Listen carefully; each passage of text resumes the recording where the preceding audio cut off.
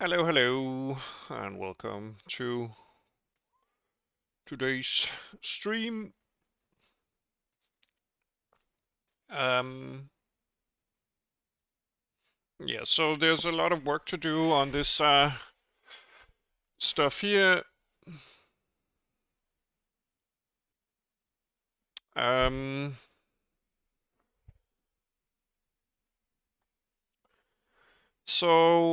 During the last episode, we implemented some stuff in regards to our building system. So we were allowed to create buildings on our resource tiles, but not on whatever else we tried to build on. But yeah, this is not a system that is kind of like robust enough. So or rather, it's too simple to suit our needs. Um,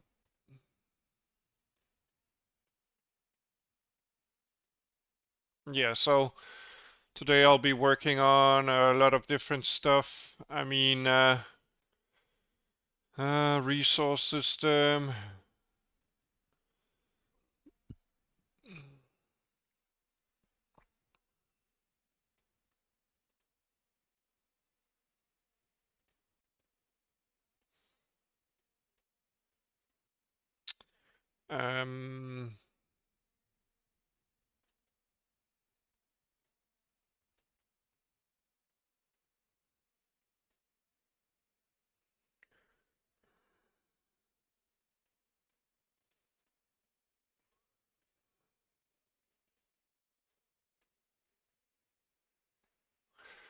Um, yeah, so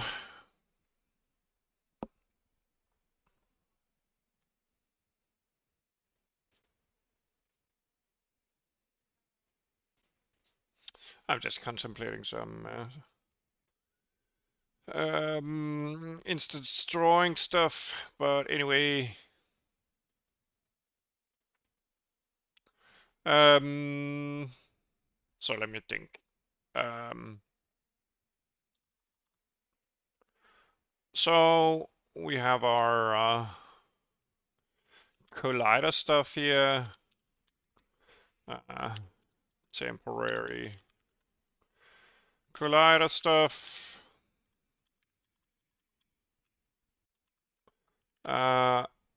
Update the buildings. Let's use.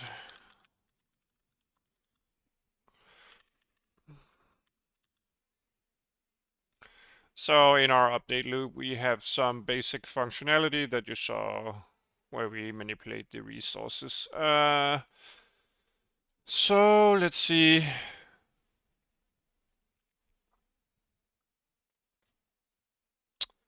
Actually, maybe. So our tiles right now hold building and resource data.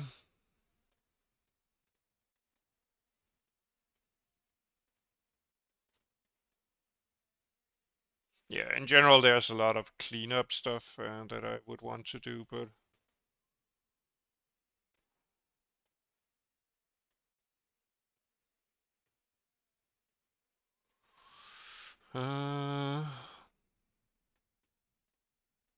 yeah, there's a lot of cleanup I need to do, but yeah, let's just build some of the most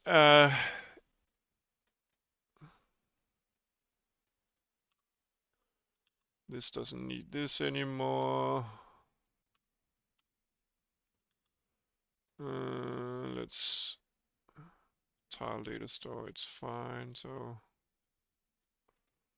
I'm not sure it needs the building data store either.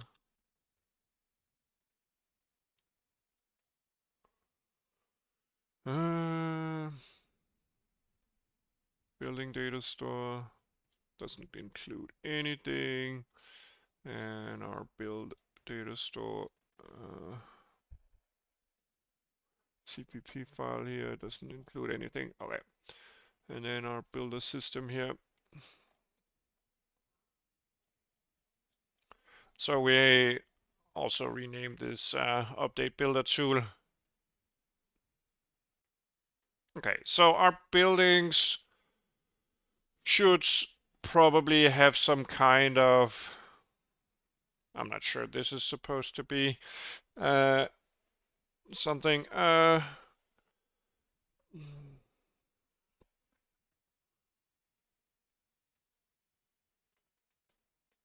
Maybe we want different arrays for different buildings.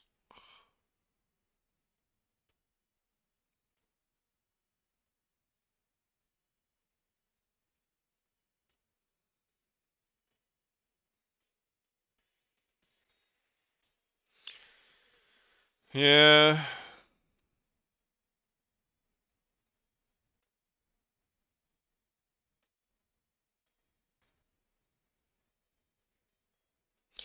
So let's just take the buildings one by one.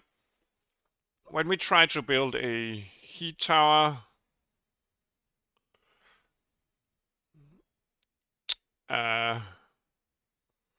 we should do something like we're in a build state. We want to compute whether the build is valid. If we're in a build state, we right now extract our tile index. Right now we're confined to this first chunk here. And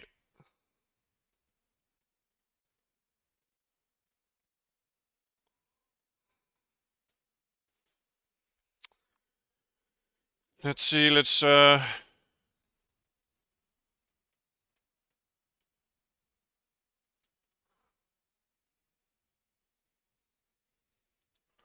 change this.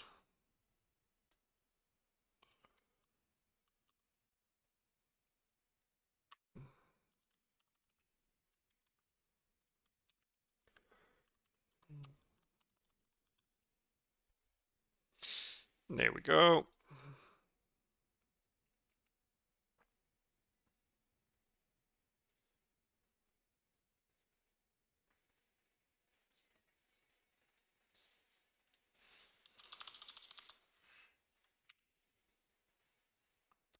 So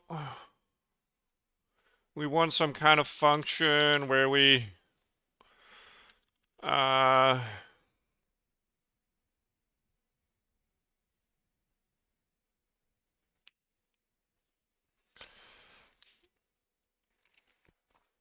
maybe create a bool, allow build.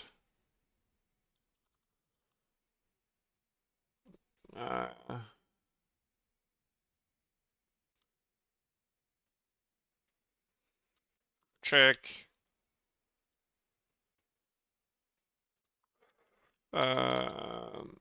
Is build allowed?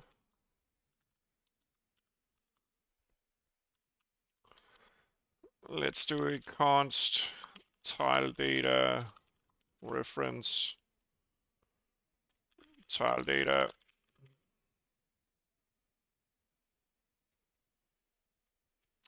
And maybe a const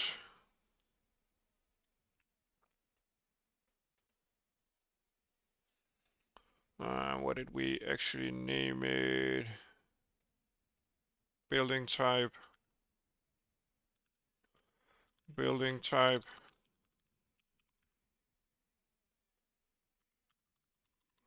And then inside this we can do a switch.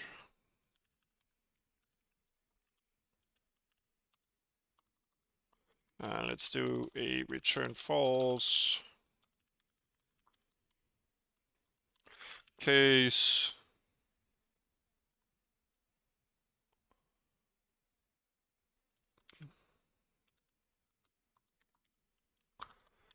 break default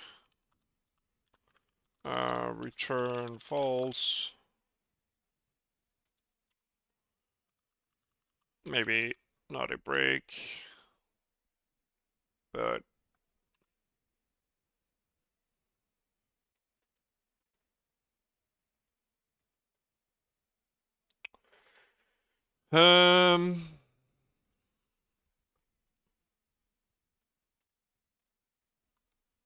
so we want to check if tile data building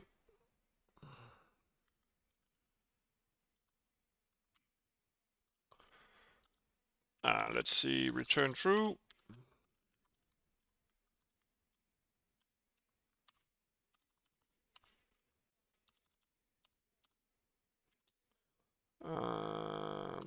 And let's do a case building type heat tower.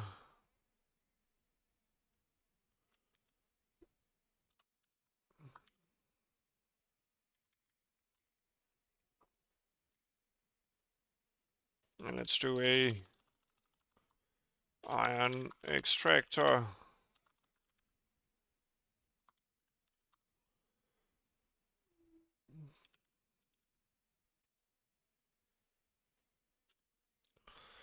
And tile data resource. Okay.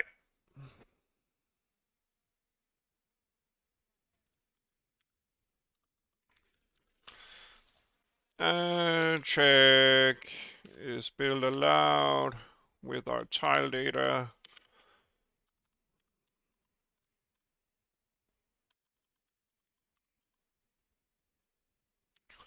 And let's see.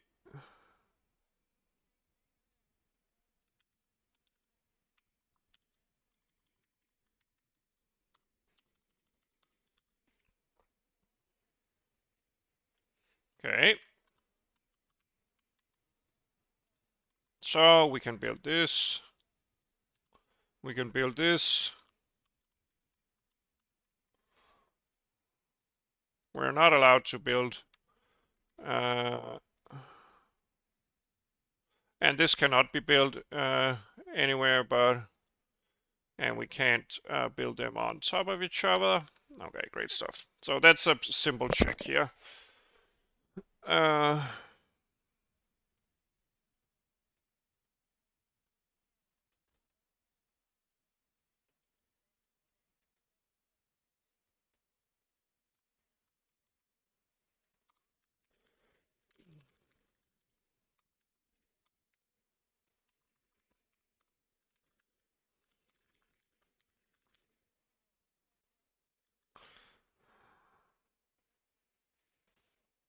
Yeah, there we go.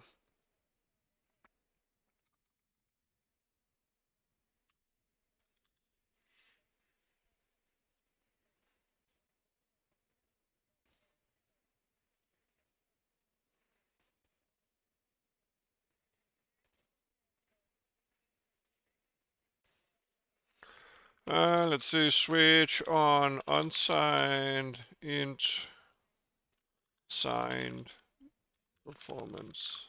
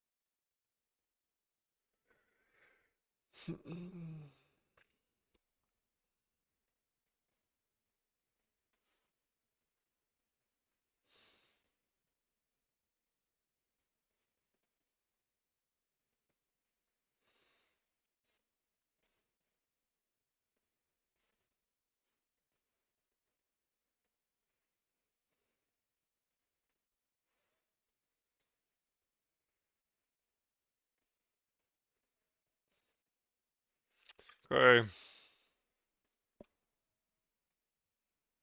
Mm.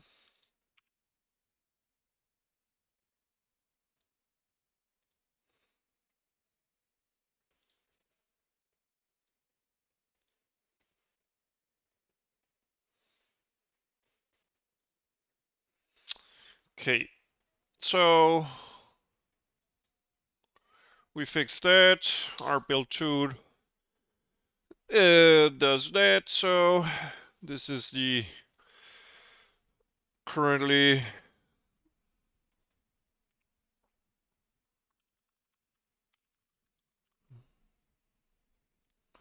let's see, manage, unselecting, trying to build, and unselections.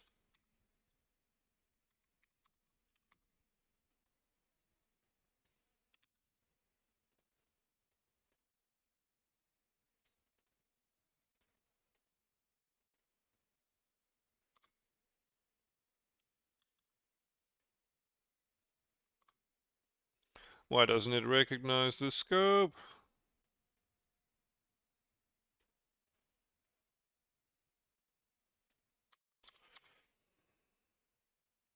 Oh, whatever. Let's do a commit, by the way. Buildings.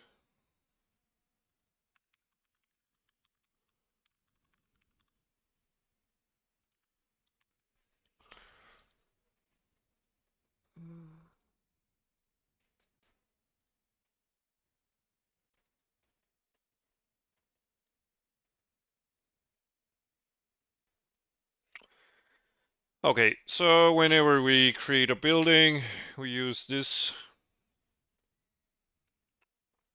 logic here.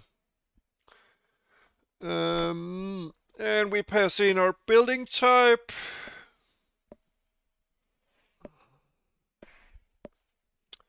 Let's do something.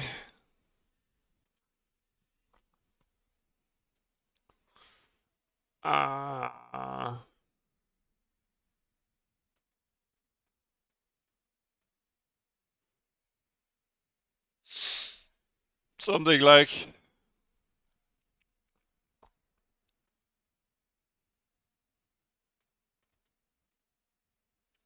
yeah, so we want different structures to do different systems.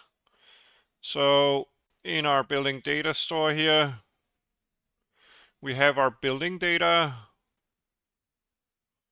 which right now is, we should probably store the position and the size of the building by itself.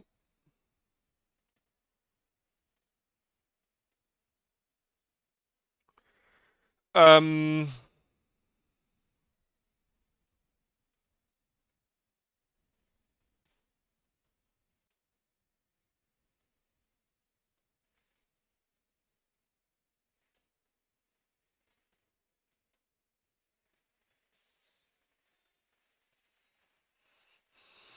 yeah, so uh, maybe if we did a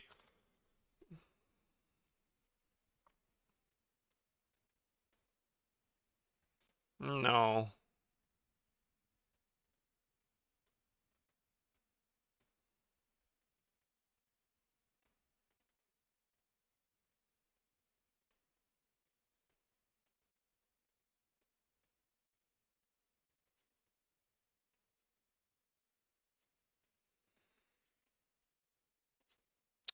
Yeah, so I'm contemplating how to store our building data.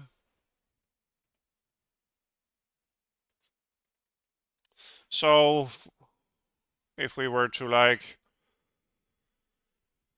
uh,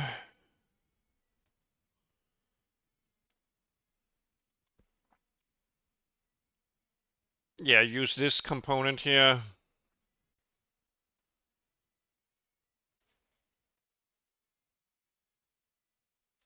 So an iron extractor would hold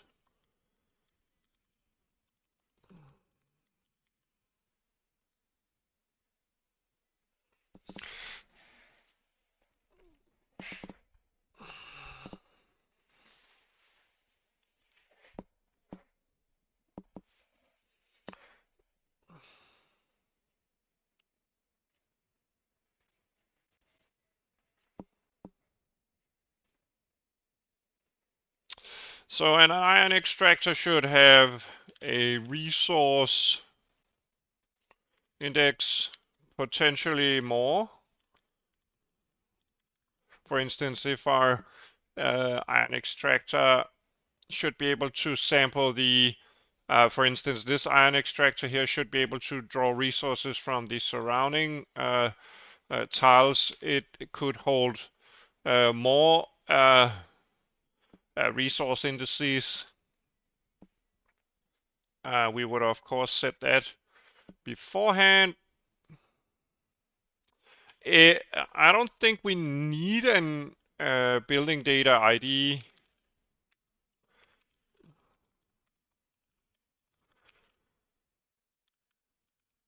But I'm not sure.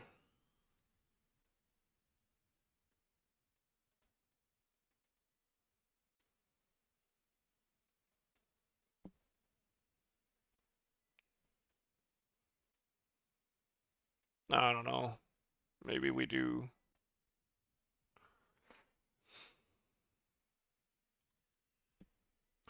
Let's see about that. And then we would probably have some kind of like uh,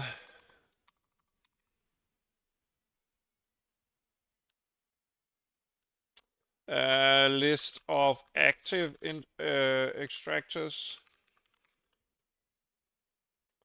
Since there's no need to do computations on a list of or a series of inactive extractors.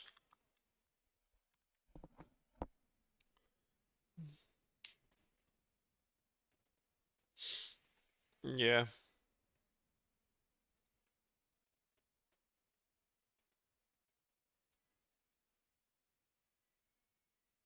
Right now, that's the way I think it should be.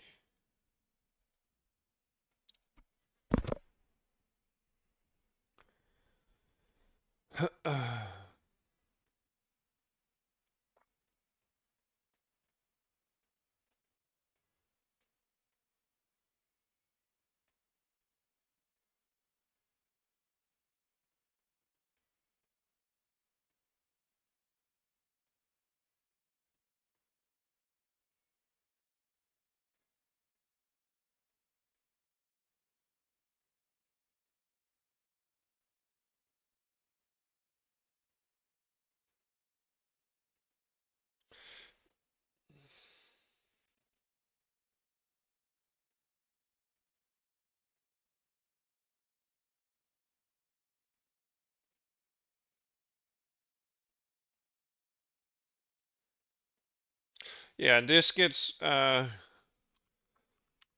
more complicated because if we were to create an iron extractor 2x2, yeah, we'll do that afterwards, I think. Okay.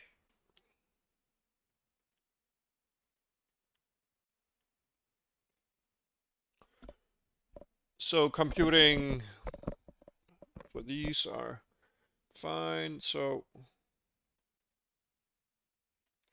yeah, let's do that. Let's try this.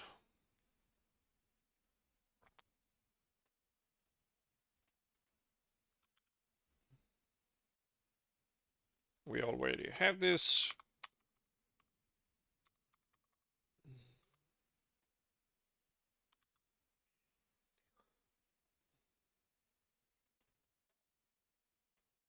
Okay, we have that already.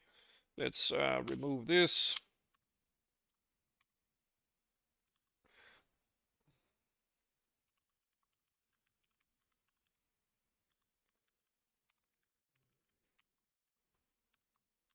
active extractors.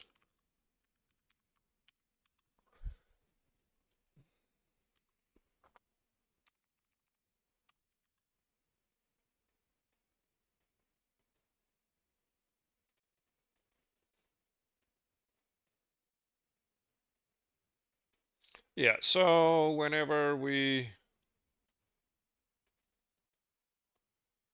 let's see, our building data is fine.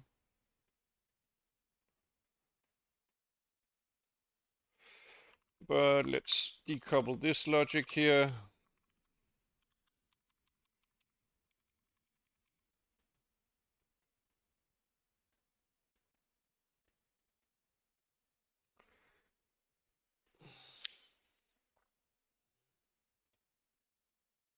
And we probably want a differentiated version of this.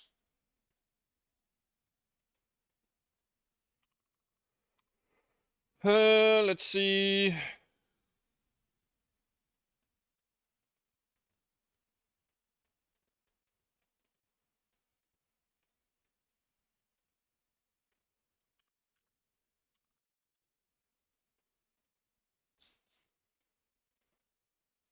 And let's disable this.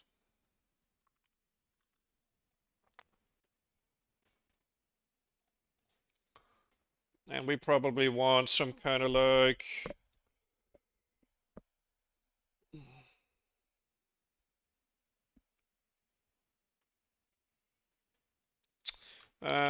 let's see, update tile data.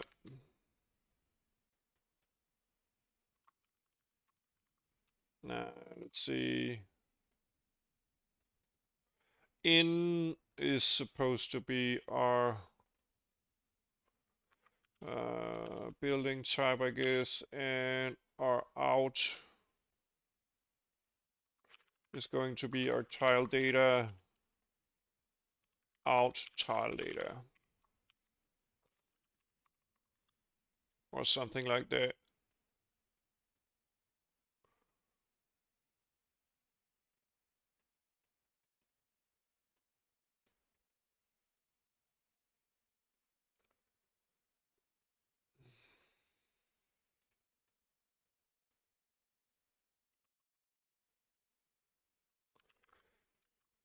Void update tile data.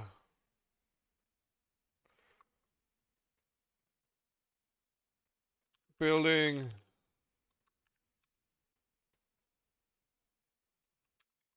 Well, I guess there's no reason to right now, at least. Case.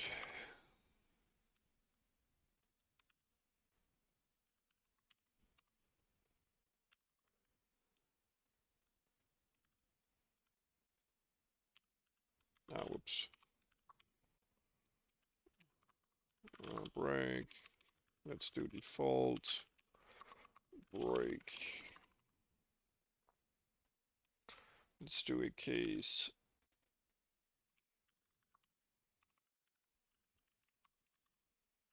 Whoops. Break.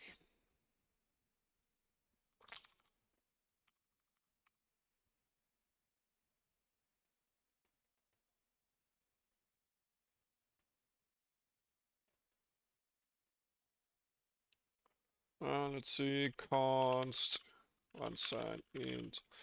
Expand. Const. Unsigned int. C-span. Hello, how are you doing?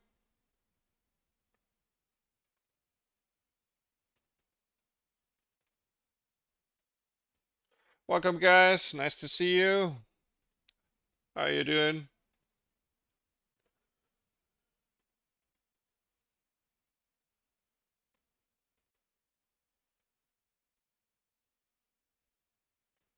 I'm pretty good. Just working on the game here. What are you working on?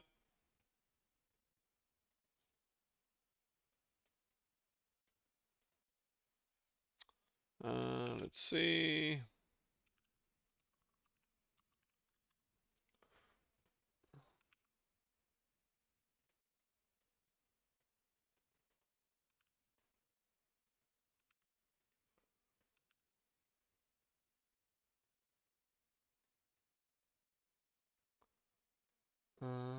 Oh, we need the building index as well.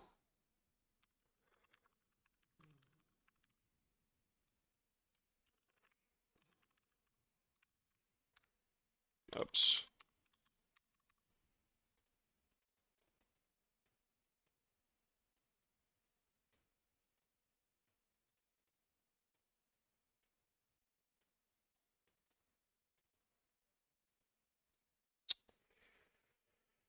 Uh,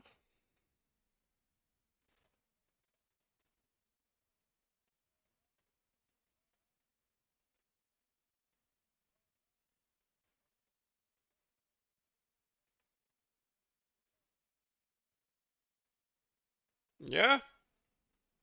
I'm trying to.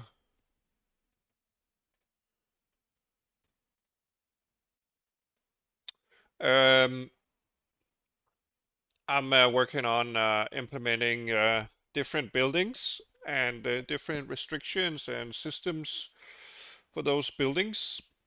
So right now I'm uh, maybe I want yeah, I'm working on um, creating the iron extractor so that we can start mining some resources and maybe even processing those resources.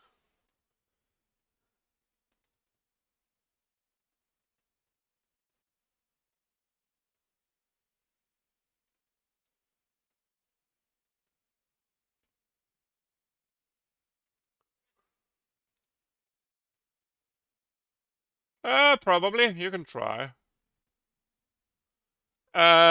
So basically, it's gonna uh, mine the resources right now.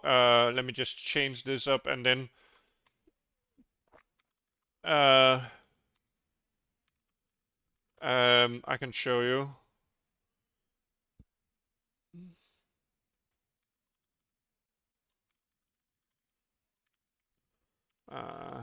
CPOS here.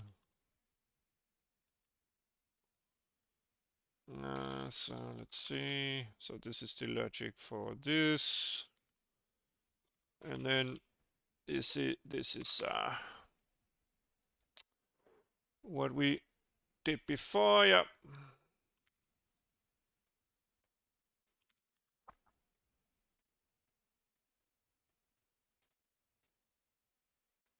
Let's see. Build data.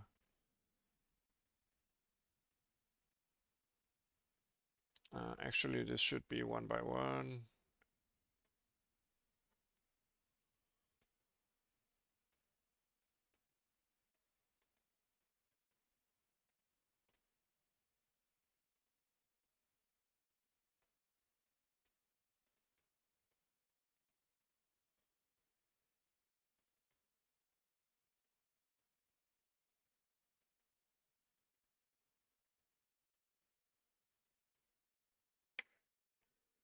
Uh,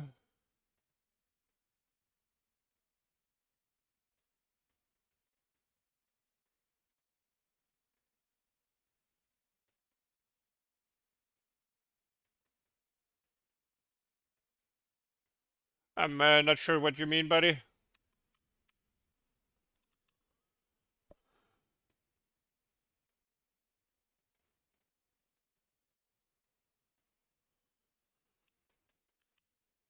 Oh, that's pretty cool, buddy.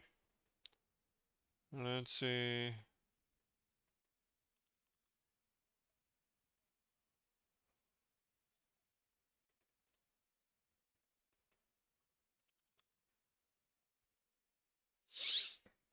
Okay, let's see where else we have an error there.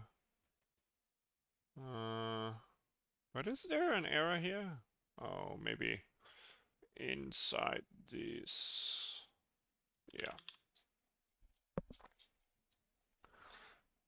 Yeah.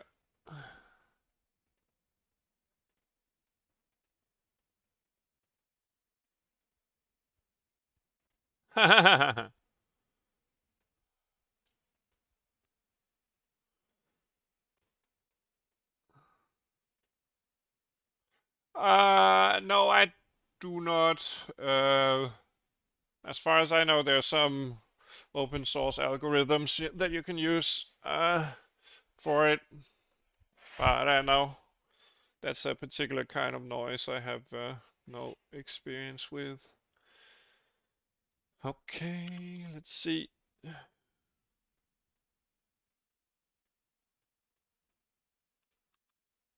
So this gets kind of like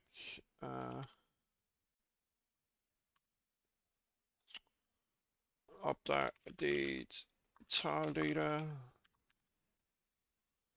the XPOS, the CPOS, the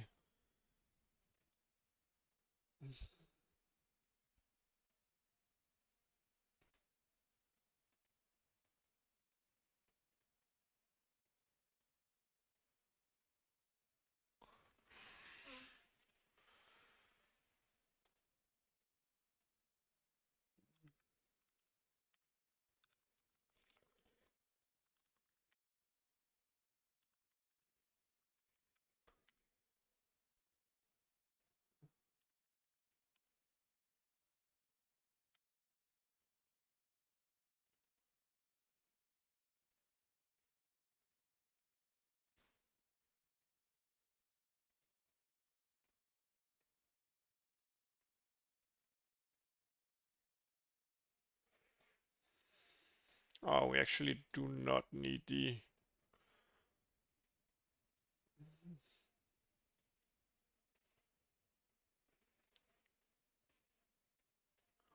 yeah, it's probably better just to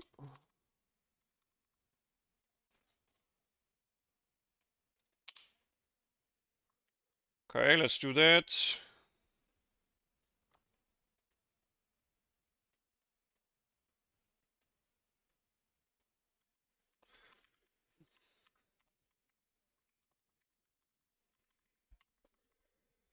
Okay, right now we don't do anything here.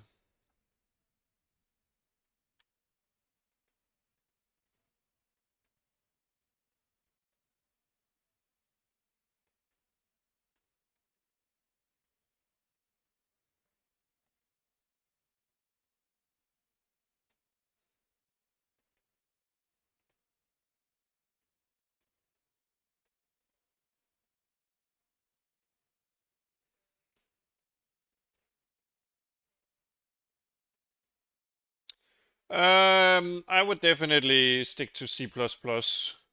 C Sharp is way slower, and uh, if you're gonna do graphics programming, uh, yeah, even with OpenGL, no matter what you use, if you want performance, stick with C++ or C rather than C Sharp.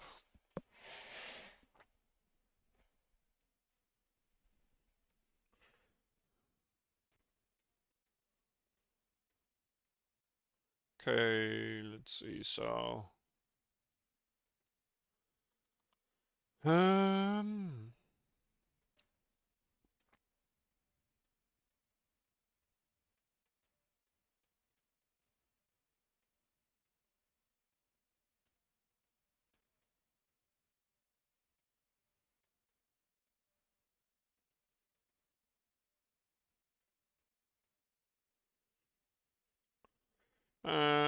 maybe we want to pass a params packet for this.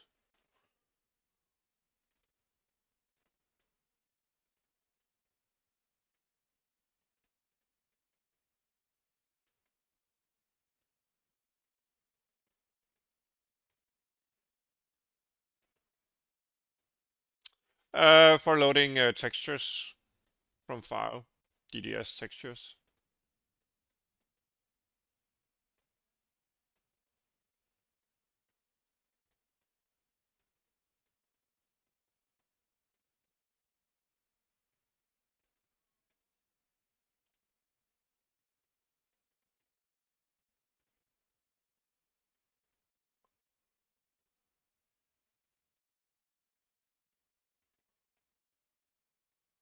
Mm, yeah, so we could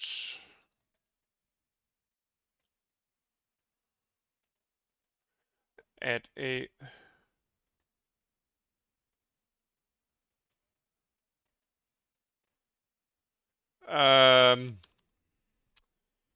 specific format.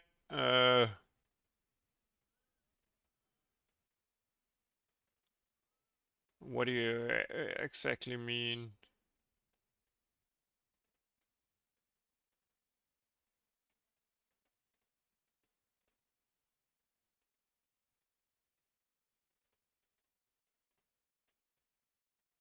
I don't know.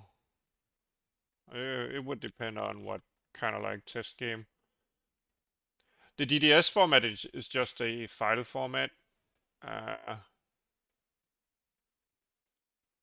like JPEG or bitmap or whatever.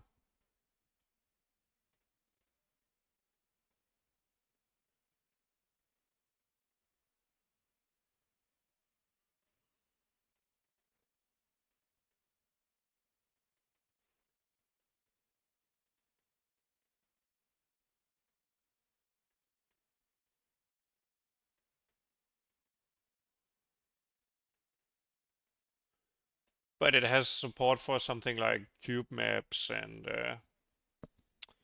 texture arrays and stuff like that. So that's why it's more, yeah, better to use. Currently not really. I haven't found a specific topic. I don't know what people are interested in. I mean, some of the suggestions so far have been way too complicated for a tutorial video.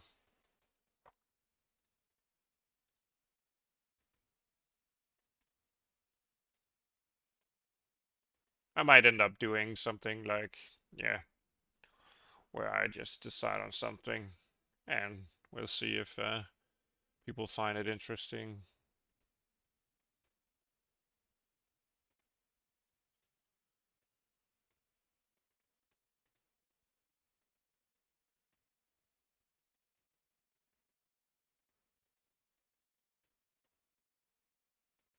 Well, that's pretty massive as well.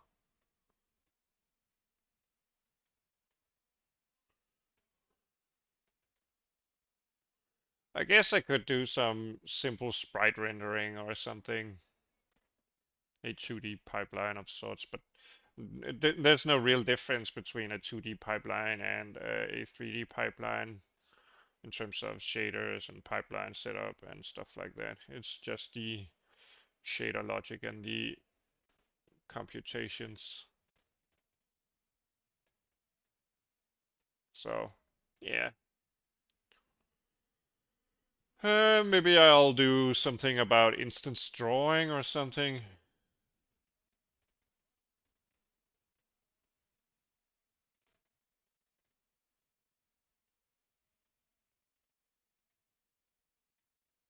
No, it's fair enough. Well, I guess it depends on um let me just write down this index here.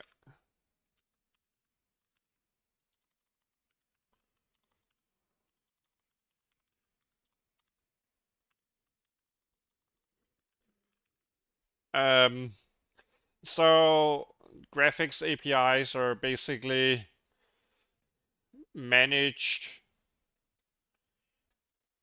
in the same way no matter what you're trying to do. So if you want to draw 2D or 3D, or it's all the same. You're basically just creating pipelines and writing shaders and binding resources. So since I did the whole draw a toon shader thing tutorial series, we've basically covered all that. What we could cover is something like different descriptors or resource bindings by doing, yeah, different stuff, or rendering to texture instead of rendering through the screen or something like that. It's mostly the same as what you do, but it kind of like shows how to handle different resource states and so forth. So maybe that's interesting. Otherwise, doing some compute shaders or stuff like that might be interesting. But yet again, that's basically mostly the same. So yeah, I'm having trouble kind of like thinking of a topic that is specifically graphics API related that is just isn't just a repetition of whatever you're already doing. Um,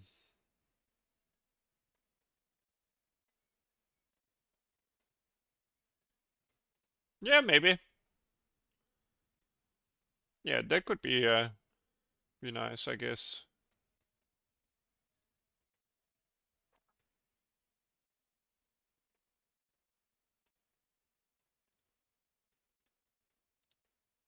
Yeah, I could do that. That's an interesting idea. I'll definitely think about that one.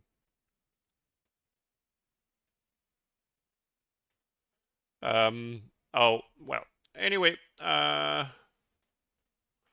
so my idea here is that in our building data store, we have separate subarrays for each building type, which simply stores our building data indices, or rather,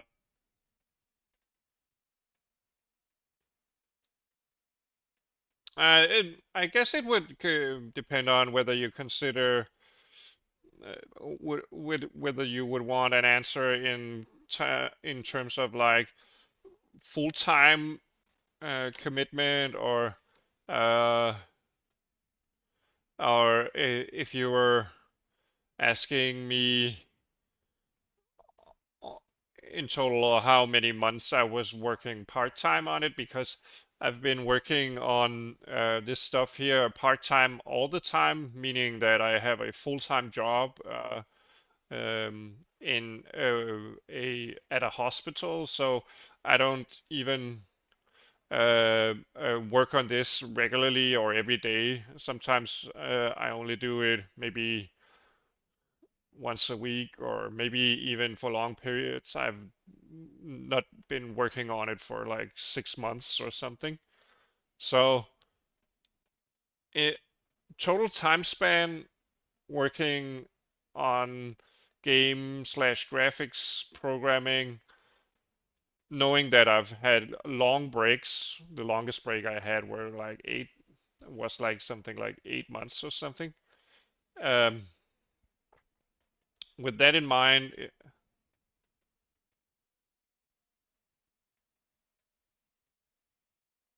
um, so you know, from a total time frame, I've been going at this for maybe 1 year and 3 months. But as I've mentioned, I've had like a break of like 7 or 8 months in that time frame. So if you subtract that, I've probably been working part-time on stuff like this for half a year, and maybe a bit more, maybe let's just round up to 12 months part-time. And sometimes during that period, I've only been working maybe let's average it out to 3 or 4 hours each week. So if it were like something like full time, I don't know. Let's do a simple computation here. 52 weeks times 4 divided by maybe a 40-hour work week. Yeah, it would be like full time 5 weeks or something in the grand scheme of things. Maybe let's just double it because of inaccuracy. So 10 weeks full time.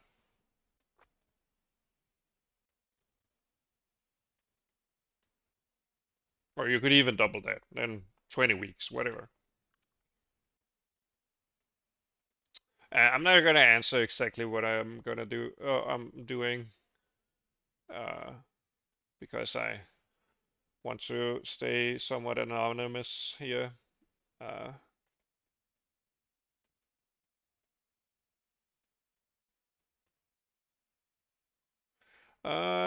so whenever we create our ion extractor, we uh,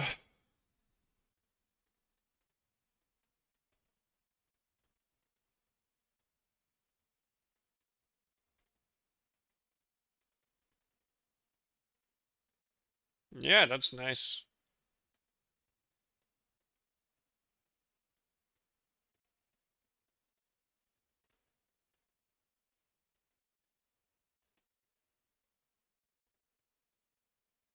Did you work in Unity or something like that? Anyway, I'm getting distracted a bit here.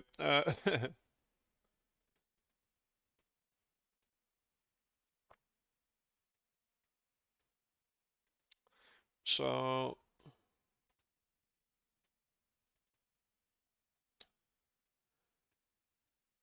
let's do a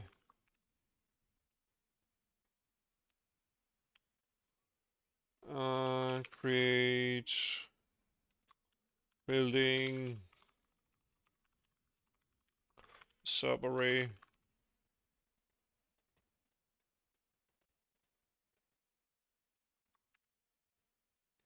That's a great foundation.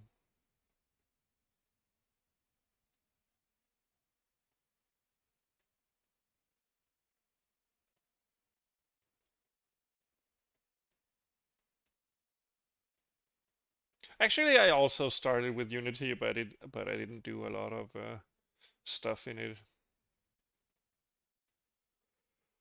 Let's see.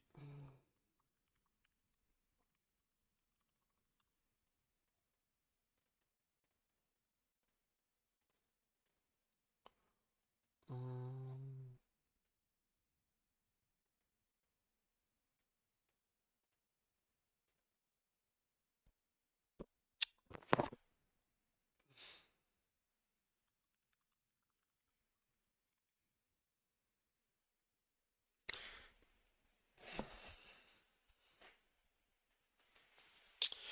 um, so we want to create this data here.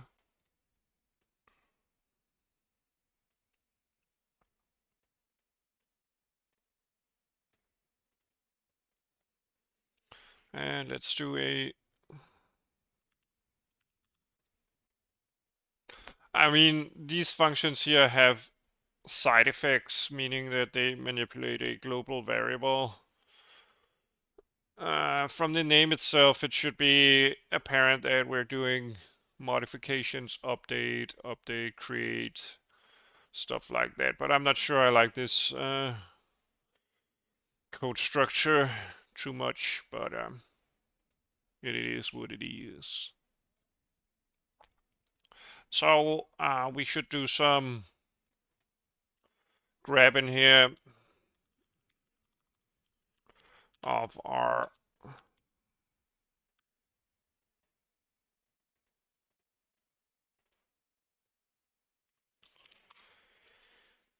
um,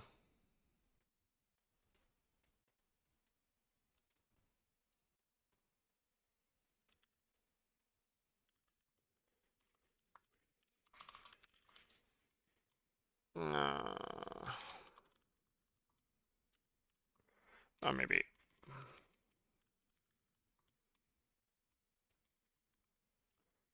Return 0.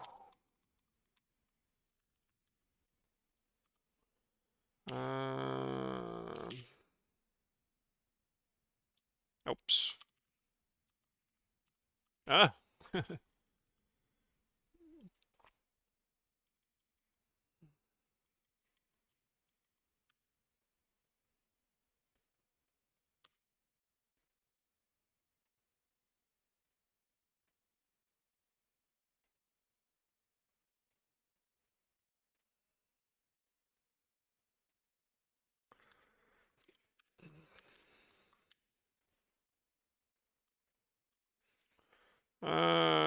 Yeah.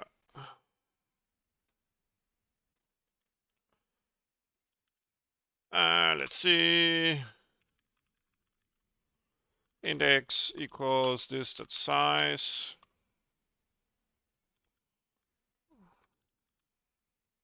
Whoops.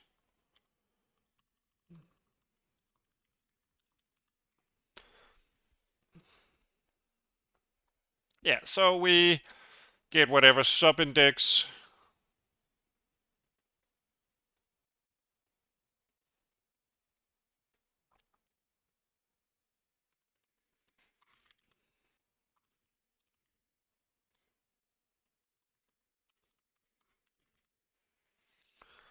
Yeah.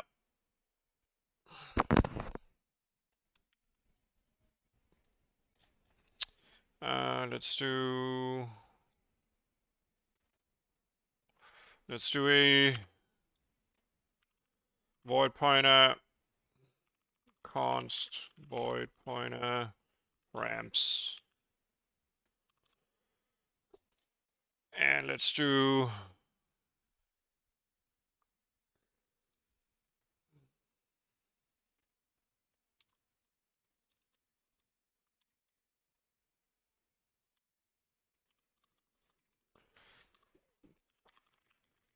sub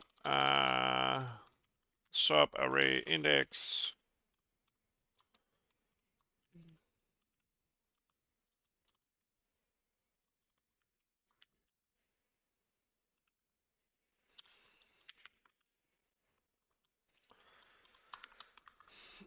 And we pass this as our parameter. I mean, we could also just pass as an int. Right now, we don't need different parameters, so yeah.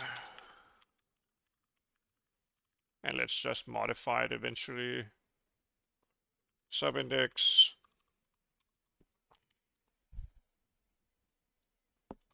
We could also just create some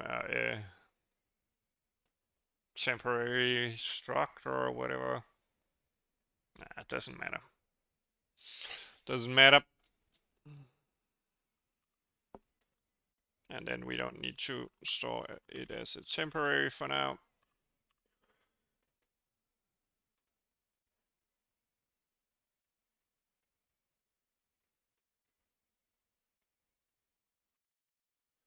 I think you would have an easier time starting out with the SFML. And once you have a good grasp on that, you can move to the advanced APIs.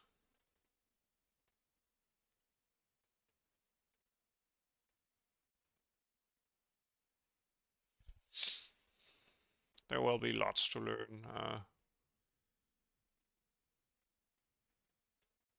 Okay.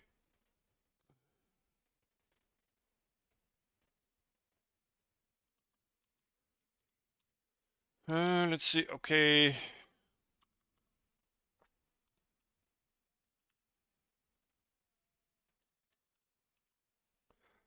Tile data.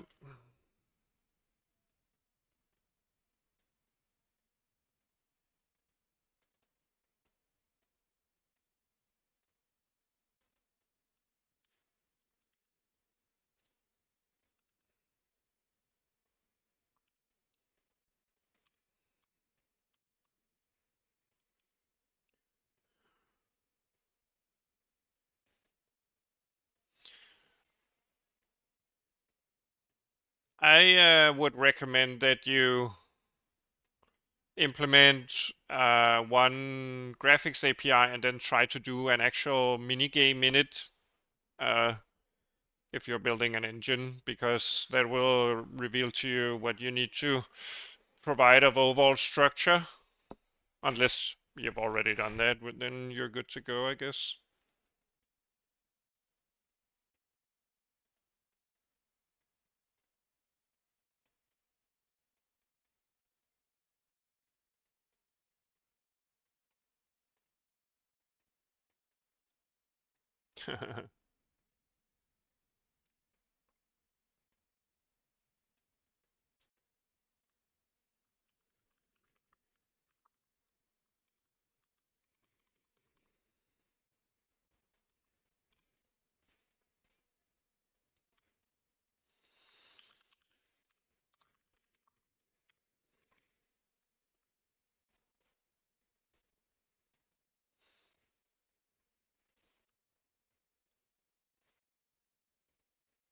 Yeah, I'd definitely start with SFML.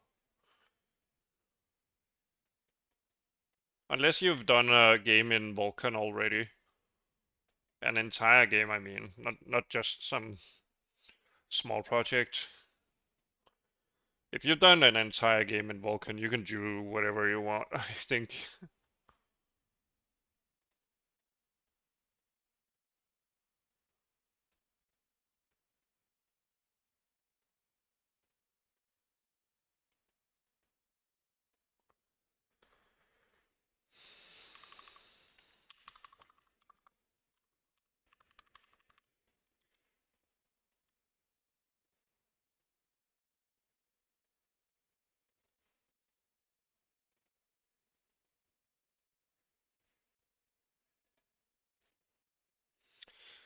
Okay, so we want to...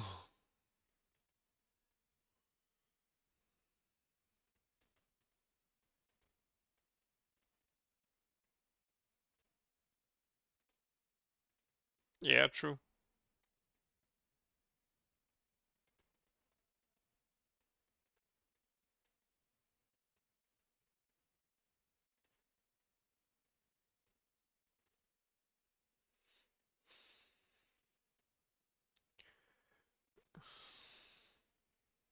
I don't know what your app does, but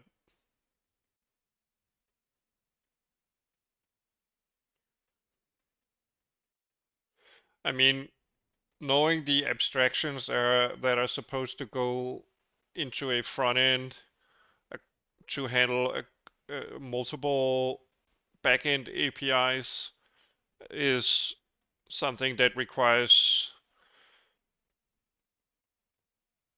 I think, experience with actually.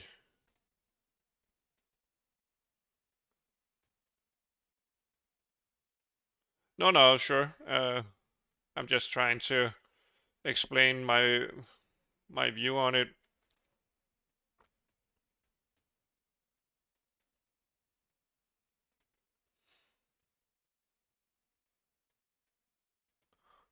Yeah, yeah, I know.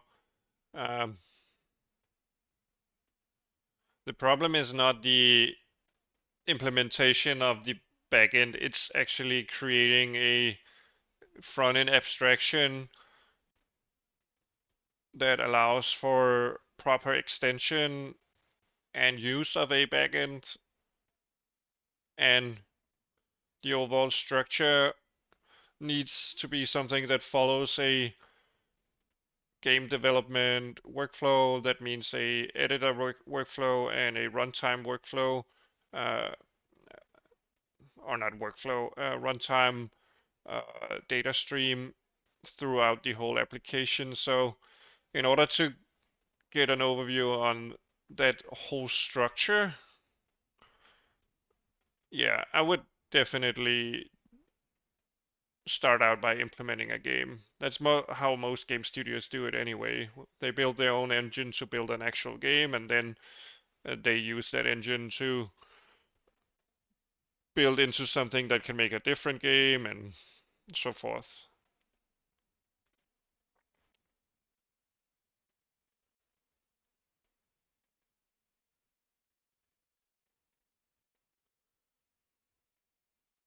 because coupling to SFML or DirectX or Vulkan is pretty simple because that's not the problem itself. The problem itself is actually having unified front-end APIs.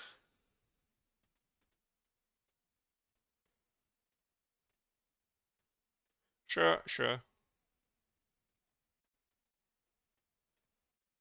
Yeah, this advice might not relate to your experience.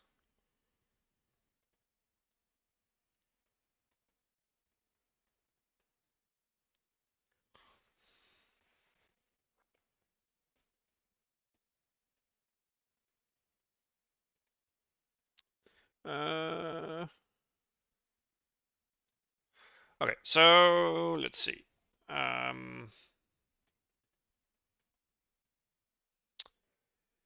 Right now we will do resource data, building data store here, and set the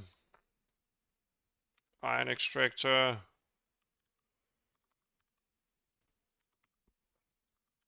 Let's see, sub index dot resource index to our tile data.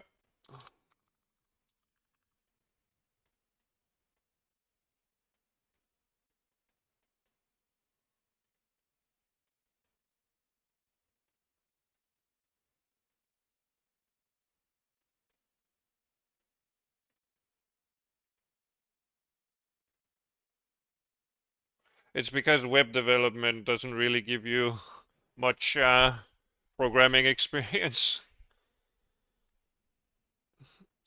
I can do web development pretty easily. It's not a real challenge.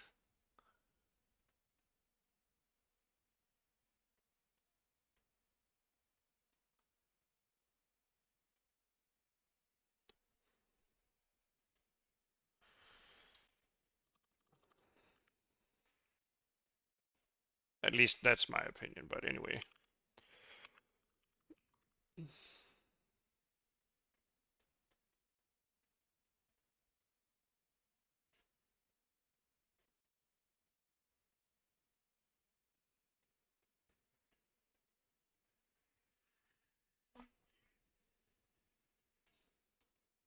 Yeah, JavaScript doesn't teach you real programming. It's so heavily abstracted and yeah,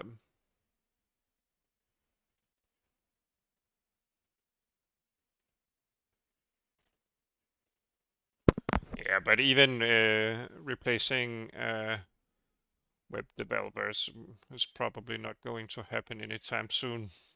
Maybe for templated sites or something like that, but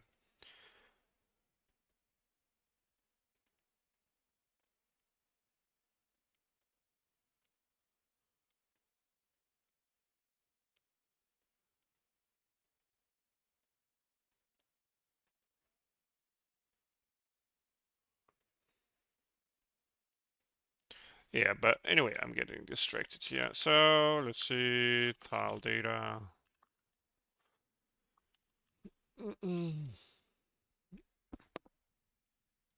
Uh,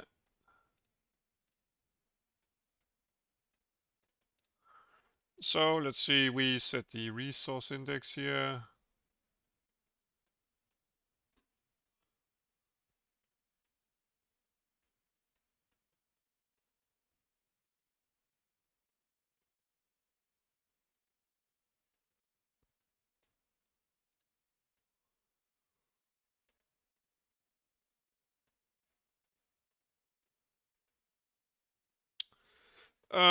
Let's see, so we set the resource index here. And if this is the case, we would also add a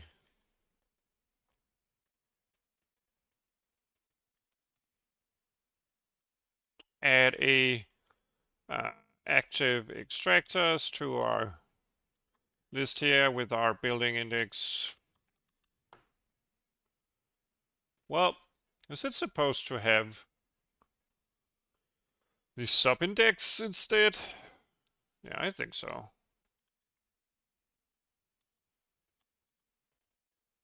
I guess so.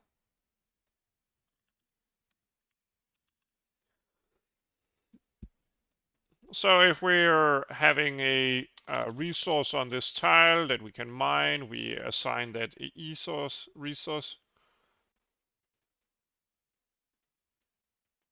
Are you trying to write something in French, Mr. Yes?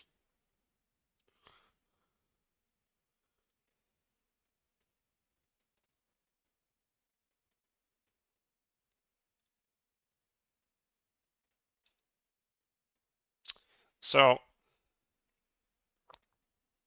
okay, let's see if we can actually build this. We can. We built this. Right now, our system is not updating. That's because we disabled this. Okay, so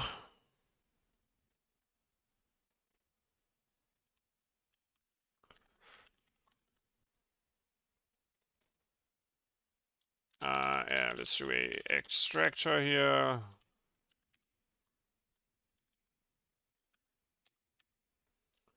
Let's see.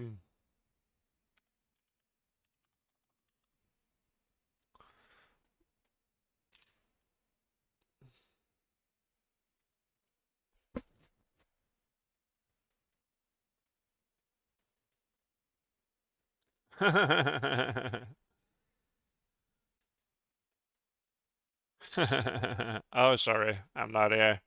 I'm happy that you can educate me on the modern day lingo. I'm too much of an old man to know about that.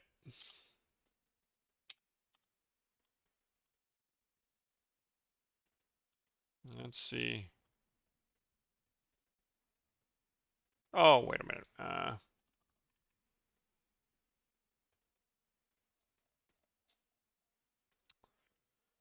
So I want this extractor.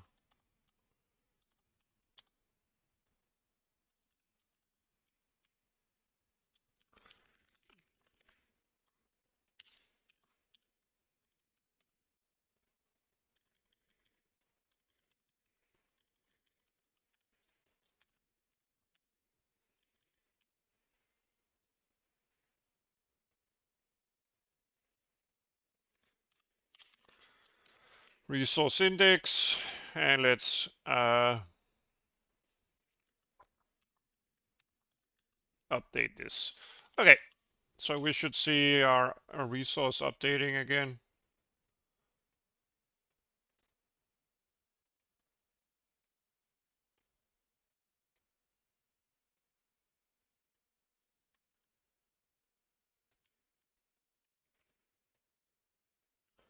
And we're back to actually reducing our stuff here.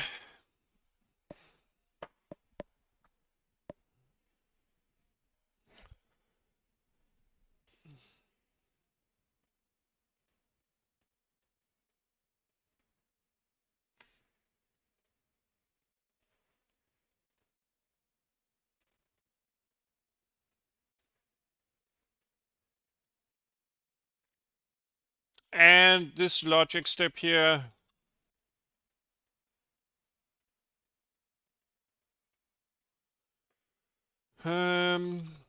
so we can reduce our resources.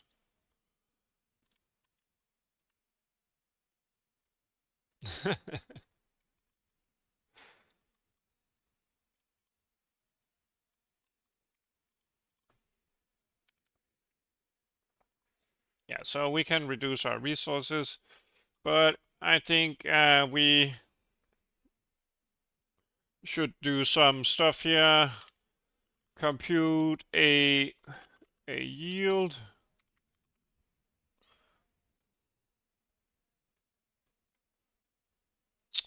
Bitwise subtract less minimum 0.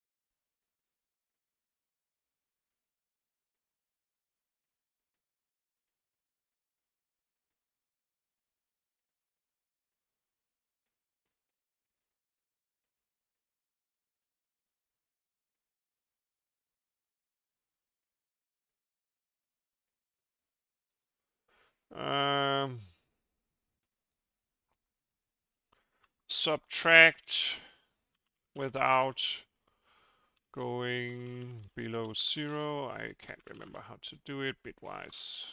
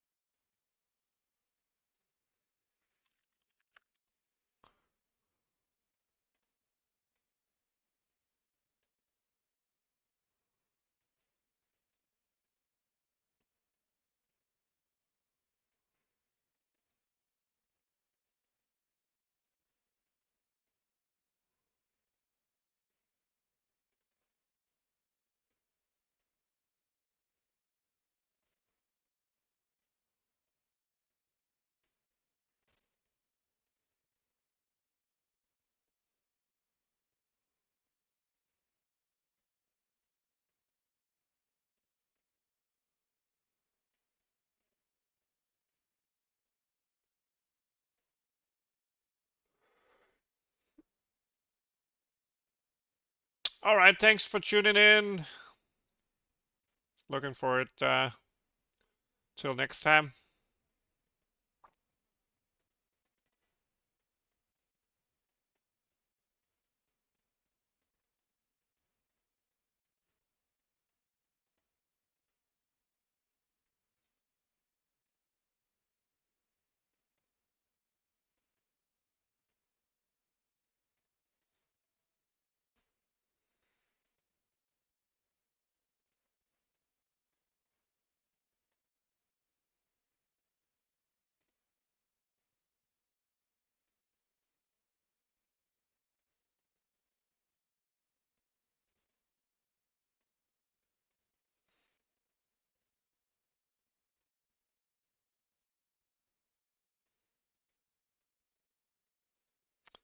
Uh,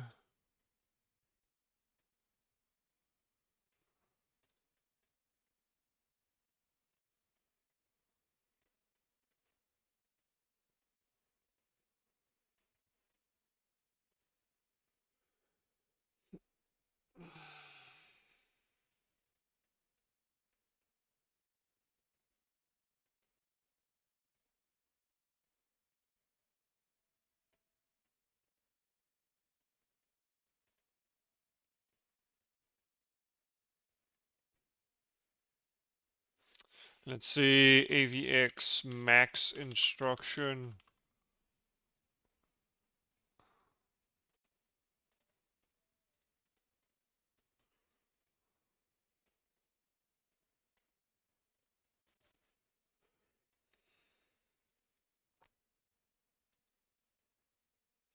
Let's see, instruction, AVX.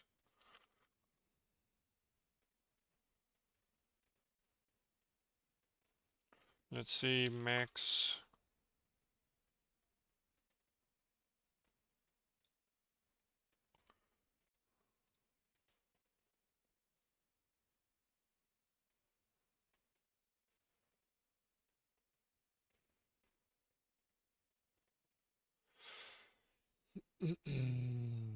Okay, so we can actually do.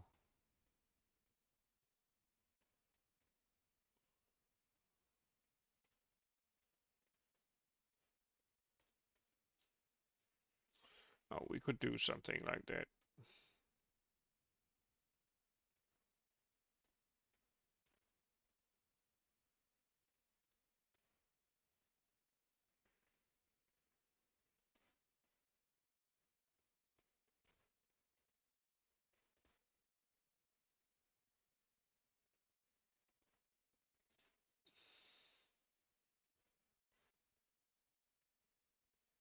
Okay.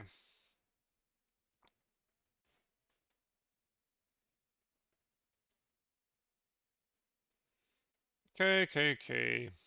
So we could optimize it eventually.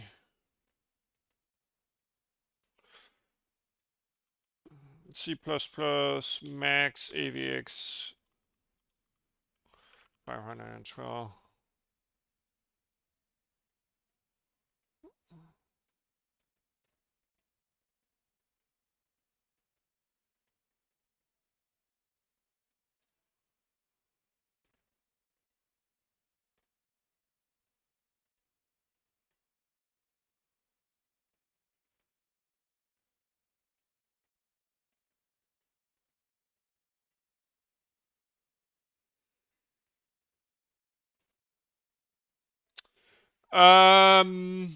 What do you mean? So you're trying to add some.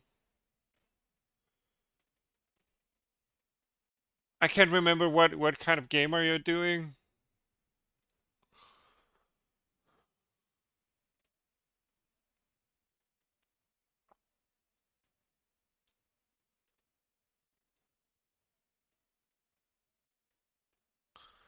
Um,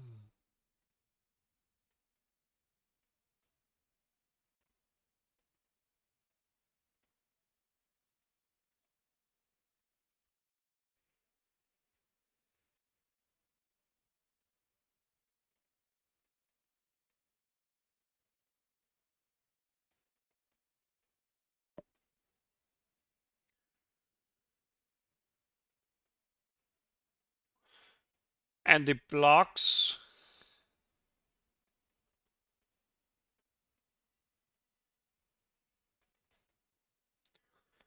Oh, so you want to like be able to point and click and then add a block somewhere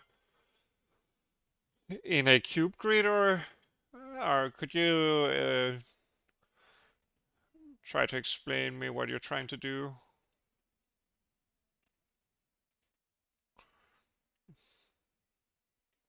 Yeah,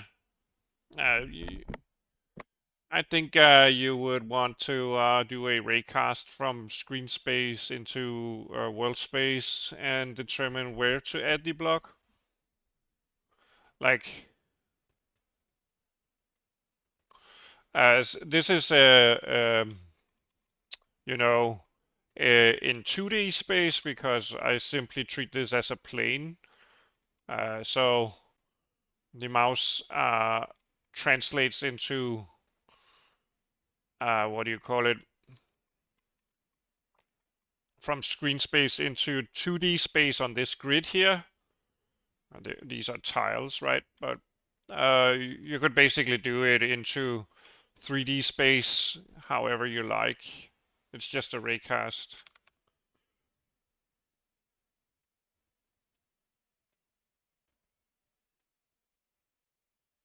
And then you compute the cube grid coordinates from that raycast.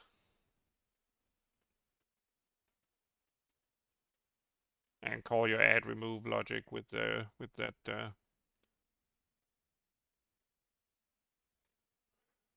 But I guess if it's a player character that needs to remove a block, you could do a raycast from the player instead of the mouse. So imagine this guy here had a ray uh, cast in front of him, and you could like compute that in 3D space and decide whether he can remove or add a block.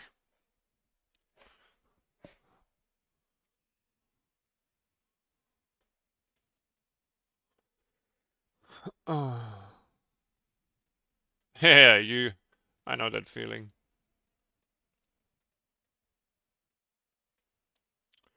Okay, so let's do.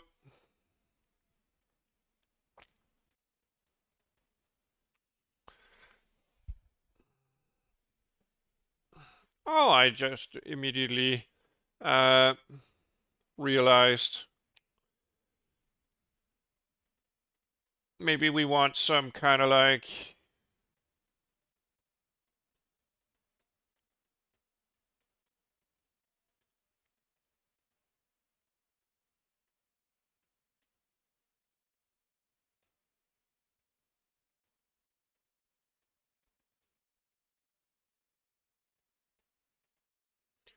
Yeah, I shouldn't be thinking too much about how to optimize this.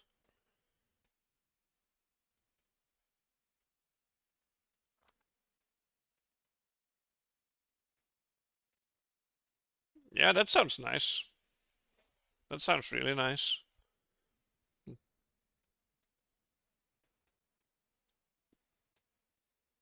I'm also gonna add chunks later, but those are going to be 2D, of course.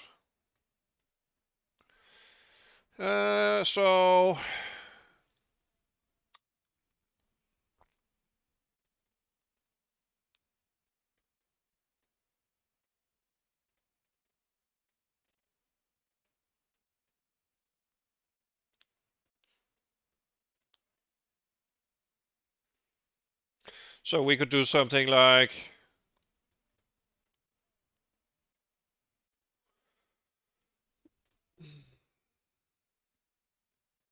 Yeah, we'll do a naive implementation and then fiddle around with it later.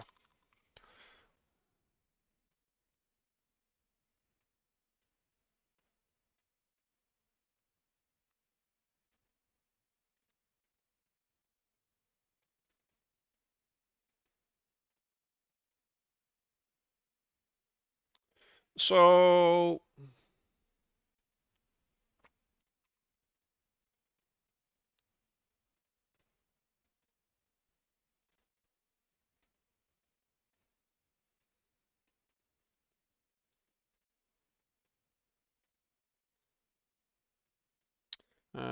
I still want to see get the subtract two values, get the remainder clamping to 0.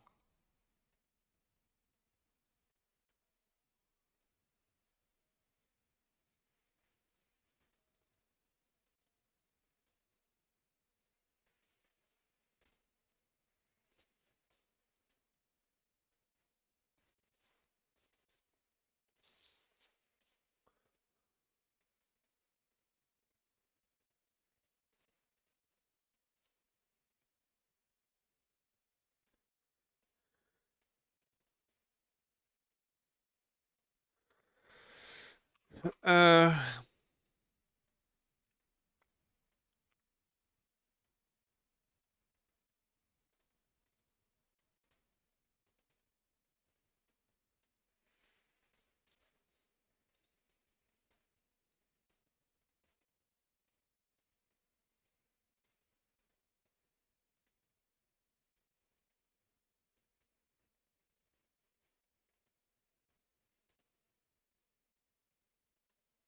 I guess it would depend on what you're trying to do.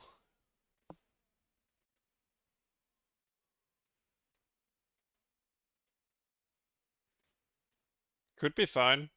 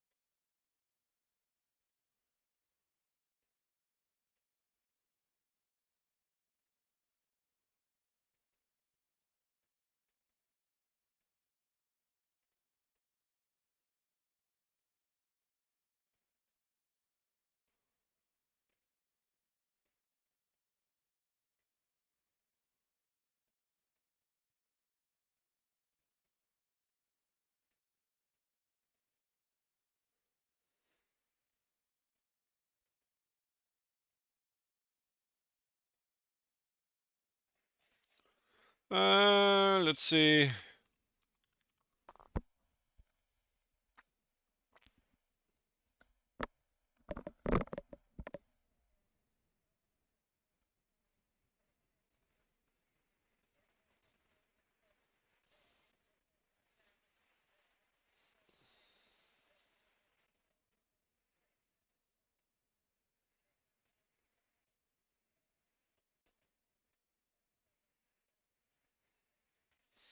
Uh,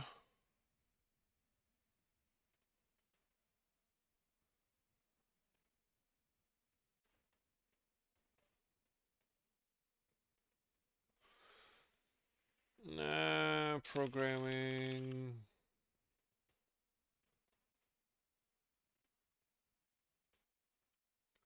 Subtracting from number 0 and difference.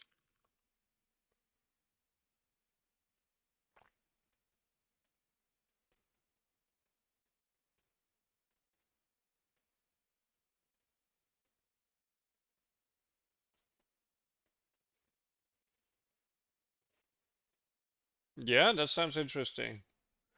Remember to post progress pics on the Discord server?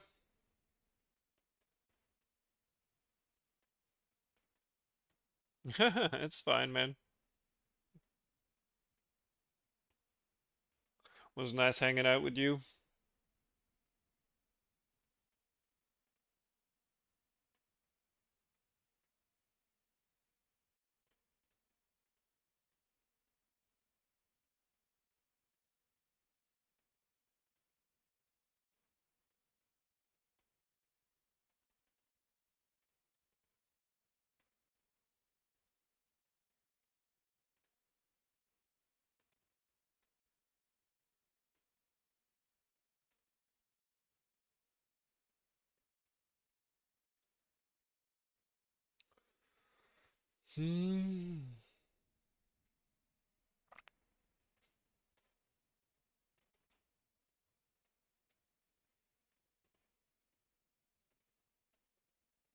Okay, let's see. So we can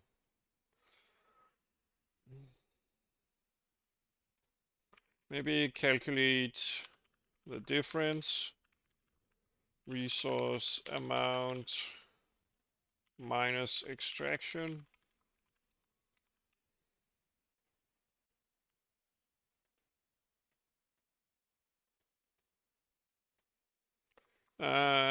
If that is lower than 0,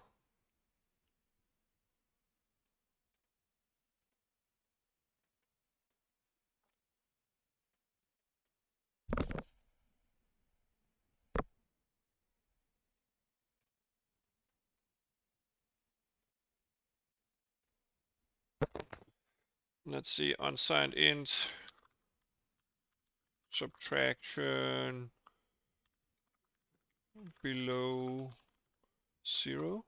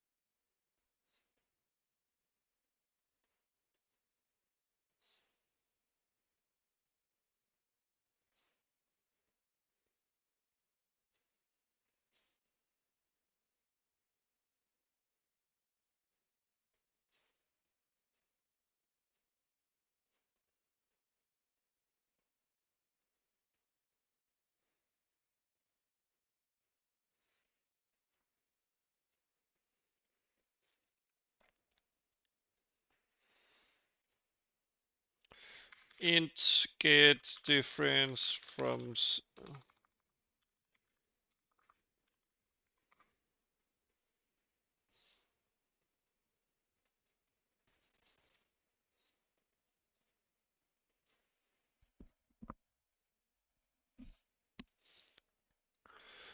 let's do intrinsics apps.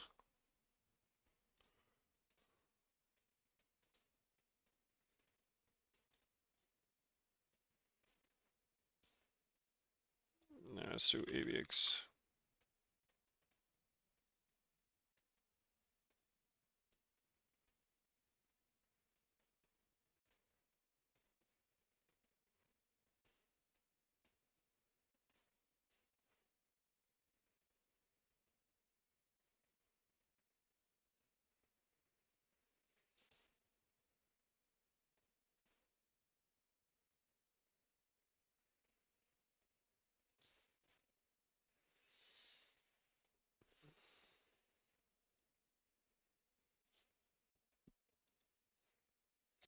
I'm building an algorithm that clamps our resource extraction here, right here to 0, and then sends a message and computes the total extraction amount, if that makes any sense at all. So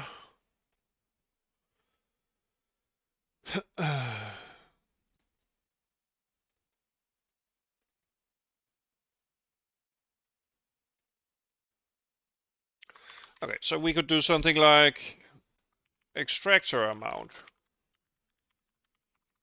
per tick. Let's do 10. Resource amount minus tick. Could be something like, maybe let's just do 5 here. So for now it would be, let's do an odd number, yeah. So minus 6 equals 4 on the first tick. Then it would be, then the remainder would be 4 minus 6. That would give us a result of -2. So the extracted amount would be our tick plus new val, right?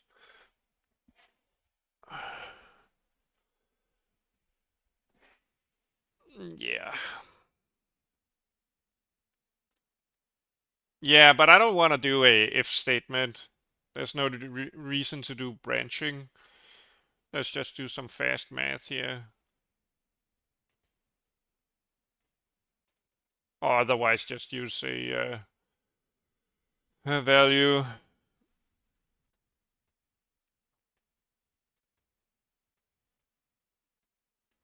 Yeah, but I don't want branching.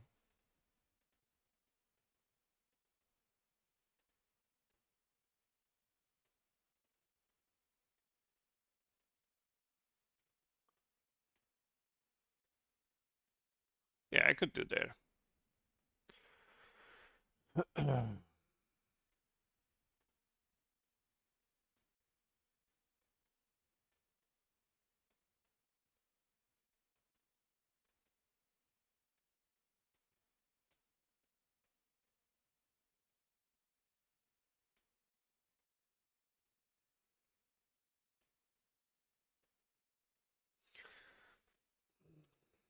Yeah, so let's see. Int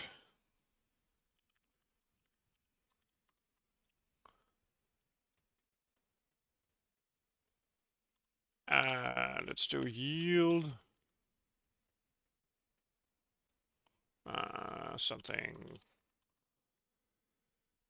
um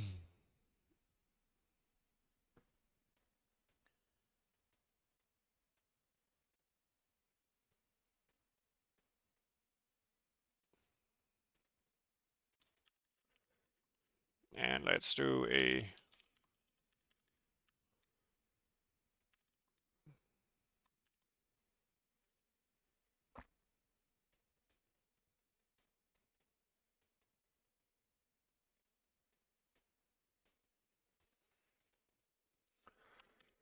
0 and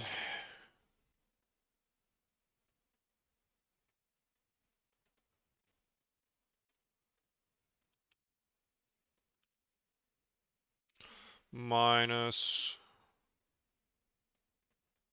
our tick here. So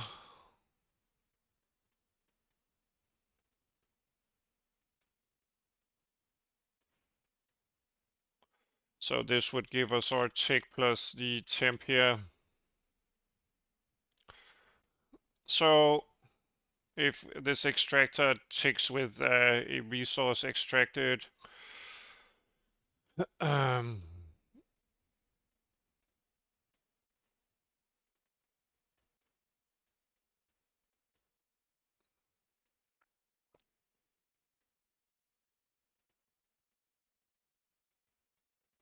so yeah, if we overflow the subtraction, we get the we store in the temporary value. So if this is 100 and we subtract 6, it will choose 0, and we will add that to our tick amount, and nothing will change. So our yield will be equal to our tick amount. If we overflow, for instance, if I'll use the max to decide on the final amount of the resource. Um, so yeah, if this is, for instance, 4 and we subtract 6, we end up with a -2. So the yield will be 6 plus -2, which will be 4, which is exactly what we want. So when we update the resource, we do a max here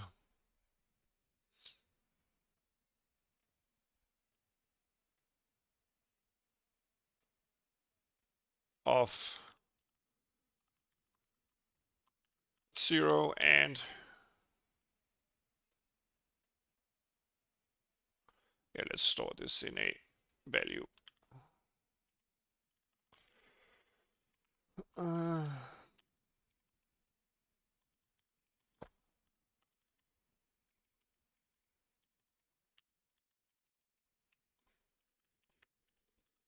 we go. And we can reduce this into intrinsics and do it with SIMD.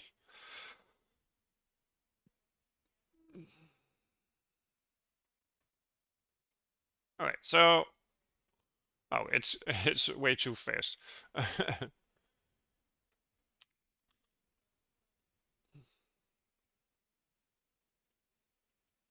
Yeah, we saw something that kind of like resembles a very quick downtick, and it stops at 0.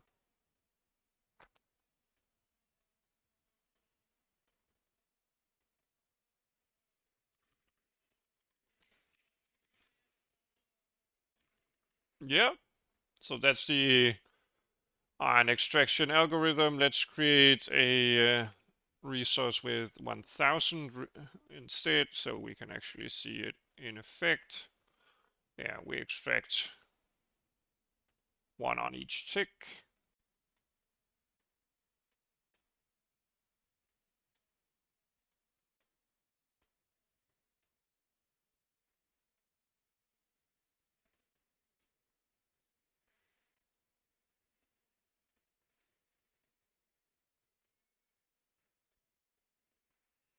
And let's do AVX compare to 0.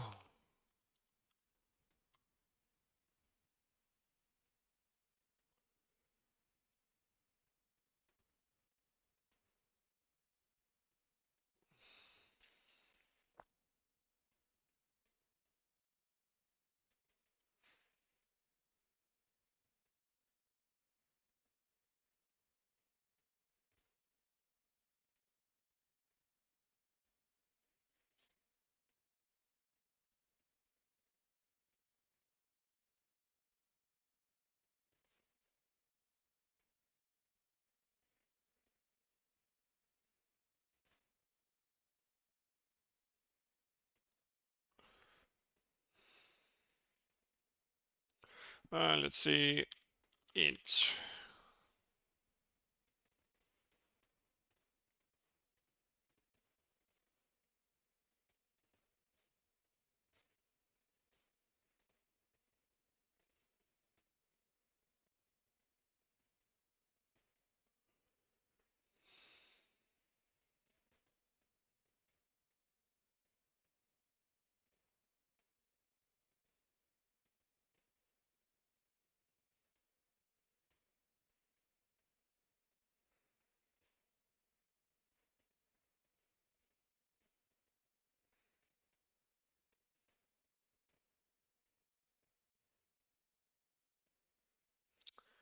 Okay, and then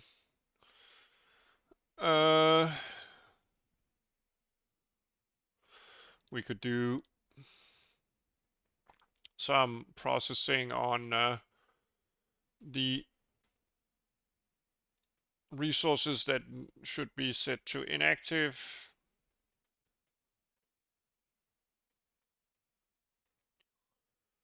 We could use a buffer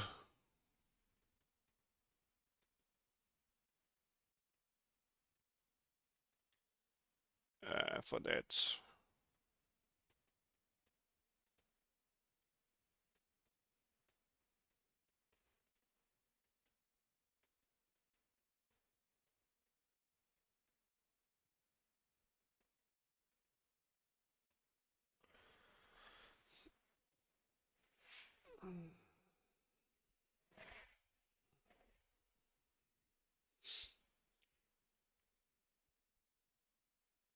So basically we could do the same thing here.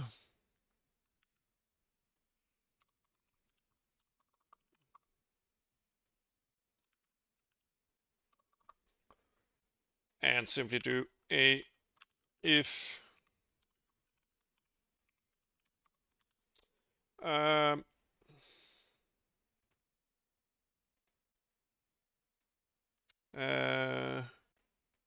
I use GitHub, if that's what you mean.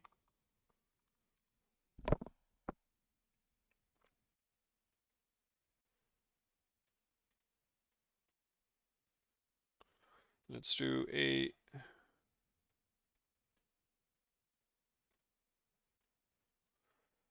struct here. Transient data.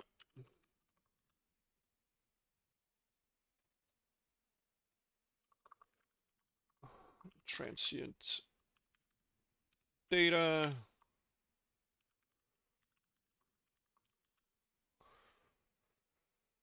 Let's do a vector here of unsigned int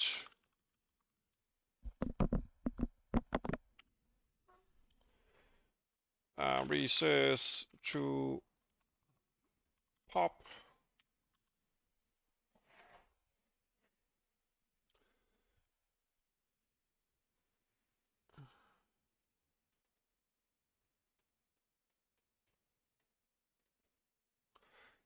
Let's do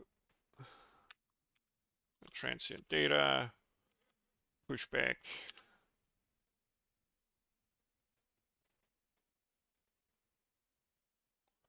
This.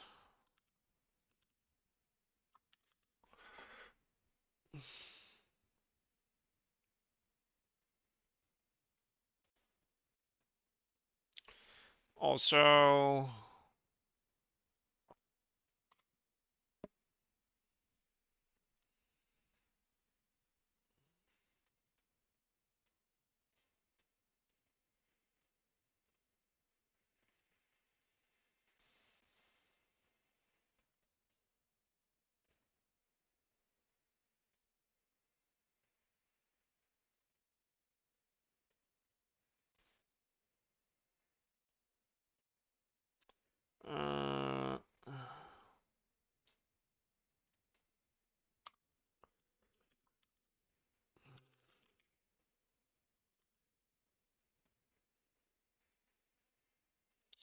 uh, let's see. Yeah, I'm not sure I want to do that.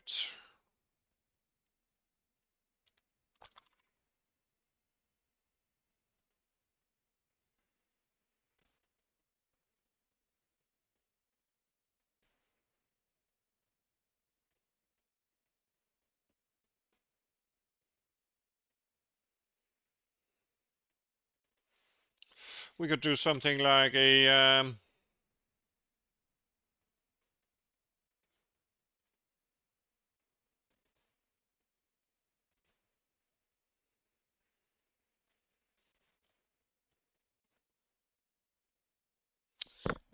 do we want to do a callback or whatever? Maybe this allows us to pop while we're going. I don't know. I'm not sure.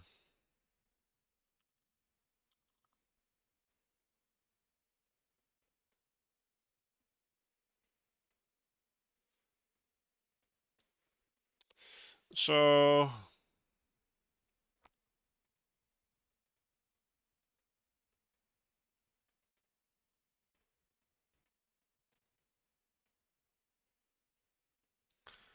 or should we just keep it and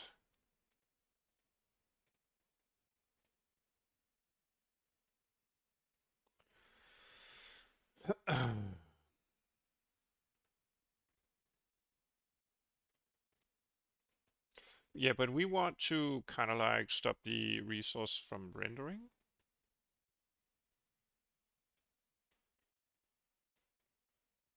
Yeah. So we want to add that to a pop index. And then we want to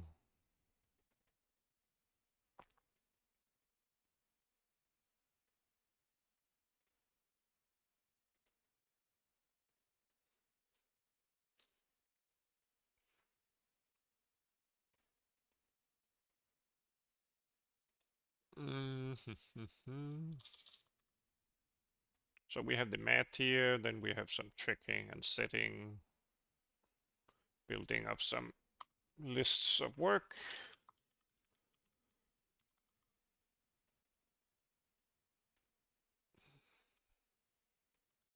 Yeah, let's just use a transient vector here. Building to stop, not pop, but stop.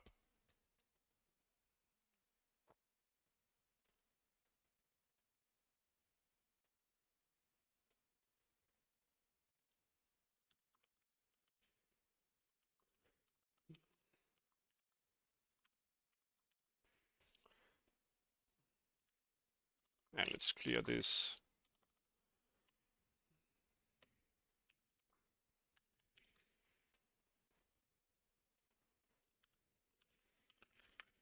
We can reuse this buffer here for several instances or versions of whatever building type that needs to kind of like disable a resource.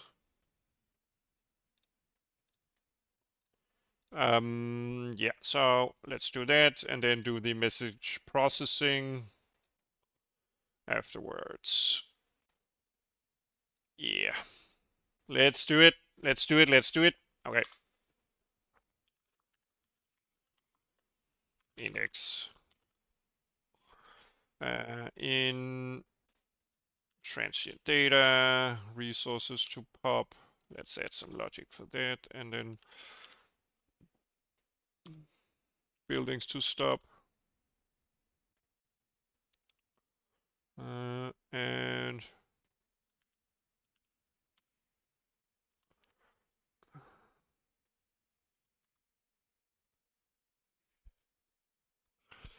let's see, index.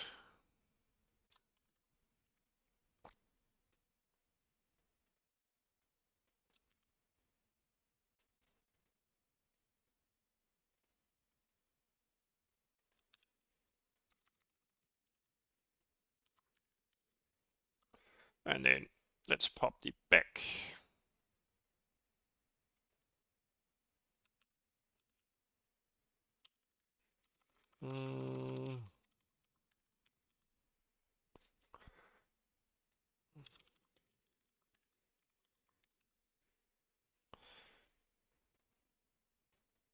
Yeah, and let's just for debugging see how many times we end up in this state here. We should only end up in this state success once. Pop resources. and active building. Okay, we might want to change our resource values here. So let's just see this happen way earlier. Okay. Let me move this. Yeah, popped. And it only happens once.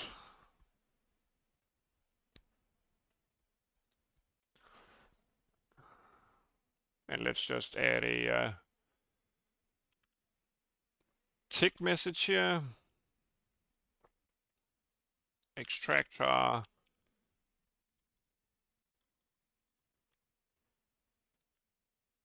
Hi again, buddy.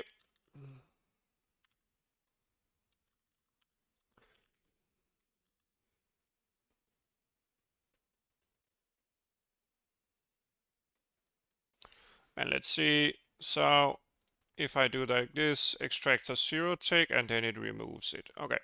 Let's try placing two different buildings.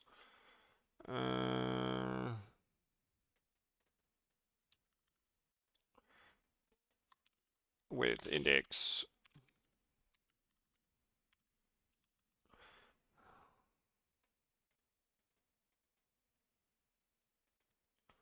Okay, let me see. I'll place this one and I'll place this one. And then it obviously ticked for both of them, and then it popped the index 0 and kept on ticking on 1, and then it popped the index 1 because the resources disappeared. Okay. So that works. Let's just comment this out.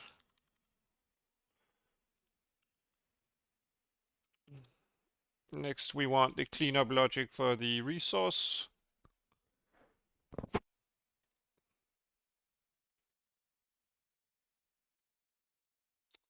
Okay, so how should we pop a resource? Let's look into our resource data store.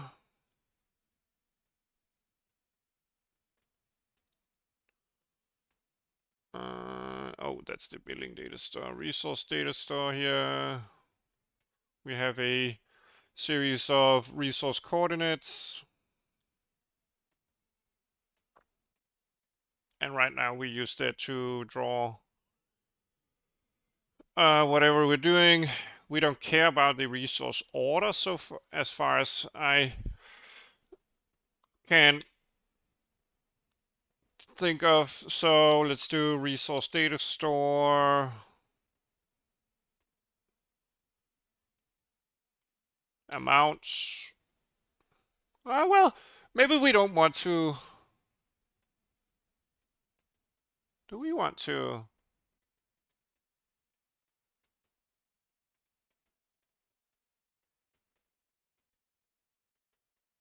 Yeah, because then we would change the off indices rather.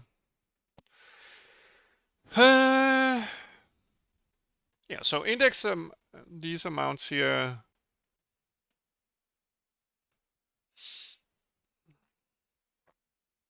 Okay, so our resource data here.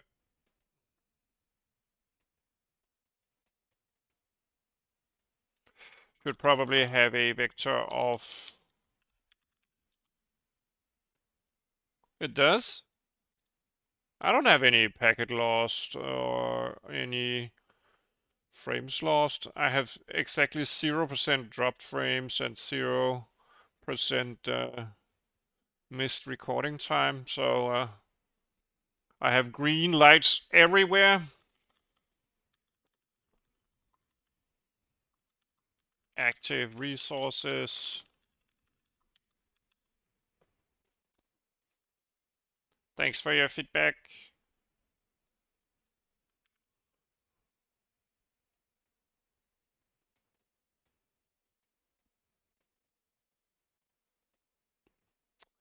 So whenever we create a resource patch.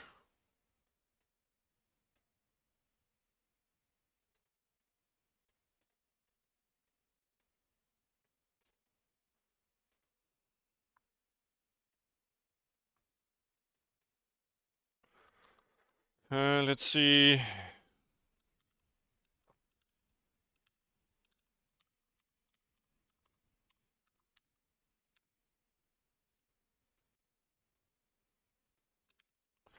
Let's do unsigned int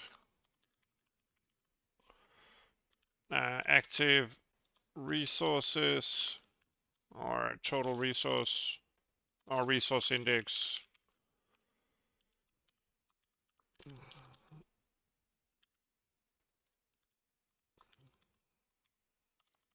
There we go.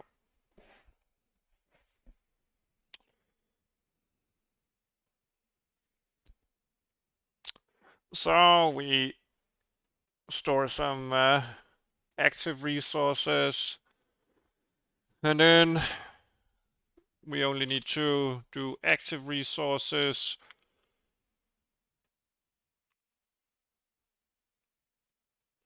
I do?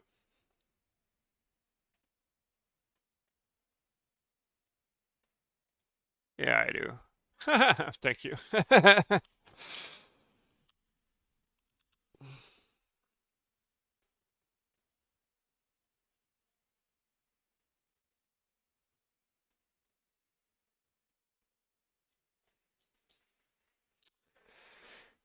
um,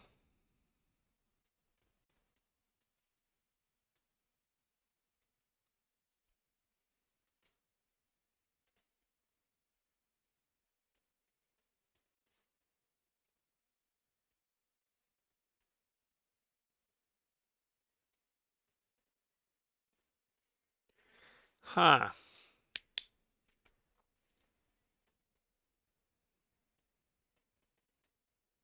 Yeah, let's see if we run into trouble.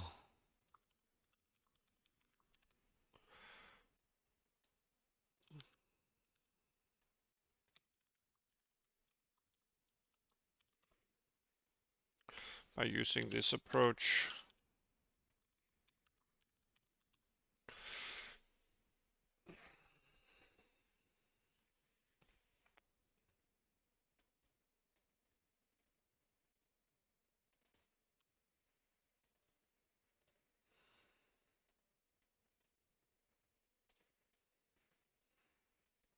And let's just enable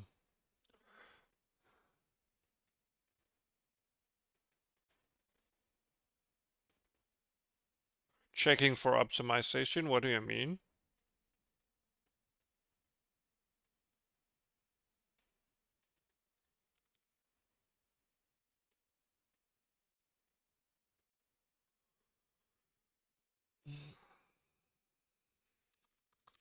Okay, so right now we have a list of active resources. Um,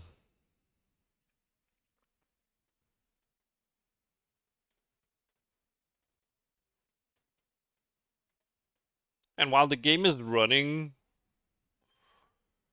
we'll have an active resources list. But when we save the game and load it again, this active resource list should be compiled from our save data, and of course, we shouldn't.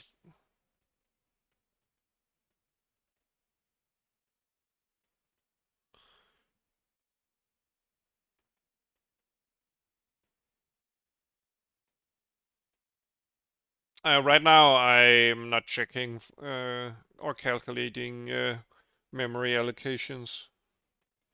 So, yeah, I'll just look at Visual Studio. Uh, if I had custom allocation algorithms, I'd definitely monitor both the amount of allocations and the total size of the allocations. But yeah, I'm not providing custom data structures yet.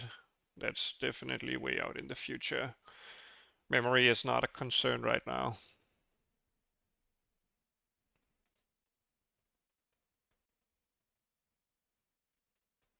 in terms of CPU time and GPU times. I have different scope timers. Okay, so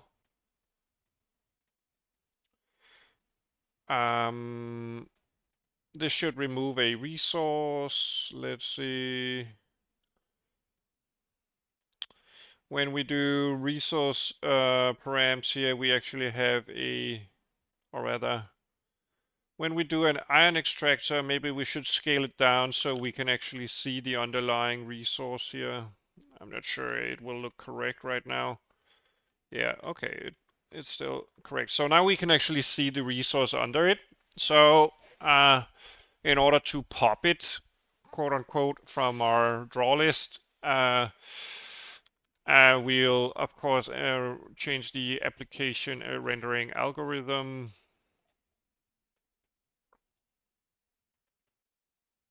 So let's see. Submit draw calls, the player is fine. Let's do resources here. So we compute or grab our resources, and we should grab our vector of active resources.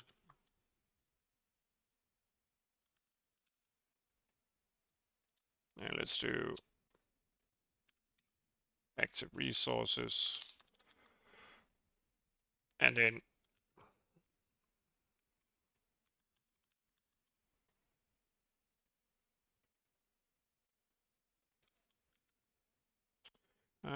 let's see.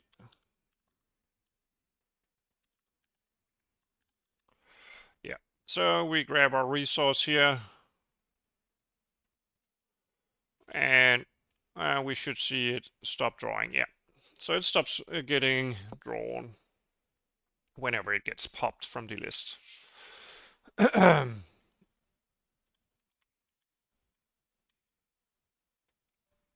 Okay. Oh yeah, it's because I accidentally clicked outside the chunk. It doesn't. It shouldn't be allowing me to build there, but or what? Maybe. Oh.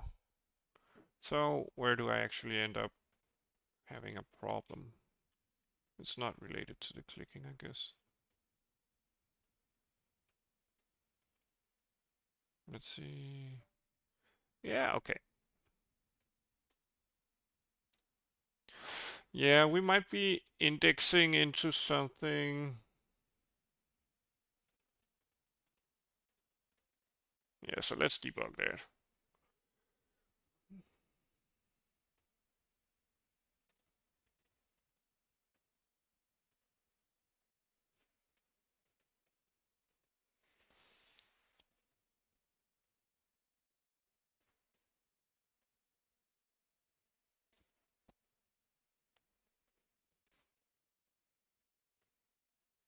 Oh yeah, when we try to do that, we're kind of like, aren't we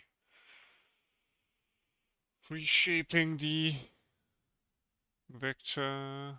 I don't know, but it happened more like sequentially.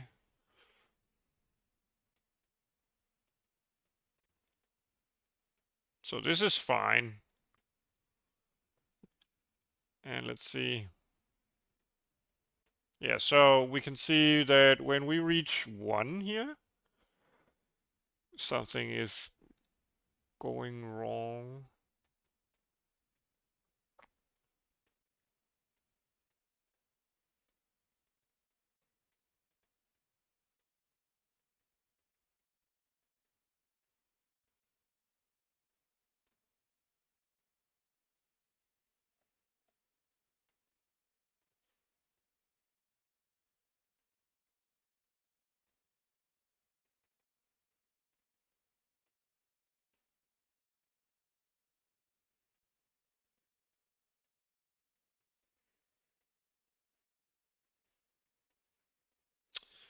Okay. How can we force this error state here?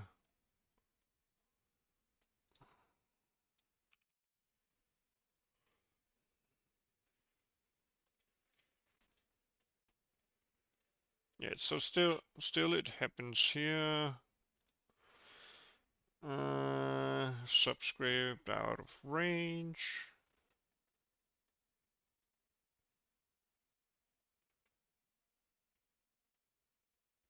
Oh yeah, I can check.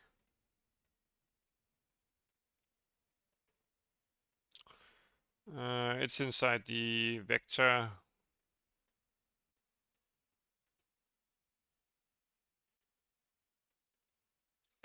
So it doesn't help us.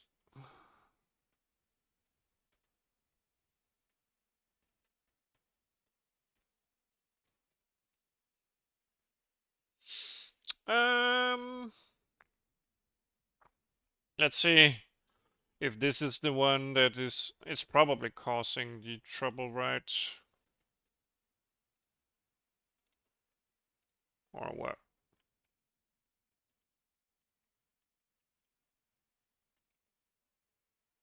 No, it's not the one. Is it because? Oh yeah, okay, I reshaped the vector. No, no, no, no, no, no, no. I know why. It's because this index gets invalid, I think. Yeah, this is not the way to go at it. Yeah, this doesn't make any sense. This way of deleting that one.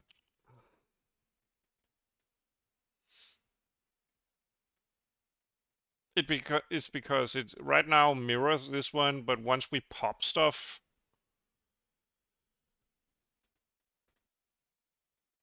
um, it doesn't make any sense. Yeah, it does.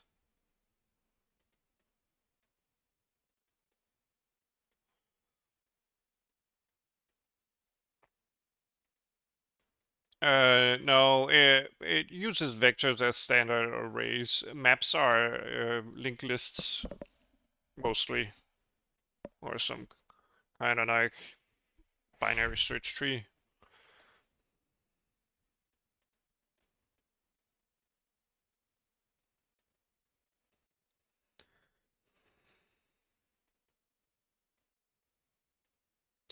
Yeah, so this active resource thingy is not correct because this resource index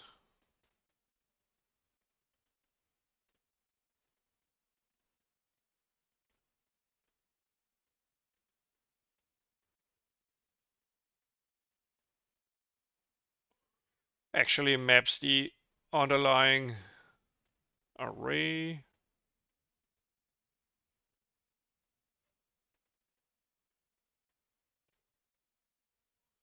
Yeah, so instead we would want some kind of algorithm.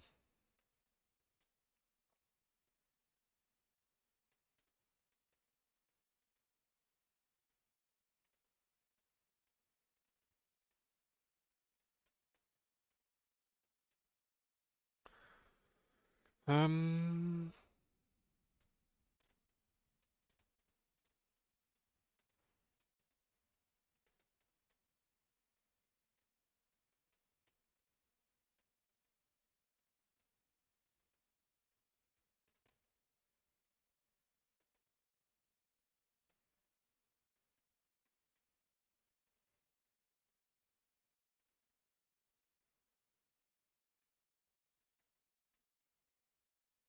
Maybe we don't want to pop it.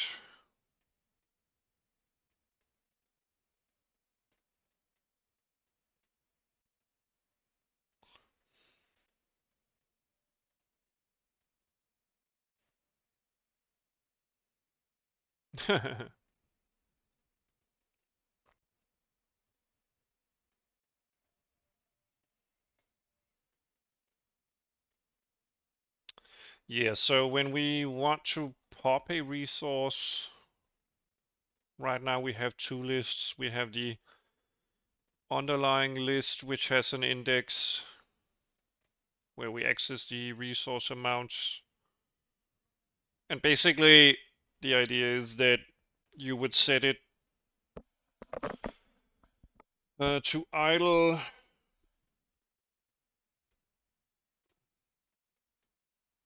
or unused.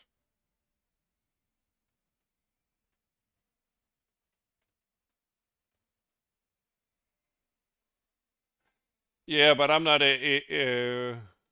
looping over that exact structure. I'm using a different data structure to loop over it. So I think C++ implements it when you use an iterator like this. You're probably allowed to, I can't remember. And if you're using an index, you're definitely not, because you could be reshaping the data. Um,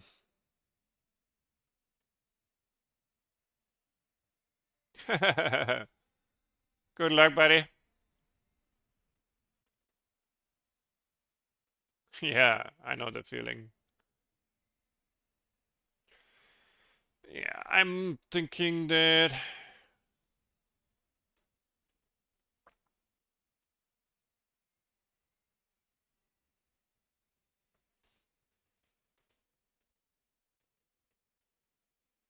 take care.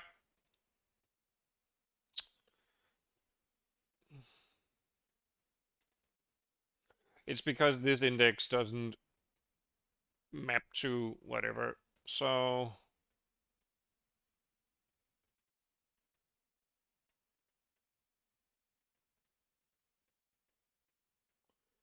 um,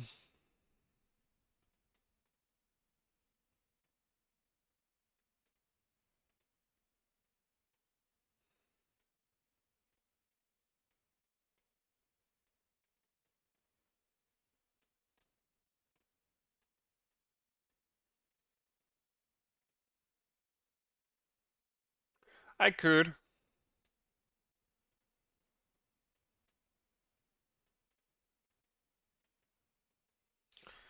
I'm just considering how efficient that would be, and if there's a more efficient way to do it.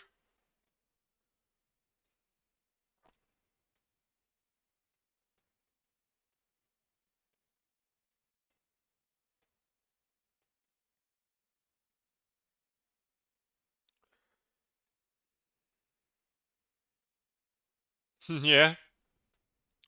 Also, maybe it's because this index here should decrement for each remaining thing, I guess, or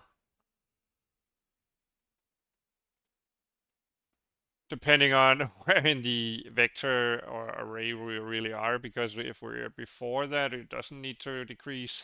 If huh.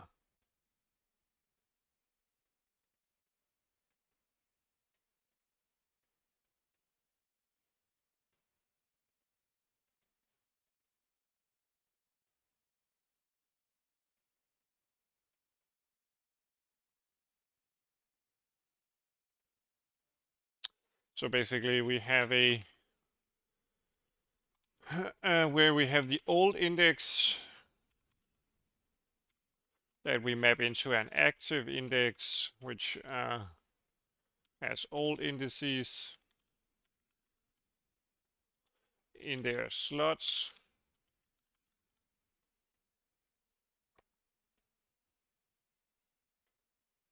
So this is not the actual index.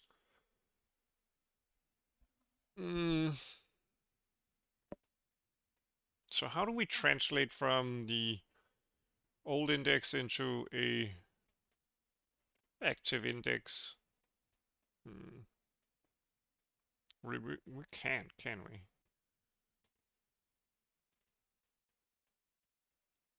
We could, of course, as you kind of suggested, use a map where we use that as a translation. But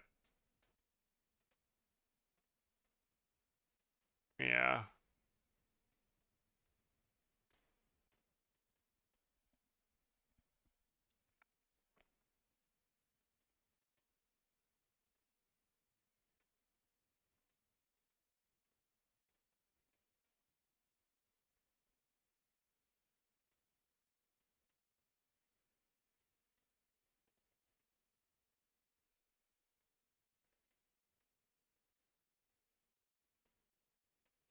Yeah.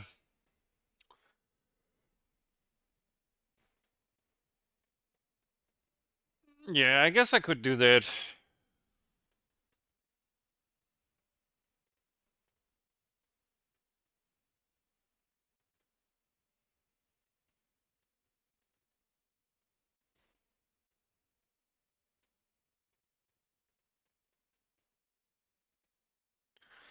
Yeah, but they won't be ordered when we do the swapping. So I guess the only way to, yeah, I think the first solution is the only way to go. Simply update. Yeah, but since we use the swapping, um,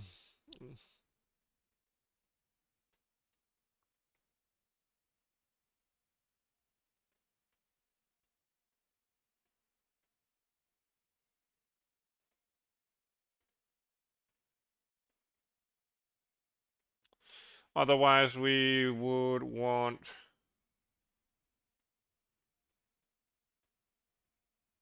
Yeah, there's sorting algorithms. I'm trying to be efficient here. Maybe if we have this compile list here, um, remove several.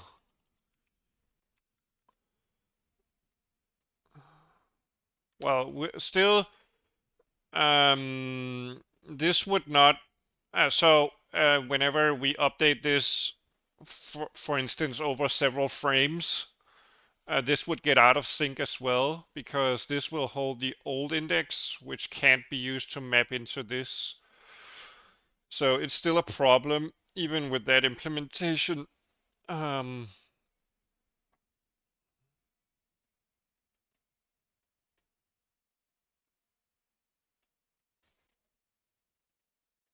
yeah, so the problem is the generation of this value here.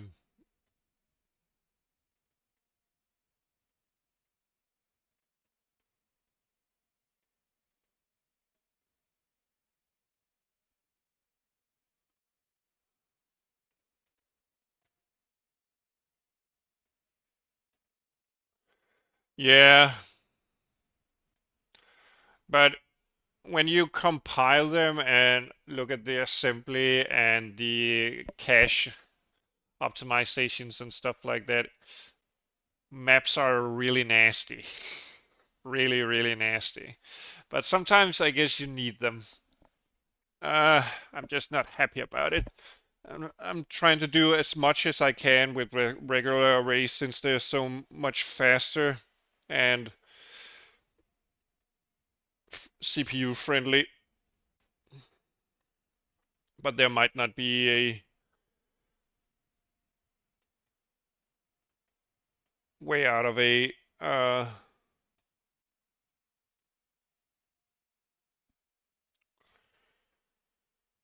um, of an algorithm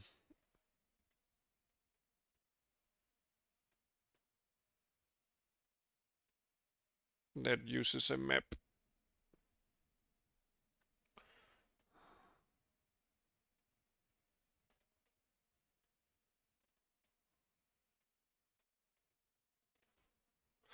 Otherwise, we should just do something that is n squared of complexity right now. We could just do something like inside this will be n squared, but right now it's not a problem. And it's a naive implementation that could always be changed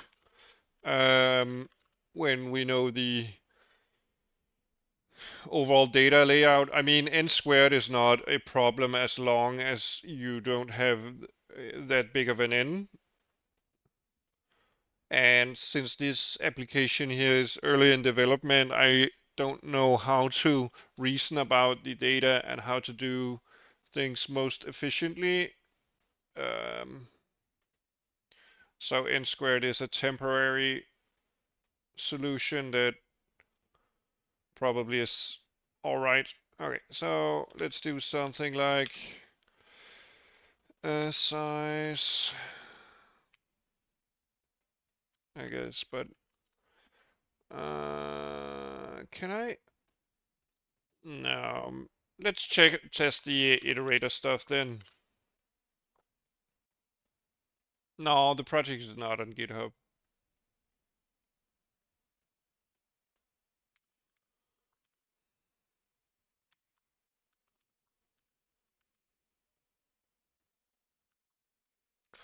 So let's see if we actually do this. If the iterator equals index,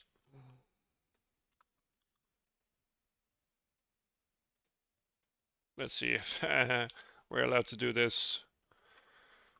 We're probably, I'm not sure whether the iterators are getting invalidated here. Whoops, double equals. Let's see. It works for one, and it definitely doesn't work for this one. Yeah, it was. Mm.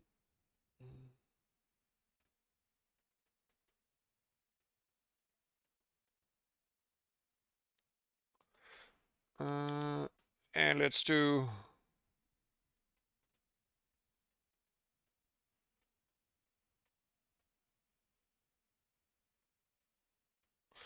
Yeah, that's the problem.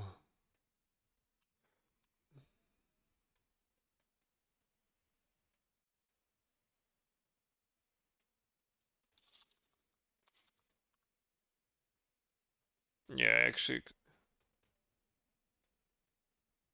Yeah. This has the same problem.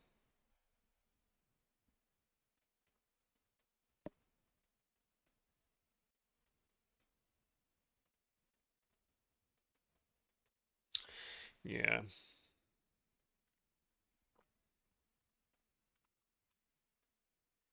Let's do int.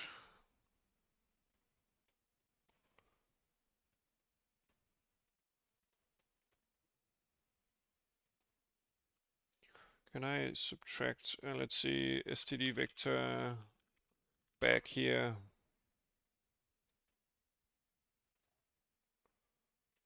It doesn't use any parameters. Okay.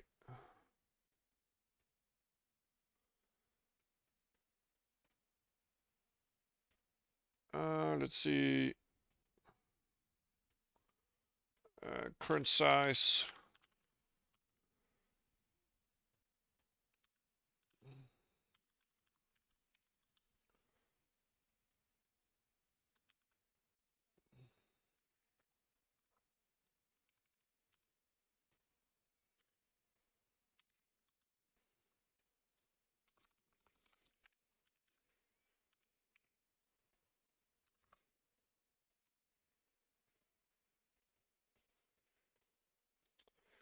Current size minus minus. So far this should be fine, right? But it won't do what we know.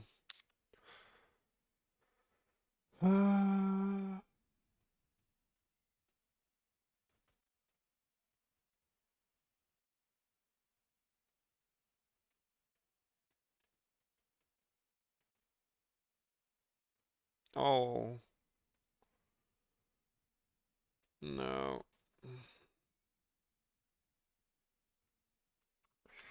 Repeat.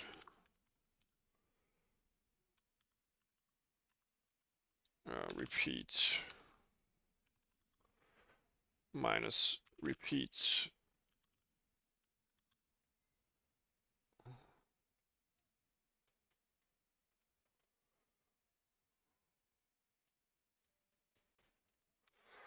Okay, something is going wrong here.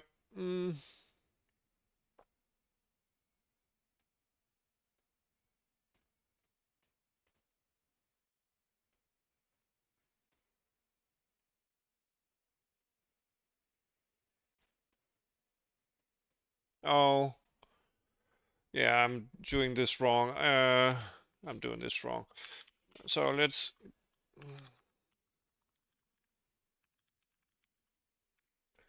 Yeah, true. No, that shouldn't be. Yeah, that's actually true. You are right. Whoops. But this is probably also faulty.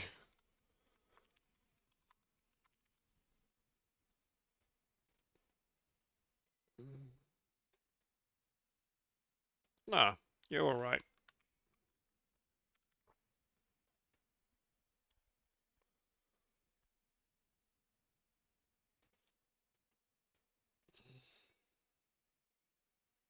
Okay, let's test whether we can actually pop that. I'm pretty sure I can't, but might as well.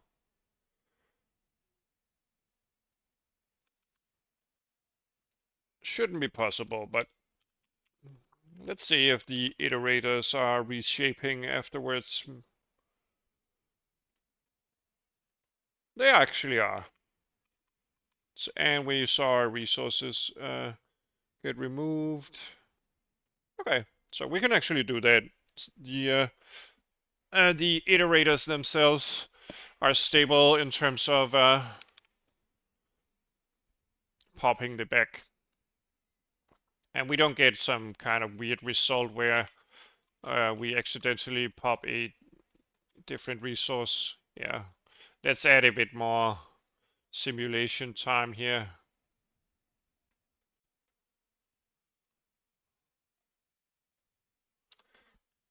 Just set, so, oh, did I increase the, yeah, I increased the subtraction amount as well. Let's do 20 then.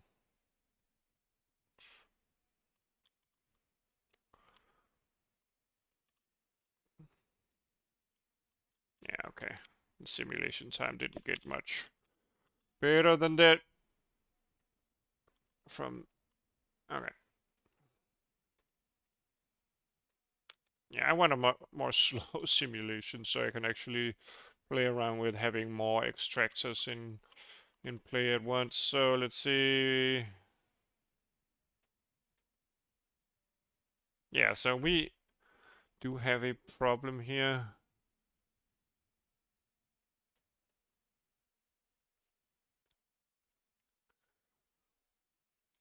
And perhaps it's,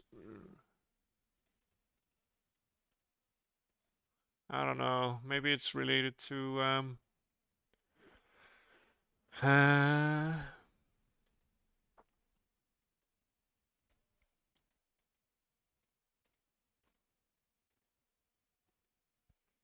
yeah, what happens?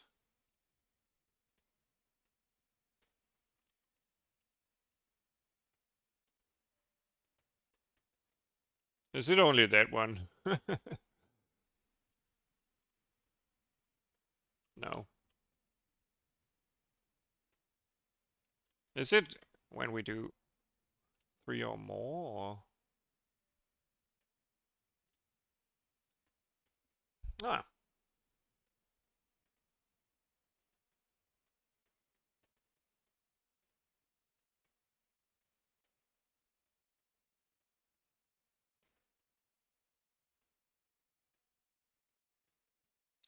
oh, this is not correct either. Yeah. This is definitely not correct.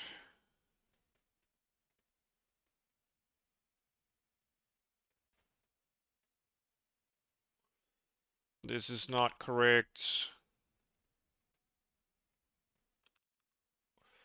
This is actually what we want to do.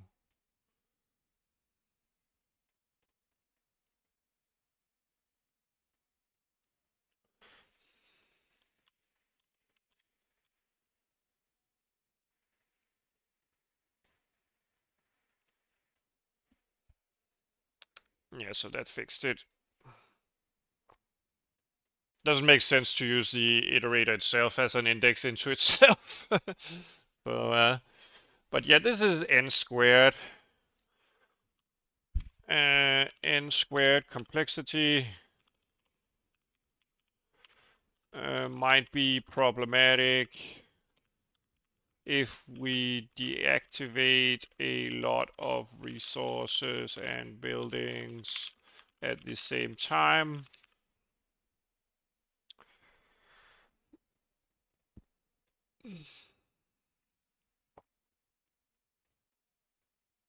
I mean, this one here won't be very big. If we have a lot of active resources, it gets, of course, bigger. But yeah, I don't know. I can always kind of like modify it later on. Right now, it's not a problem. And as I've mentioned, I don't know how the overall flow is supposed to be handled. I could always just change this implementation here and try out different algorithms when we scale. Maybe do implementations, yeah, with a map as you suggested. Anyway, buildings to stop.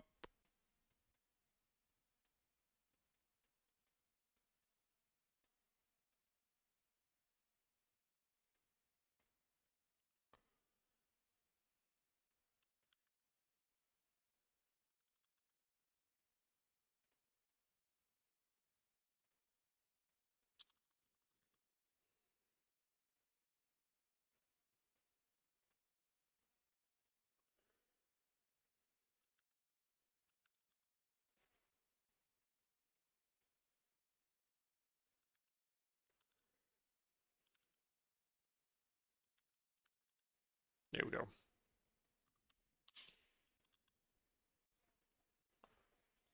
And let's re-enable this. And we should be done.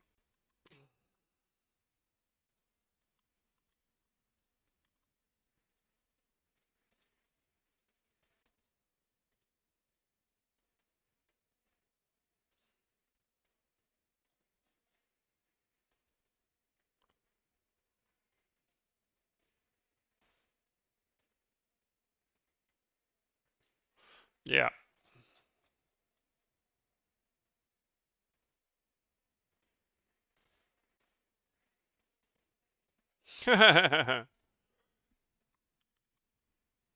Yeah, doing stuff like that is hard. Hello?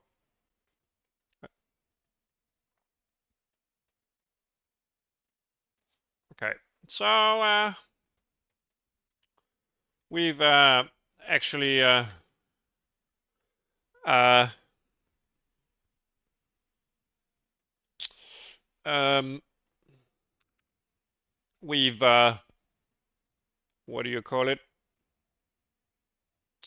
Created a simulation step here where we're extracting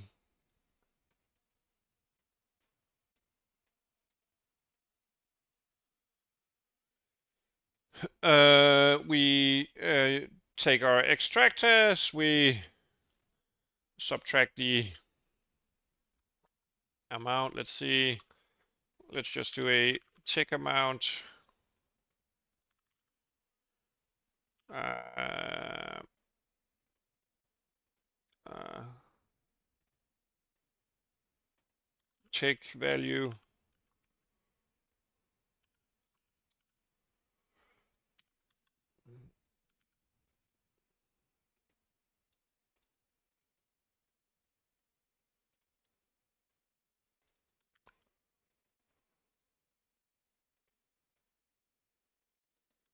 Let's do tick value here.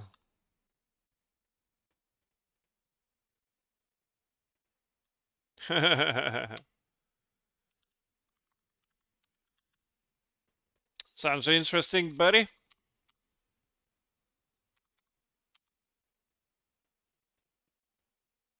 What's a lazy action manager?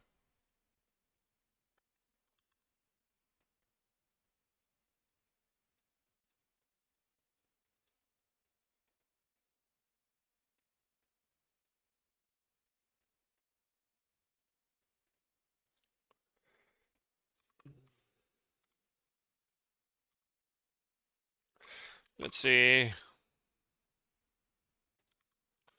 Clean up.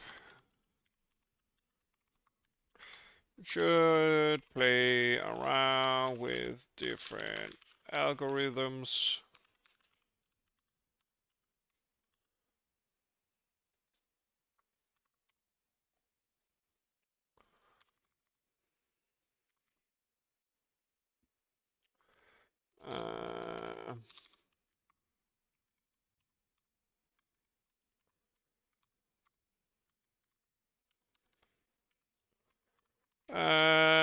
Check for inactive states.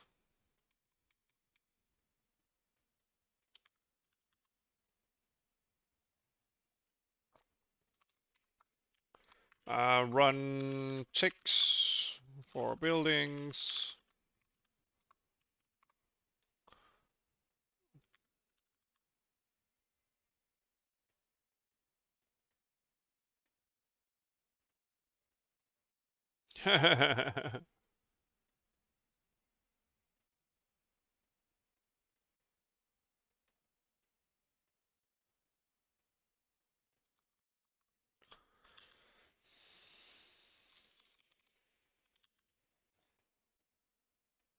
That sounds pretty advanced, buddy.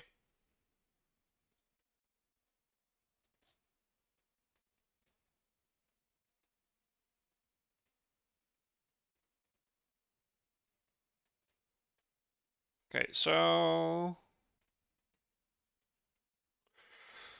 would we want... So we disable our buildings and remove them from the tick whenever they deplete the resource. And we remove the resource from rendering. So we don't need to do that. And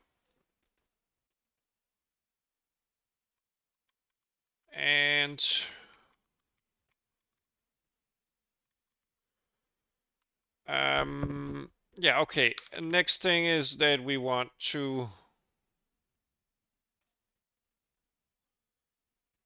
calculate some kind of yield.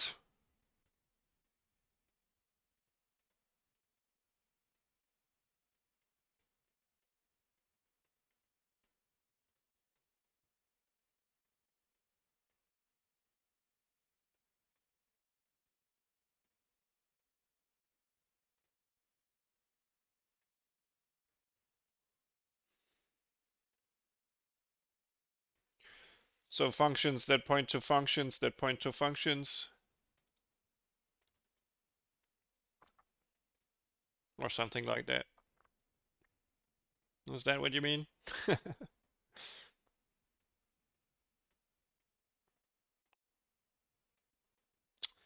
Okay, so our builder system here could take a game data struct,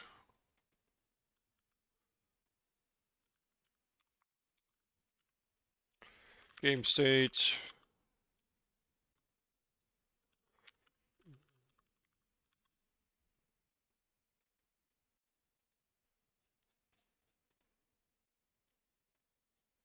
aren't we running this stuff here? Oh, this is the drawing.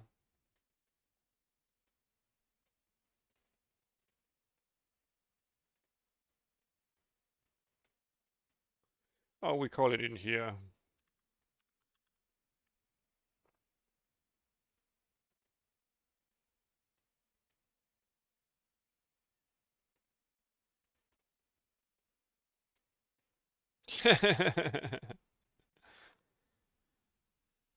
Okay, and in our game state here, we could do something like a simple function here.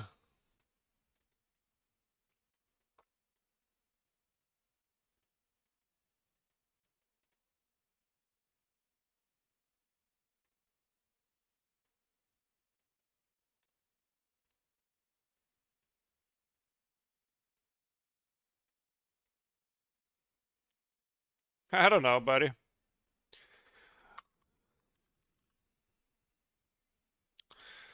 How do you, what do you want to do that you're not enthusiastic about?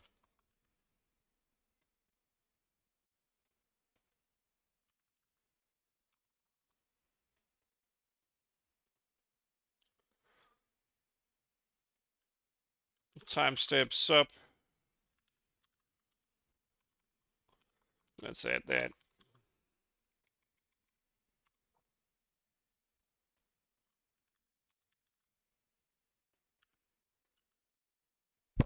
I was talking to, let me see.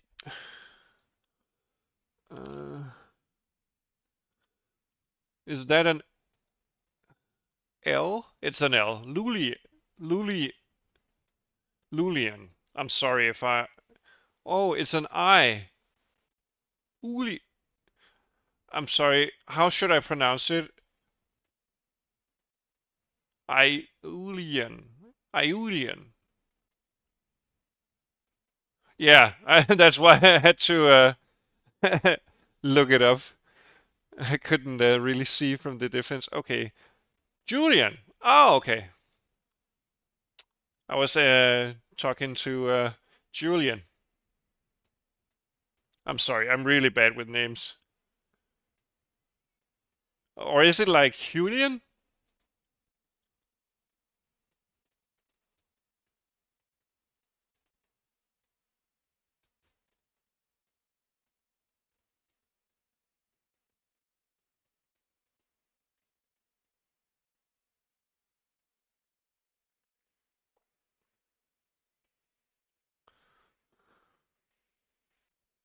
Yeah, maybe if you break it down into smaller steps and it gets more manageable and just do some simple tasks.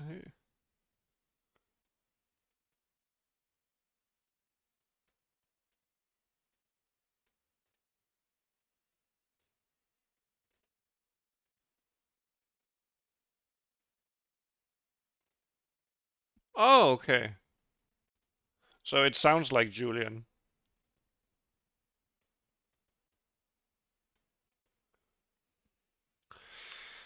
Iron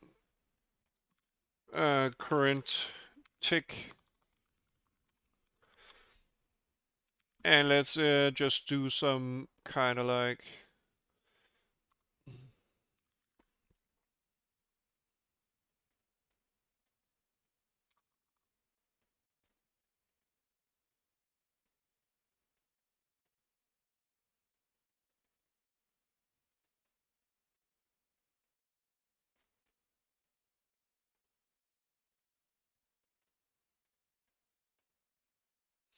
maybe I want to actually do something like yeah, maybe I don't want to do this. Maybe I do want to int tick number 0, and let's do game state tick number equals game state tick number +1 modulo 60. Okay, so we have a tick number, and let's see if our tick number here is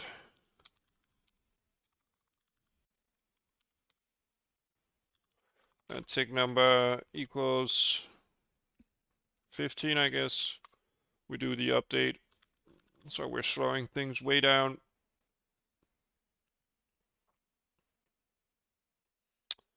And then our game state here,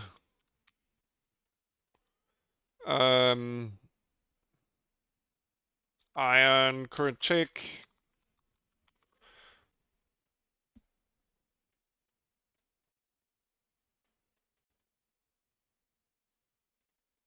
or maybe just not current tick, I guess. Iron amount.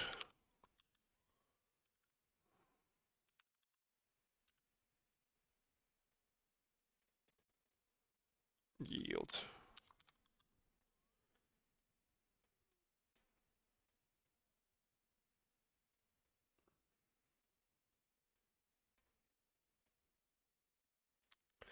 Or let's do an accumulator.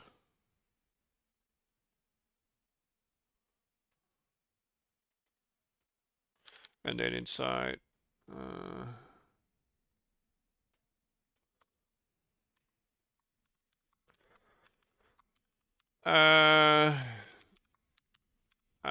iron amount.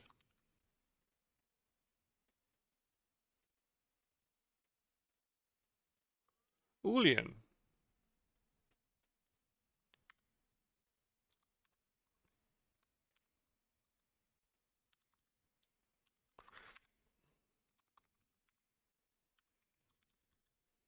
Okay. So our current iron. Oh, this happens for each resource.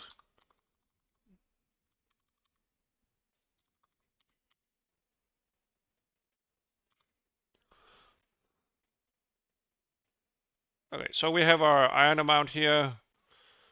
And let's see. Okay. No, that is not, definitely not working. Some kind of garbage value.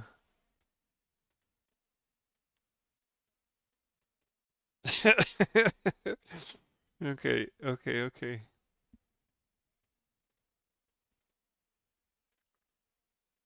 But our checking stuff is definitely working, so we're not checking as often.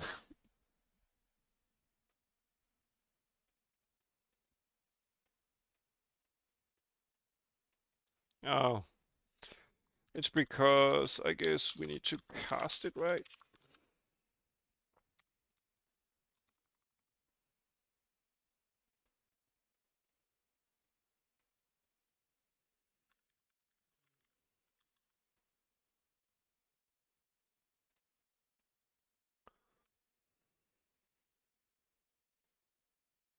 No.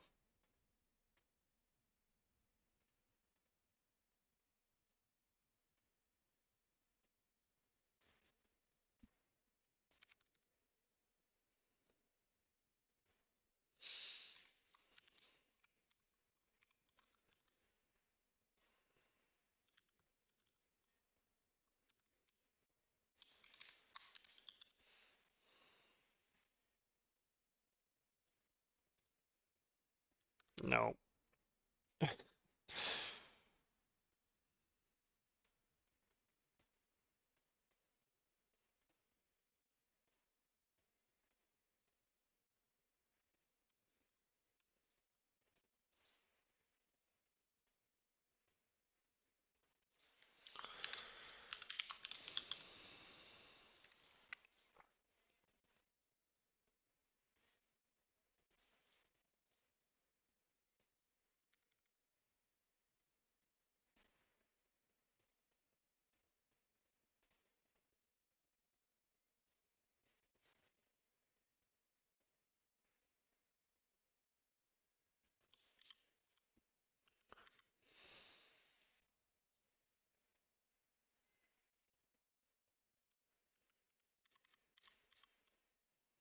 So let me see. Uh, Let me just try accumulating this.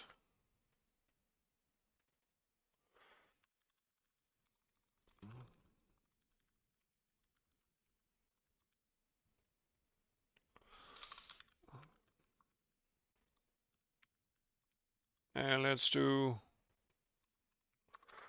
a print of that value. Accumulate.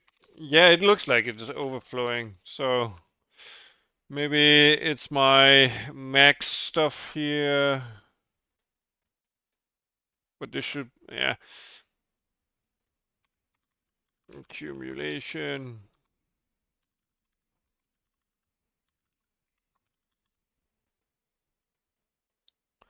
Let's see. 0.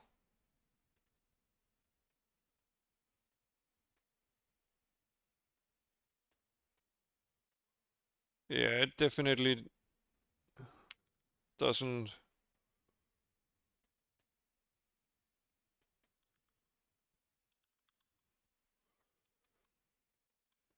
And is this supposed to be cast like an int?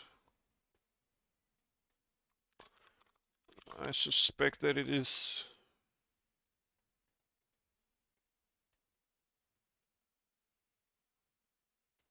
Uh, nah. Well, ints can overflow.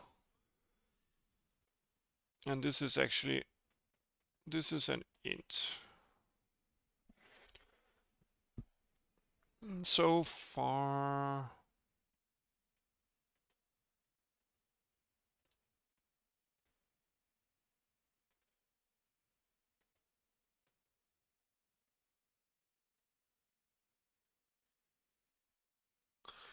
Oh yeah.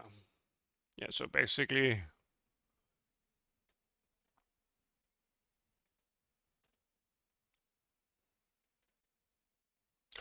Yeah, but this won't run if it's depleted. So this will uh, if it overflows, we correct by using the temp2 value here.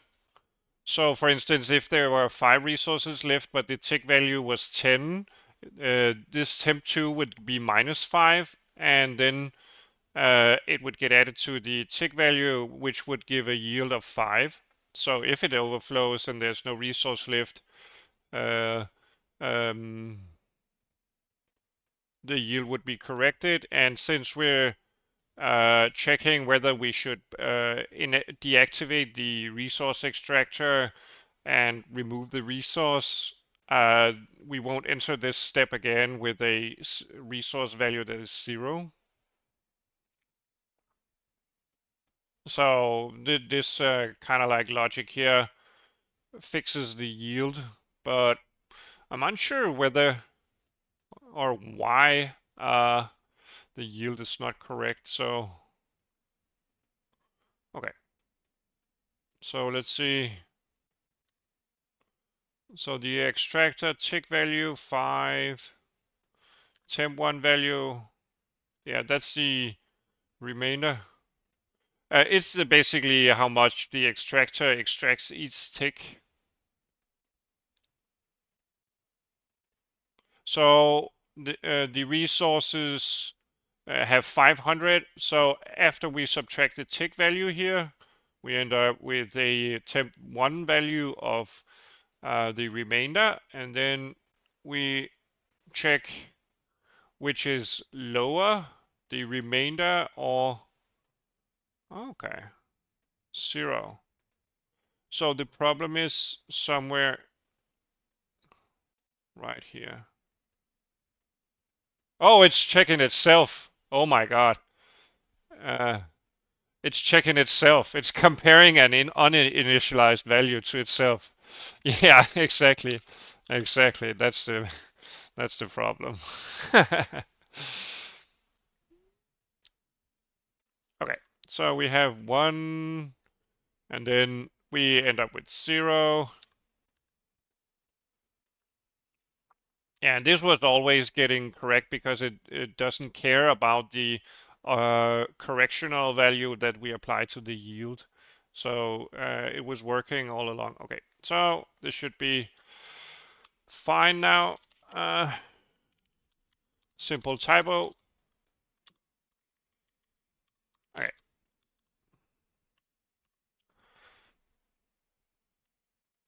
And let's see. So we have our resources here. We place, and we can start accumulating. Let's do several resource thingies. Yeah, we're accumulating twice as fast. Okay, I can definitely speed up this algorithm here. So let's do, maybe do something like 79. And let's do several of these.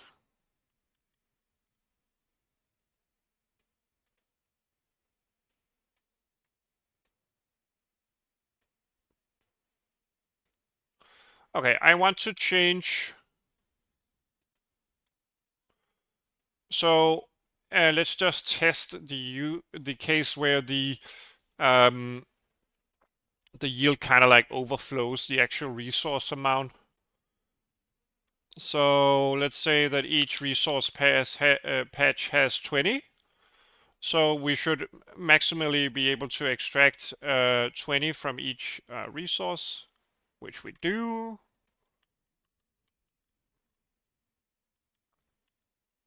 Okay, pretty great.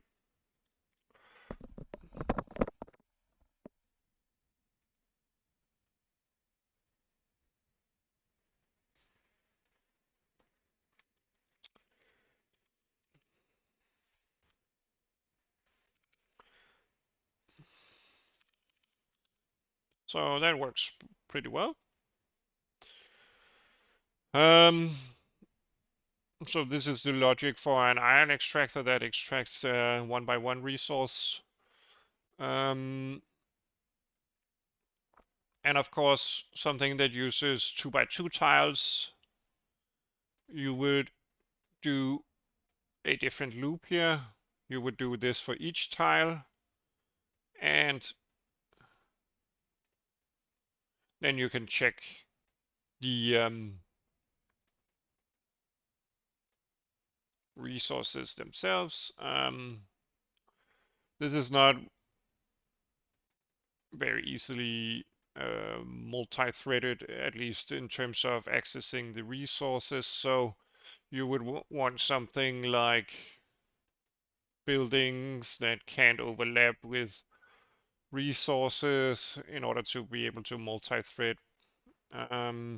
Or perhaps you would have to do separate chunks.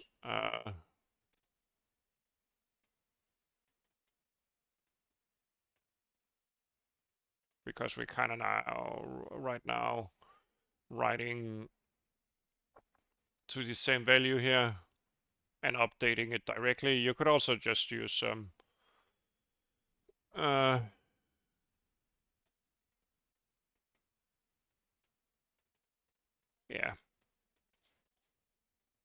Yeah, this is probably not as elegant.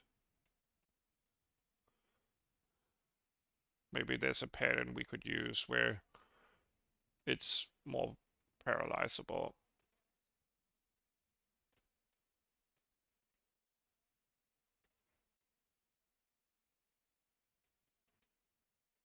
Yeah, so for instance, if this resource extractor here could mine from these two fields here, since we're doing everything serially, it's fine, but if we were to do multi-threading,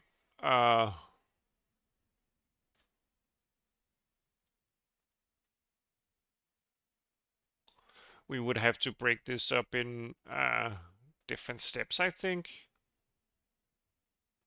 in order for it to be deterministic. So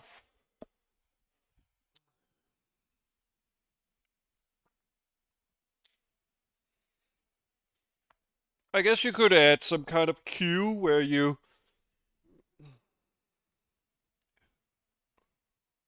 add all these ticks here.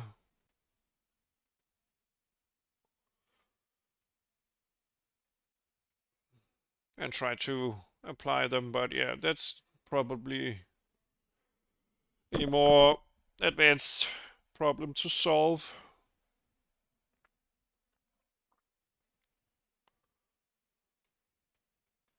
It's an interesting problem to solve nonetheless, because this axis pattern here would need to be decoupled. I mean, you could easily compute the potential yield, but then you would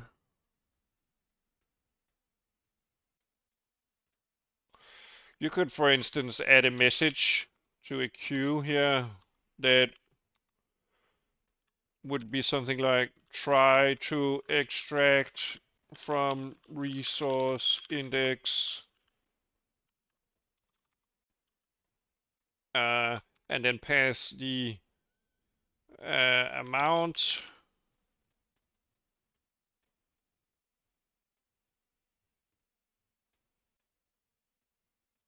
And then maybe the potential yield.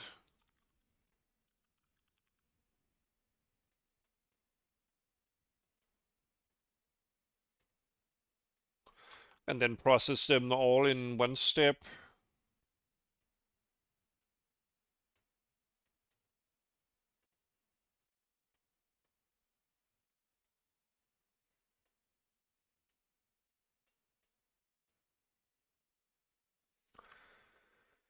Add it to a queue.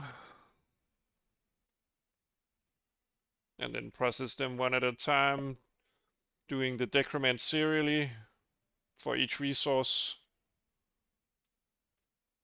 Yeah, that's probably a way to multi-thread it. Send a message that we want to decrease this resource amount by this. We don't care what extractor or not potential yield, then just a building index when then.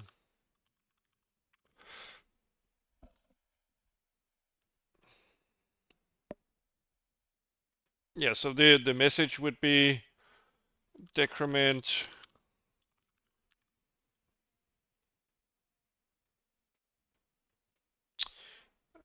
message would be resource index amount building index, and then they would be added to a queue. So imagine a thread having thread 1 would have buildings x to 16. Thread 2 would have a building 17 to 32 or 31 or something. Yeah, I don't. It doesn't matter. And then each thread would have a message queue,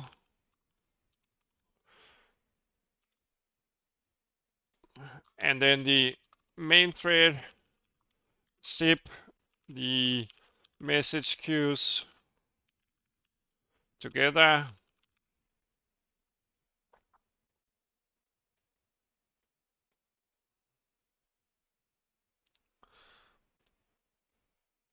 And then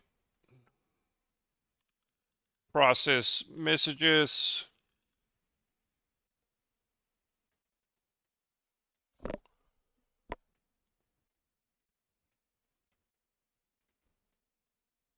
And perhaps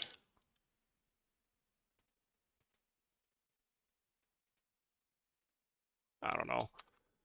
Yeah, process the messages and apply the changes. Spawn messages to clear resources, disable buildings.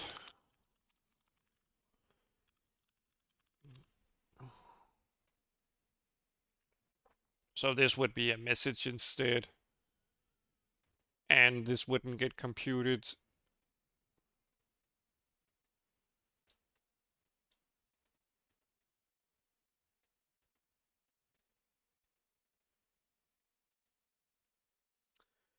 I don't know, maybe.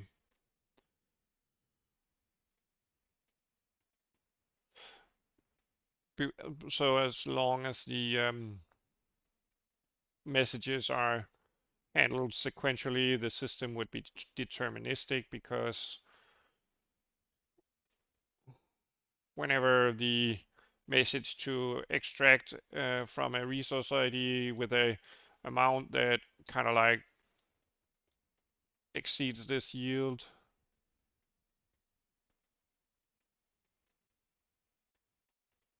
Yeah, so this step here would basically be building a list of resources to extract from and their particular tick values. And all of this stuff here.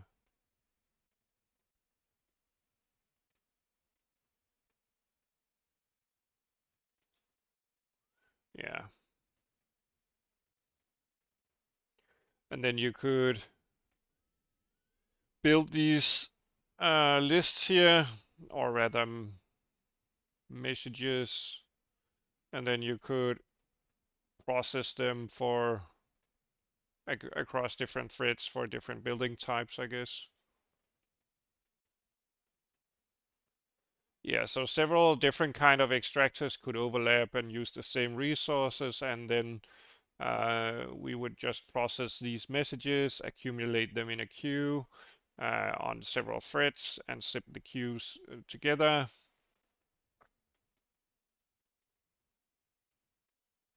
From their overall building indexes. So building index with the 0 always gets its message processed first. It doesn't really matter as long as the system is deterministic. And then whenever you kind of like overflow here, you stop the whole processing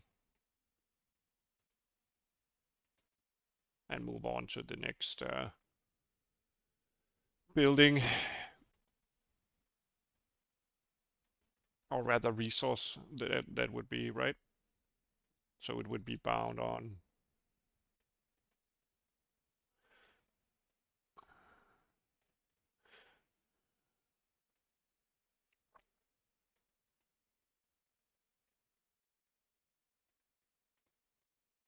You could even do something like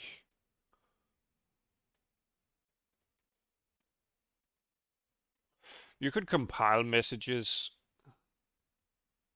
So when this zips it, it kind of like processes each resource index.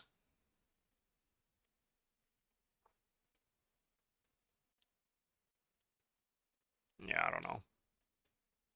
Anyway,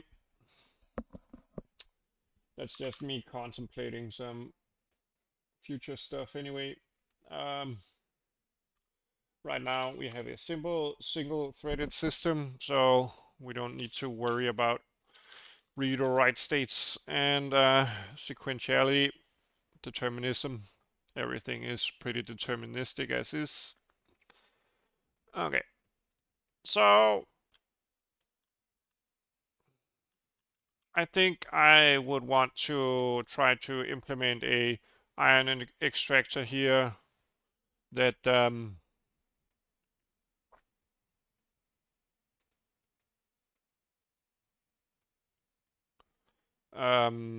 of like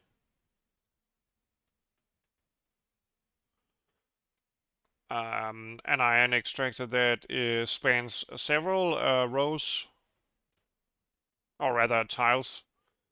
Also, let me change the tick here. So inside the simulation, let's just do it on the first tick, and let's change the tick interval here so that we tick more often. Tick a tock, tick, tick. We tick more often now. Yeah, okay.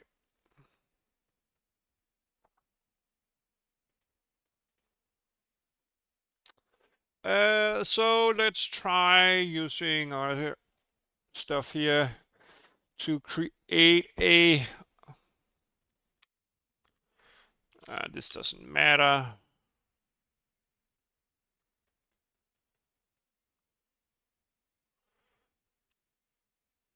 Let's do a ion extractor 2x2.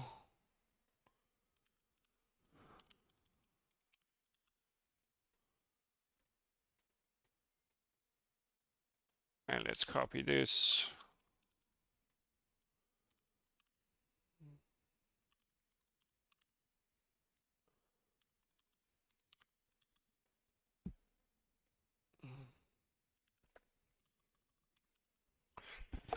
And let's do 4 here.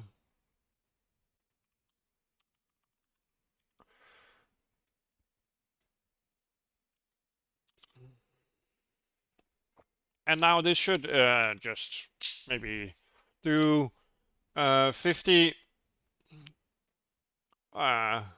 And of course, we need to change this. Okay, so we're now allowed to actually create an iron extractor 2x2 here.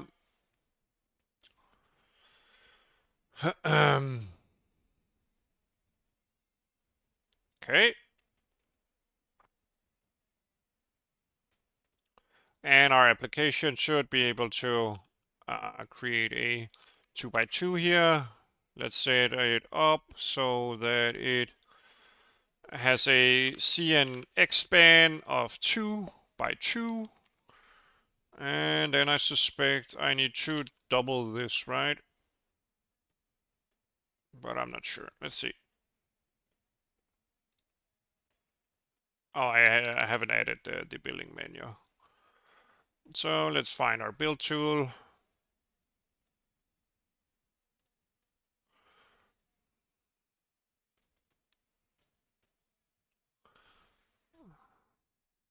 Let's see.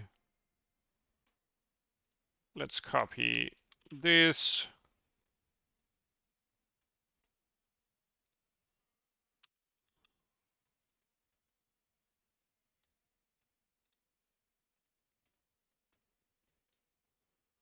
Uh,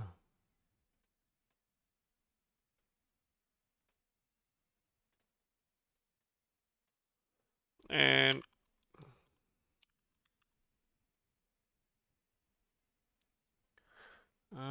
let's see, the hologram will probably not work.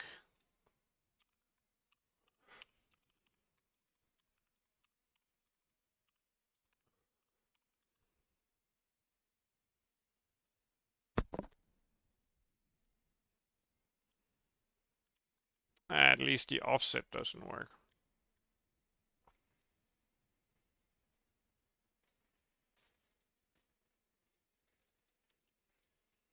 And let me.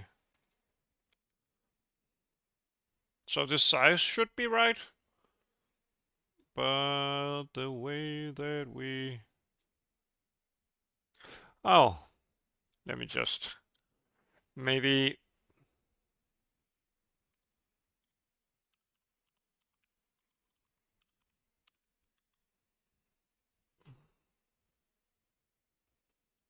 There we go.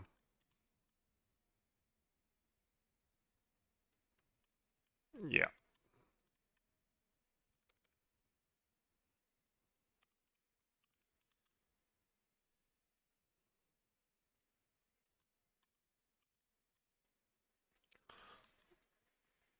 Yeah. It will change, but because we simply set the scale to one value, we might want to. Let's see. 1, 2, 3, 4, 5, 6, 7.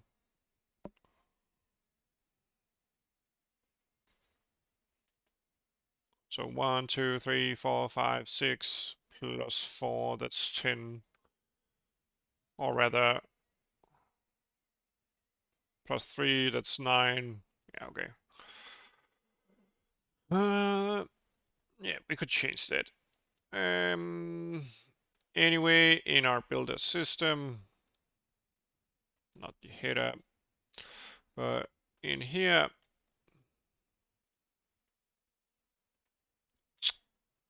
let's see, let's add a.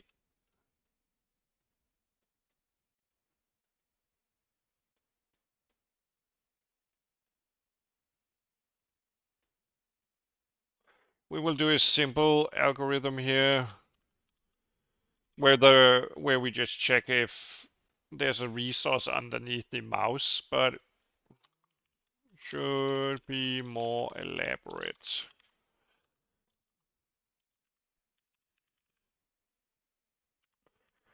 Check if there is a resource on any of the underlying tiles. Right now it only checks where the mouse points. Okay, so we basically built this, but it doesn't scale correctly. I'm suspecting that this needs to be like this, right? So, yeah. So, whenever we build this extractor here, ah,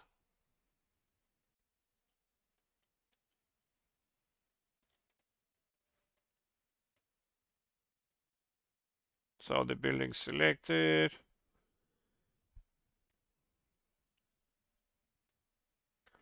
And I build a building selected.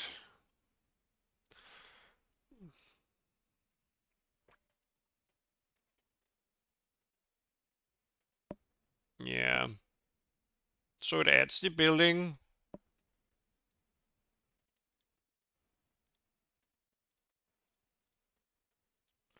Um,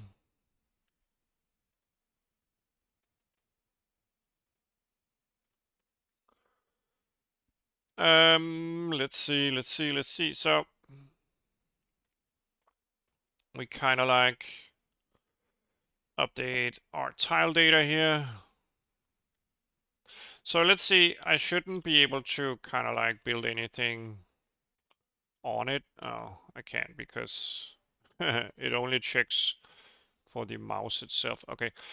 So we have the same problem. The heat tower. I'm actually allowed to build on it. Yeah, well, that doesn't work correctly.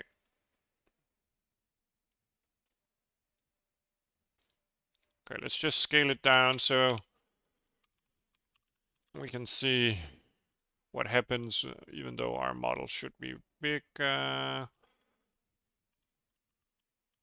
So I can build on it. Well, it doesn't set the thing correctly. Oh, it doesn't set anything because it's not implemented. Yeah.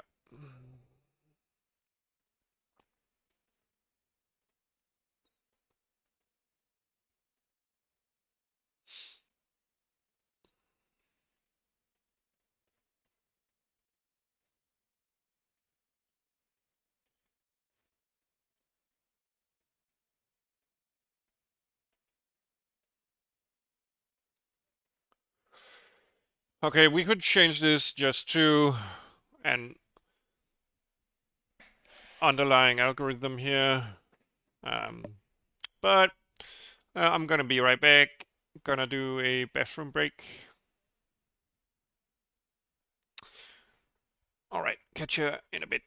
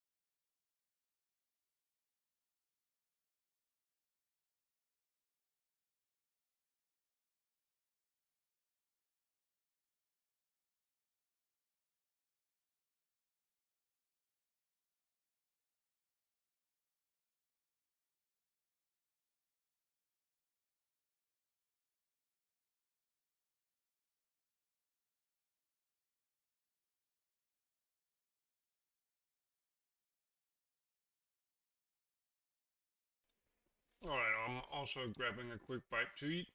Um,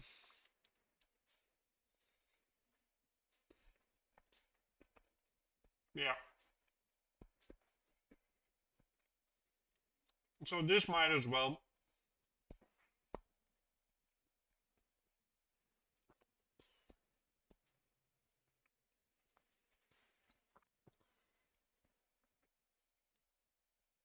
I mean, I'm unsure whether this should be.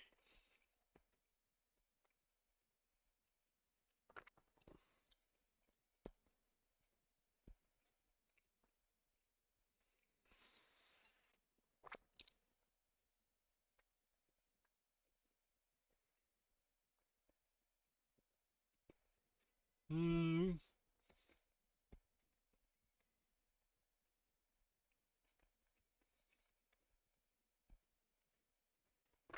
we could also just do.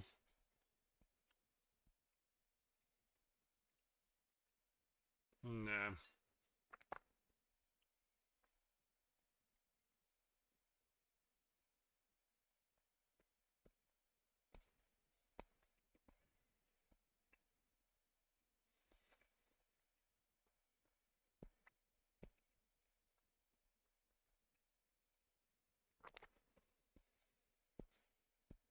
Well,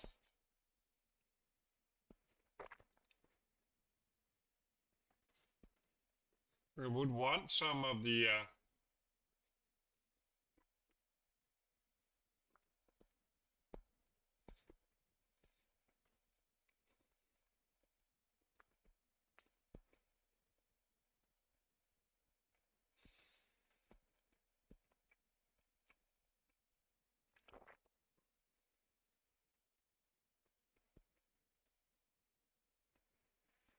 We could do some pointer stuff, but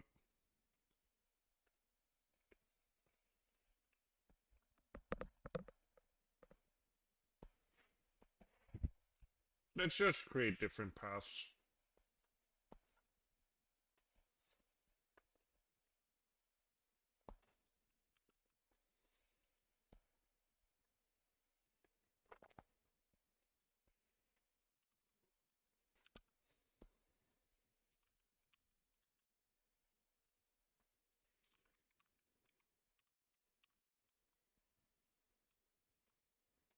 Okay.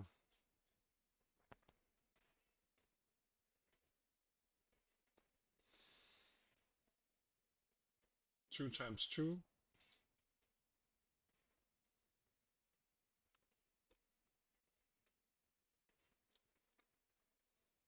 Must be a. Oh,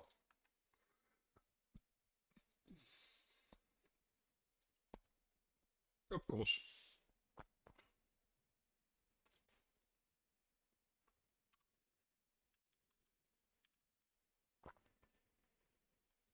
Res index.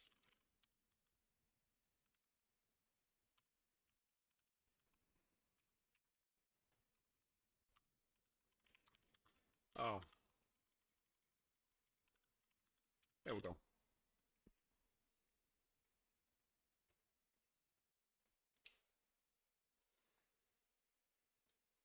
Yeah, so we have that for update tile data.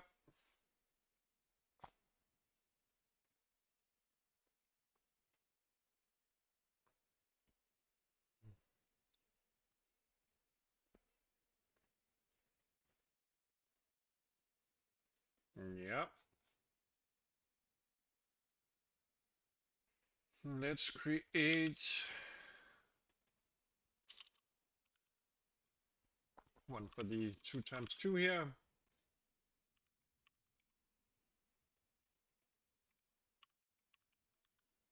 Okay.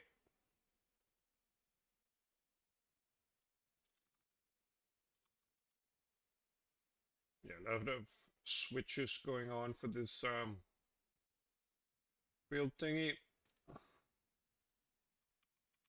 Anyway, we shouldn't be allowed to build on any of these tiles here. No.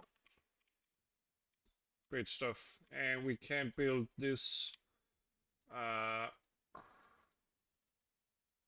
right now because the mouse is not, well, it shouldn't be able to do that actually.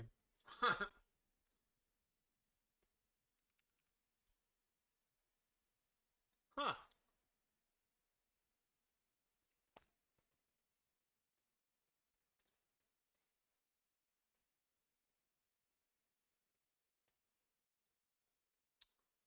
Yeah, that's the problem with our allowed to build check. Let's move this. Oops. Let me move it to the top.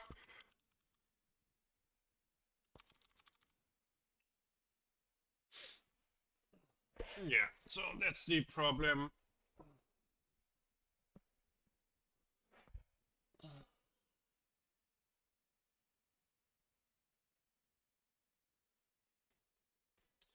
Let's just do a. Do we have a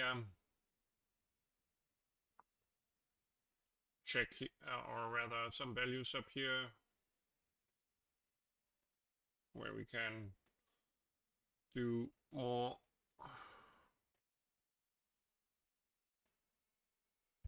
Yeah, so we could grab the building parameters and pass that in instead.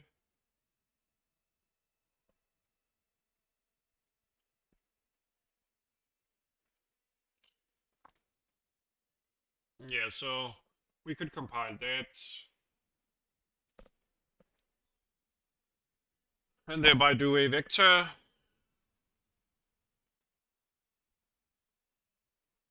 But then we would allocate some data that is actually already accessible. Well, I don't like that.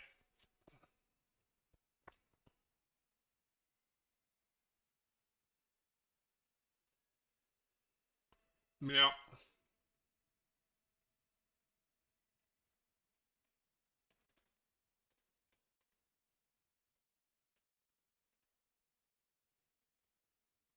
Yeah, so instead of doing this computation here,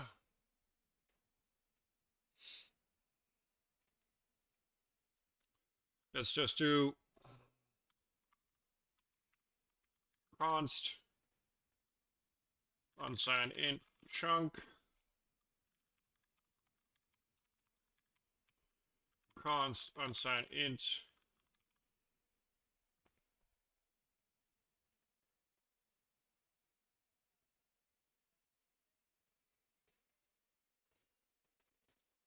ah now this is tricky, or it's not tricky, it's just how to do it. So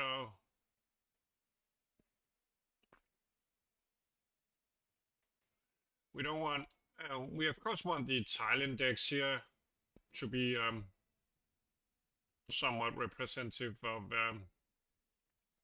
our mouse.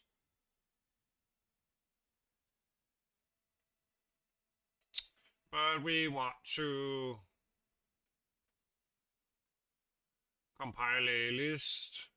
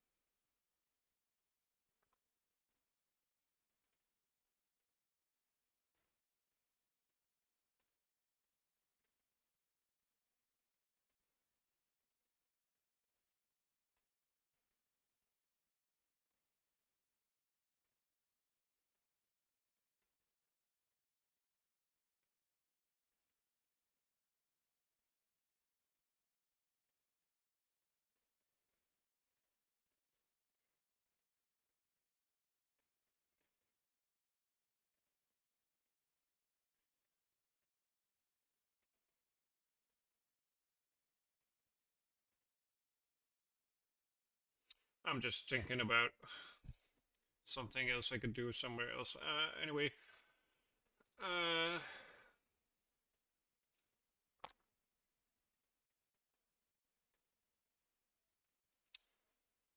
so this is no longer one tile. This is several tiles. How to best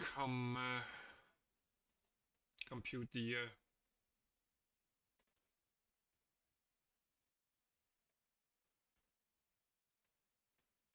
maybe I just want the builder system to have a transient buffer where I am allowed to, let's just do something like maybe tiles, tile data, check tile buffer, and then we could do something like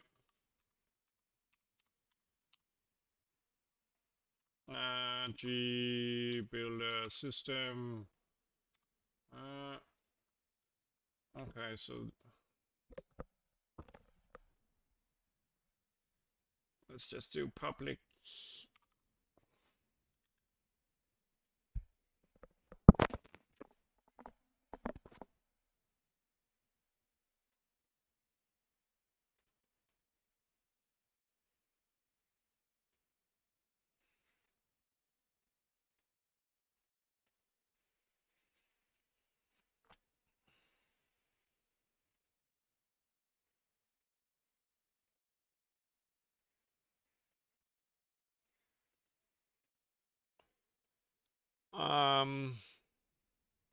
Huh? Why is that not? Oh, I'm in the middle of editing it. Okay, so check tile buffer should get computed here.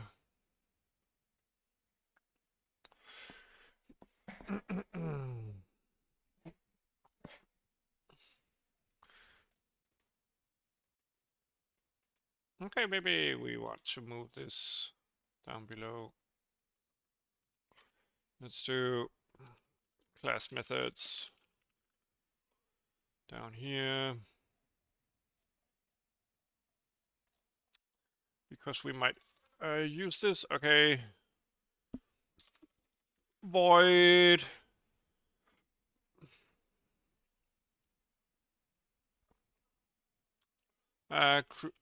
compile tile data.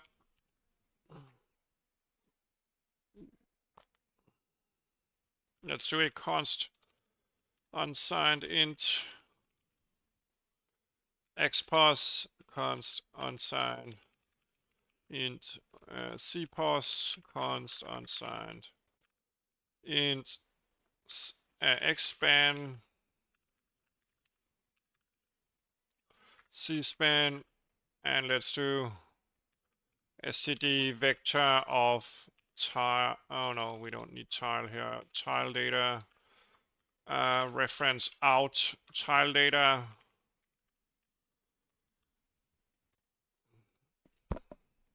And we will simply grab the loops, loopy loops, fruity loops.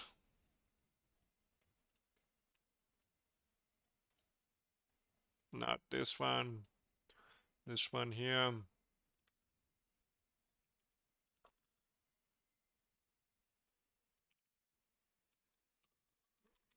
And that's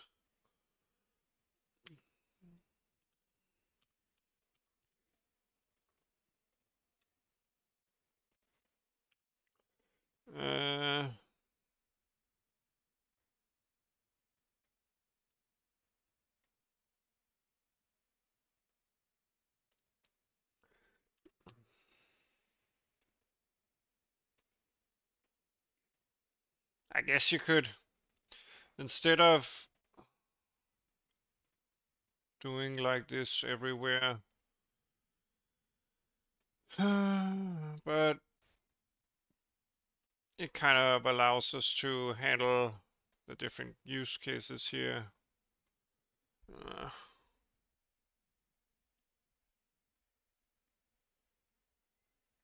Yeah, whatever.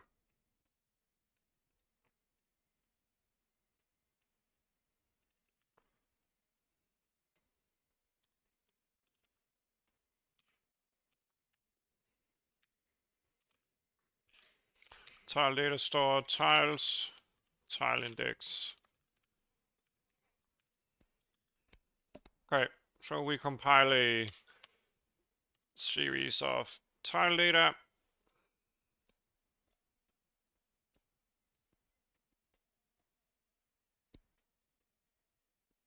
And let's grab a vector here of tile data.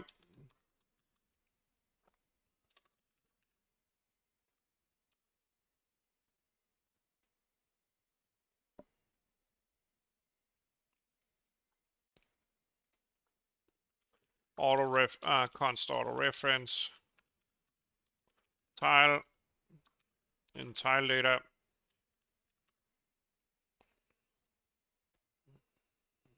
If the tile dot building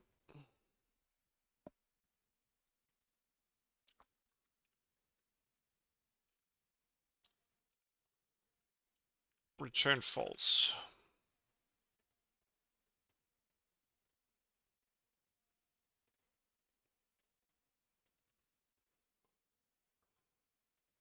So if there's a, what do we expect to happen more often? I guess it would be that there's no building.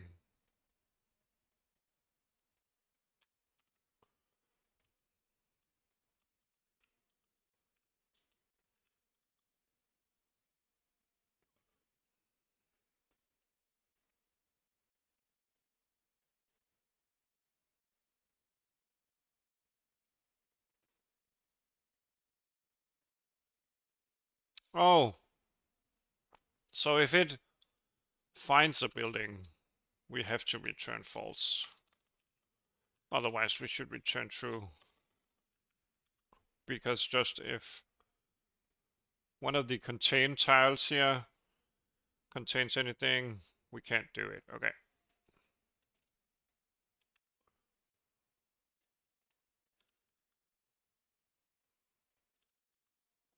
Okay.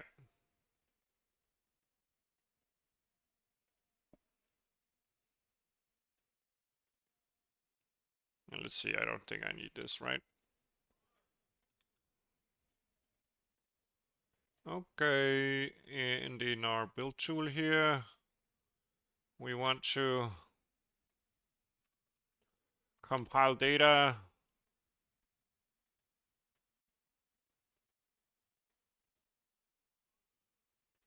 with our XPOS here.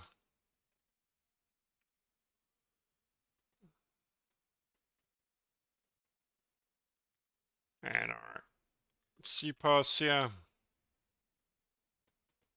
Oh, wait a minute.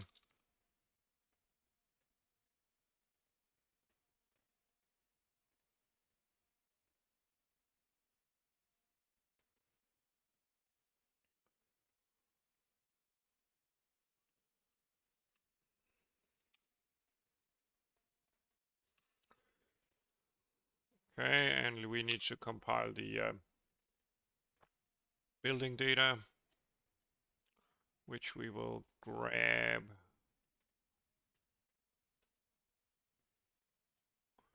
from here.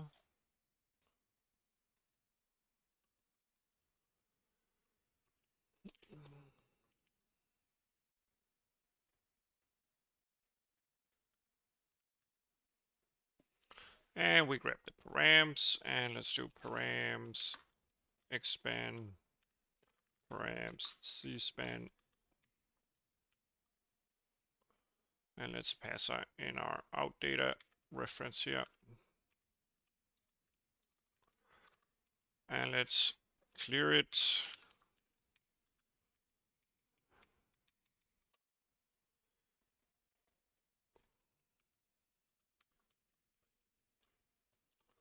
Let's pass in our check tile buffer here. Okay.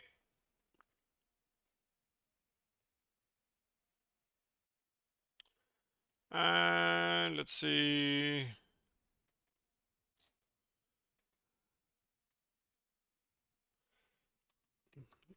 So far, we're often accessing the X and C span values. Probably better to do those separately.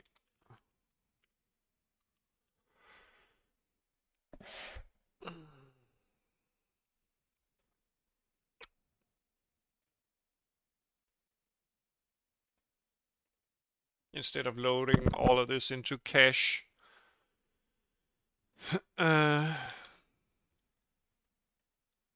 Just to evict it again. Okay.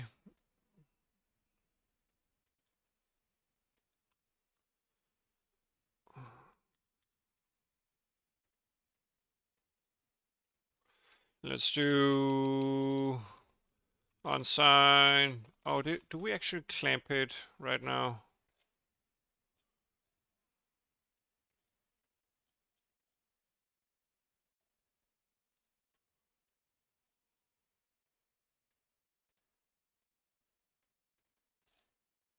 No, I don't. So I can easily do something like unsign int expos.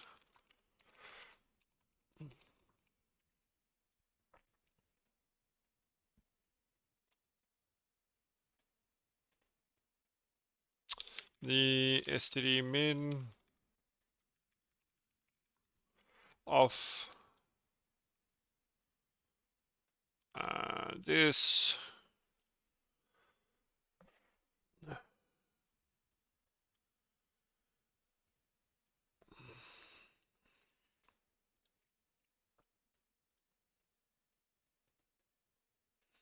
and maybe 7, right?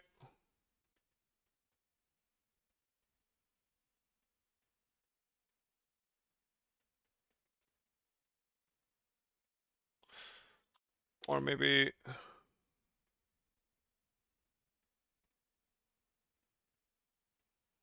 yeah, so first we clamp it to, is it supposed to be max?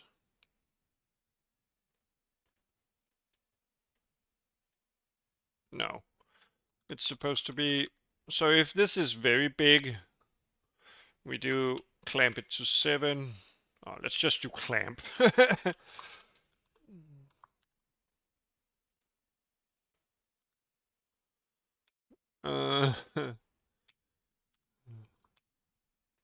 That's way easier. That's basically what we want to do anyway.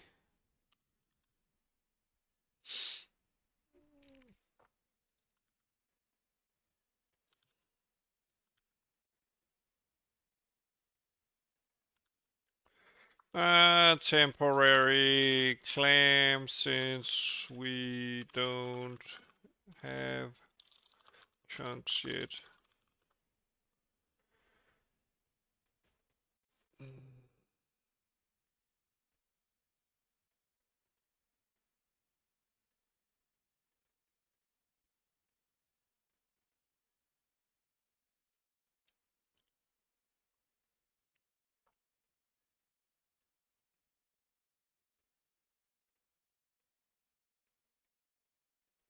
Let's see, so we can build there. Okay.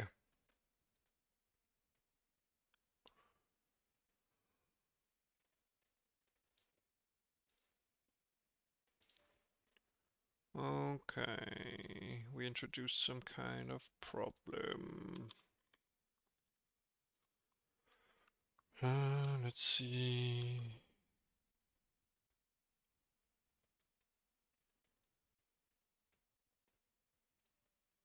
Yeah. If I do like this,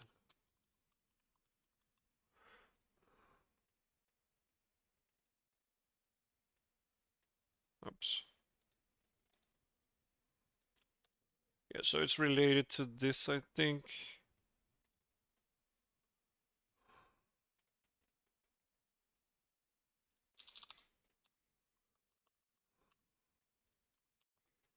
So let's step through it.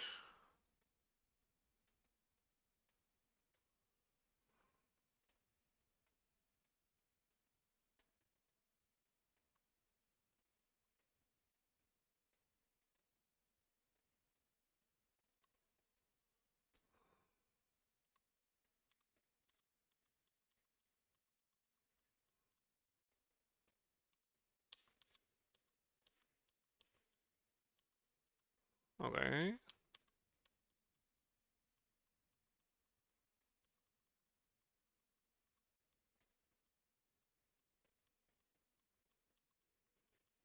Huh? Shouldn't I be crashing, I guess?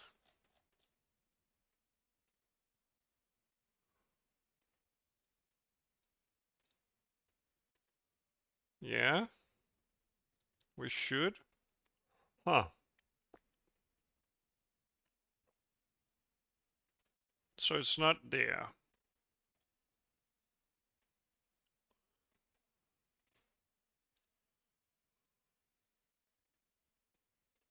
Oh, I can't.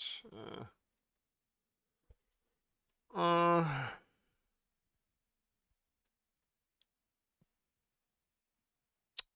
hmm.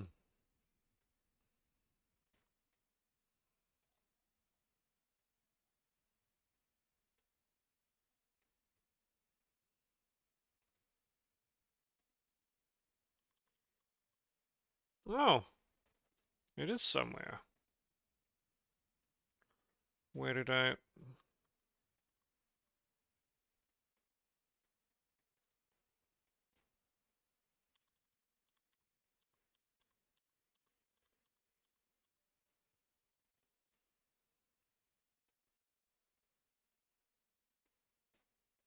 Yeah, okay, so the tile index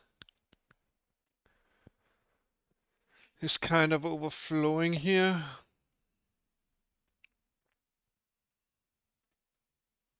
The X.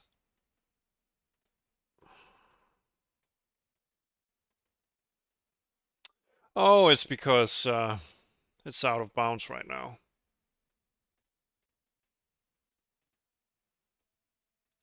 Yeah, so if I restrict this, it starts by we're clicking the yeah.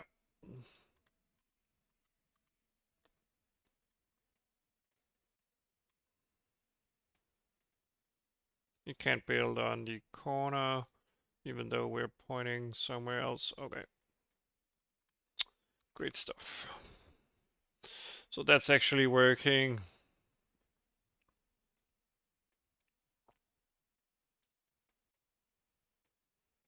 Okay. And this shouldn't be working. Oh, I haven't implemented it. That's why. Yeah.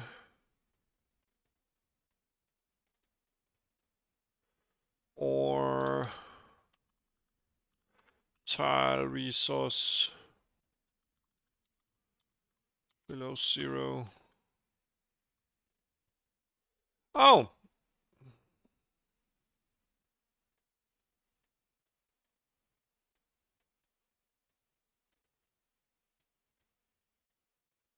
yeah, that sounds nice.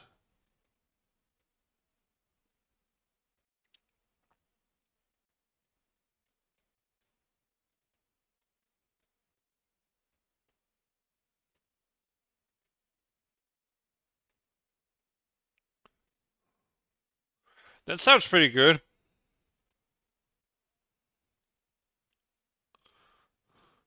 Send me some screenshots of your work on Discord, just from the friends list or something.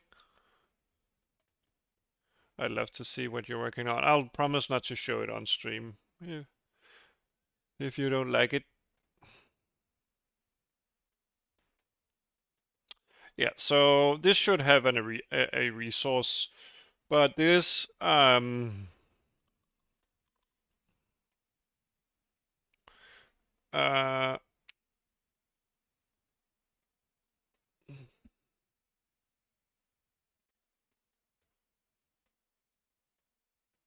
no, don't worry.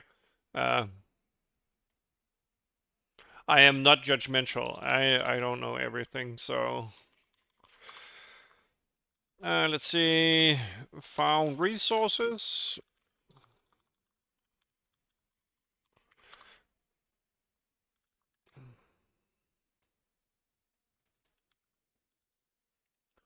Let's see, resource.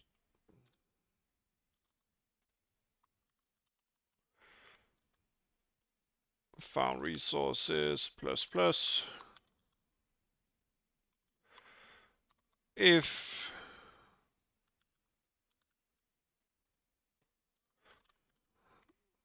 return false, otherwise just return true. Okay. So this should make sure that we can't build anywhere if there's not a resource. If there's a single resource, we're allowed to build it.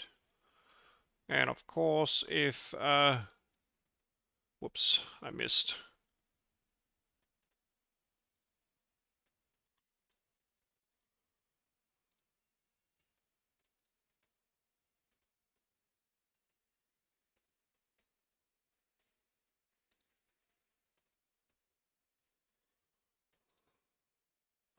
So we can build our resource extractor now. It's spanning 2 tiles, although we can't see it.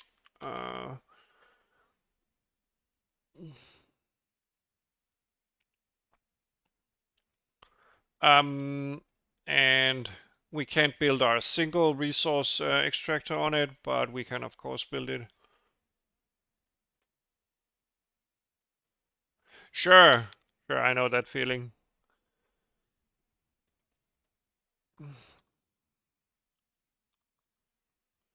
Okay, so that's great. We add our stuff to our lists, and then we need to add the update, or rather the simulation logic for our extractor that spans several tiles. I would like to actually see, let's see, subarray index. No, not that one. Tile data, is that the one? Yeah, I would like to step into this step here in order to see that we actually end up with the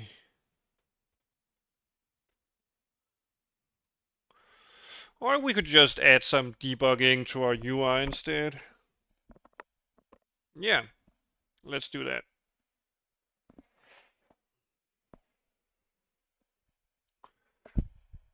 Yeah.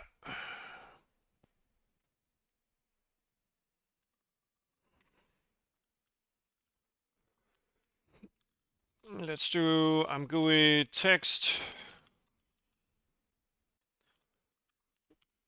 extractors one by one. And then a for loop here.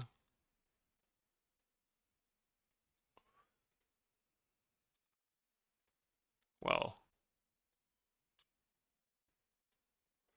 for auto const auto reference index in G building data store active extractors. I'm working on implementing a 2x2 iron ore extractor. I'm almost done. So let's see. ImGUI text.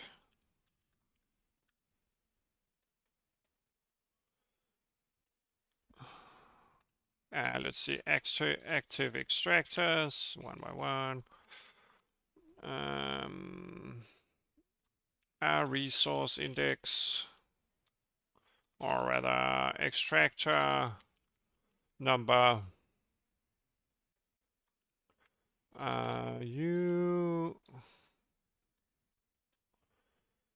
Resource index.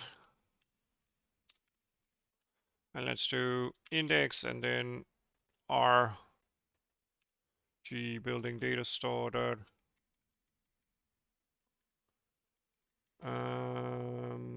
Iron extractor 1 with our and get our resource index. Gather amount extractor amount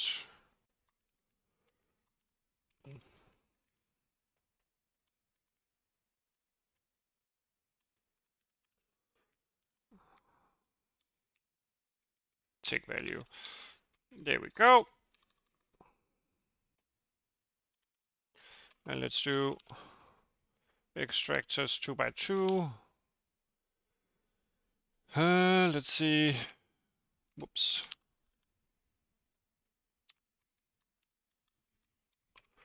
And let's do. And right now,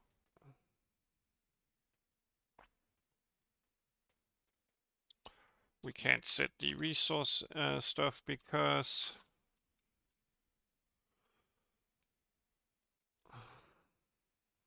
we need another for loop here.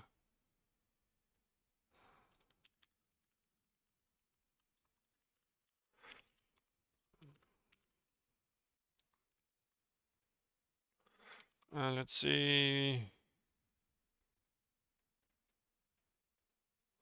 Okay, so let's copy this extractor with amount percentage %u, and then grab our index here, and then the tick value. There we go. And then ImGUI same line.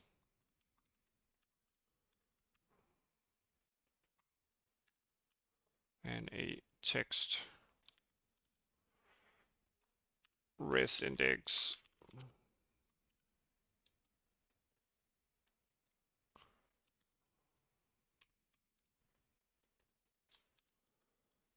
And then our %u.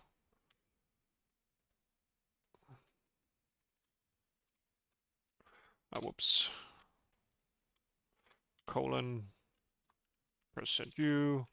So I plus 1. And our the resource index I.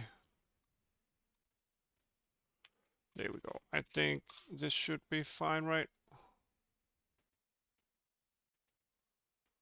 So we don't have any active extractors. We do now.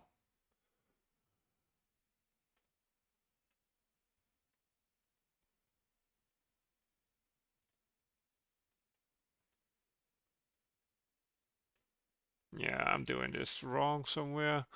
Anyway, so the res index here, 2 and 5.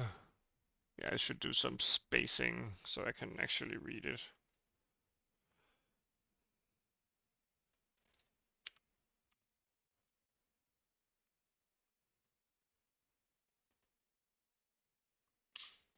Huh? Oh, when I add this stuff, I think I overdid it in here.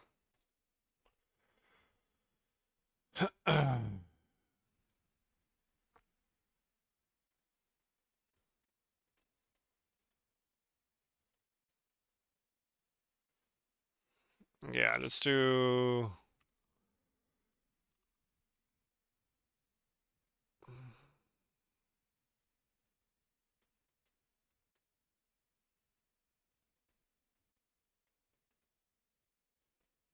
This should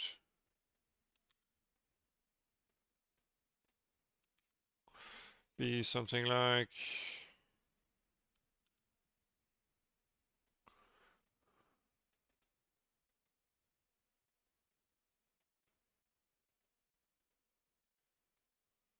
yeah, I think that's a great idea.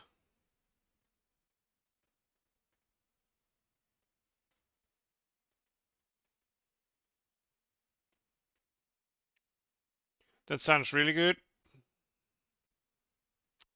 So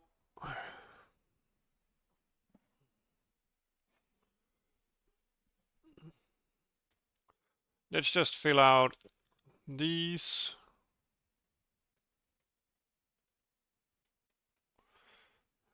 So that they are stored first in the array.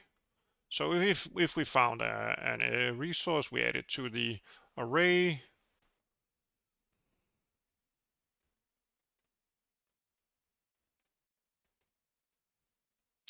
And we could actually add like we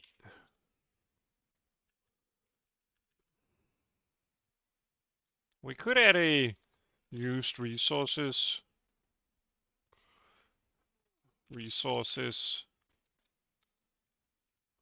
0,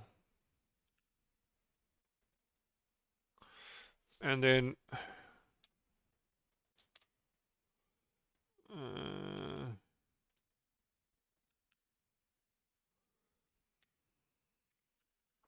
res index here.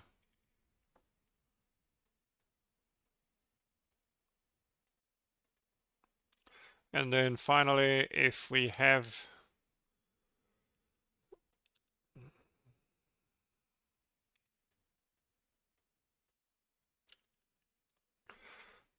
actually have any resources for whatever reason, we do this check. I'm not sure it's necessary because we're kind of like checking. Yeah, we're checking no matter what if we can actually build the building. So this should pass no matter what, at least have one resource. Okay. So 2 and 5.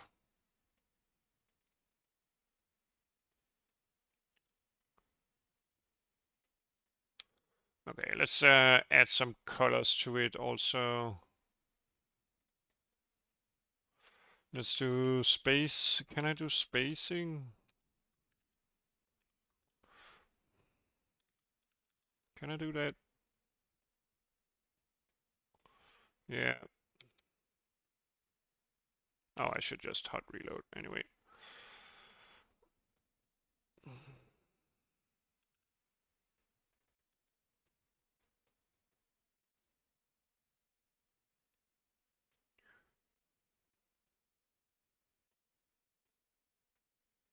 Yeah, sure thing. I'll wait.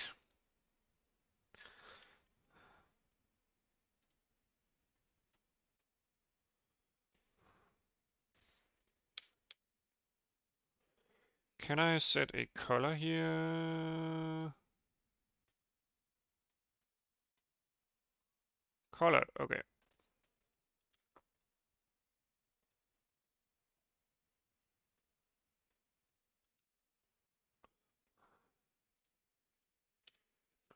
Let's see, Vec4.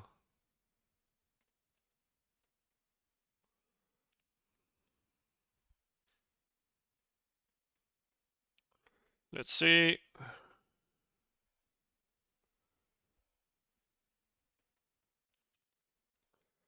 Let's create it green.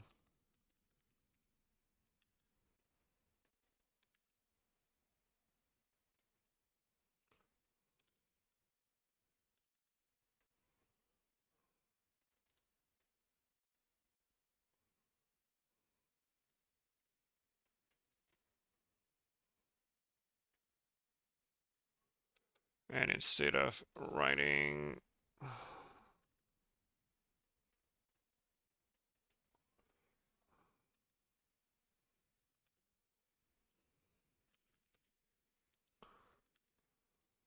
Whoops.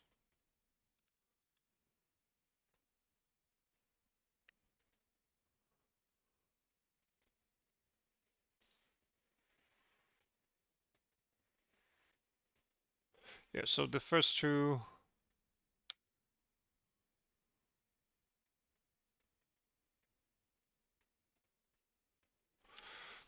Total.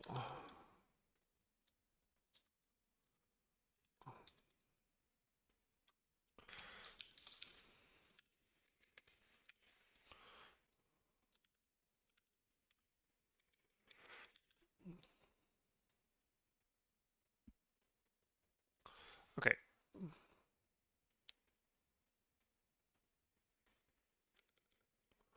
And we can even do like this then.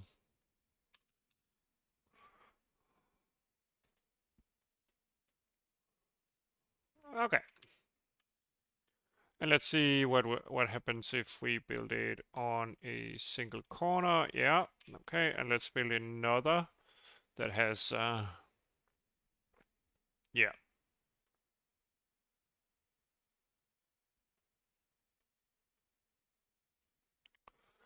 Okay.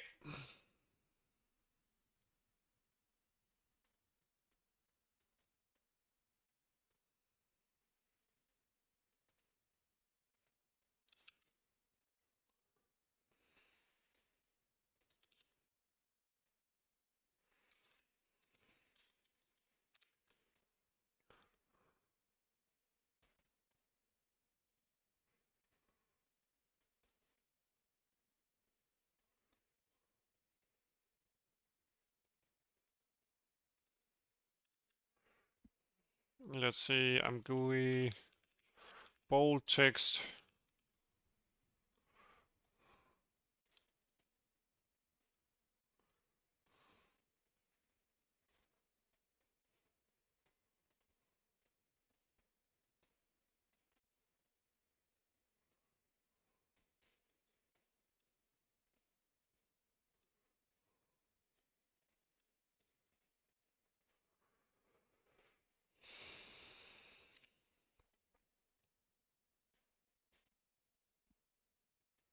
Yeah, there's no reason to mess around with that. It's not important.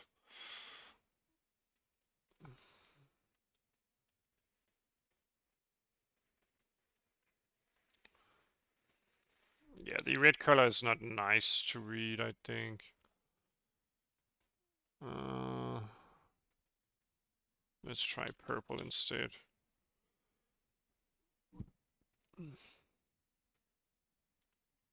Not sure it's much better, but we have our debug information here.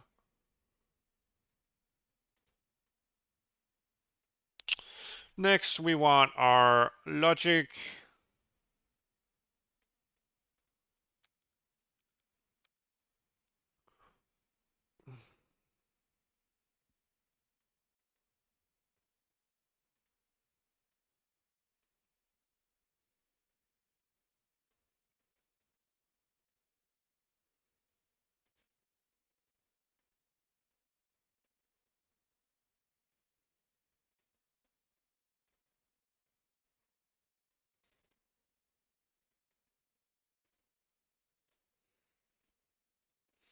Let's see, std vector here.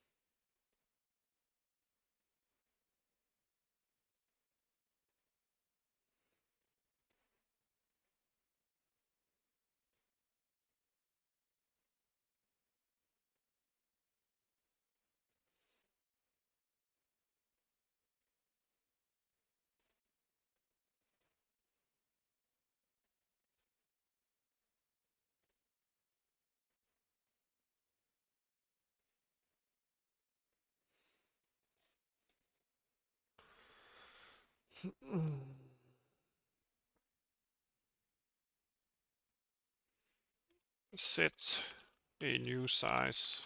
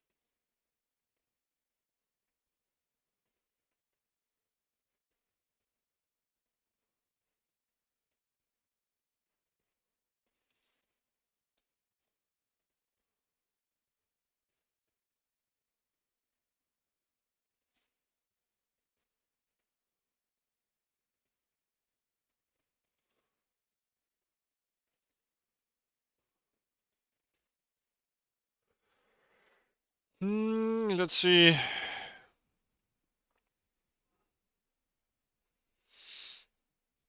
Maybe we should want a separate vector function that we actually implement ourselves, because there's basically no need to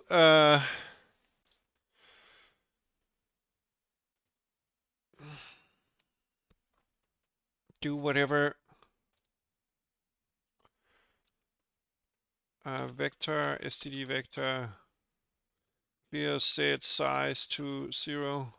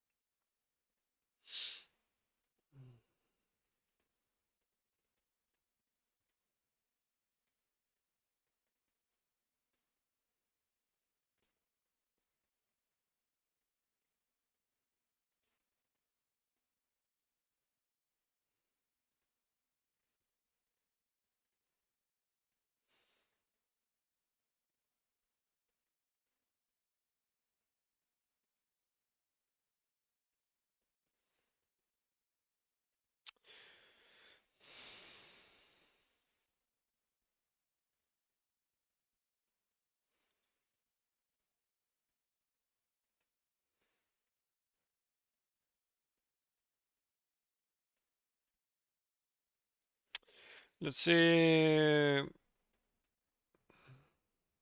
Set std vector size without destroying contents.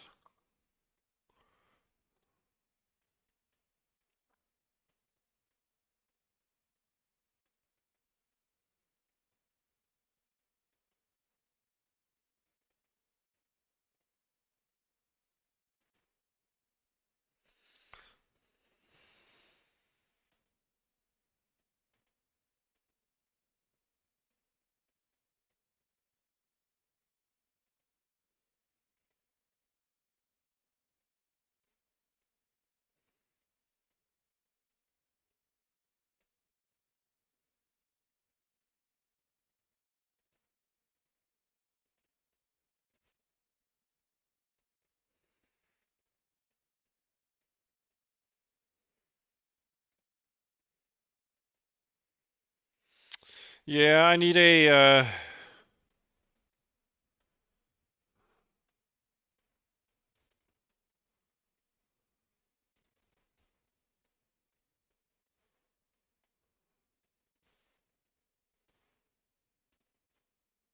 oh, maybe it's already done then.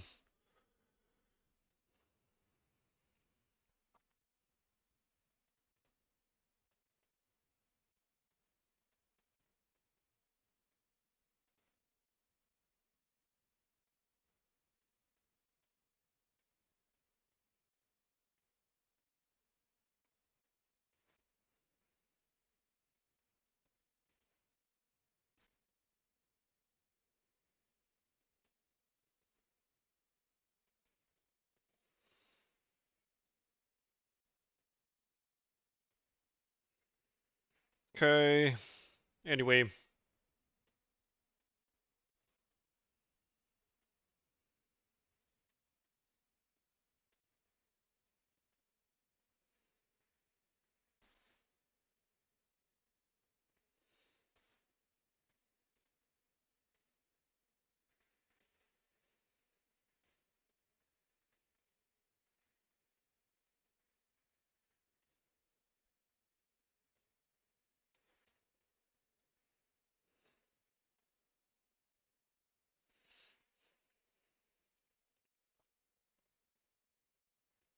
Anyway, where was I? I was probably going to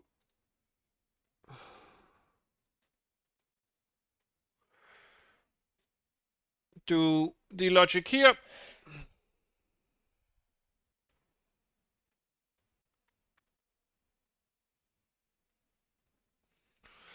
Buildings to stop.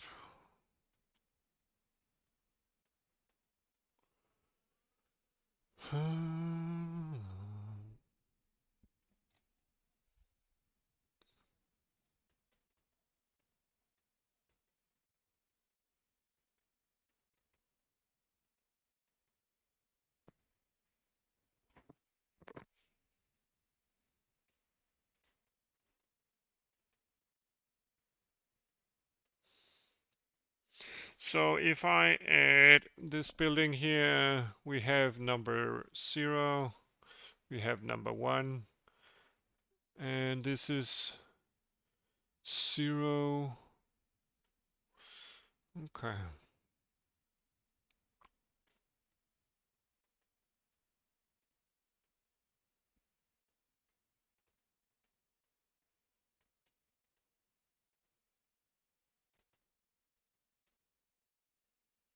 Yeah.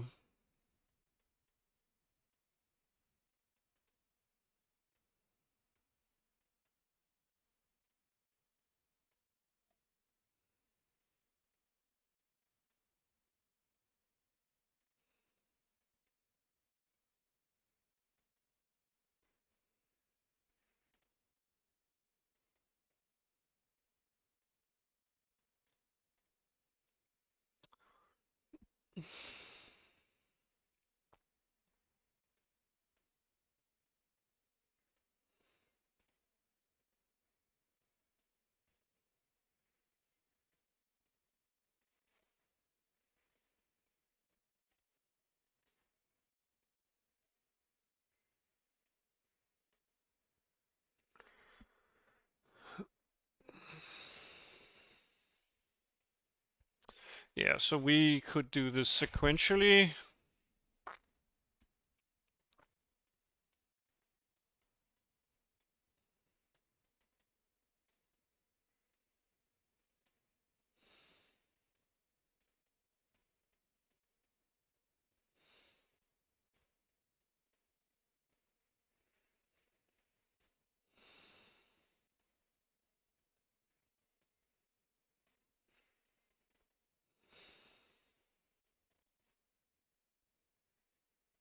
Ah.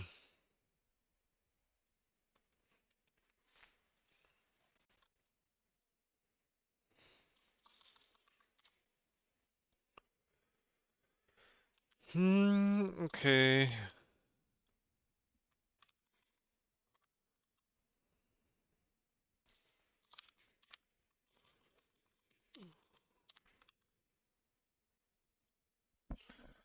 Okay.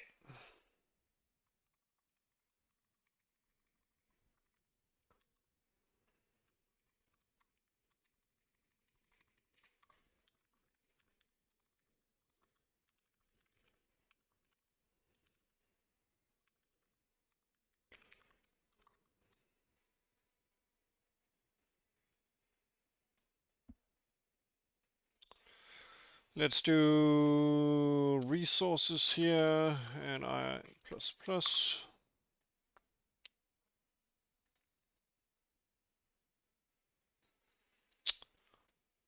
Let's see, let's do a const unsigned int per resource.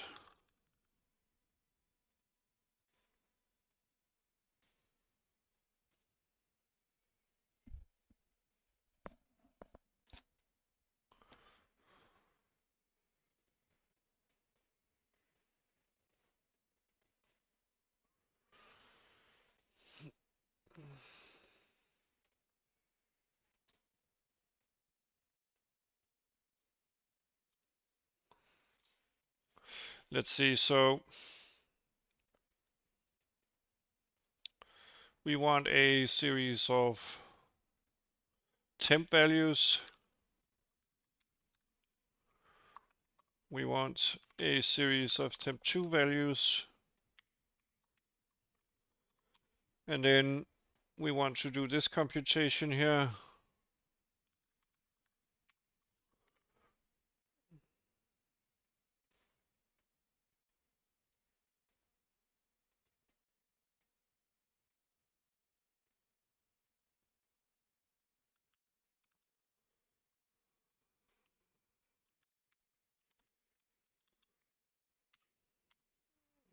Yeah, so we look up the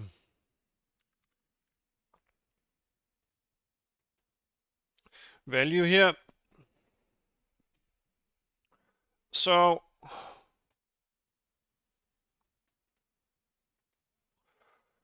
we first compute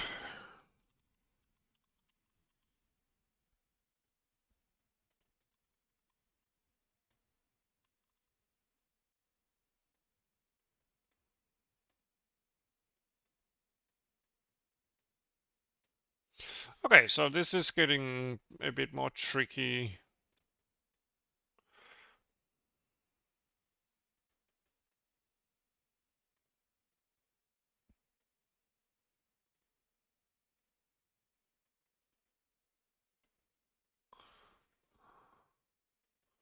Let's start out by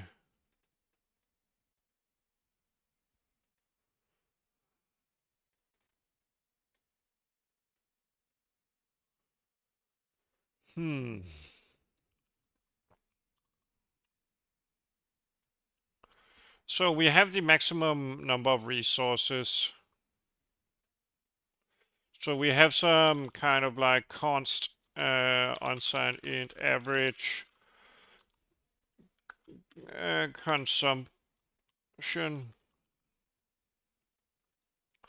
which is our extractor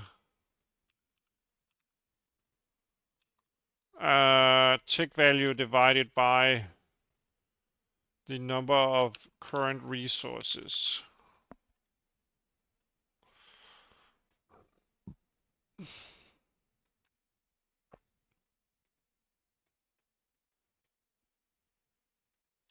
I guess we would want to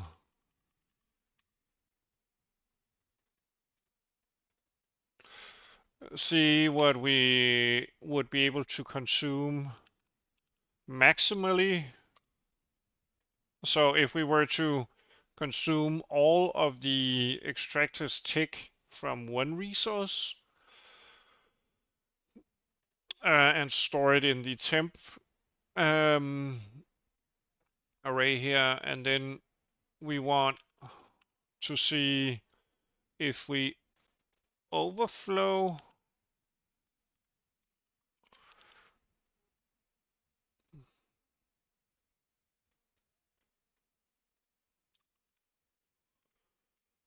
so this is the maximal overflow if we were to sample only one resource. Let's do actually let's call it 3 and then temp2 is supposed to be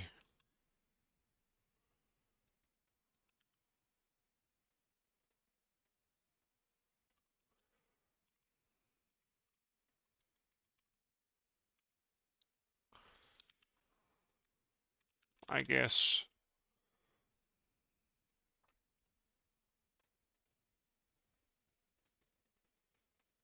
Hmm.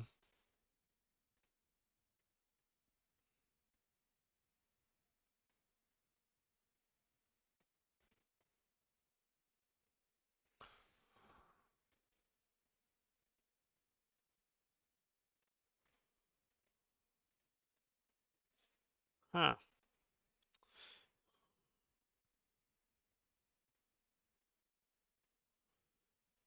So if we,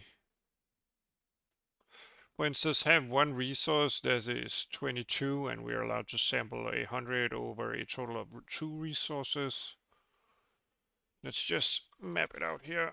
So resource 1, 22, resource 2. Or should it just be a fixed rate, like per resource? Yeah, because if there are fewer resources under the actual extractor, it should be less efficient, right? It doesn't make sense that it can like tap a particular resource and extract all of its potential output from that single resource. That would make no sense, I guess. Yeah.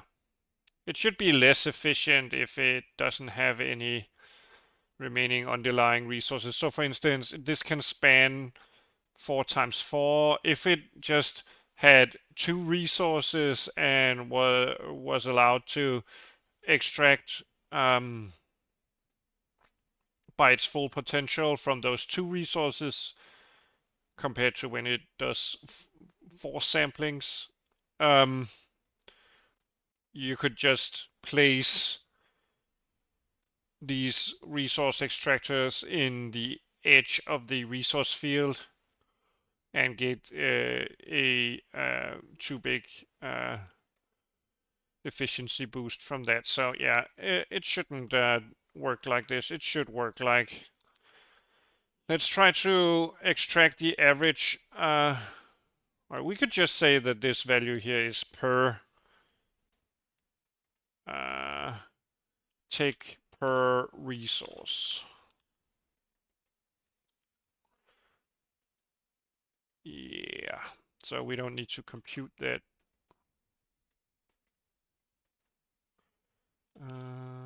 Let's see, extractor.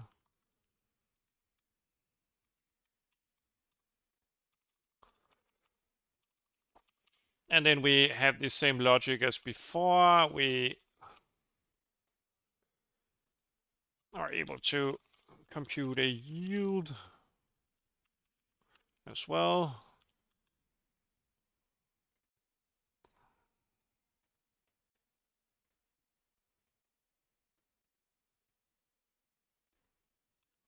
Which is going to be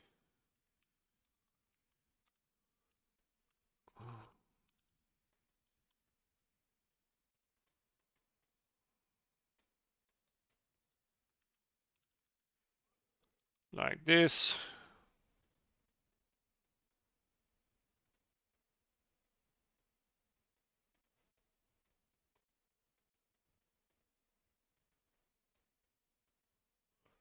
There we go.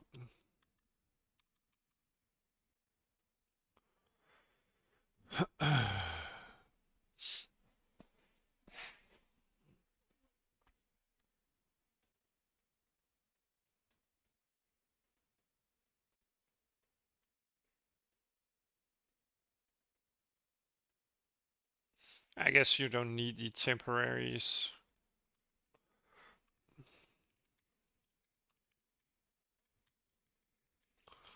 Let's see, int.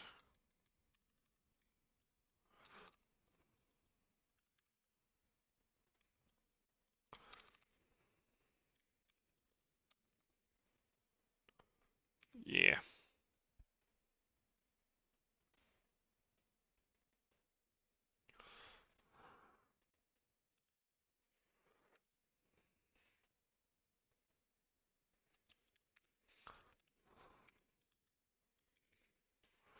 Yeah. So this should affect our uh,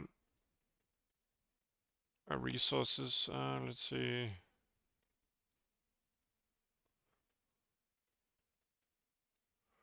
Let's see, tick per resource here. So if we place this, we immediately see that these resources keep on ticking down.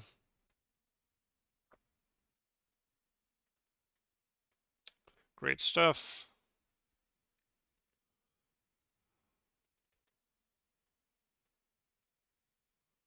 And this extracts from 4 resources.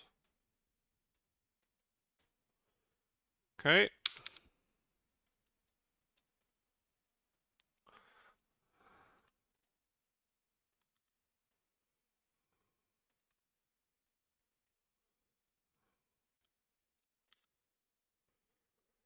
And right now we do like this.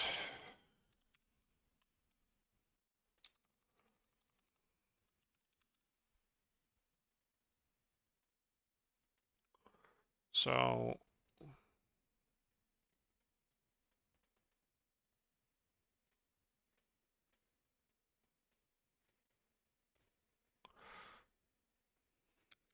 there we go.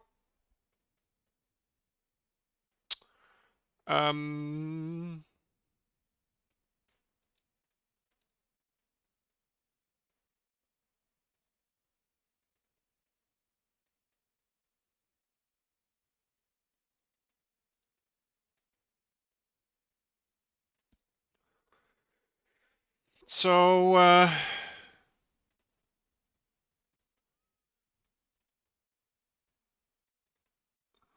Julian gave me an idea.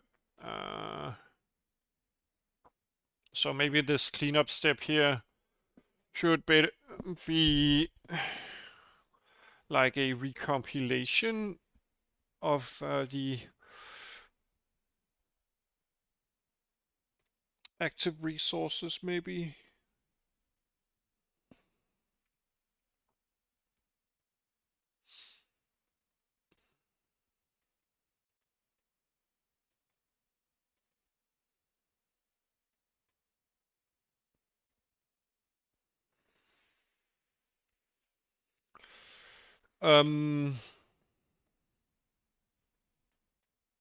Yeah, so you could do something like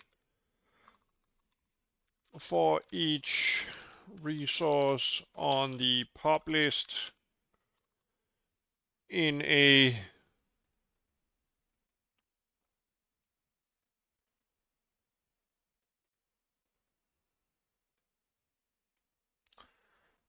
maybe in a ping pong buffer way.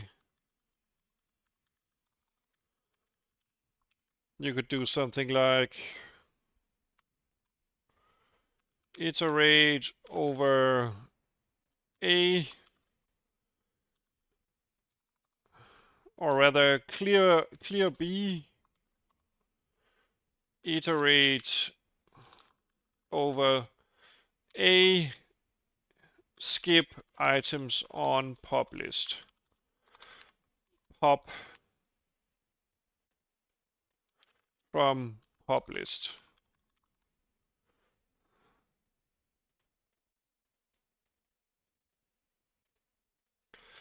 Add to B.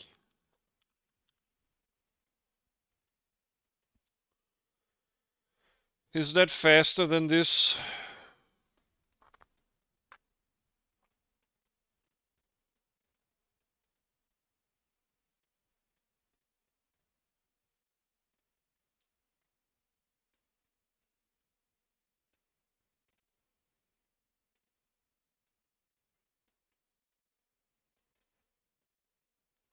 This would mean that we only potentially iterate over all of the active items once. So this would have a lower complexity, I guess, right?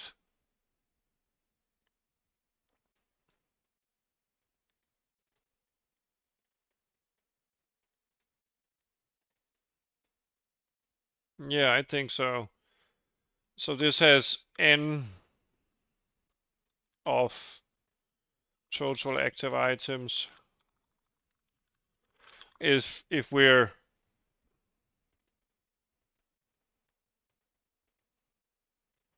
no, it's still n times m, n equals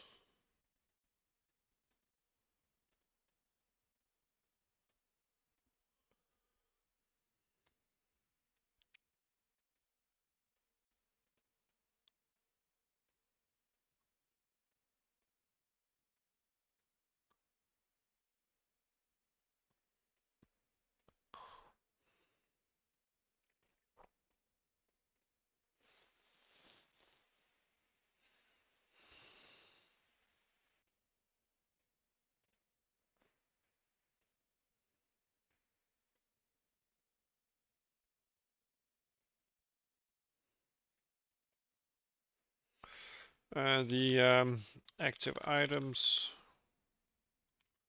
m equals the pop list.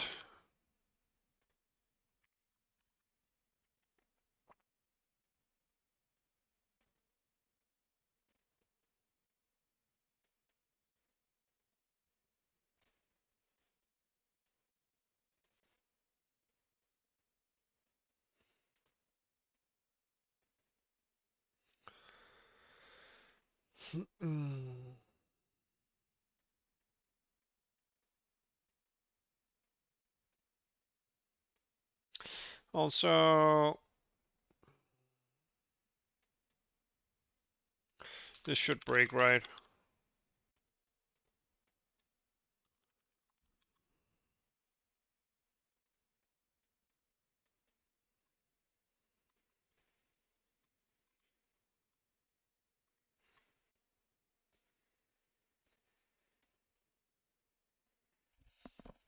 Yeah.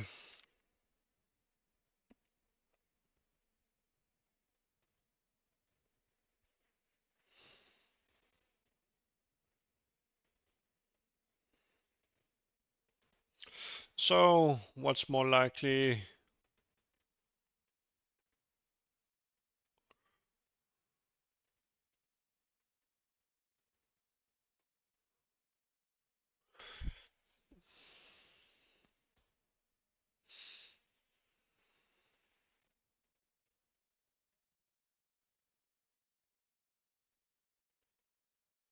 Yeah, so the back ones are going to be added and they are less and less likely to be actually what we want.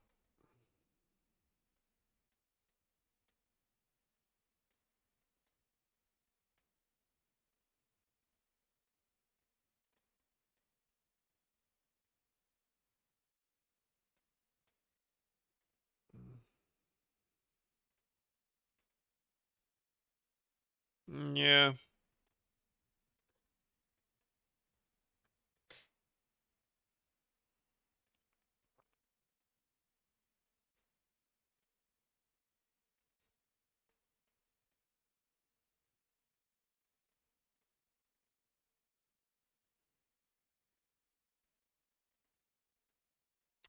The pop list is no order. Yeah.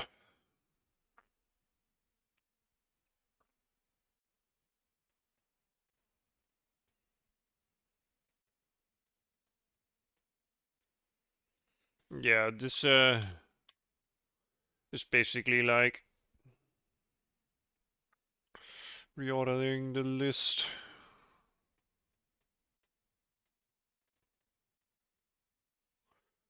Otherwise, we should use a pool of some sort. Maybe instead of array, we would want a different data structure.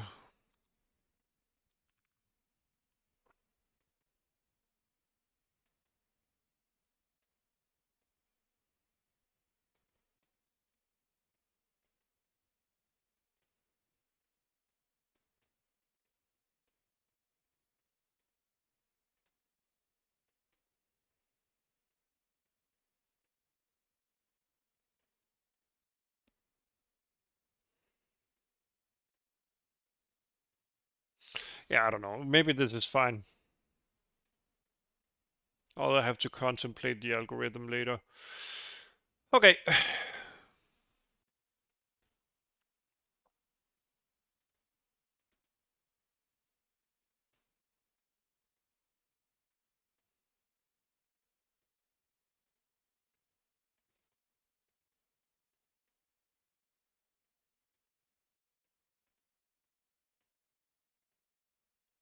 We could do a 2D array here, I guess.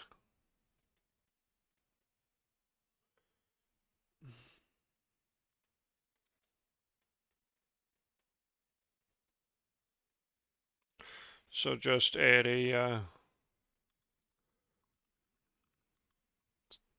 vector around this.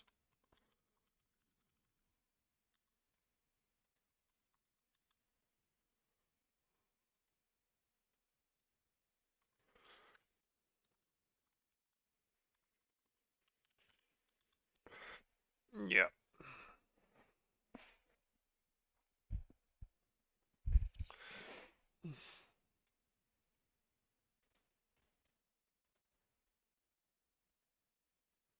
Oh, this might be calling the allocation. Yeah, let's do that. And then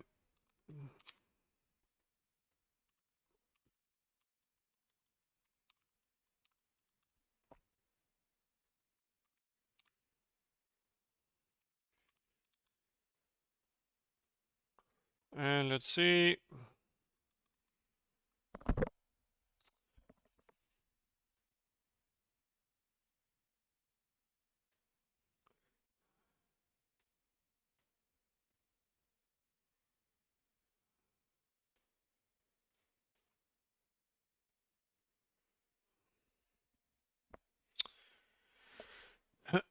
Okay.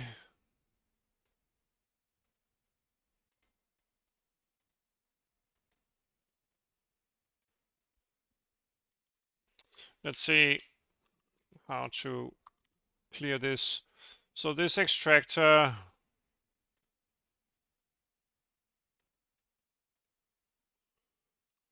should be something like, whoops.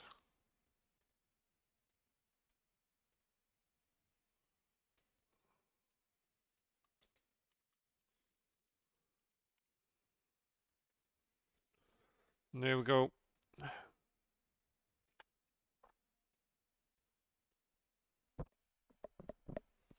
So yeah,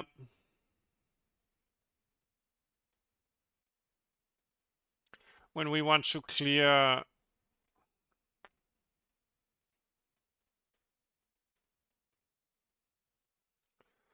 so we want something like, if the extractor resources equals 0, we do this.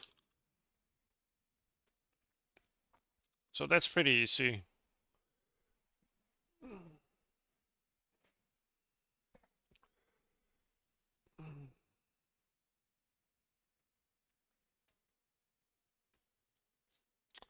And let's see.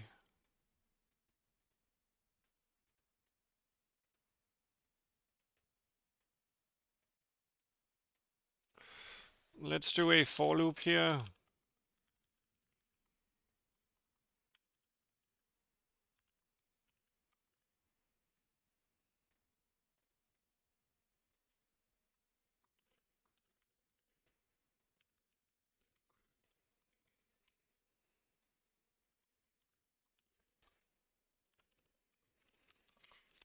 Okay.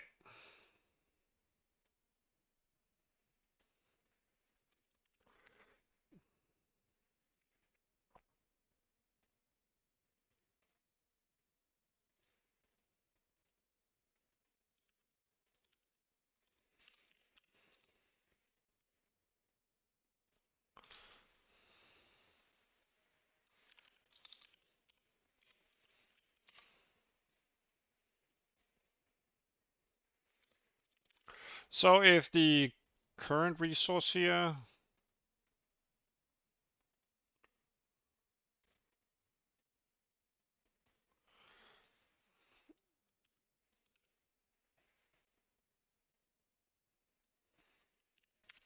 we add them to the list, of course, for deletion, which is fine. But we should also, let's create a copy of it. Amount of resources.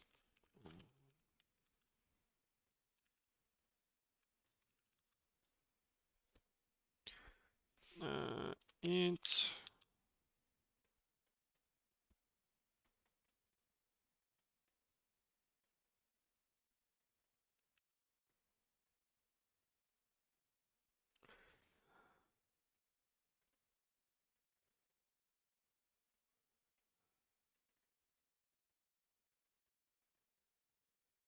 Okay, so we would want some kind of like swap thing. Uh,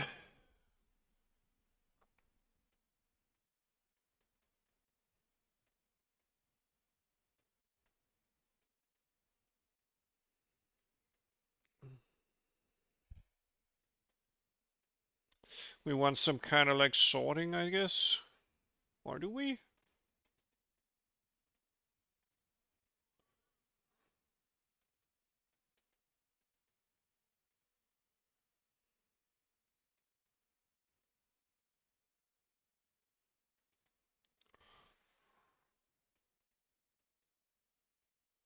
We could also just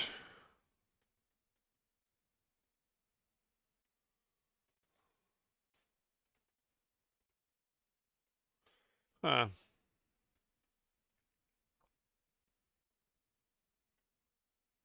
so what happens if one resource is smaller than the other? And if that resource is the first one in the array?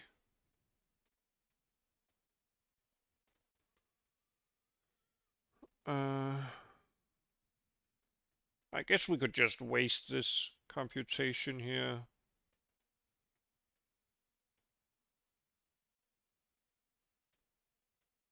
It's probably not that wasteful.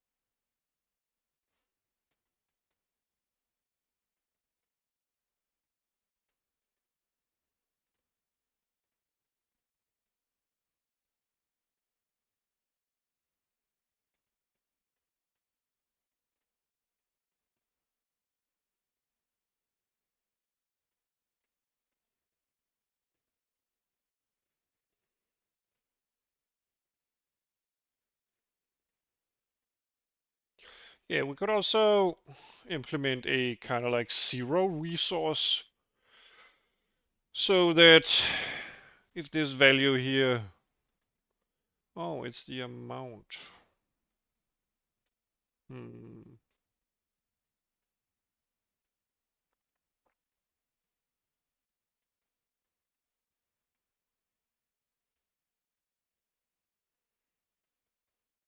Yeah, this would add it to the pop list.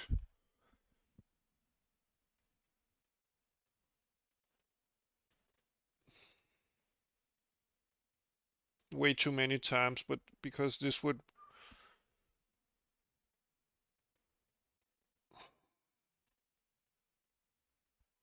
set the resource to something that it's not supposed to be.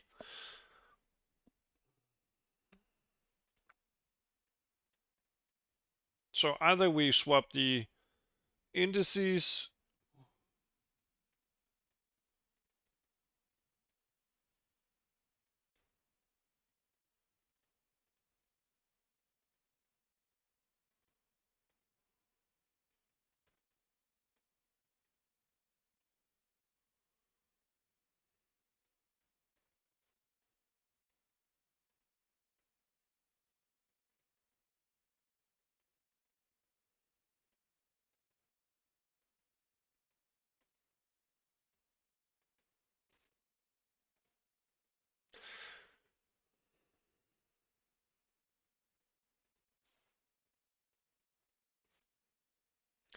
Yeah, so we could iterate over, for instance, if we have resindex 1 that is 50, and then resindex 2 that is maybe 0, and then resindex 3 that is 45, and then potentially res index 4, that is 30. And then for this frame, our amount of res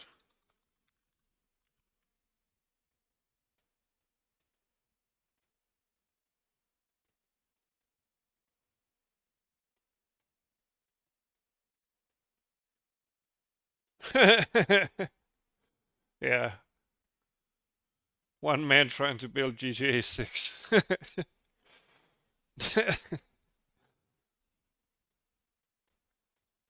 I'd never get done.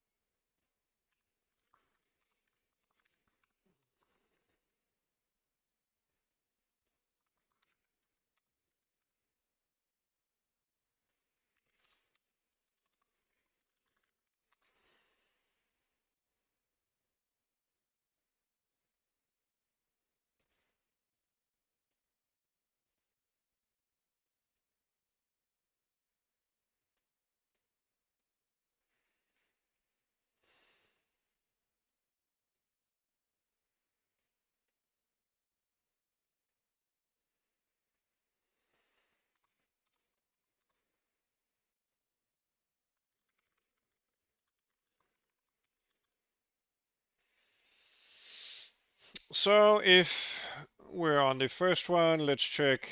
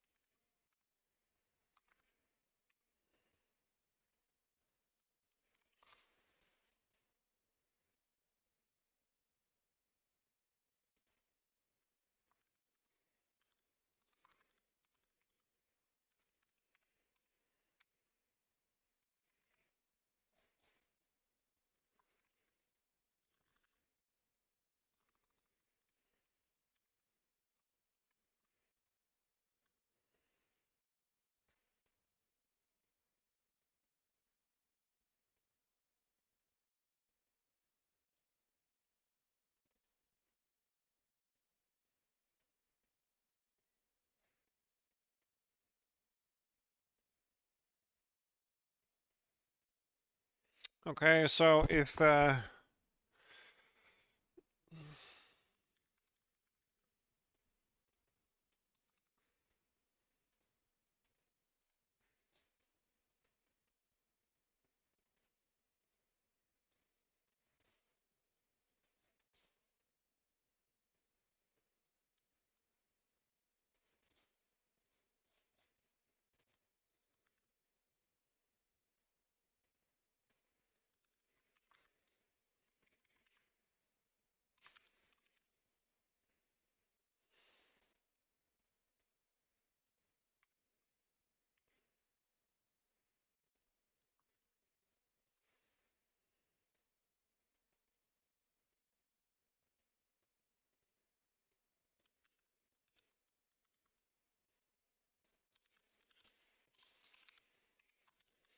okay,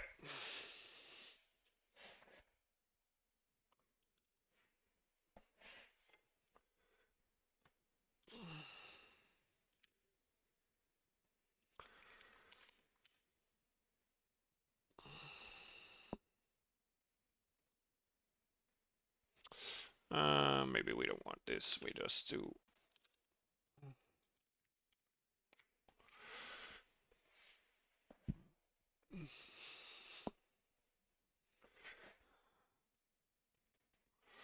Maybe it's just the.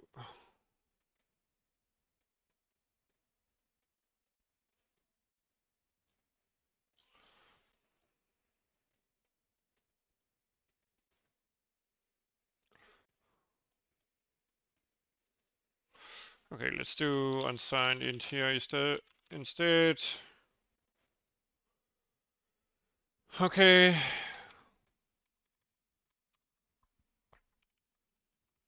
Zero not set. 1 is true. 2 is false.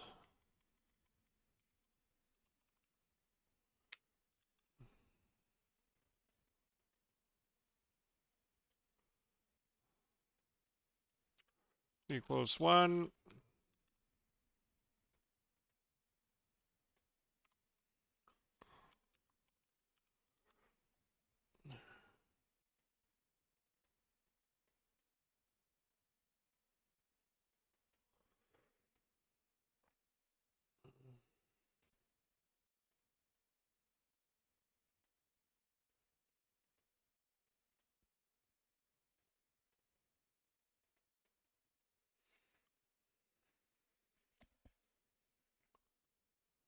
Ah,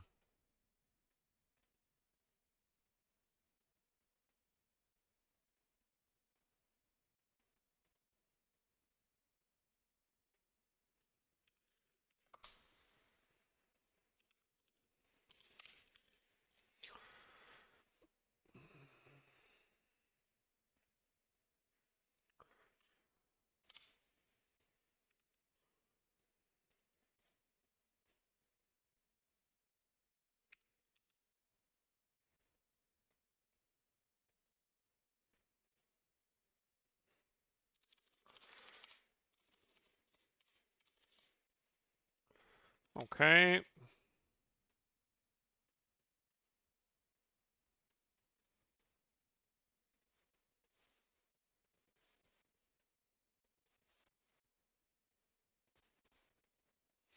So if we set the, for instance, 0 to this value here,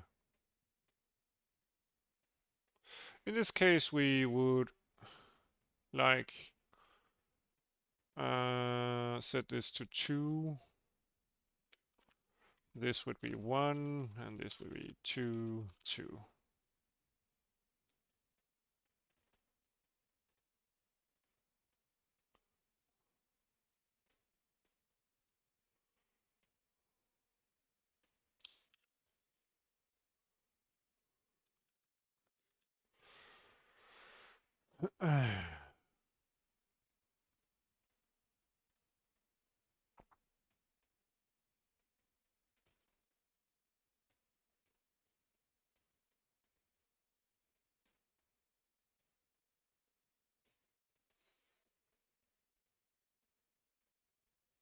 So this would run and it would say, well, this is not 2, so we're not getting in here. And then we would get to this, so that would be 1, but the next one wouldn't be.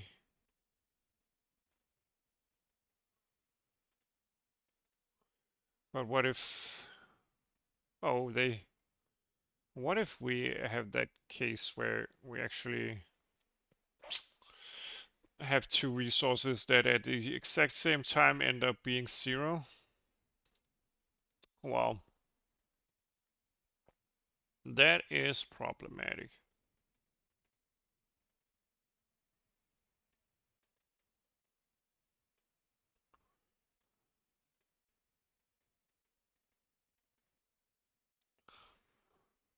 Yeah. Yeah, I don't like this.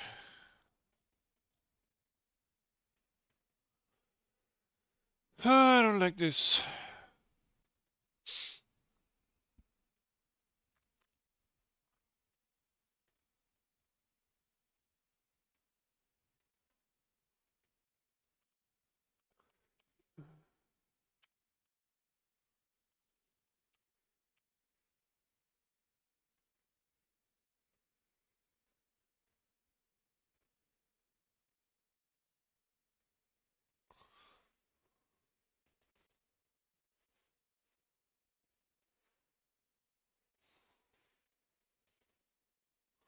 I don't like this.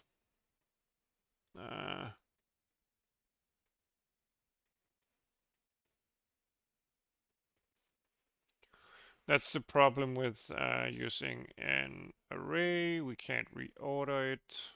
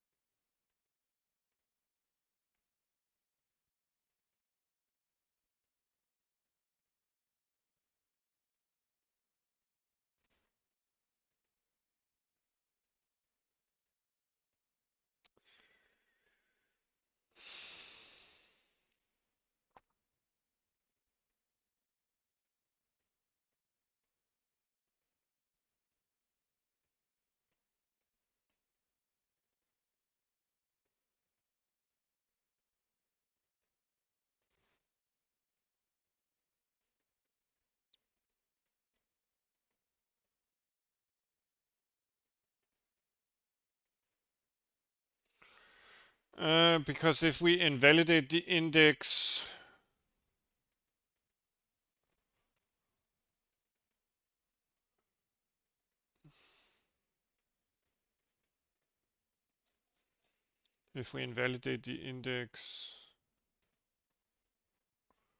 we end up with a problem. So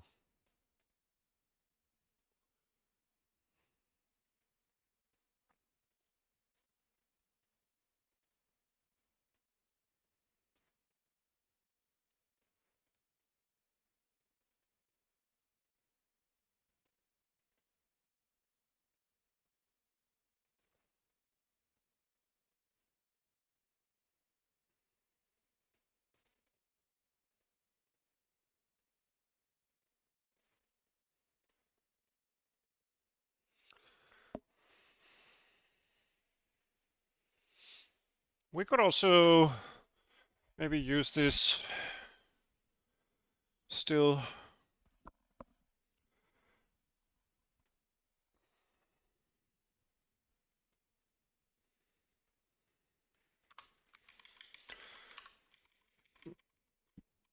Okay. Maybe we will end up in the same situation.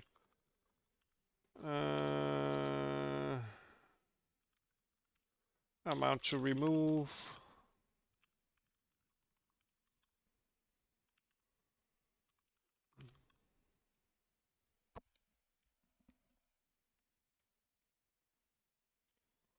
And then for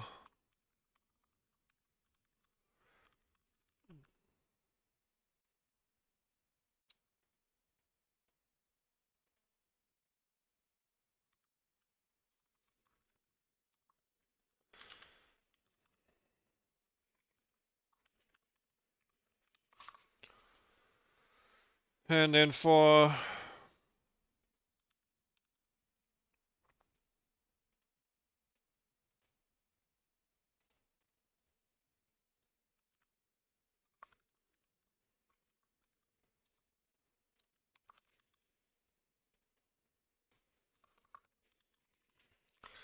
if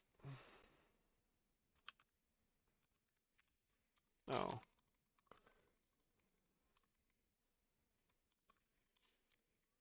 whoops.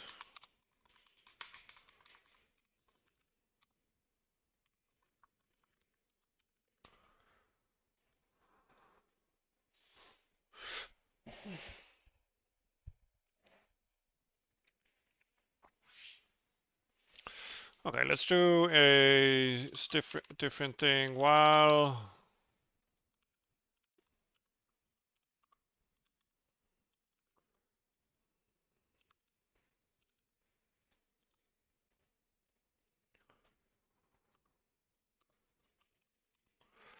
if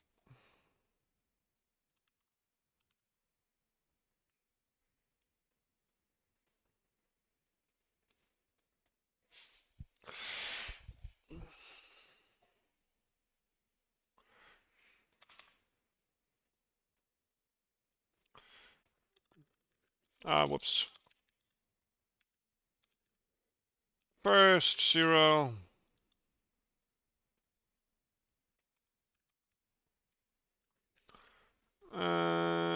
Let's see, resource.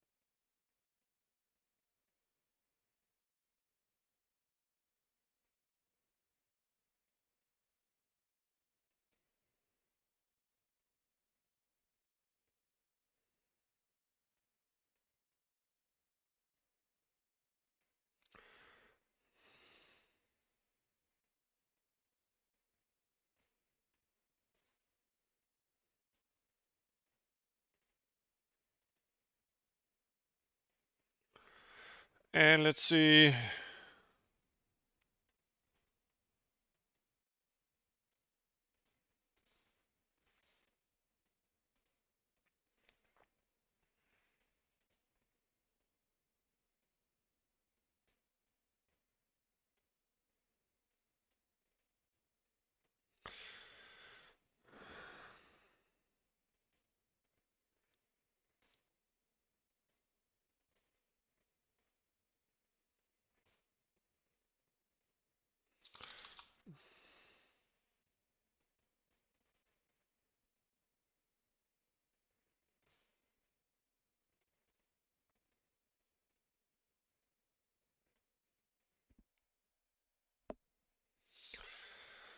So if the first one is empty,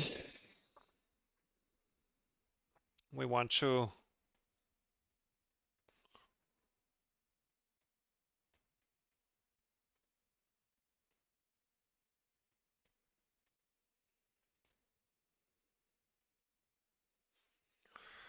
and R list, and I don't know if we need this check here.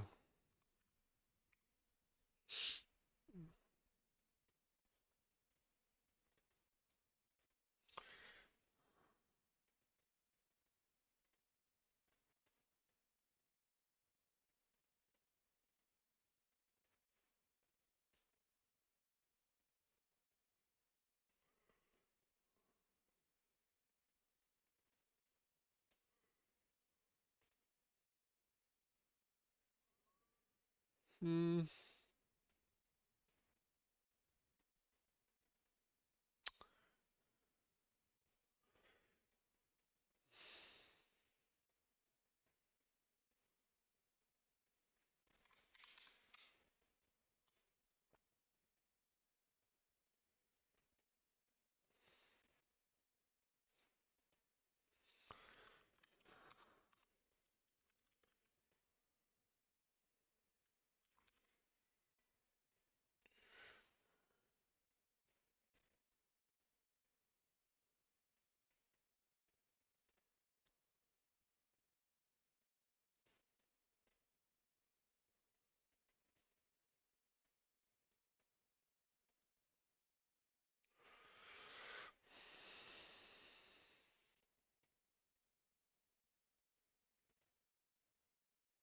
Oh man, I don't like this. I don't like this.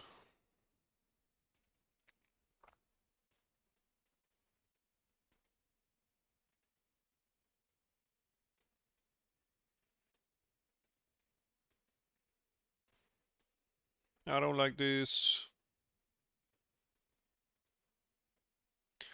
But also I don't like...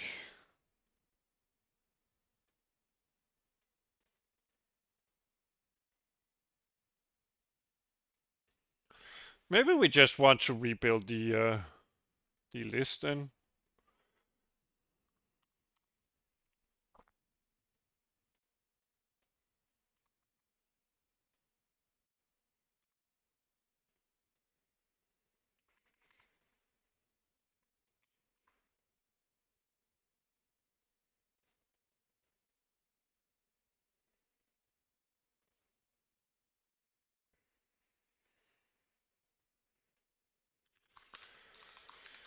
Let's see, so...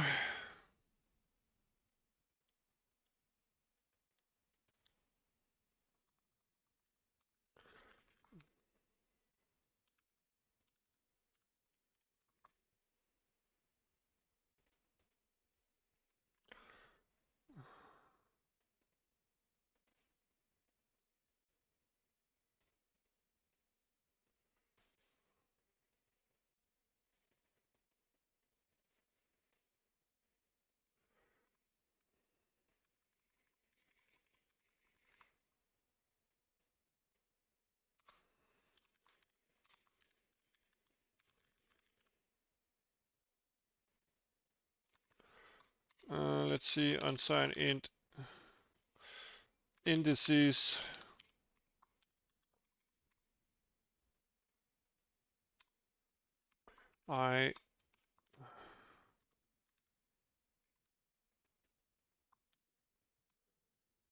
Let's do... Maybe we don't want this.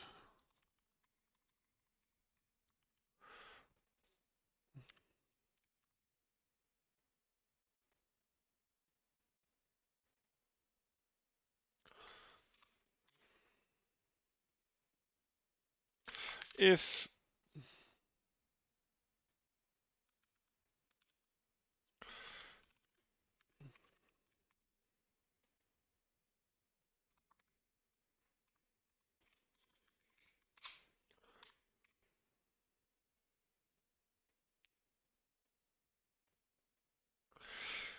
let's see, if it's unlike 1, then we set our indices to...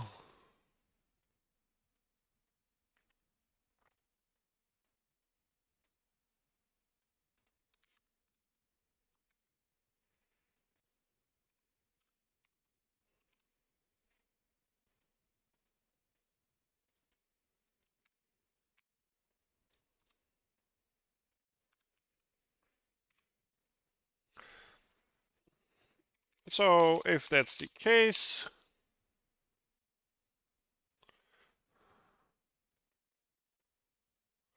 Wait a minute.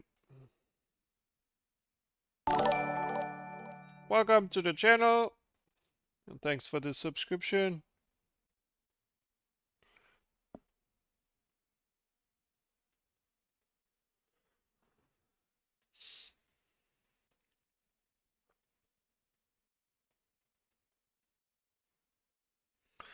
Okay, let's see, and let's do an current index.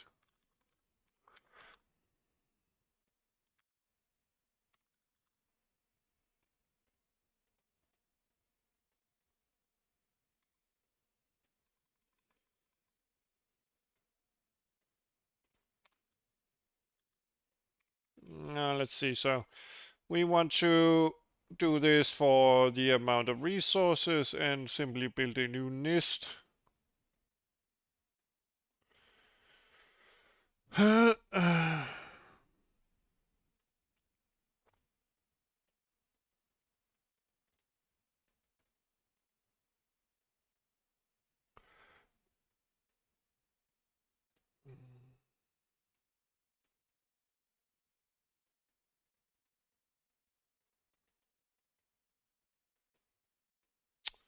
Okay, let's do I here.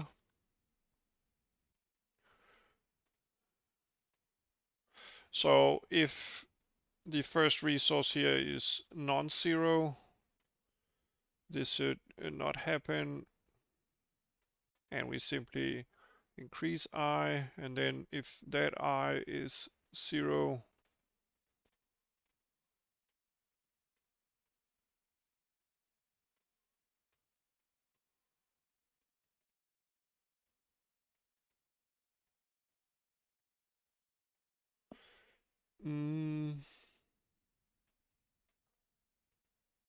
I can't think right now. So we check whether the resource indices are empty. So this wouldn't be the case, but this would be the case. So this would be 1, and then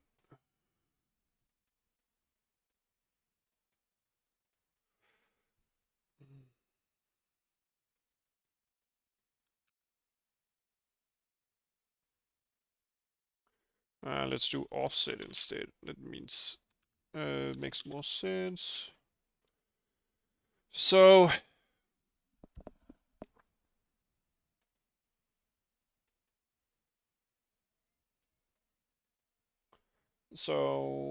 this wouldn't return true. So next,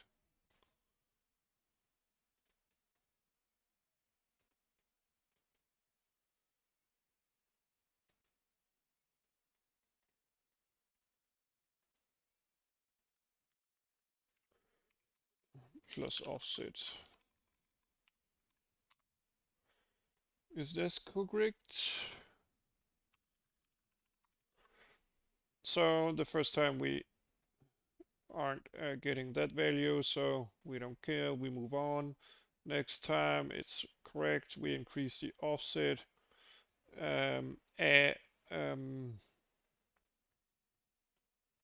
No.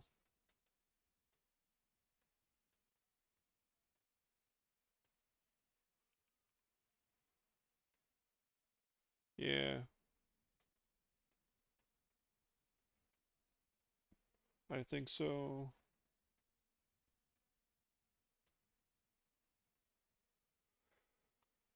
Let's do 0 here just to make more sense. Or rather, 1.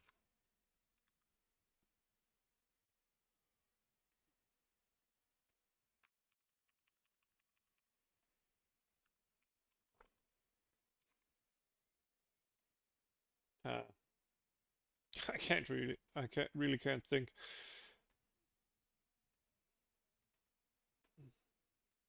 So, if it's empty,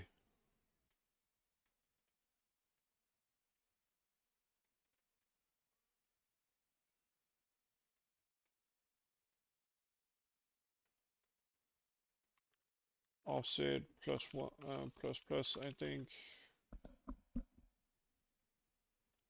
Yeah. So first time, not gonna happen. Second time, the offset gets plus plus.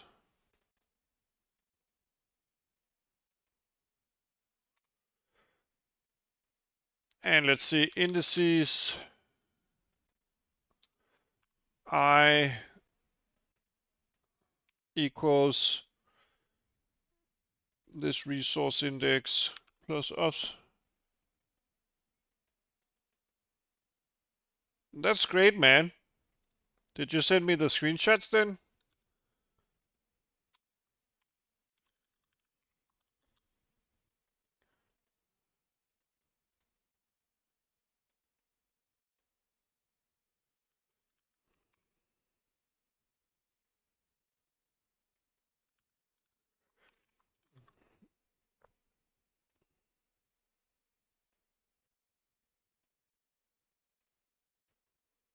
Yeah.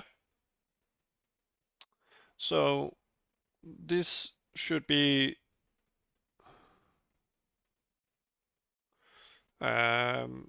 setting the offset to 0 and then simply building the first index as is. Then we have an increase of offset, meaning that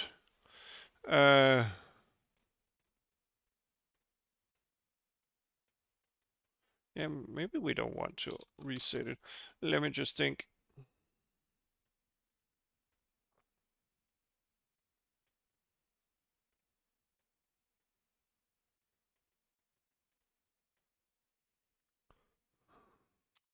let's do some logic here eventually. Thank you, man. I'm looking forward. So, yeah, first time we don't do anything. Second time we increase the offset and store our value here. Next time we don't do anything, but since our offset is 1, we will move that into the previous slot, and we will do the same thing for the last one.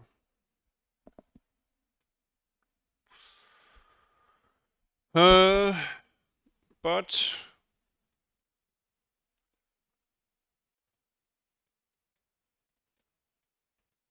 this will overflow.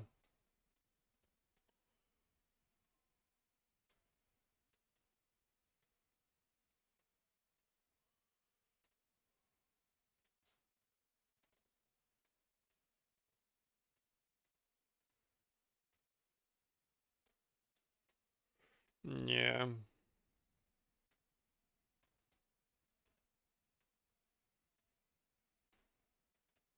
Yeah, this will overflow, so it's not great. Or rather not overflow, it will index out of bounds. So I can't do that.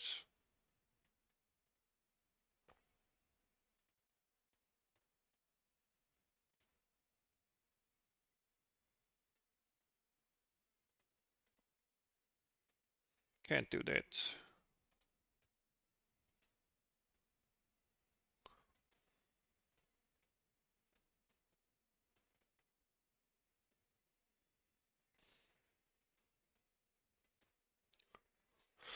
We could basically, as a, also, I mean, a vector would be like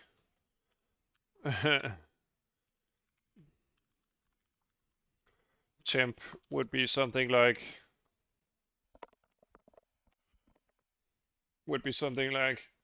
if this is set, simply temp pushback this. This would basically solve it, and then we would build a new list. But I'm trying to do that without a vector because I don't want the heap dynamic allocation.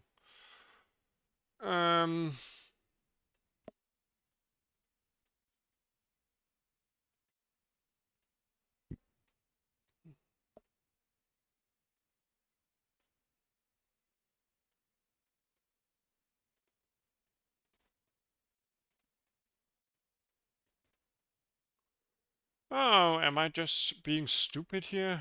I might be. So if this is unlike 1,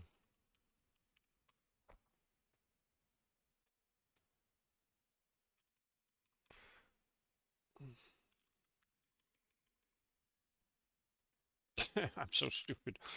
Why didn't I just why didn't I just do this? I think this will work. Oh my god. There we go. And then index plus plus. So this will work for the first one. It will do nothing for the next one.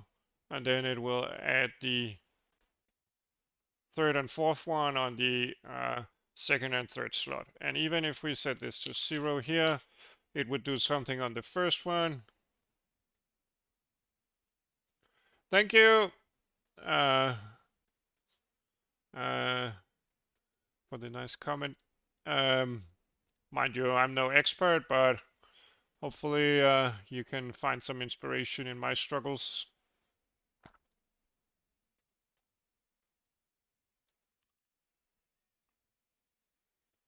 Also, so if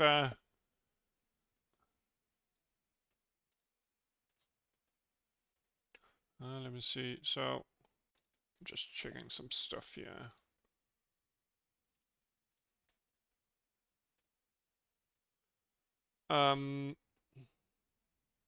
Yeah. So first one, just copy the value, increase the index.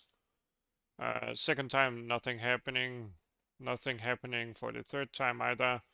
But then we add the last resource. So that's, yeah. I don't know why it took me so long to figure out how to do that. I mean, I did all of this weird stuff here. And even if the first one is 0, we don't care, we just skip until we find something that is worth adding. Okay.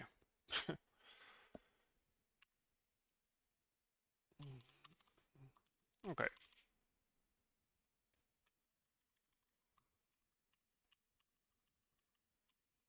And then we set our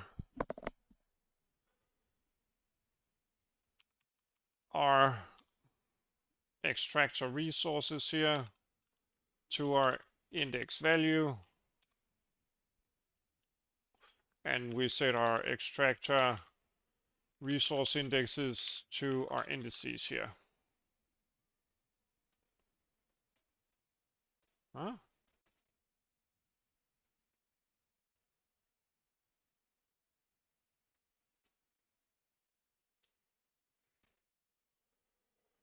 Okay, let's just mem copy it then.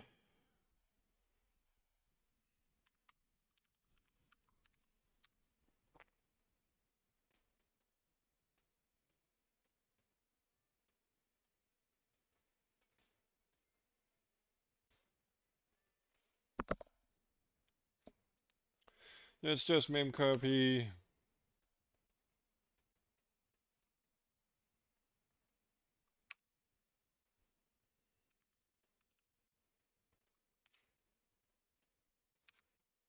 From our indices here.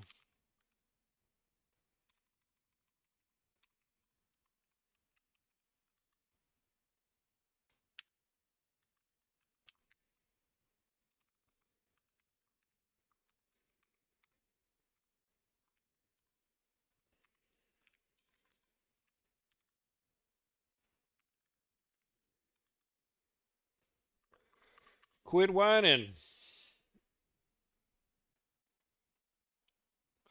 Oh, I'm happy to hear, man, and welcome to the channel.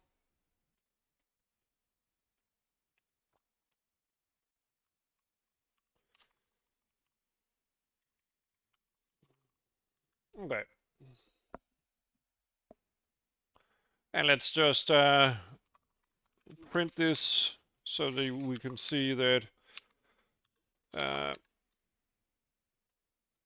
ran out of resources on extractor. Let's see, do we have an ID here? ID. Oh, whoops, no.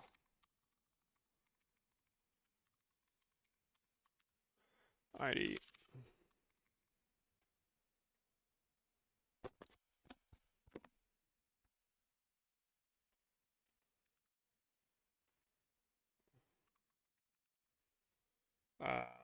Depleted resource.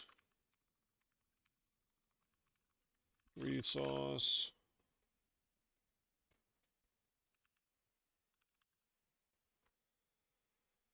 Okay.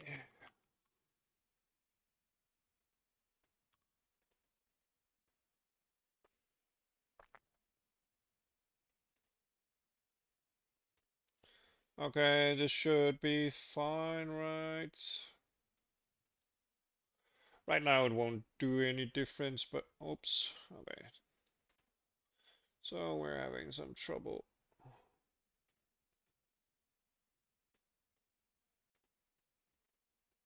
Oh, yeah, of course it doesn't have any vectors added to it yet.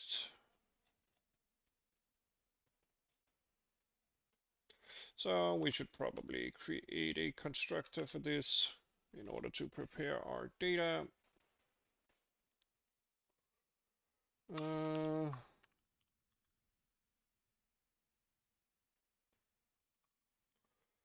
transient data dot resources to pop. Let's just do imply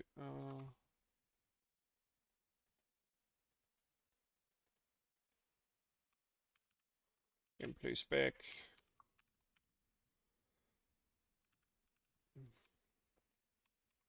And let's see, buildings to stop.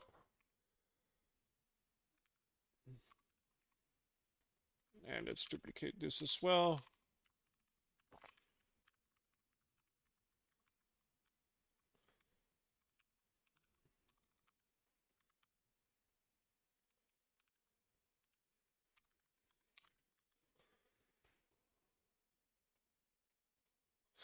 Okay.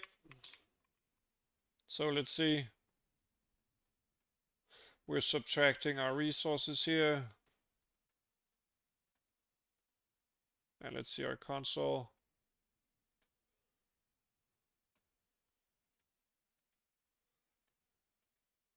Yeah. So this should keep on popping as long as depleted resources 2 and 5. Yeah. So maybe let's add the cleanup logic.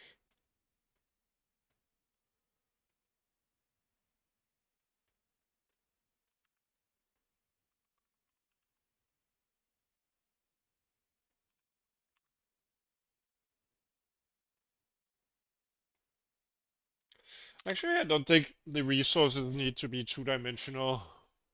It's basically the same thing, at least for now. If we had different iron resources, I guess we could. Let's just keep it at 0 and then transients buildings to stop, resources to pop here. Let's use that one, and then up here, resources to pop. Let's delete that one for now. Iron resources.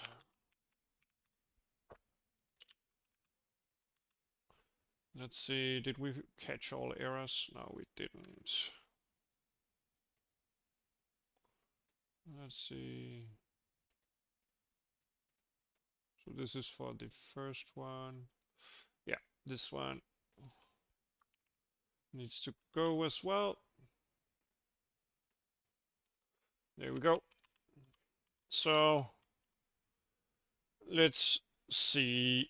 Let's see if our resources get removed from the render queue. Yeah, they do.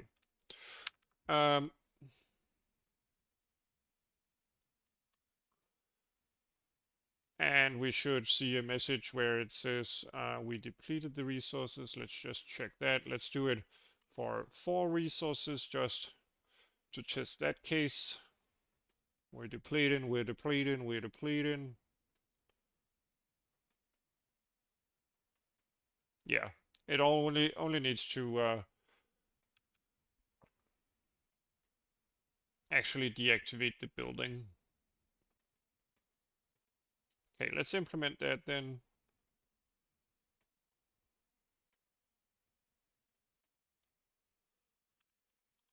Let's see. So this should fix the what do you call it? Message that keeps on popping up here. Let's try. Thank you, man. Thank you for your support. I really appreciate that. Okay, so we depleted all of our 4 resources and ran out of resources on this extractor, so it's no longer active. Which means we don't spend any CPU time on it. Yeah, so let's try. Maybe we should just create 2 different resource fields that have different sizes. So when we create our game here,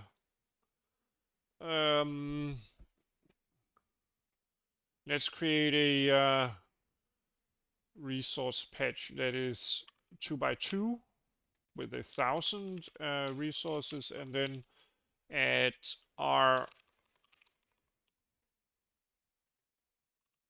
wait a minute, like this, right? And then a 1 by 1, and then let's do maybe 300. Maybe it's too different. Let's just do 993. So it's pretty close. So we have our resources here. Did I mess up the algorithm? I probably did. I have only, yeah. So it should of course be a C-span of 2, right? Yeah, so we will have what looks like our previous resource field here, but these two do actually have less resources, as we can see here.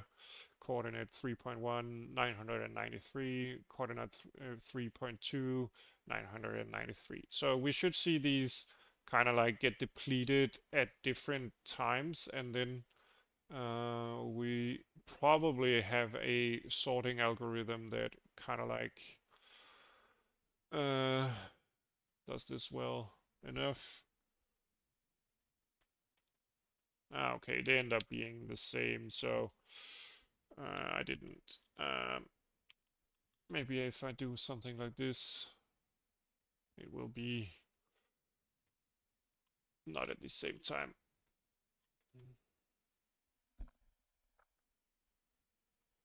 Let's see.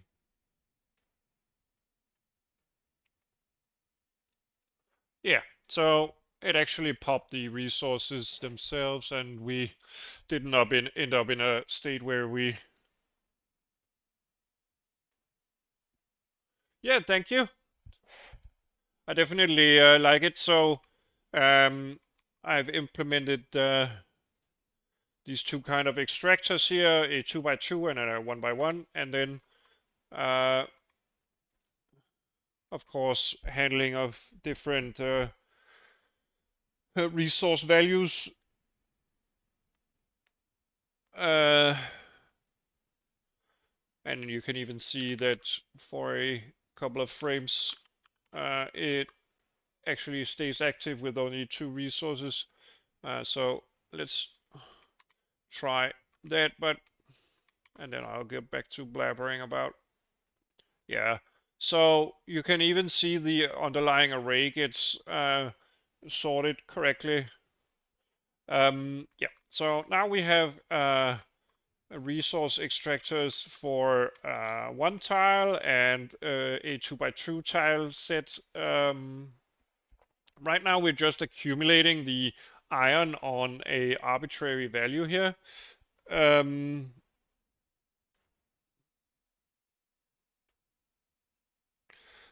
We could do something like factorial, where the thing accumulates inside its own buffer until it reaches a max point. Yeah. Let's see.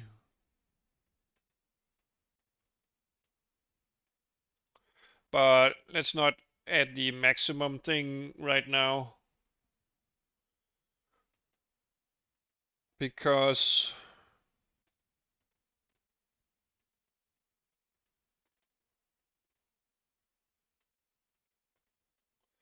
then we would need to check.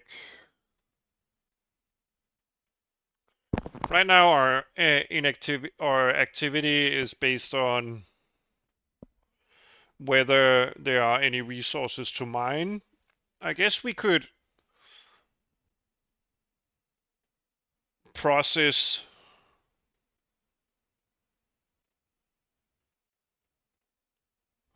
Yeah, I want to avoid processing too much, or rather too many buildings. So maybe we want double active lists.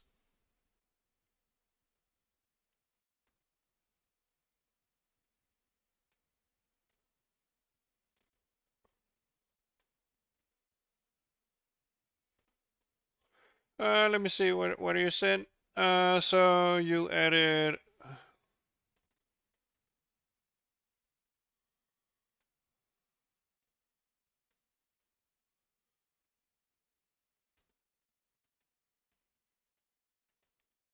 Yeah, are you talking about how your raycast interacts with your chunks?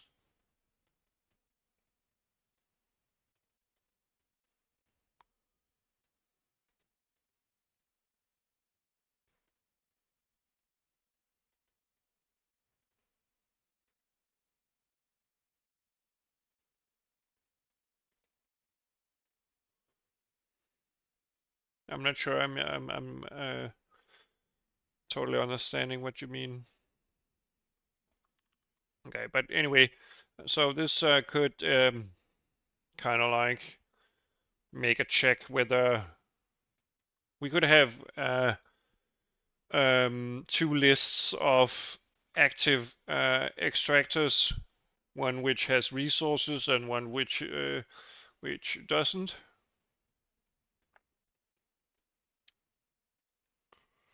Or we could do, I mean,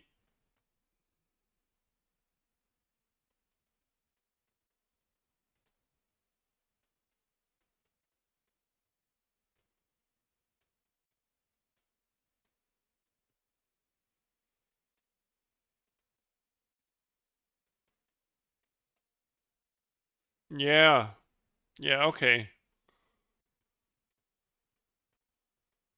So you want to kind of like be able to look into the bottom chunk, or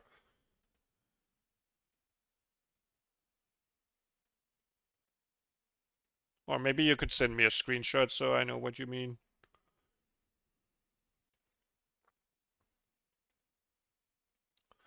Um,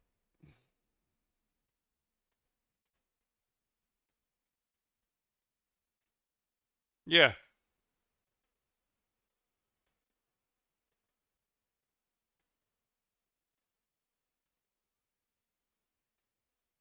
Okay. So yeah, this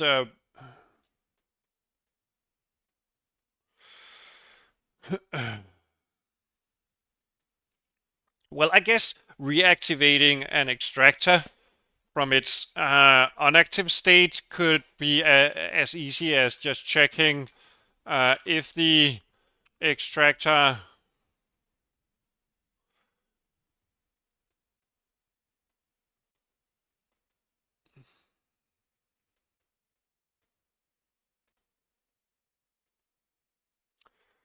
Or maybe we just want some kind of like interaction queue. So if you remove resources from, um, so you could do some kind of like message system, message where if uh, resources left the extractor, check if we are able to extract more and therefore reactivate it. Yeah, we could do something like that. That's way better than just iterating over all of the extractors because, yeah, yeah, I would rather generate a message.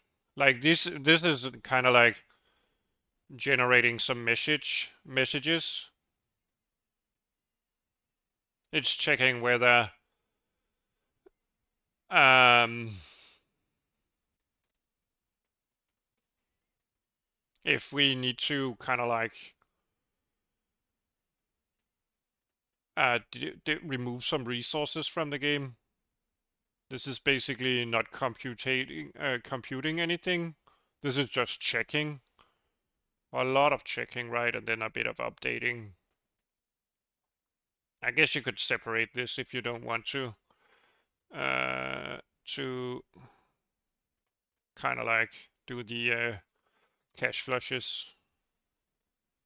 I guess you could build a series of parameters for a more efficient function call, but I don't know. This is probably fine. It's not very computationally expensive, and I'm not sure we have a lot of branching. Most things should be in cache. Yeah. But I guess profiling eventually would tell us that. Anyway, so where was I? I was trying to, instead of adding to the game state, I want the extractors here to have a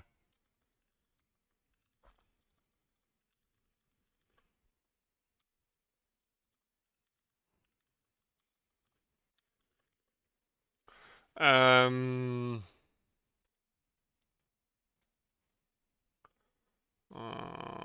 resource,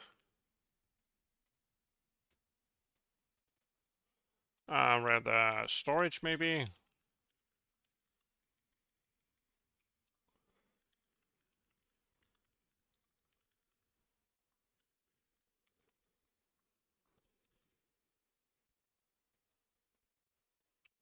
So let's see,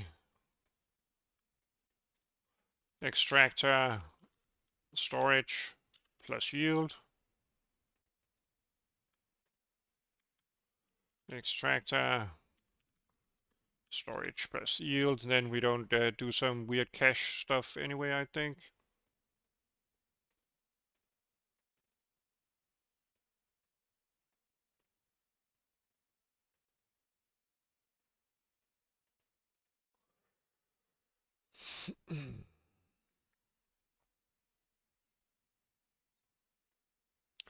I guess this could be split out into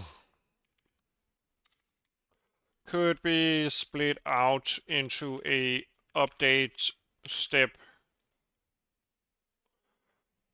slash apply transformations.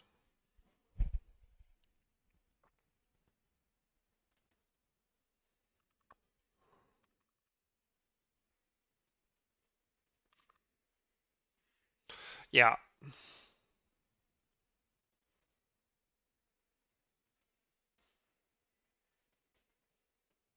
Yeah, I guess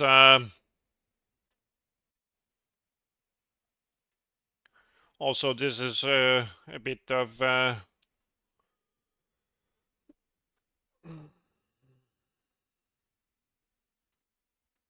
yeah, we could definitely do things that are more efficient in terms of caching.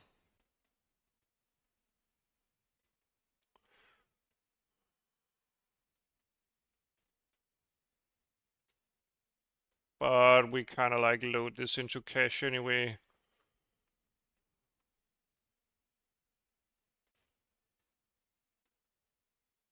So I don't think it's that wasteful.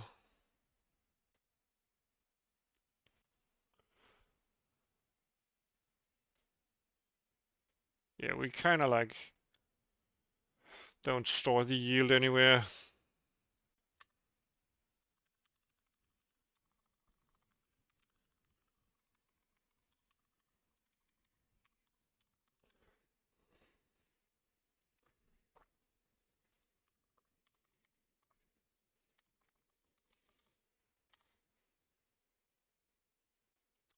Yeah.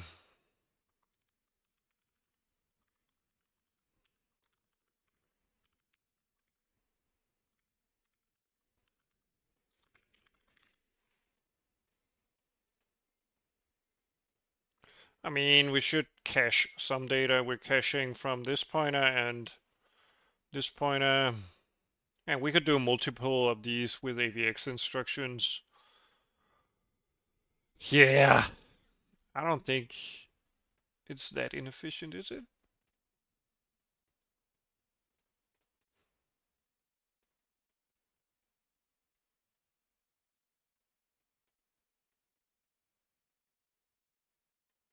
I don't know.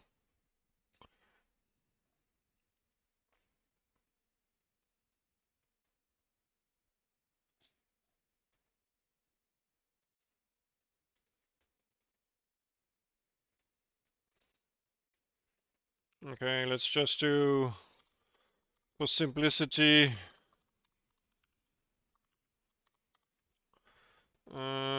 let's see, it's an int pointer, amount, res amount.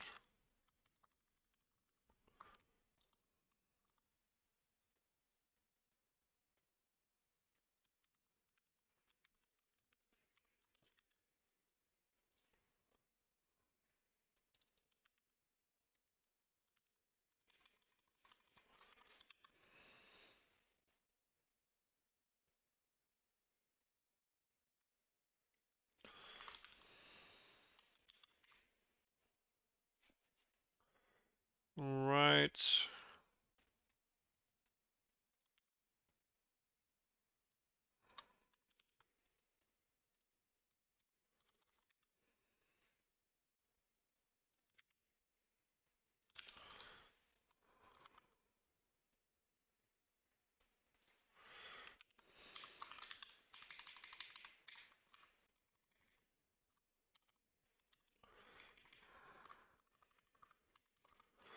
That could be moved into a and apply transformation stage.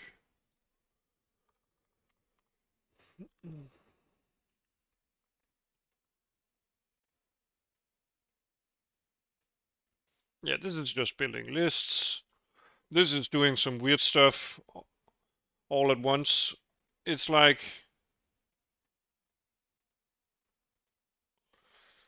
trying to pop some resources. uh,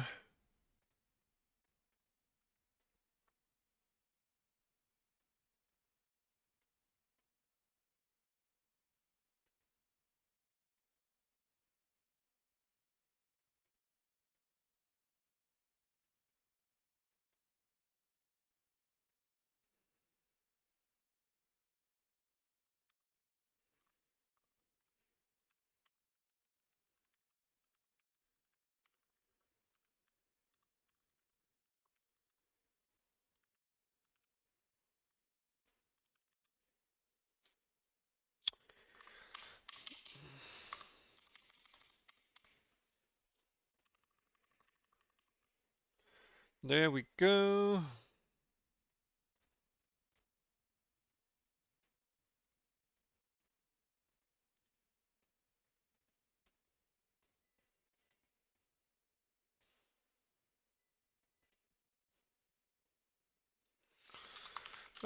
Rebuild indices. If we have fragmentation,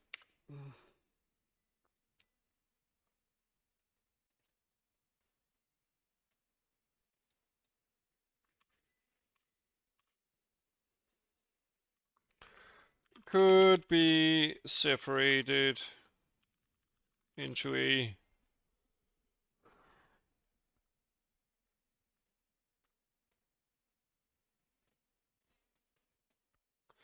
separate step.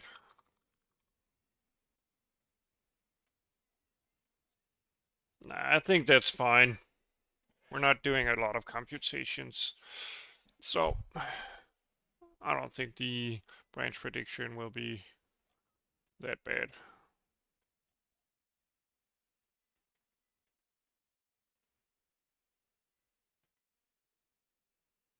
I don't know. We'll see. We'll see.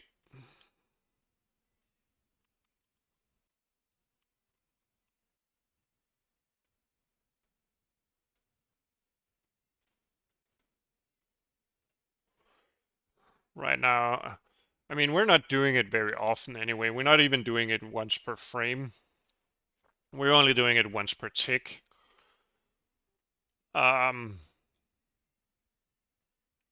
so yeah. Anyway, we've did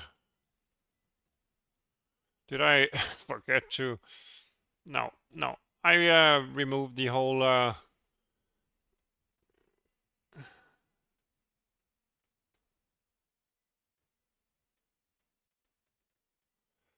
Let's see. So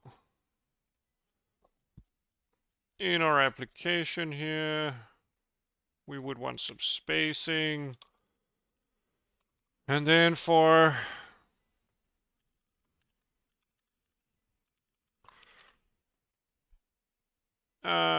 data, let's do not extractors, iron extractor. Here we go.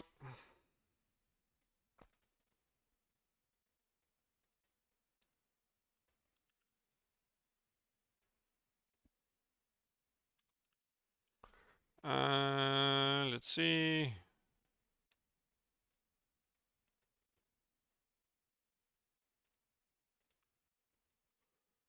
Let's do data dot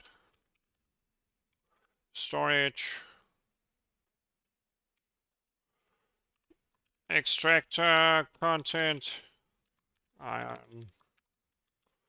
Let's do that, and then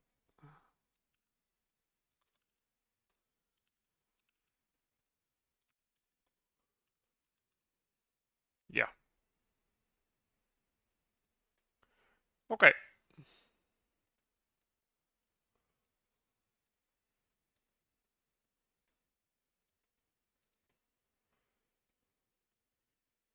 Yeah, so you can see extractor 1 has 640 iron resources. Should be accumulating up to 4,000. So let's try that.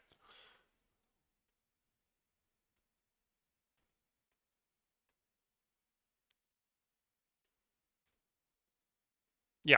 So we extract 4,000 here.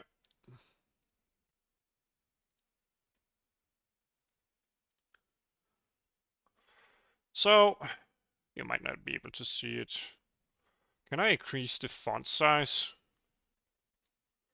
GUI font size.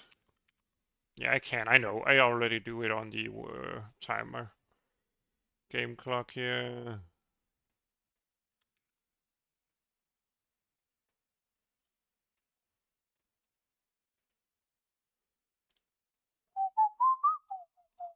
Sorry about that. If it was nice.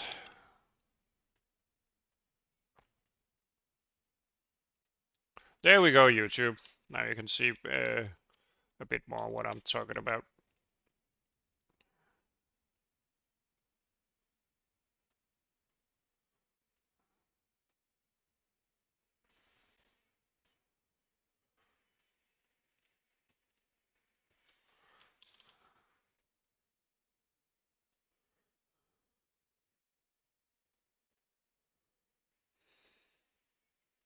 There we go. Isn't that beautiful?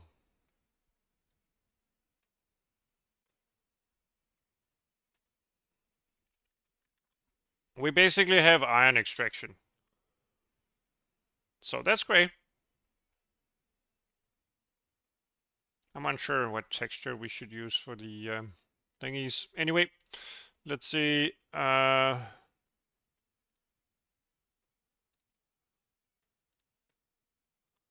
Let's do something like if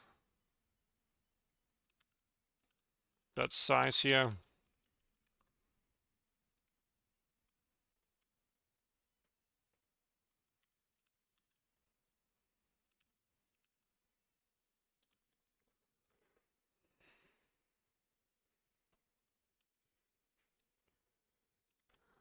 Okay.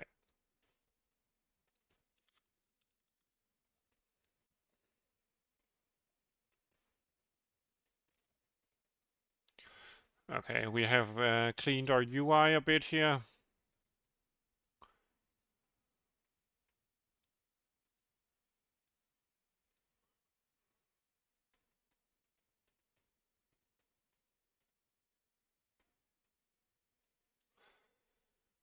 Great stuff, great stuff, great stuff.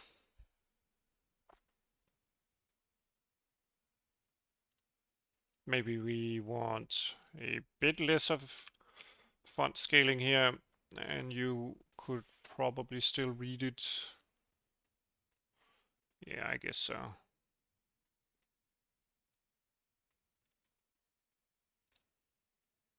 Oh, whoops. Oh yeah, okay. It doesn't reset, of course. Also, I don't know what that was. Probably because we're in some kind of state somewhere when we close the application.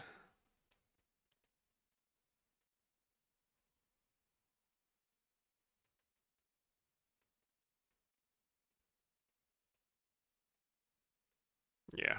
Anyway, it's on.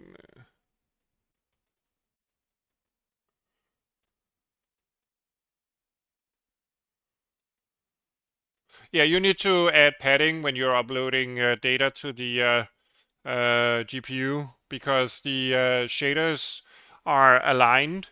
So every value you upload to the GPU is basically aligned to, I think, what is it, 16 bytes, so 128 bits. So every value you store and transfer through the PCI bus is being interpreted as something that is contained within blocks of 128 bits. That's why we add the padding in the shaders, because otherwise the shaders won't know how to read the data.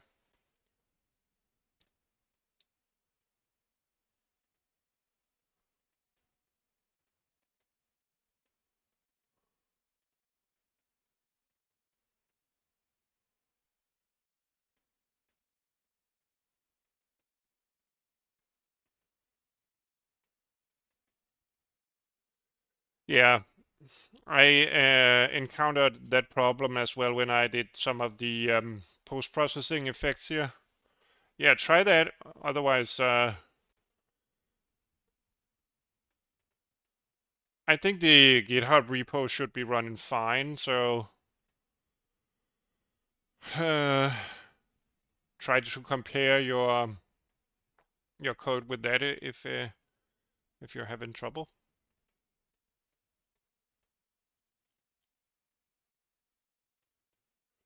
Okay, so we have this.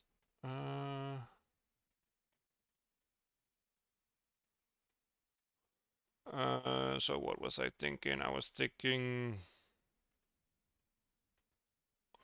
Yeah,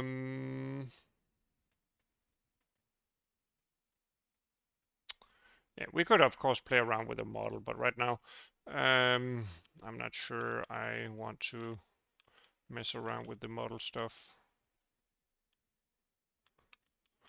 I mean,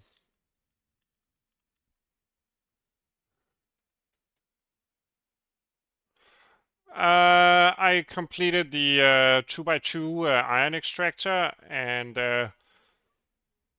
yeah, I'm kind of like done with most of that. So yeah, I'm gonna decide on what to do next. If I'm gonna do something without an actual break. How's the kebab? Sounds nice. I'm kind of jealous.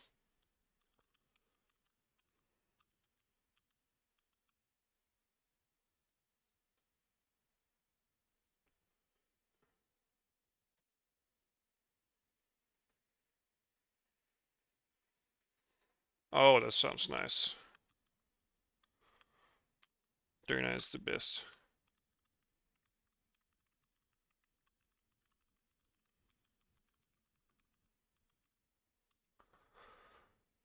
Okay.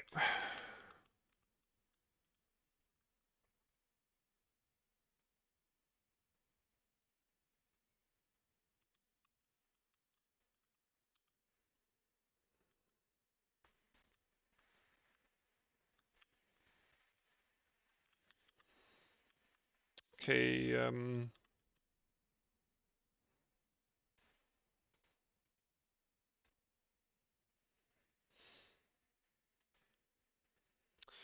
Well, it's a nice suggestion, but implementing a menu system of sorts would be, excuse me, mid-yawn. I guess a menu system would require us to have something to actually do, I guess. Oh, so this, when I click it, it pops the window to the front. I didn't know. Maybe I can disable that.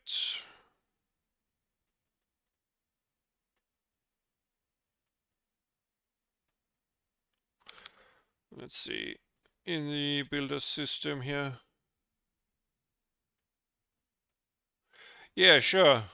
But right now it would just be a menu. It wouldn't do anything. But I think I would rather than build a Blender model if I were to relax with something,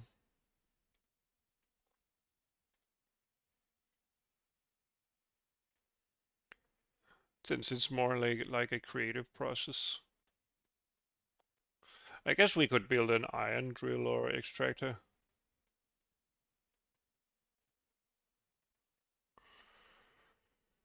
We need to do that anyway sometime. Let me see. Let me just look up my textures here. Whoops.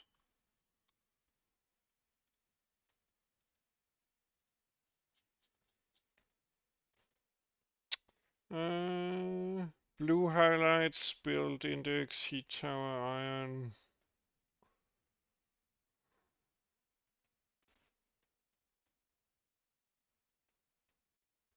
Yeah, let's just do the blue highlight, I guess.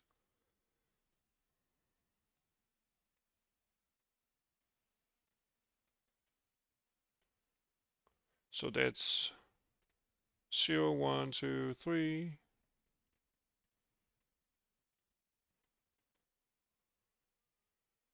First material, or rather first mesh and material, then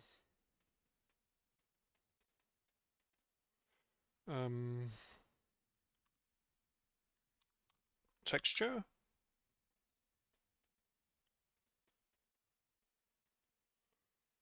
Yeah.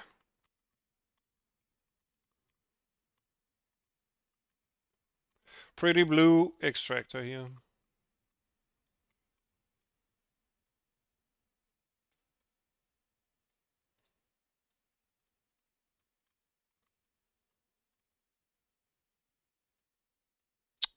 Extract, baby.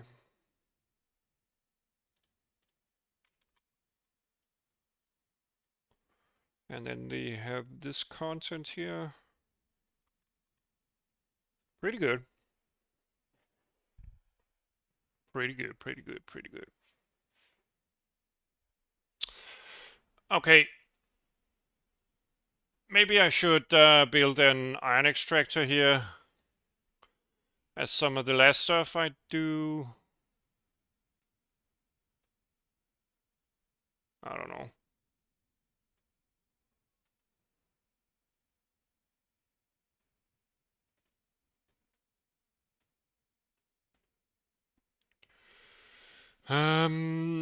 There's a lot of stuff I need to do.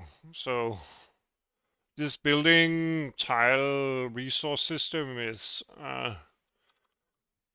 already in a good state, I think. We're starting to add functionality slowly but steadily, and we can always like change our logic according to our data, as long as we try to adhere to the principles of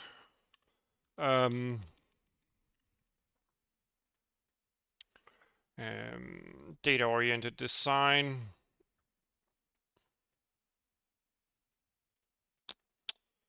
I mean, this is something like in between, but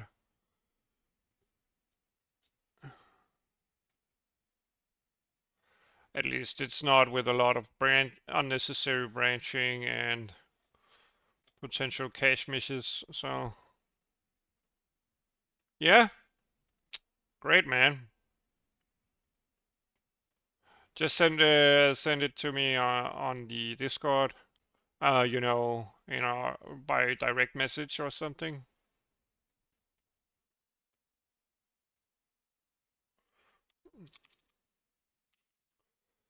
Okay.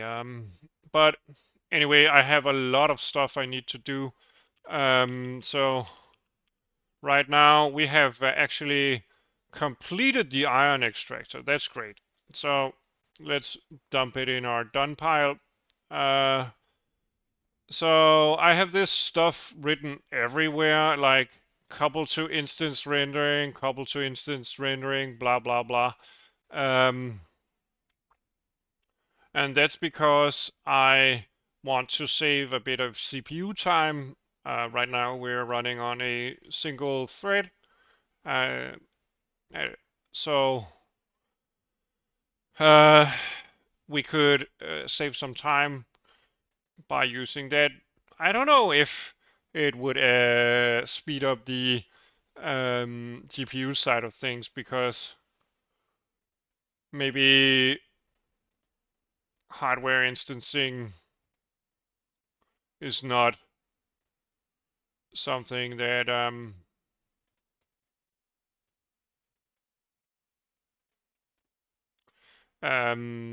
something that actually helps the GPU. I don't know.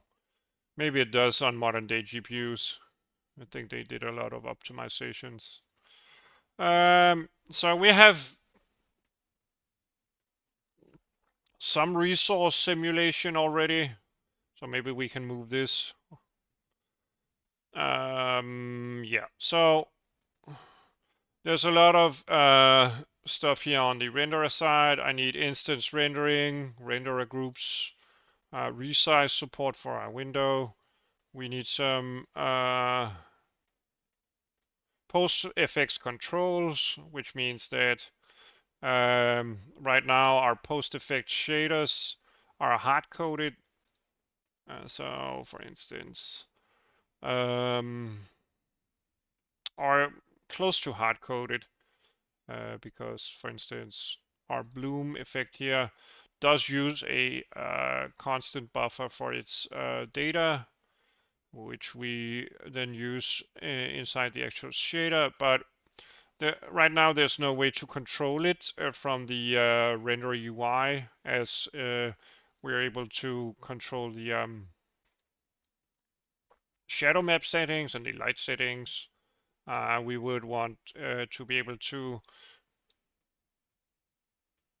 Oh, could you upload it to a YouTube video and just make it private? Yeah, exactly. Yeah, so all of this stuff here, the bloom stuff, should be possible to control from the UI. I don't know if the downsampling here, I don't even use a constant buffer for that.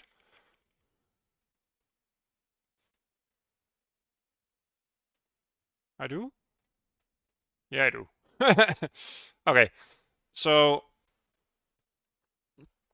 if we just do a list here, and we also need to add a update function. Anyway, let's do something like bloom. We need to do scale, or rather downsample. What else do we need to do? We do combine, meaning gamma. Uh, what do we call it? We call it exposure.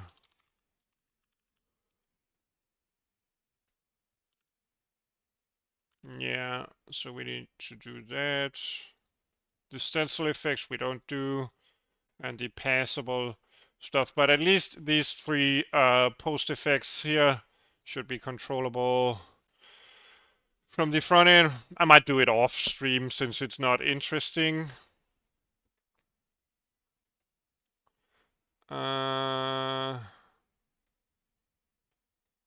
I think I did this already off stream.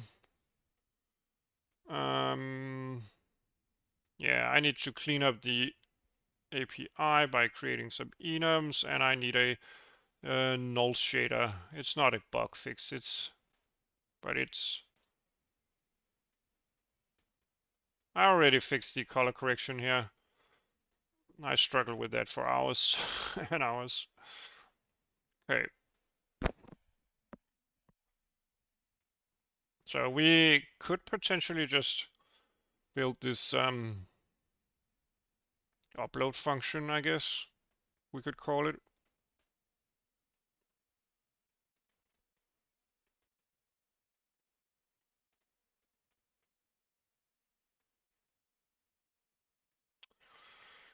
We kind of like have an implementation of it in our draw texture stuff, draw to texture.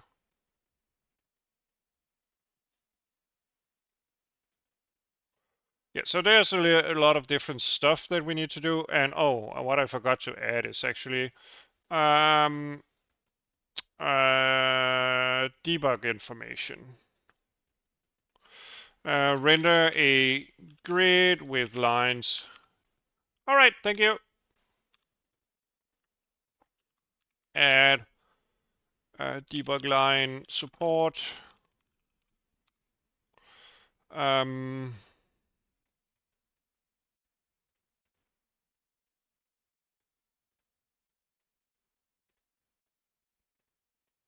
Yeah, it's fine. Because we kind of like disabled this. I mean, we also want bounding volumes on our buildings here.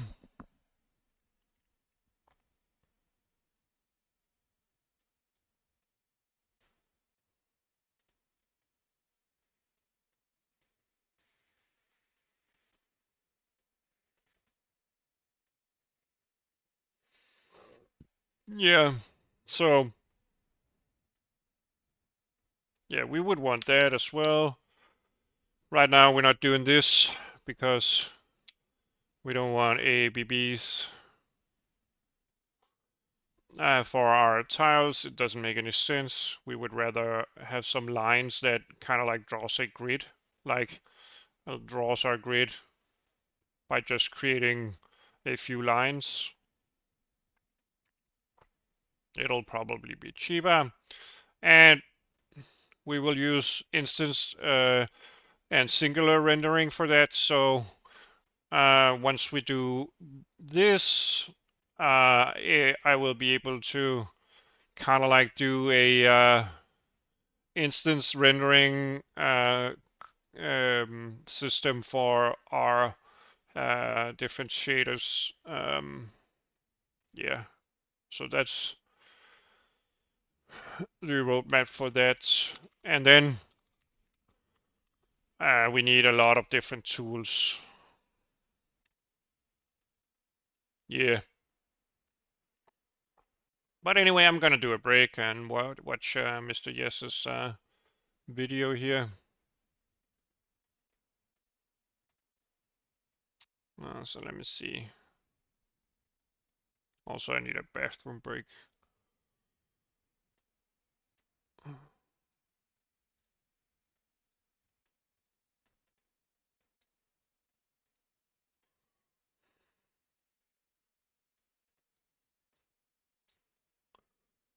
Let me see. Just a sec.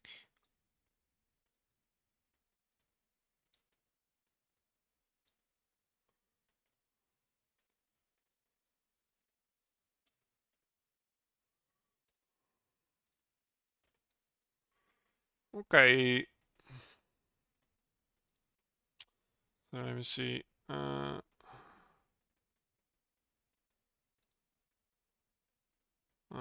Not this one.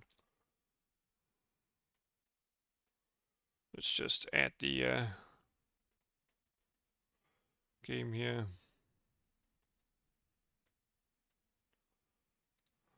And let me watch that video.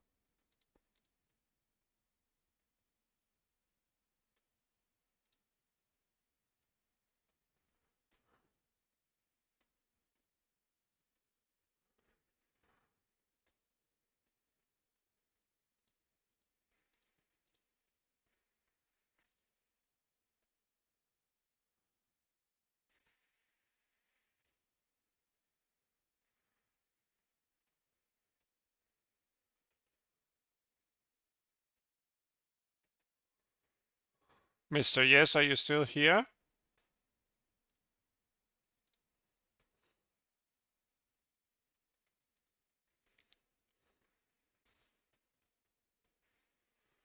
No. Oh, you're still here. No, I don't do Twitch.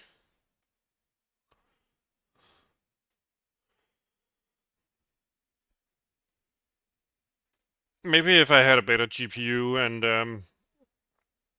a better streaming setup, I'd do both Twitch and YouTube. But yeah, right now my YouTube is my preferred platform, even though the interest might be lower.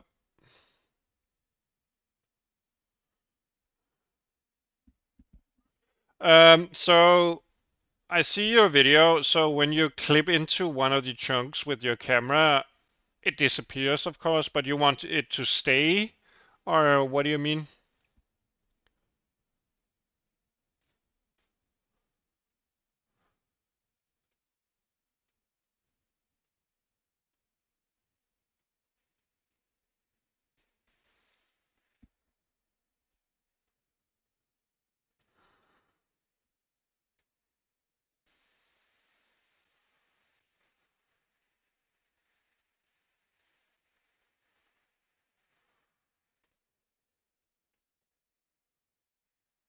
Yeah,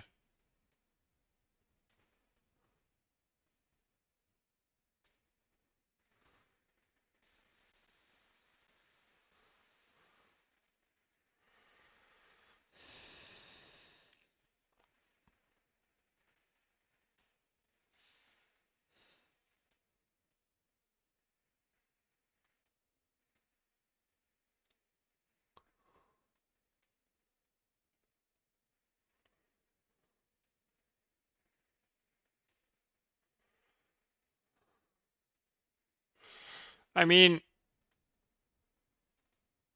am I understanding it incorrectly? But what happens when you fly into the first chunk, which is all alone, is just that it's kind of like clips away because uh, you're inside of it, so you're probably doing backface calling and aren't able to see it. But since you're only in that chunk, the other chunks are still visible. So whatever chunk you're inside it gets backface called, uh, and all the other chunks that you are not inside do not get backface called. So therefore they get rendered. Does that make sense, or am I misunderstanding something?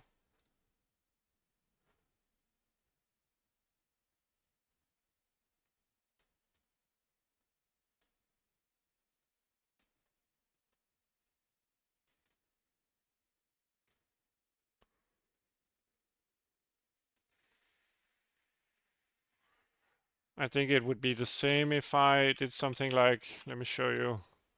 If I go inside this one here, it disappears. I can still see the shadow. But since I'm inside it and I'm doing backface calling, I can't see it. And as you can see here, I can, in a complex polygon, I can see some of it.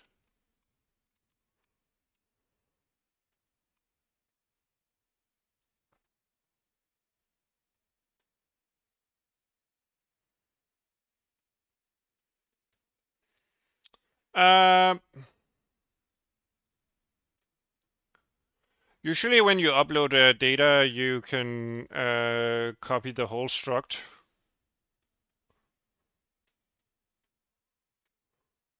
Have you tried comparing to the GitHub repo?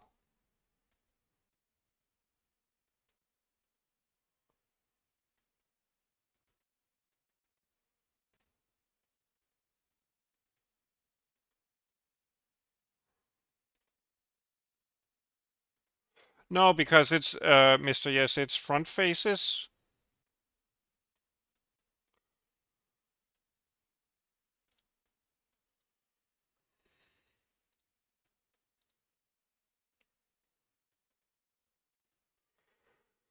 Um,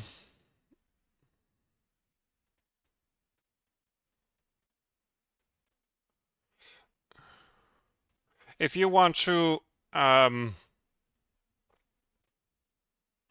see what's going on inside, so do you want, I'm trying to understand what you want. So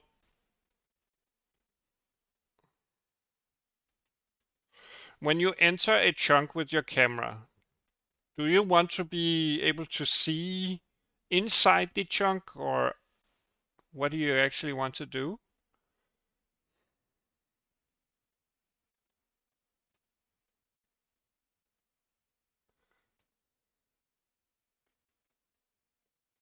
Oh,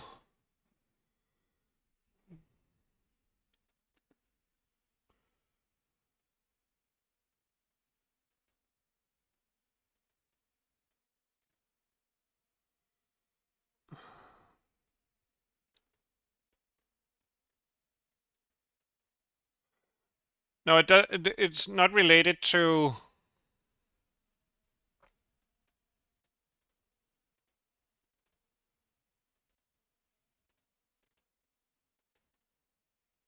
It's not related to whether it knows there's chunks nearby or not. It's because the faces of the other chunks are being rendered, but they are being called whenever the object is still in place by the GPU. Does that make sense? So right now, for instance, if I do this, these faces are where I'm pointing right now are normally being called by the GPU due to C buffering. Uh, it knows that these pixels aren't supposed to be drawn, but when I'm inside this one, uh, of course, due to the camera, these faces now get drawn. I would suspect it's this exact same thing for your renderer, but I don't know how you set it up and how you're doing culling and how you're switching between cull modes, if that's what you're doing.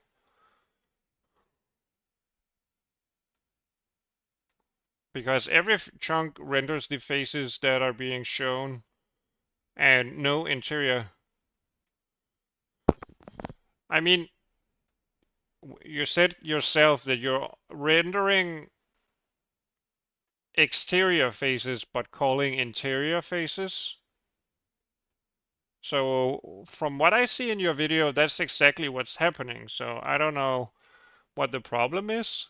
It it just keeps on doing it. When you move inside a chunk, it just renders exterior faces of other chunks.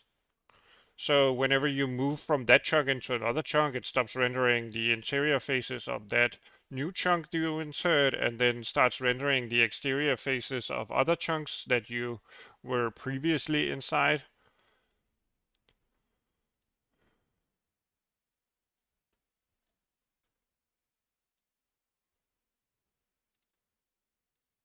At least that's what I see going on in the video.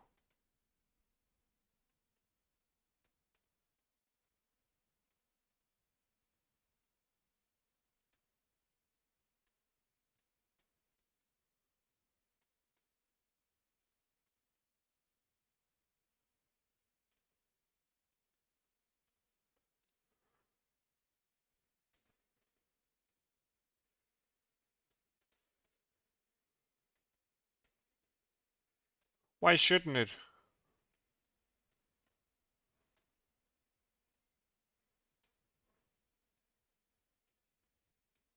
So you want all chunks to be invisible once you're inside one chunk?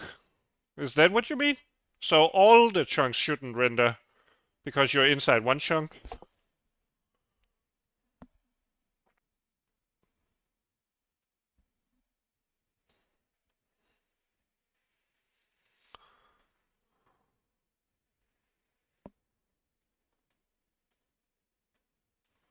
Okay.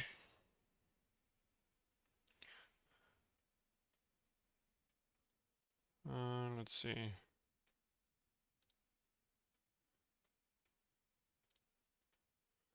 Okay, let's see.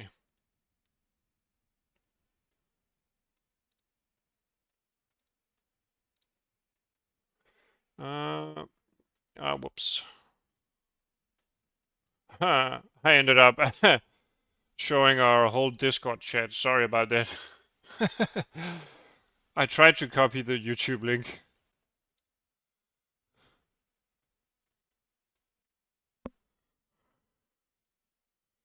All right, here we go.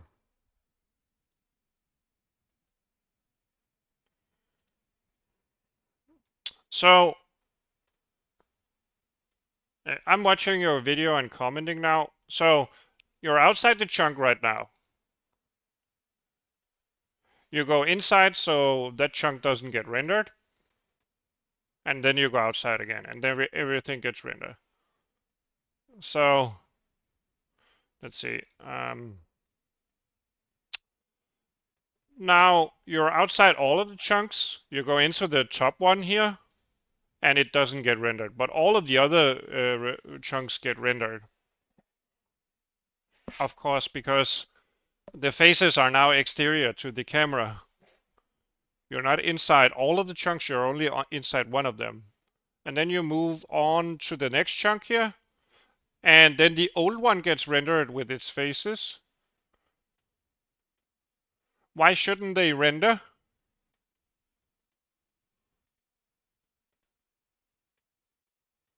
I'm pretty sure your chunk drawing algorithm is not. Yeah, you would need to merge them or make some logic that says if you're inside one chunk, you can't render um, the faces of any nearby chunks, or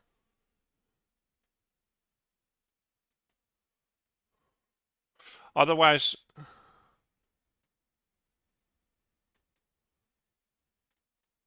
Yeah, exactly. But you could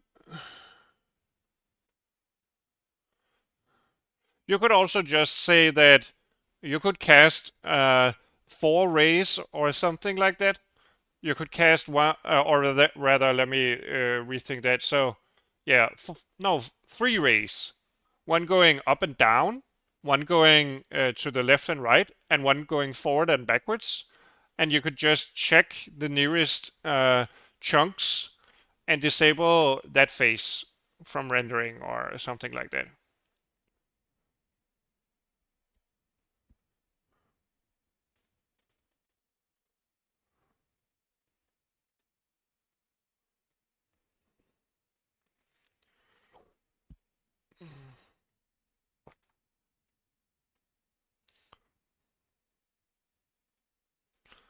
So when you're inside this first chunk here,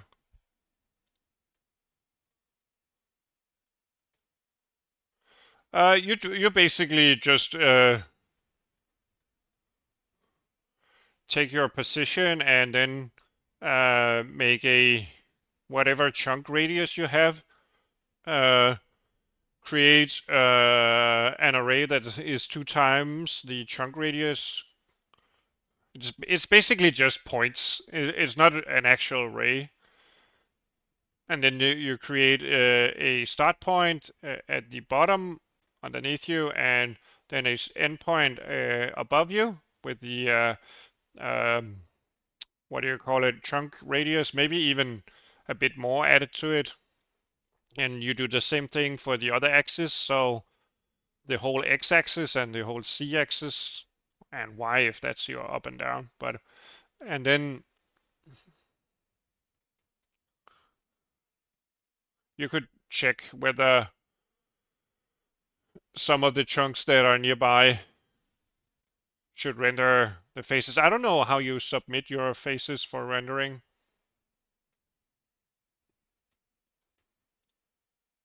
Let's see.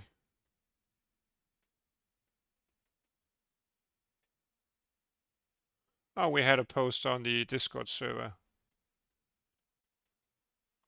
Ah, do you want to do like Casti does? Just check the Discord server. General chat, I think it's in. Is that what you mean?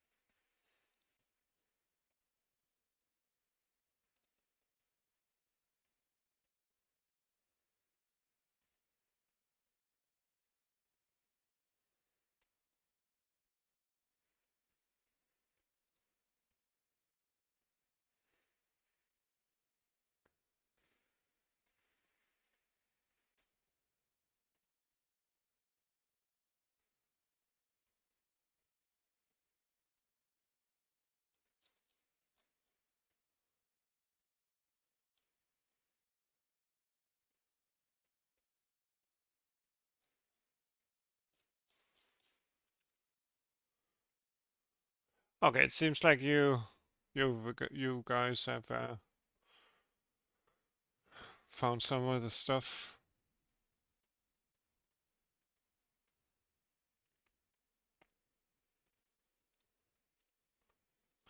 Was it what you meant? You wanted an effect like that?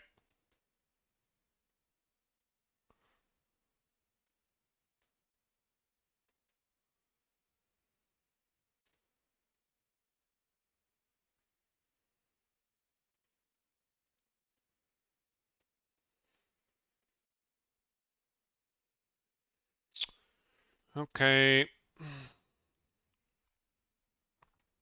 Oh, okay.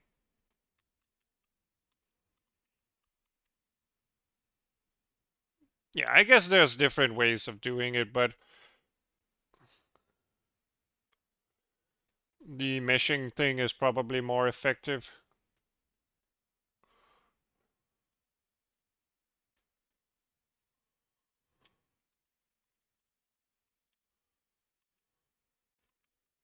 And probably more reliable and suitable to whatever you need. Okay.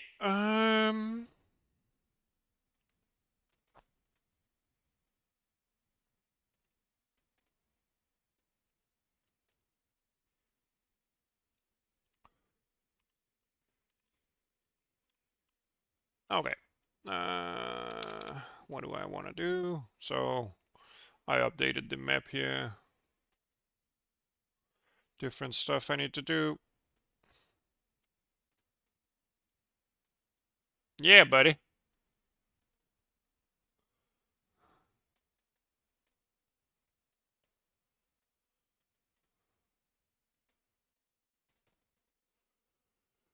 Let me look into an iron extractor space game.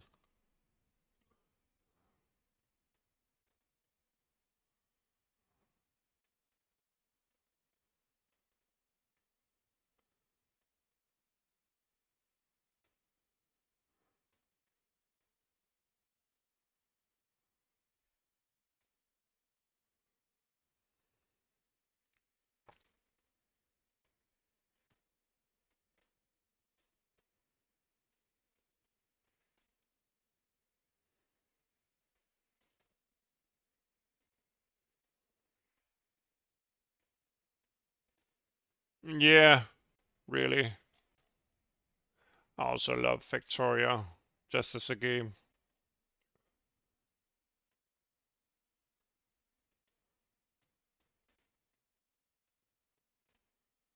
Yeah, but you could always, like... But I think the iron extractor Factorio is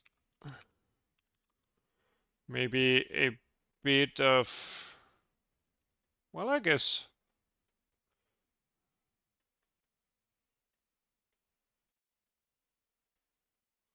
the electric mining drill here.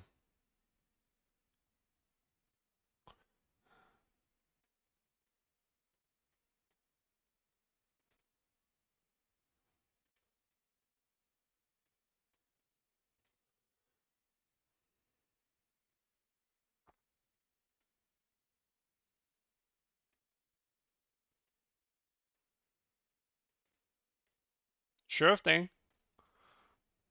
I can't build anything like that right now. I'm not very good at Blender, but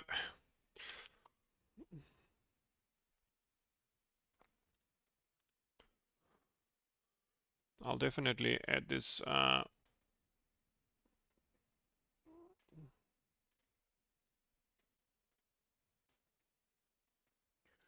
Let me add this up here.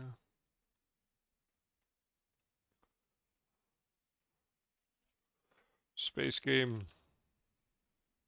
Building.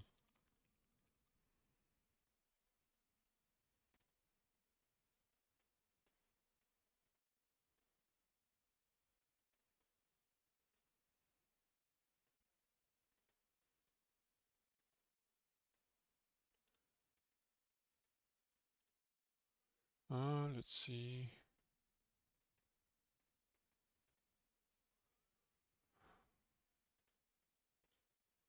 It's not really important.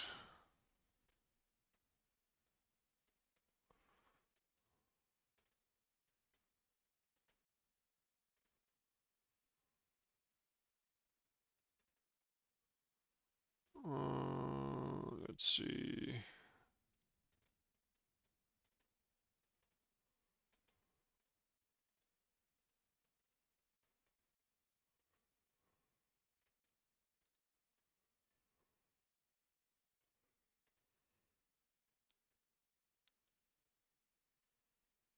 Yeah, so they are both drills.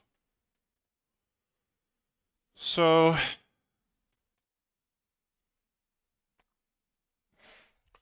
I'm thinking something like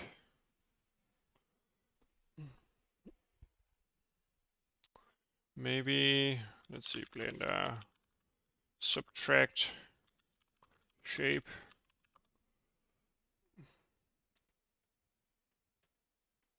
Okay.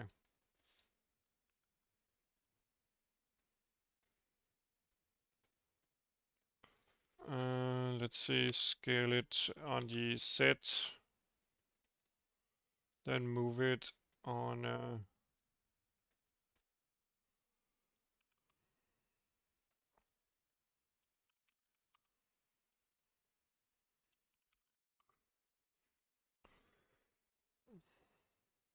There we go.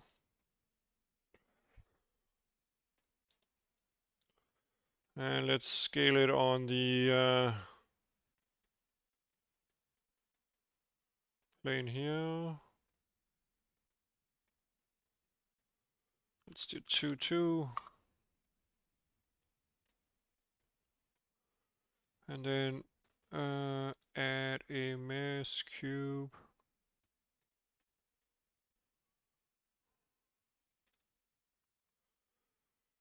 Let's do 3 meters, maybe.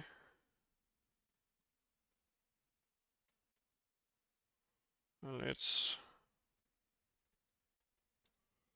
Boolean.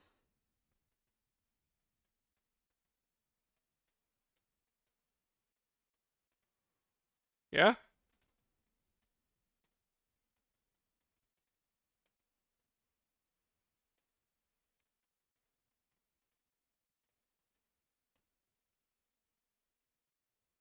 Union is now.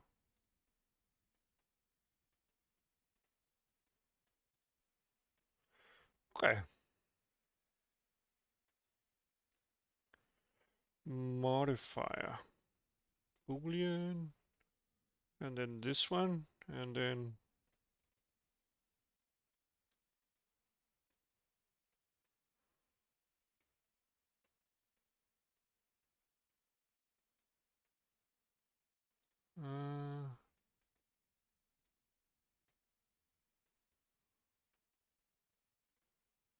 Yeah, yeah. I think I saw a video of it.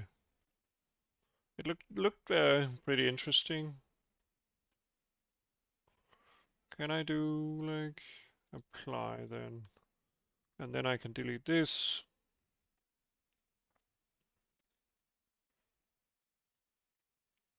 Let's see. Let's see here.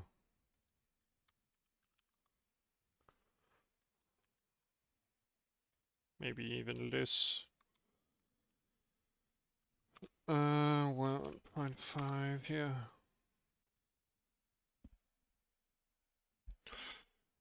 I guess we could do then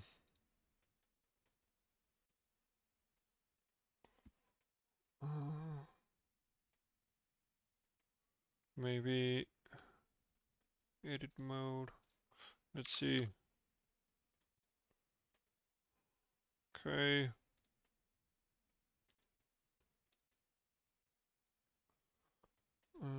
Let's see. Oh. And how does loop cutting actually work here?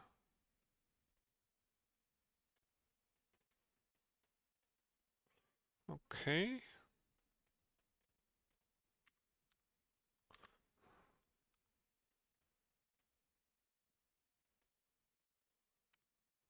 Let's see.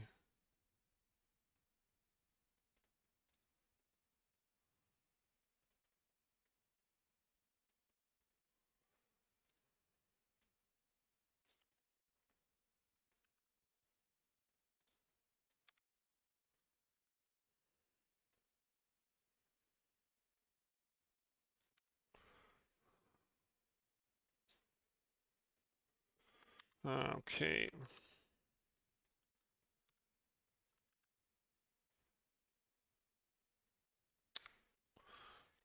And how about the knife tool?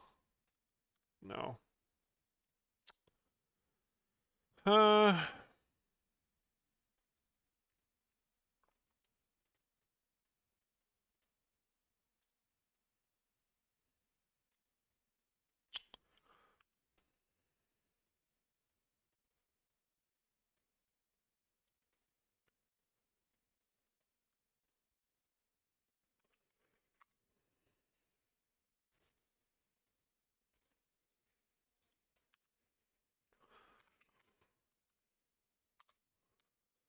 'kay, let's try doing that and then scale.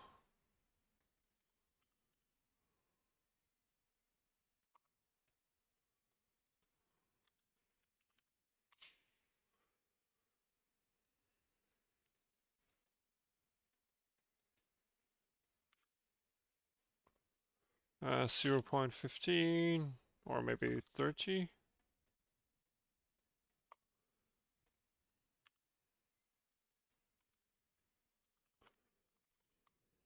Yeah, I should have added a mirror modifier, but who cares?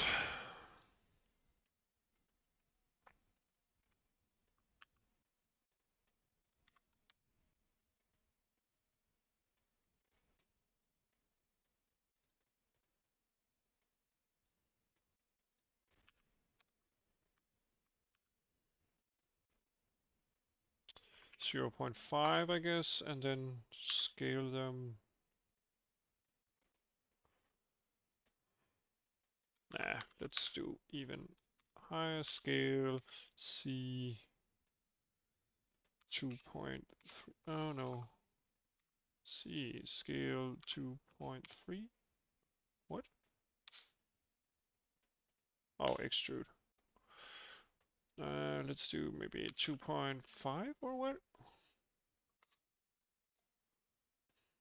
No. Extrude 2.0 and then scale them.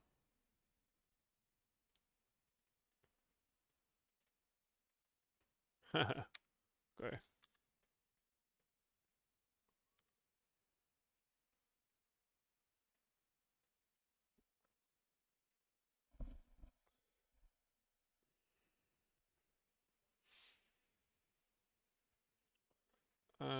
Let's see, can I do a bridge here? Yeah, I can.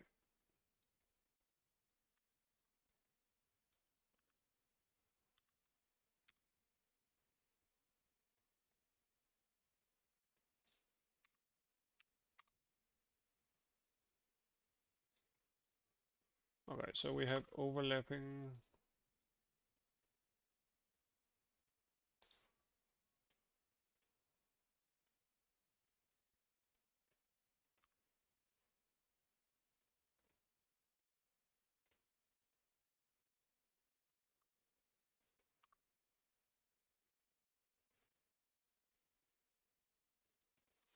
Whoops, okay.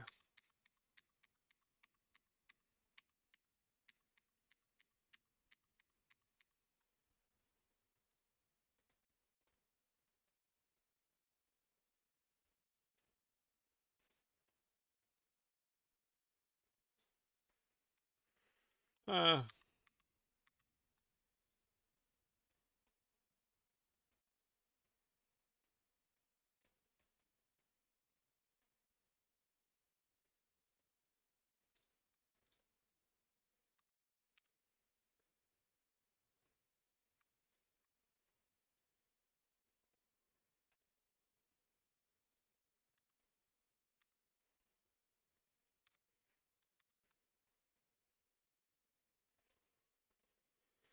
uh, maybe I want to extrude it a bit. And then, whoops, not like that. Maybe I want to bridge these two.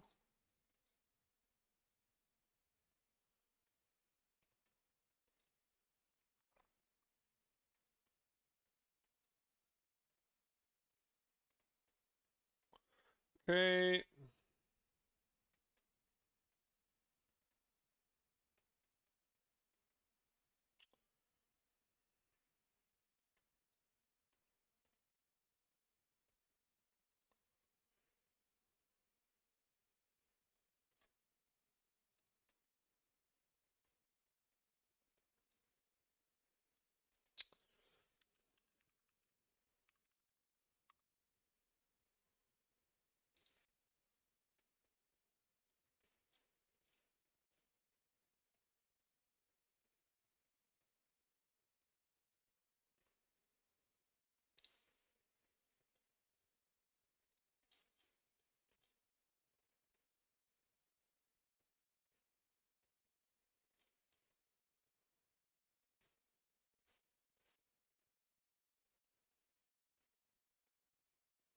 Uh,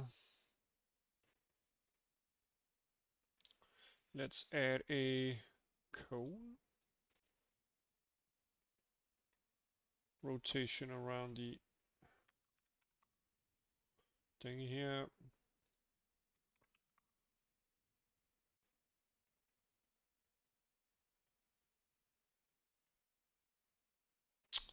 Okay. And then add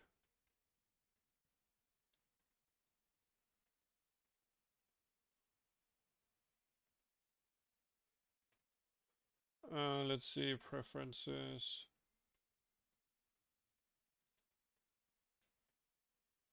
add-ons, let's see, extra. There we go.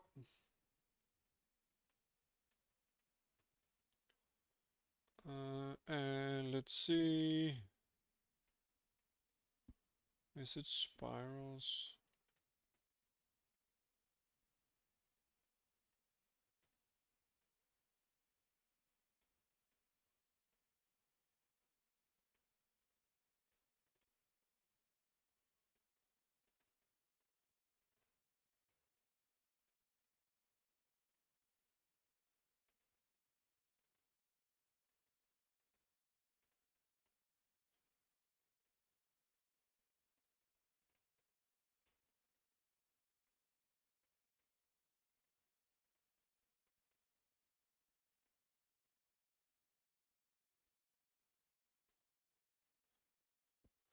Uh,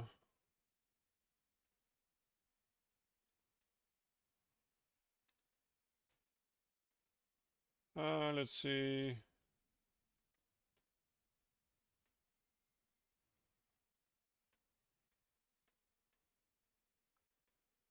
Let's do turn.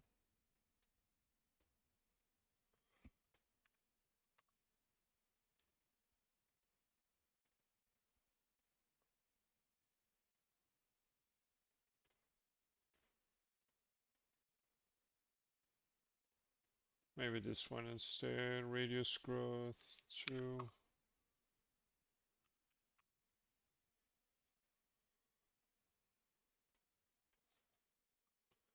Let's see. Object mode, delete this. Oops. Let's see. Okay, let's remove all this.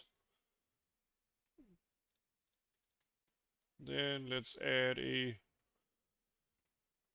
curve here.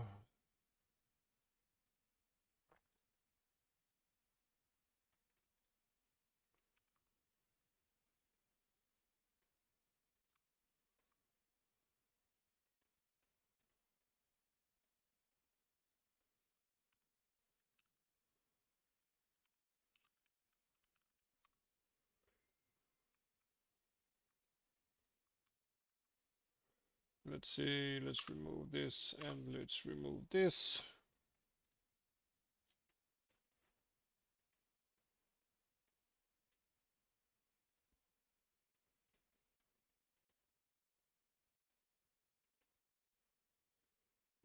Let's see, let's hide this.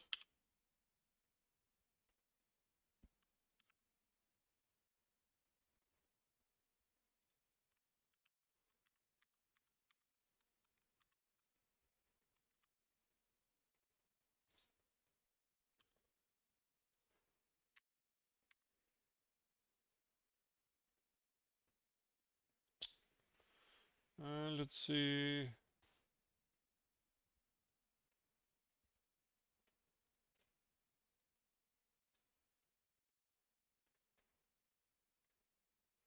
Let's see.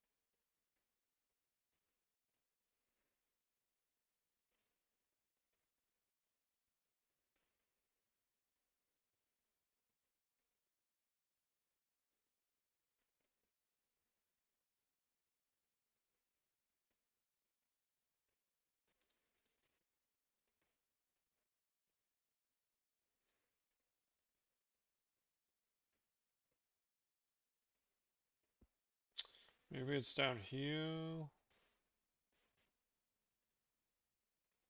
Geometry.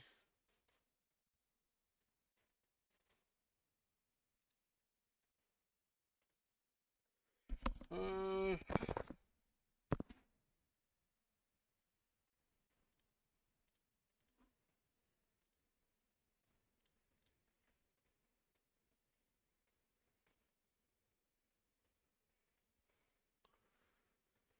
uh,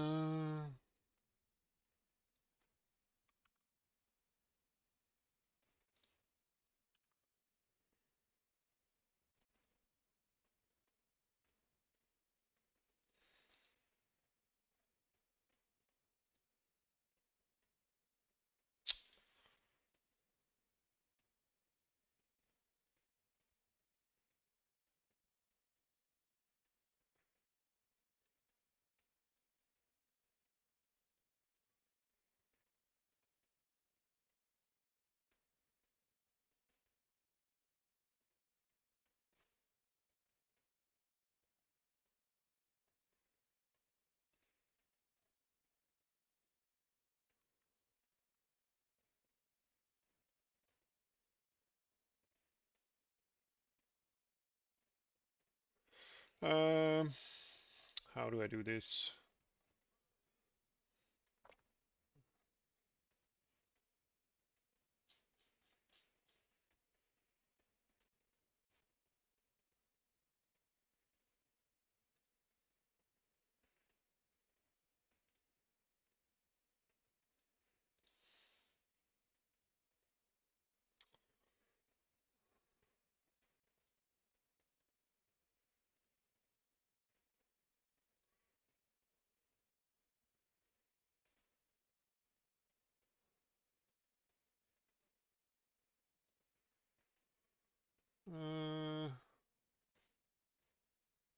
No.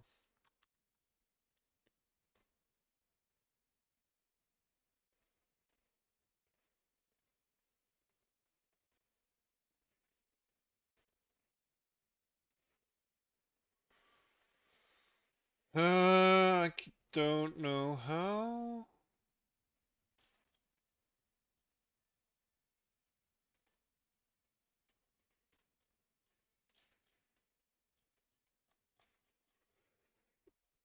Ah.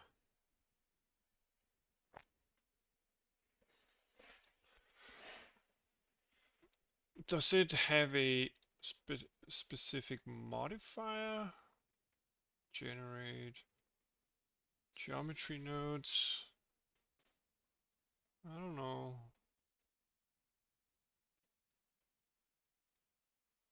No. Mm,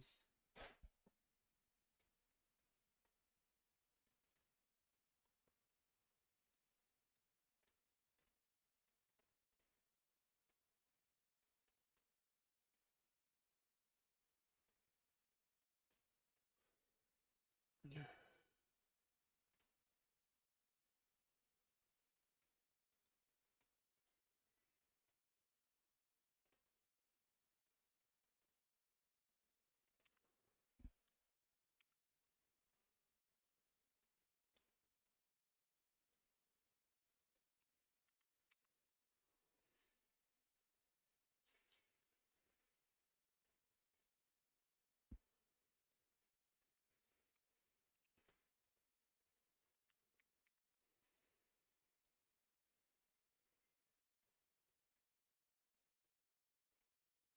Huh.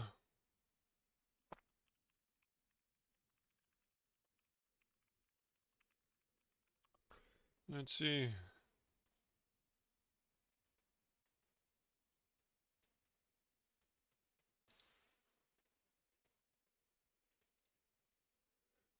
God damn it. God damn it. Render, create mesh from curve.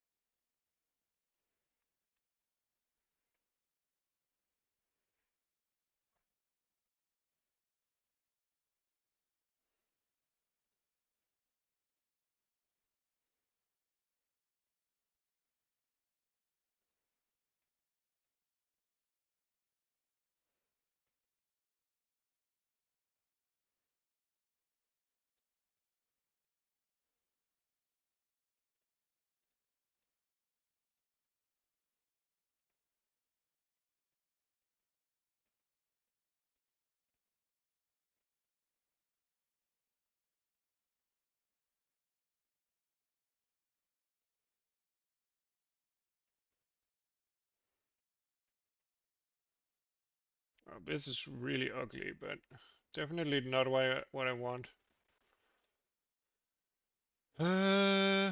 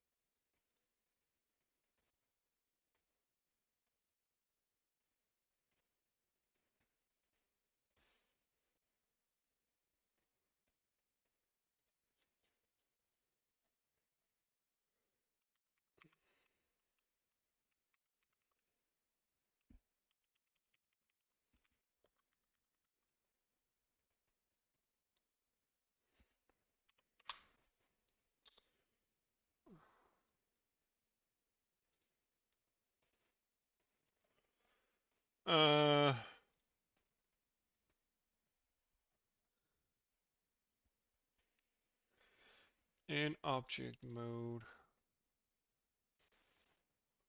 object,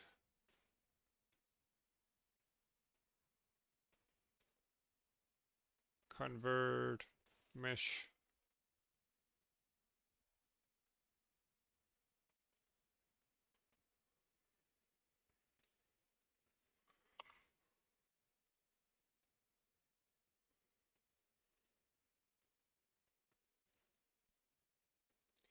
And then in edit mode, well, this is a lousy mesh.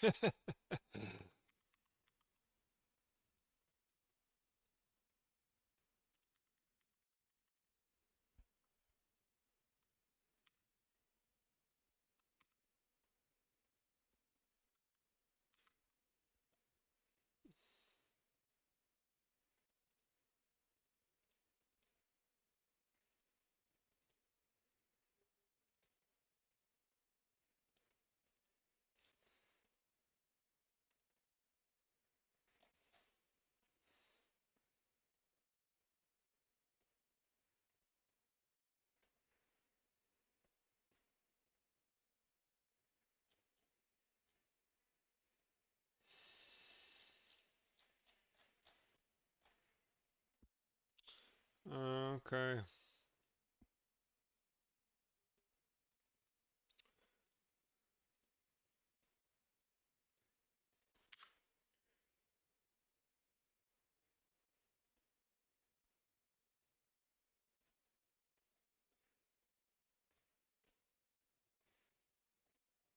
This is not working.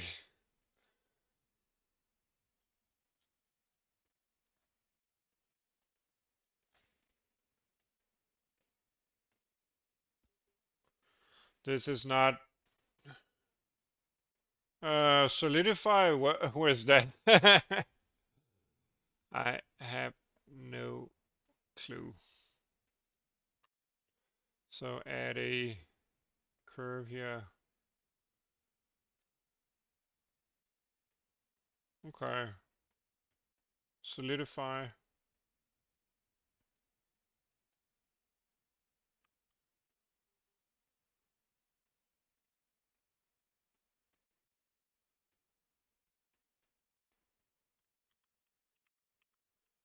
Uh, this doesn't seem to work.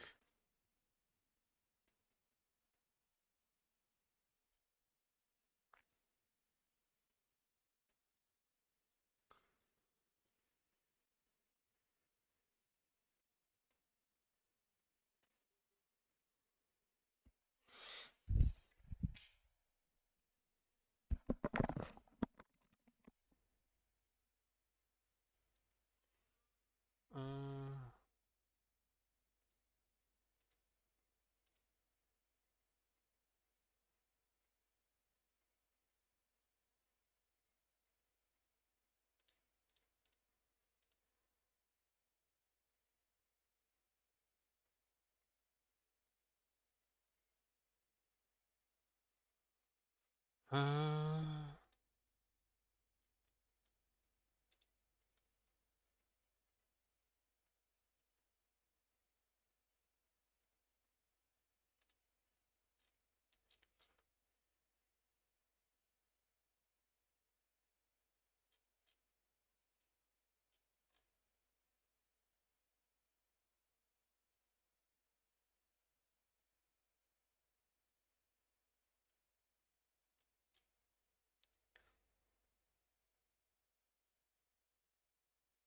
uh, let's do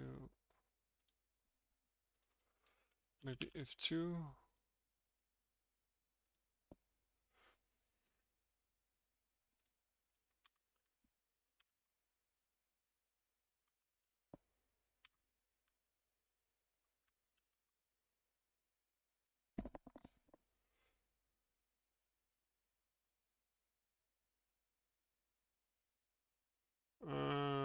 Set the extrude higher. Well, that's not what I'm looking for. I tried that. This is not what I'm looking for.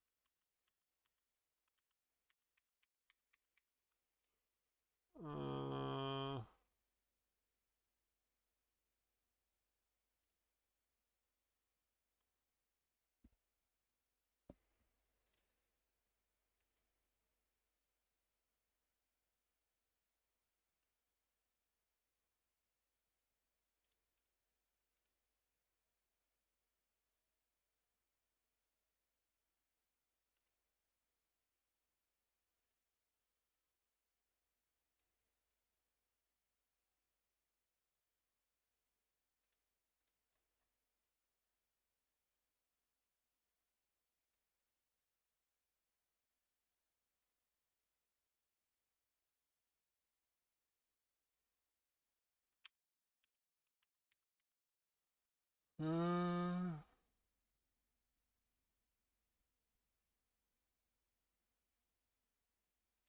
uh, let's try that. Yeah, I also did that. That's also not what I mean. I want to combine this into a cone. Yeah, that's not what I'm looking for. This should be like a solid cone.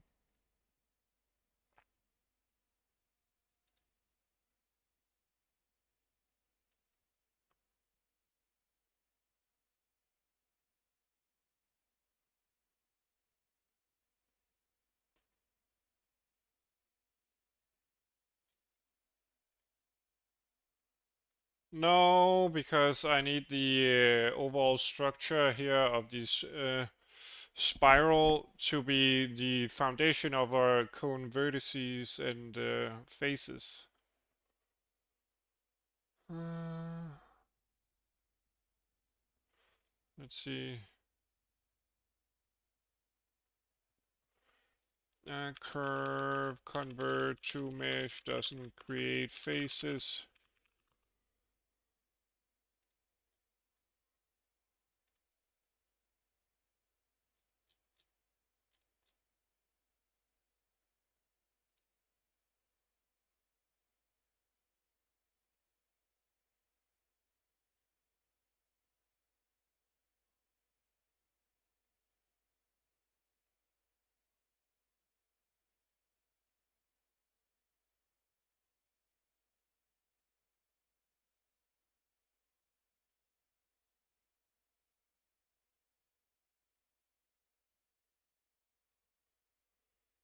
Hmm.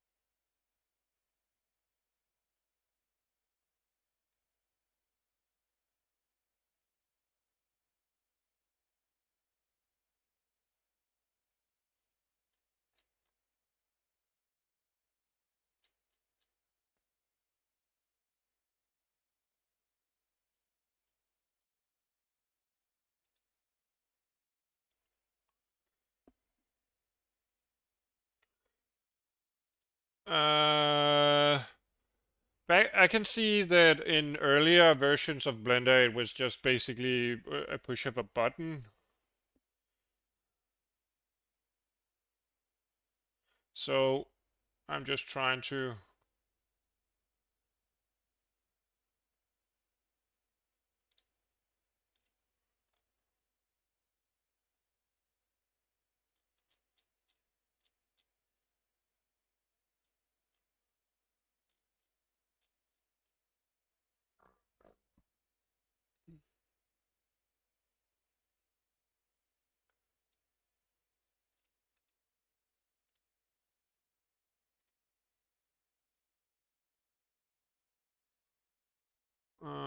let's see. Let's see, Blender spiral to mesh convert.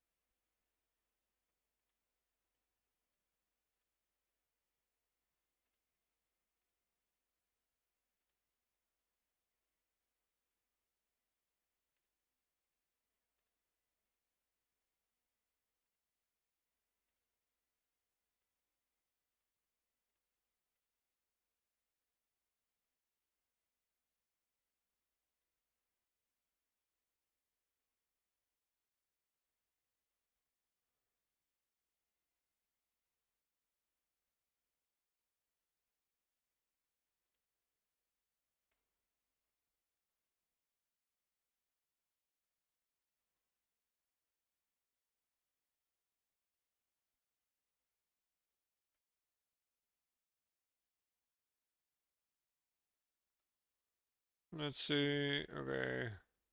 Object, convert to mesh. And then edit mode.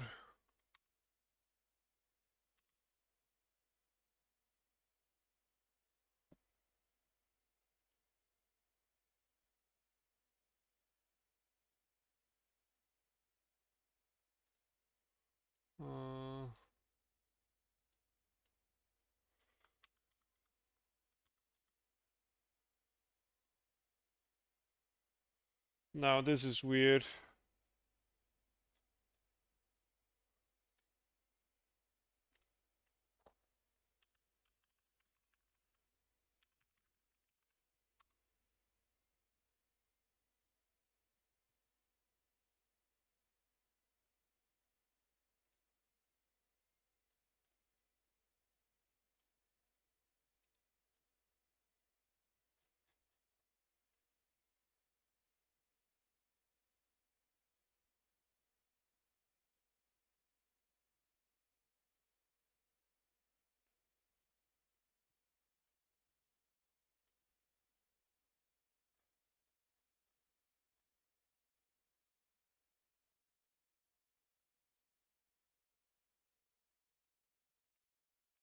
Ah, man. Ah.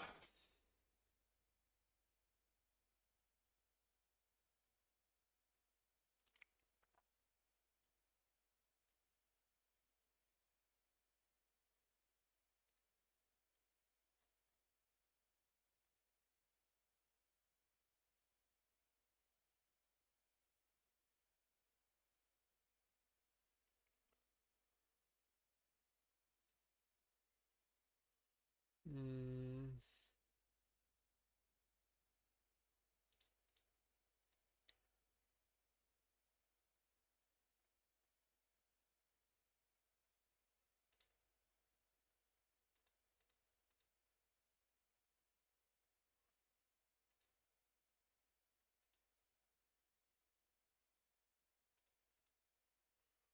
Uh,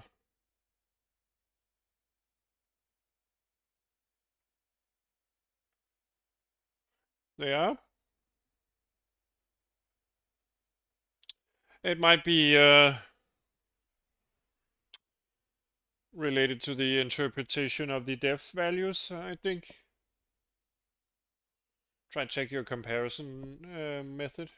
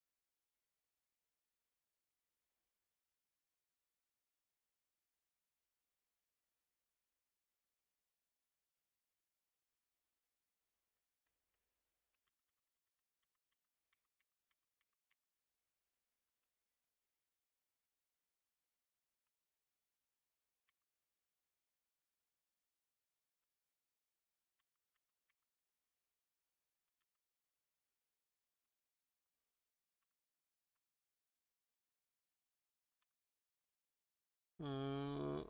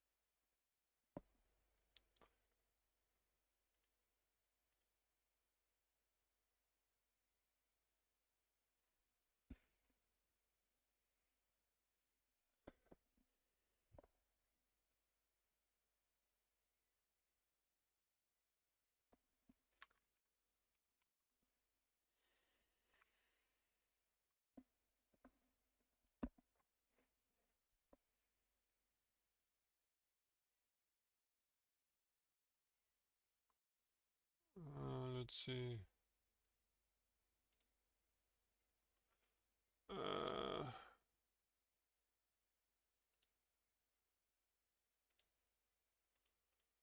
uh,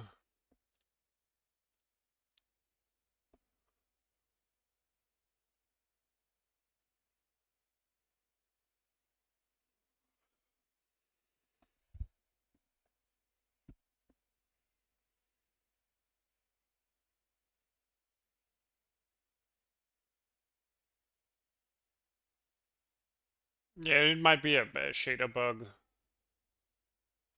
Either a shader bug or a pipeline bug somewhere.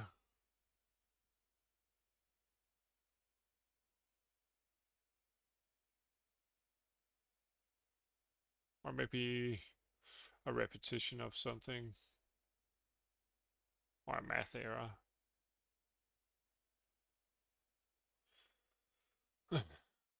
That was a lot of suggestions.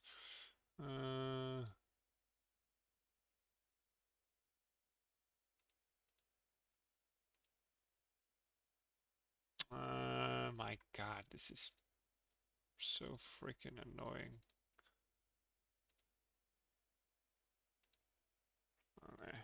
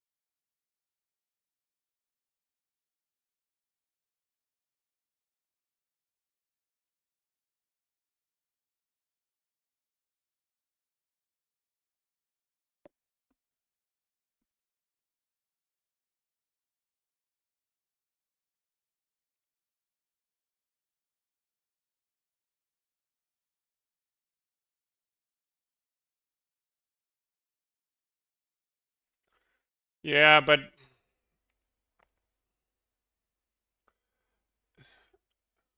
I don't know how you're doing your shader computations and your pipeline setup, so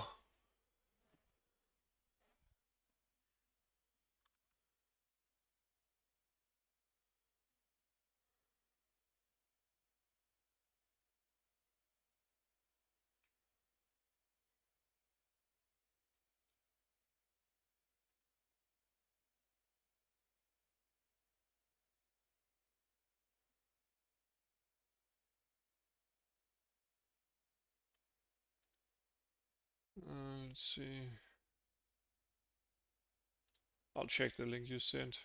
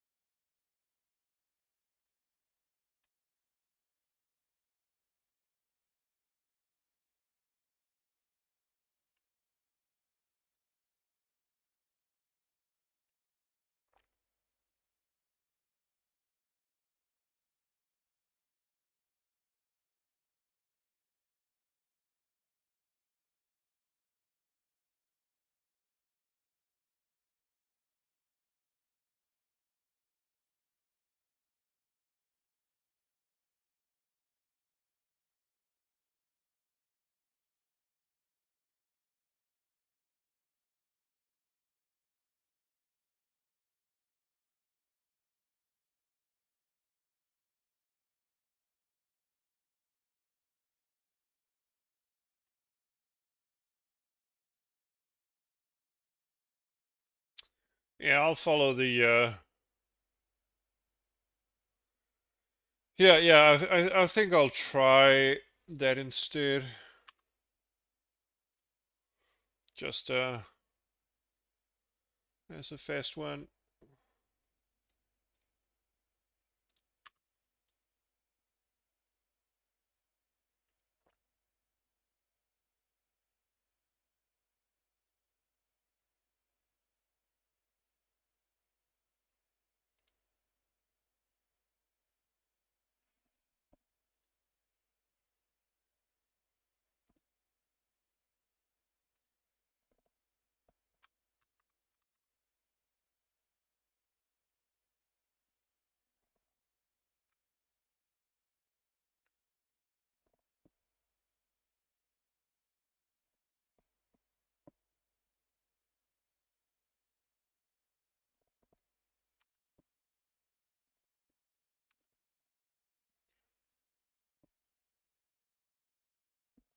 And let's do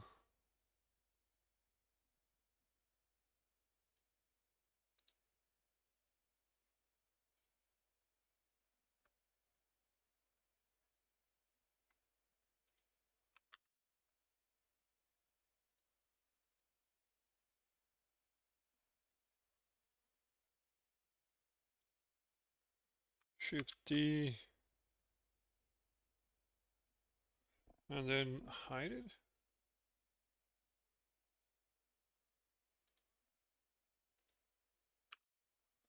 Okay.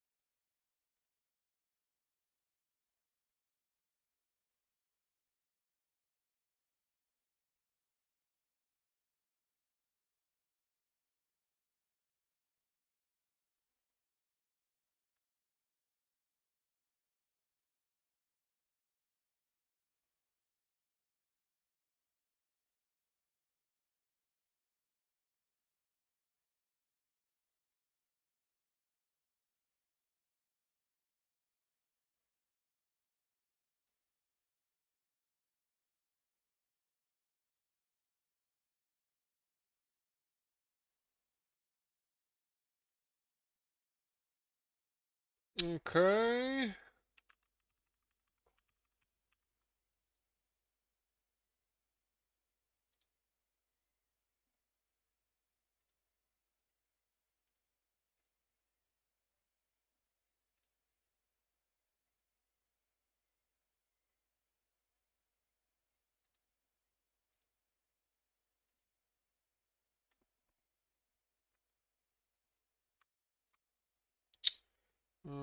Let's see.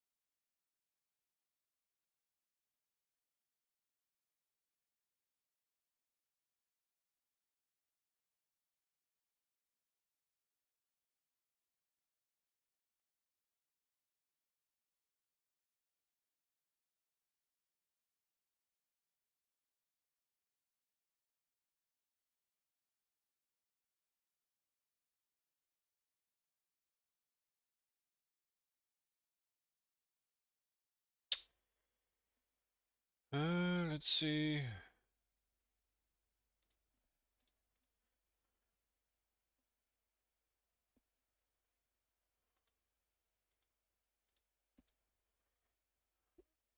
Let's see.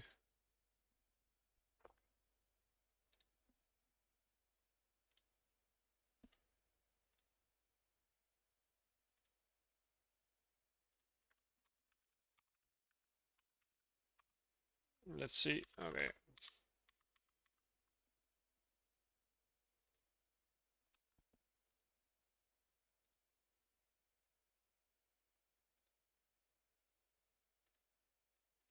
Let's see. We can always modify this. Oops.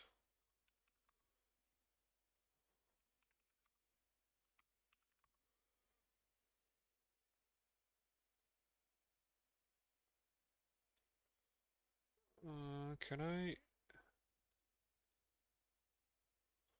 hide this?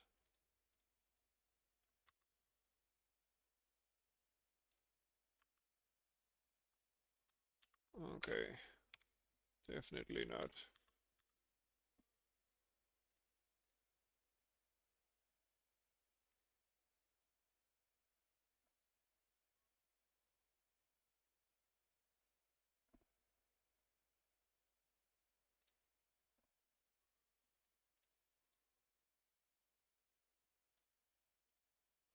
Okay, it needs me to apply this, I guess.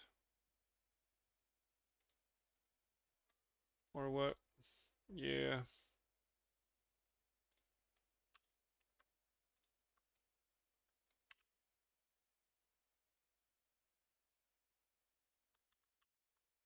Okay.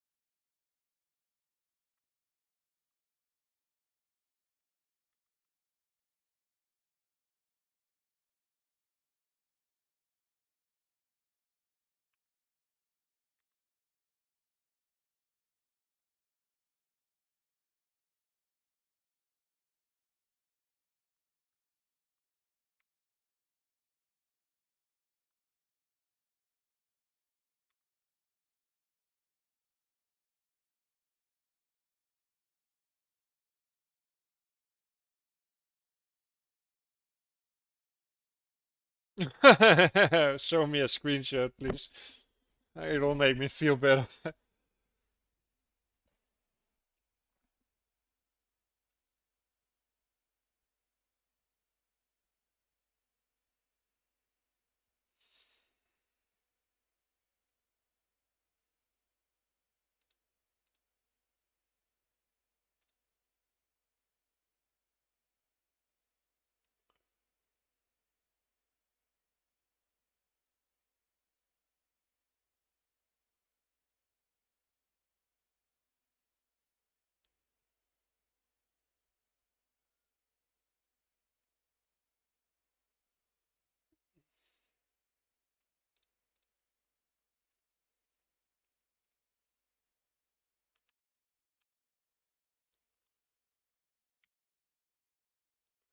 There we go.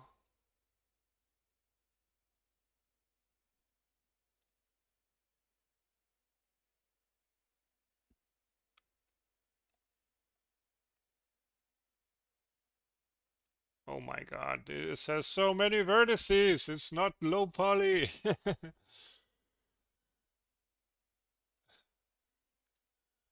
Let me see. It looks beautiful, man. Good job.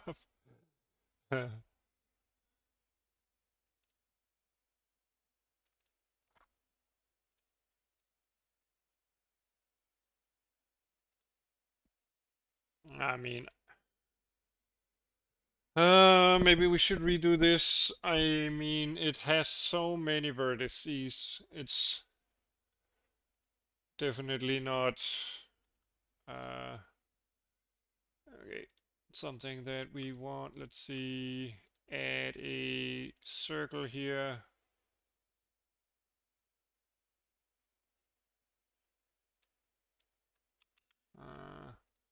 Add.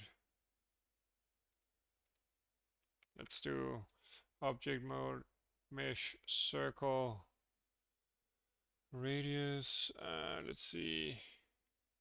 Vertices. Let's maybe do 20 instead.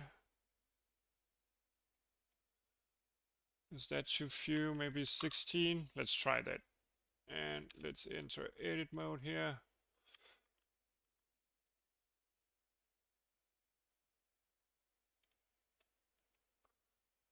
Okay, duplicate.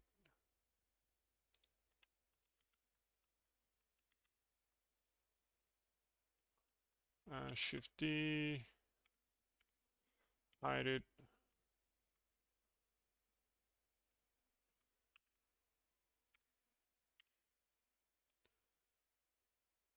And then let's delete this.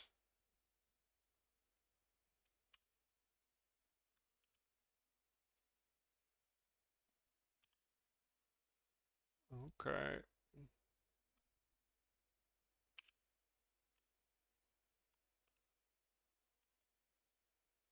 Okay.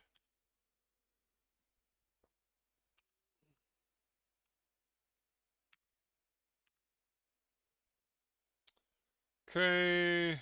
Let's add a, maybe not a subdivider after all.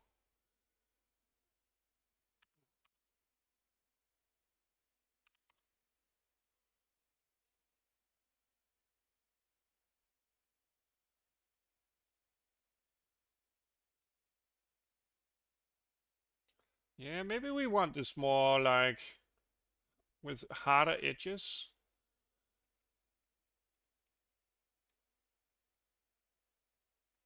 Yeah, I think that looks better, right?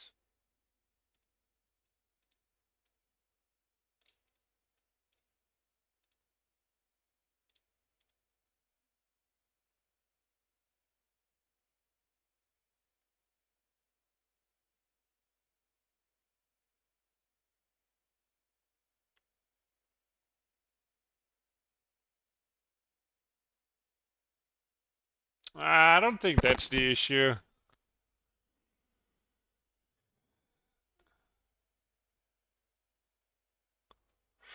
When you sample your shadow texture, maybe that's it.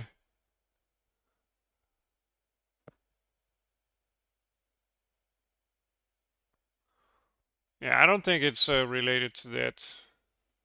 Shouldn't be, at least.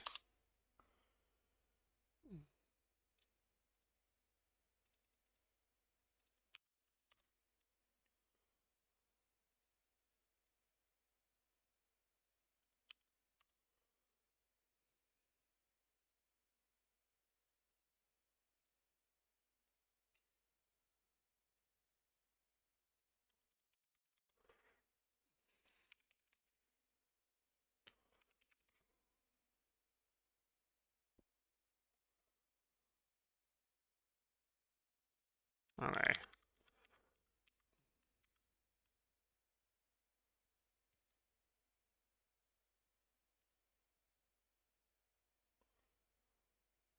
I'm modeling a drill. Casti helped me find a good model.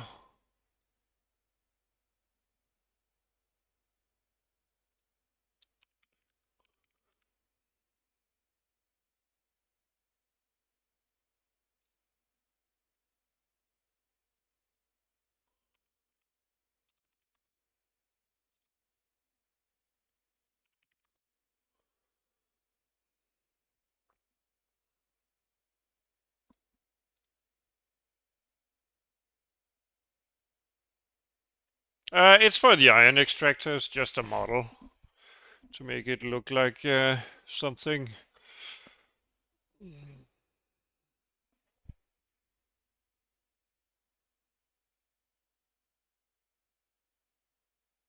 Yeah, it looks pretty good, right? And we don't have too many vertices.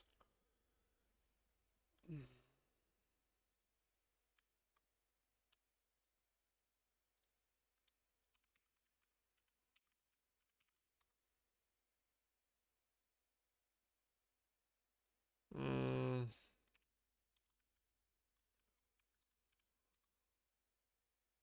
or maybe just maybe like this and then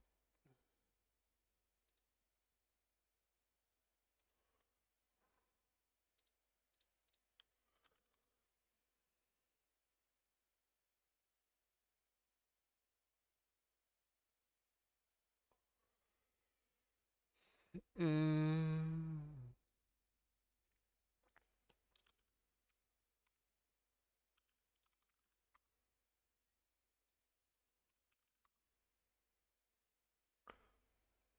yeah, then I'll close it.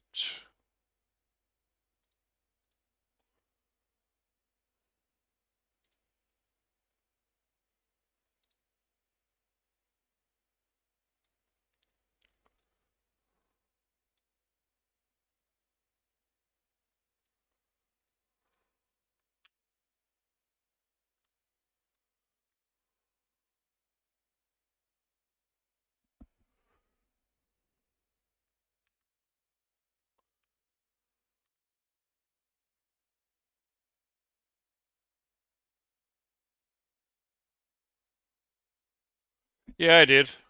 I already have it implemented.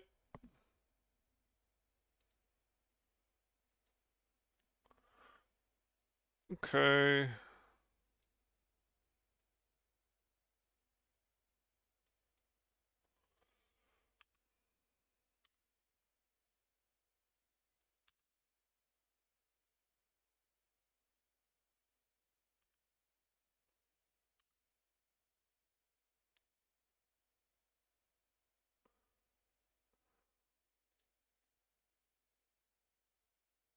Um, that would make me require me to create an animation. So I would have to decouple the. I would have to use two models. I would have to separate the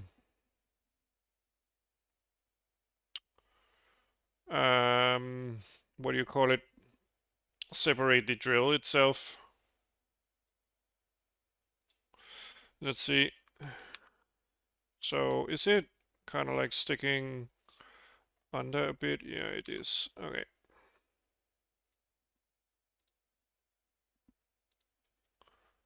Let's see, object mode here. C.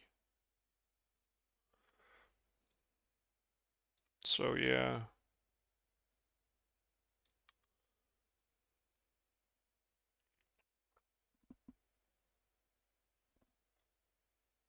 I guess we could try that just for fun.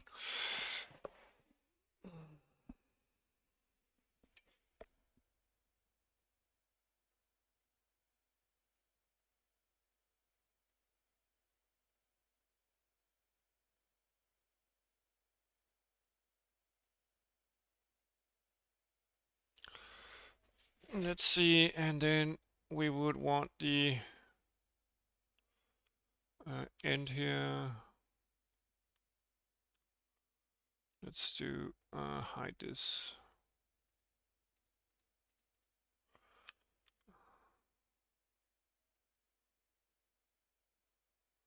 Let's do maybe no. Okay, and let's edit this. I think 0. No.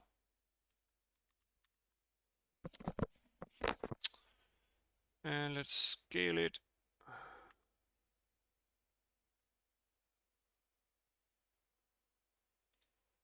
And let's fill it.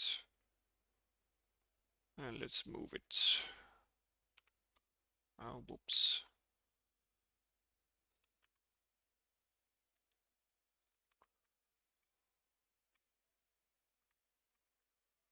Oh, whoops.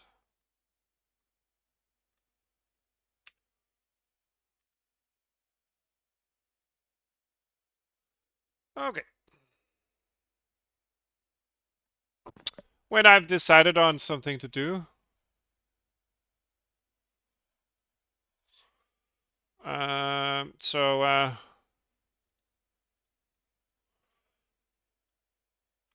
yeah, I'm still contemplating. Do you have any wishes, Rabinda? Let's see, snap vertices to surface blender.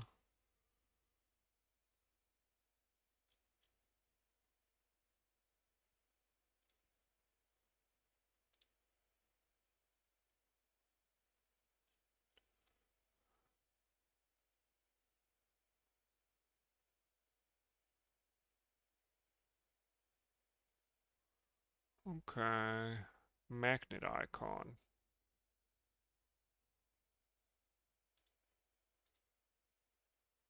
Uh,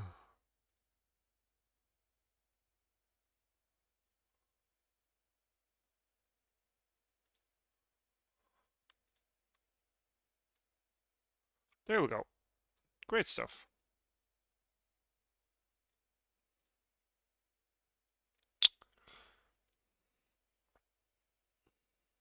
You're waiting for this game to complete?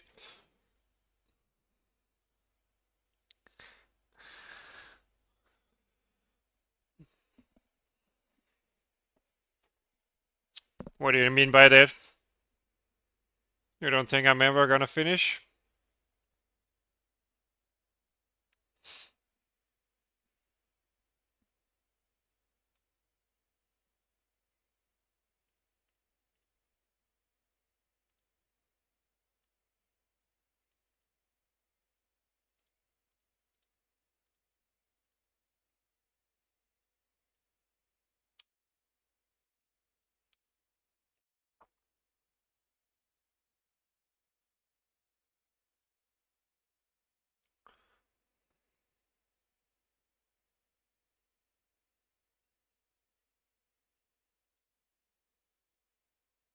Yeah, hopefully it'll look good. But we'll see.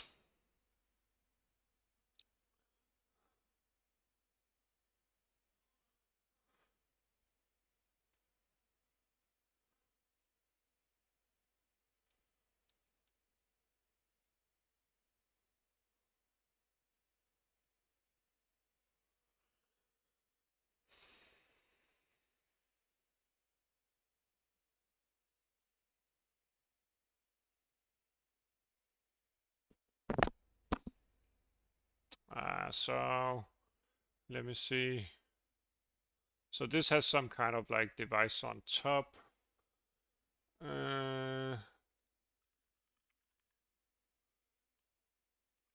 Electric mining drill here.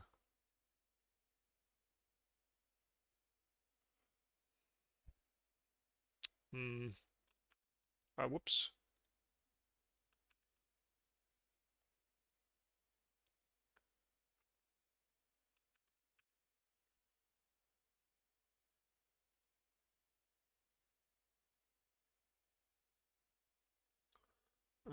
And let's do another one here and scale it in.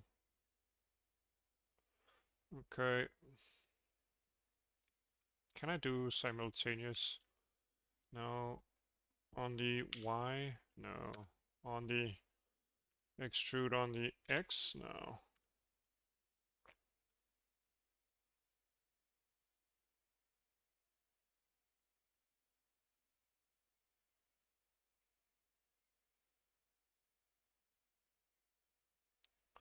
Okay, let's see. Now Y here. And let's do 0.12.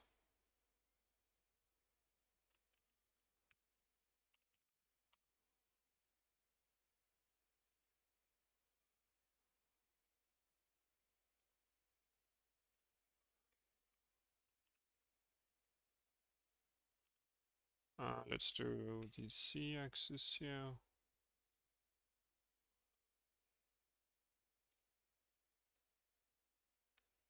Well, that's not exactly what I want, I think. Let's see if I do this and this. Yeah.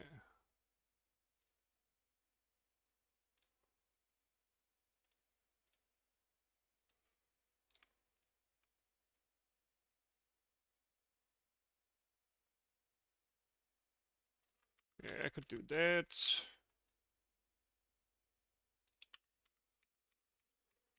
Hmm.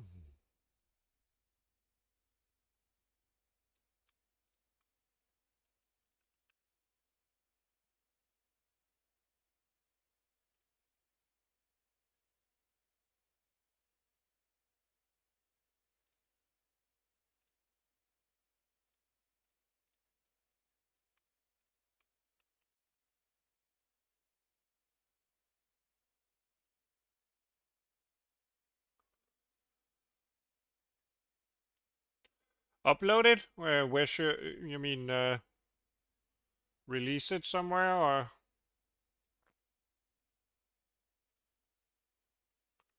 or do you mean on GitHub or something?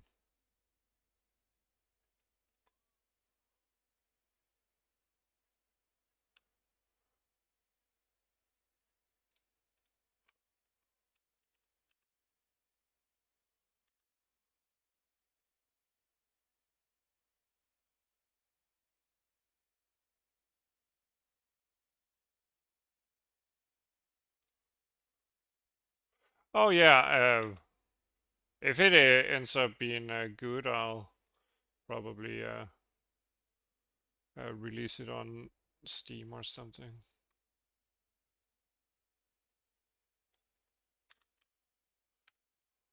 But we're a long way from release, mind you.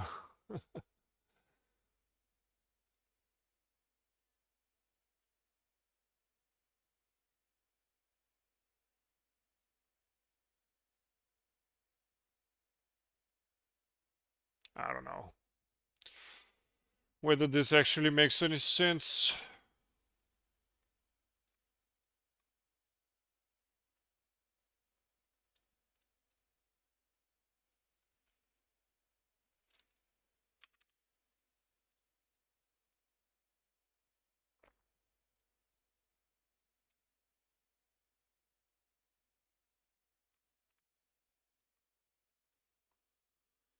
How do you like this model? Is it all right?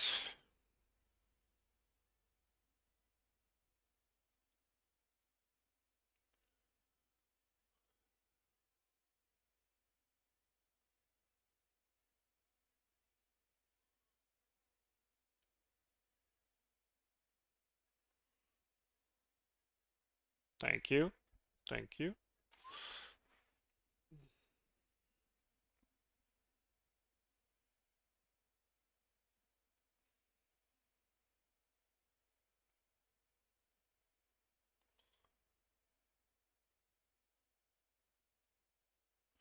So I'm thinking something that we would want to add to our renderer. Multi-mesh support.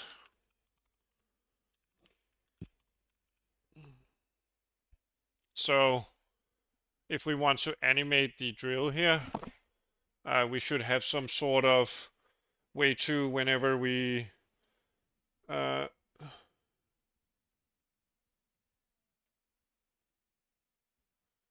the normals.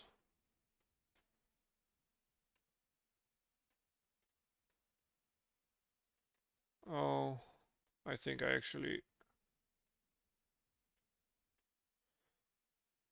I probably have to redo the drill here if I'm supposed to change the normals, don't you think? Can I do recalculate normals Blender 3.5?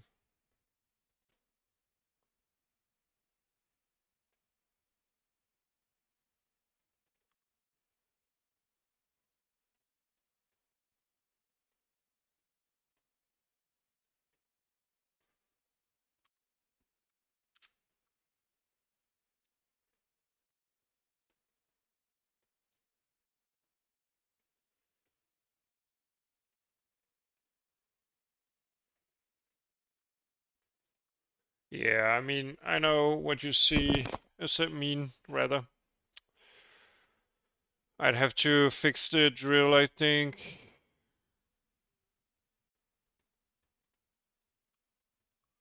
Yeah. The problem was that I wanted something that wasn't as smooth. Mm, but maybe I made a mistake. Okay. I could make a new drill, I guess, pretty fast. Okay, let's try that.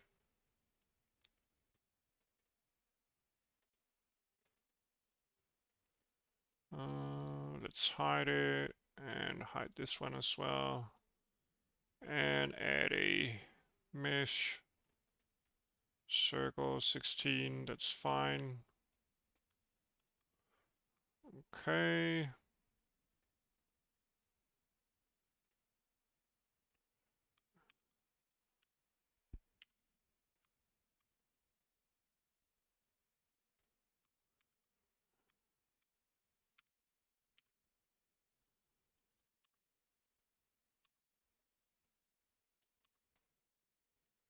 And let's do unhide here.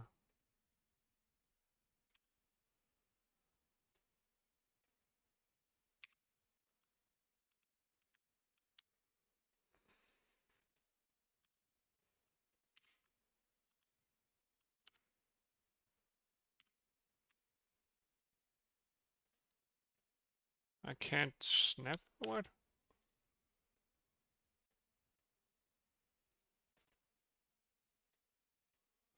There we go.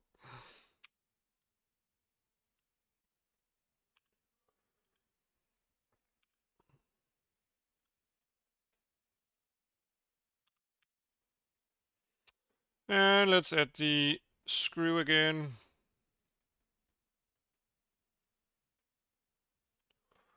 And let's do 3 maybe. And did I do 2 or something? I can't remember. And I scaled it a lot down, I think. Let's see.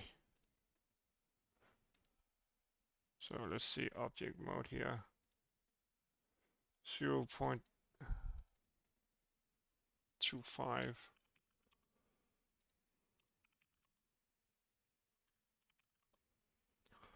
Okay. And it's not as big as the other one, so maybe, yeah. Doesn't that look somewhat close to? And I probably moved it a bit. Yeah. And normals calculate order. And let's remove the old one. I mean, the normals are still kind of like,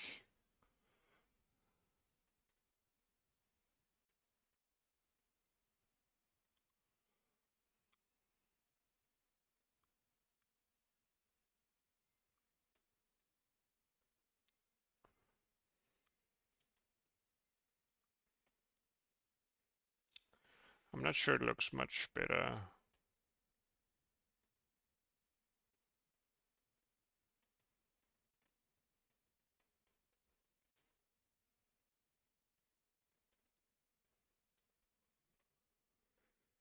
I'm guessing it's the subdivisions. Yeah, it's because I'm using a lower polygon circle, I suspect at least. But I don't really mind this kind of like low poly look here. Also, it kind of makes sense that the drill has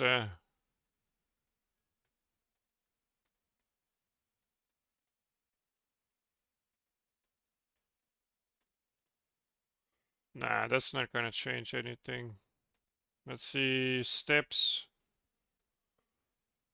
But this adds vertices. So now it's like 2000 vertices.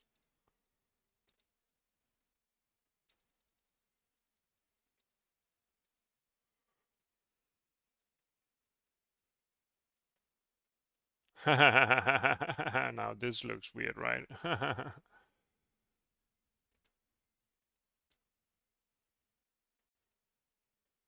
Let's find some nice compromise here. Maybe 32 is fine. This doesn't do anything.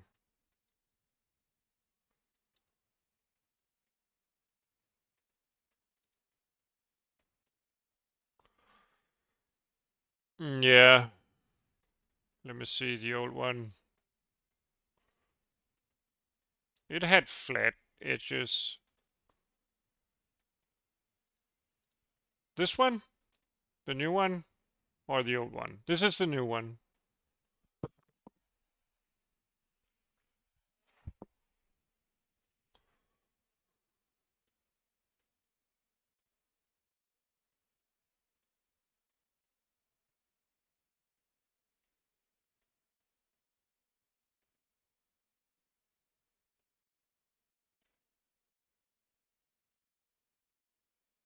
Okay, we'll keep it. I also like this effect here, where it kind of like gets, what do you call it? These kind of like uh, extra drill thing is. It's like it's more sharp or something. I don't know.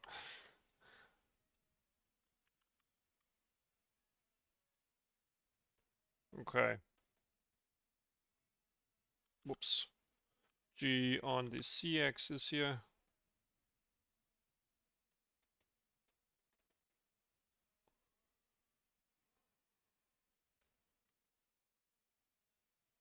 Let's see on this cube here, enter edit mode. Hide this. Hide this.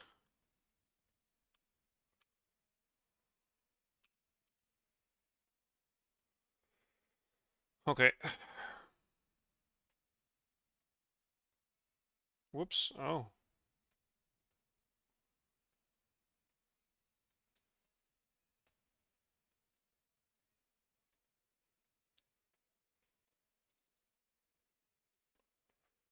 I can't edit this one.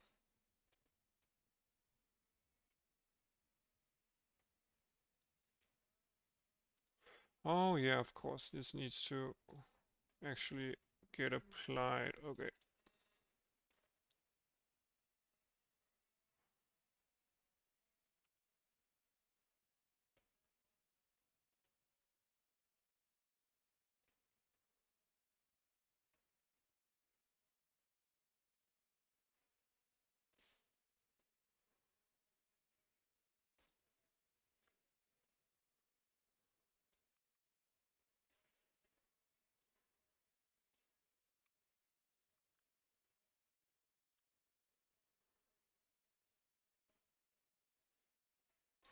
Okay, let's see.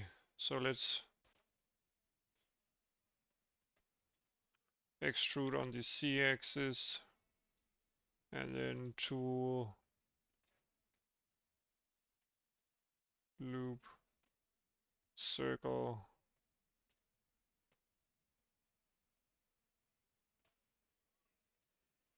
Okay. And let's extrude on the C, scale it.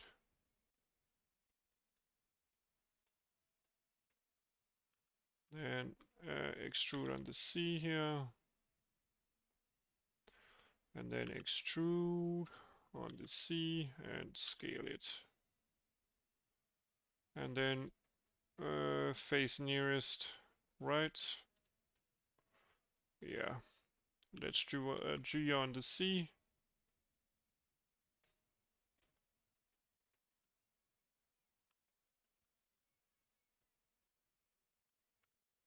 Okay, so let's activate this G on the C.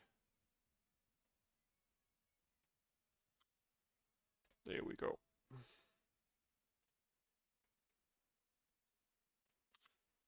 Yeah, I know.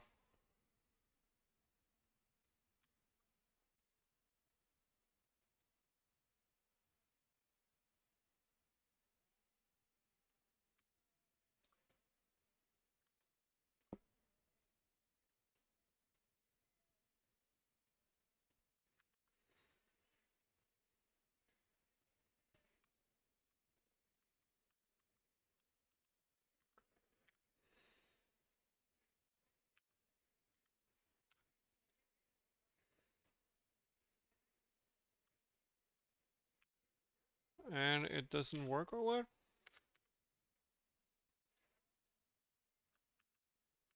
I can't do the extrude anymore, or what is going on? Oh, I of course need to. Silly me.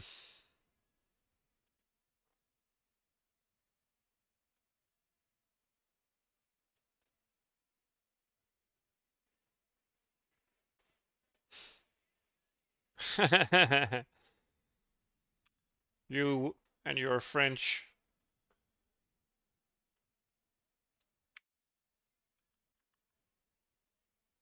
Now that's pretty. And let's delete the old one. So we have 2000 vertices.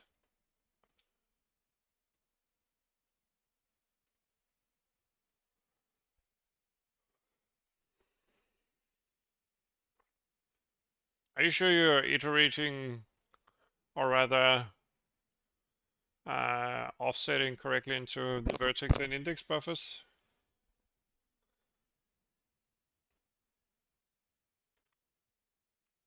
You can always check your data in RenderDoc or NVIDIA Inside. I did. Oh,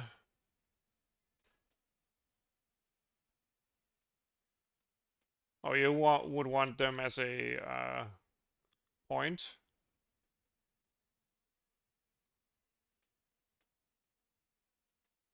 I think this is fine. No one's gonna see it anyway. Okay, we have a drill. We have a drill.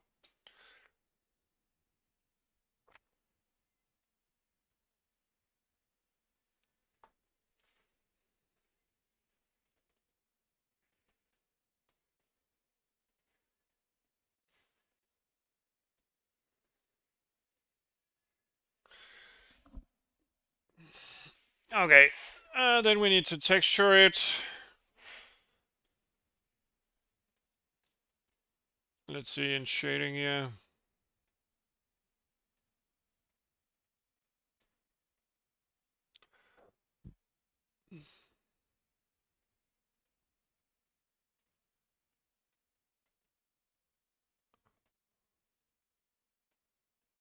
Oh yeah, okay, I see your point. Okay, let's do it. Let's do it. Let's do it. Let's do it.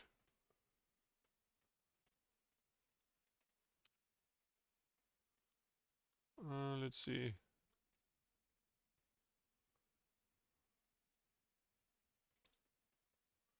Control M, did you say?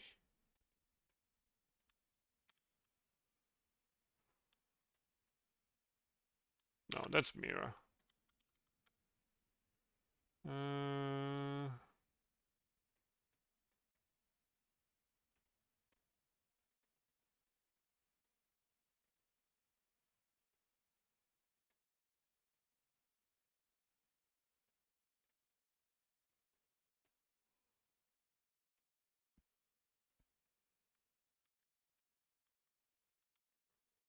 uh, just M.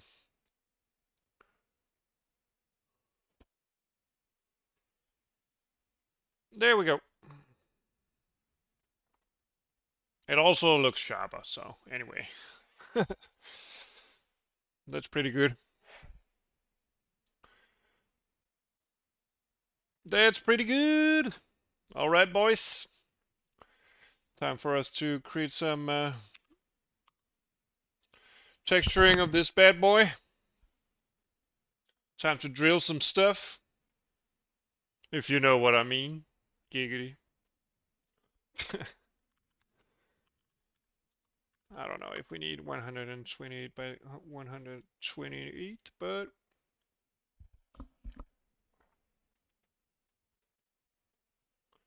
I don't know.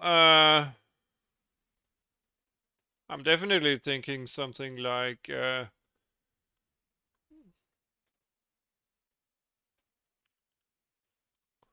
whoops.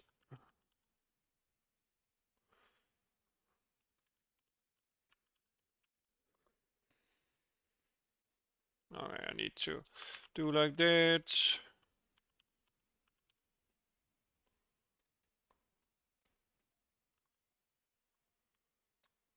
Whoops. What on earth did I do? Okay. Please.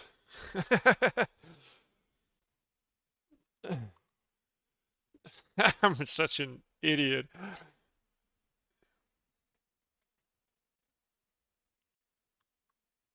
Texture atlas? What do you mean? I haven't created a texture atlas for the whole scene, if that's what you mean. I create individual textures for each model right now.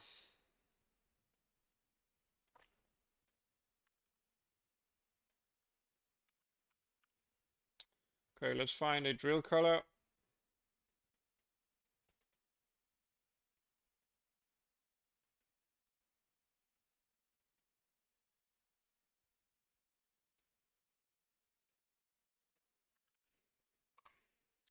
So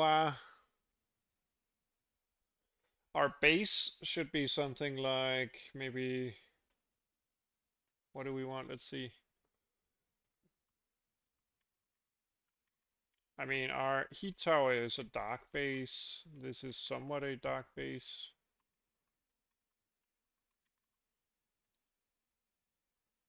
I guess some dark metal color is fine. So dark gray, I guess.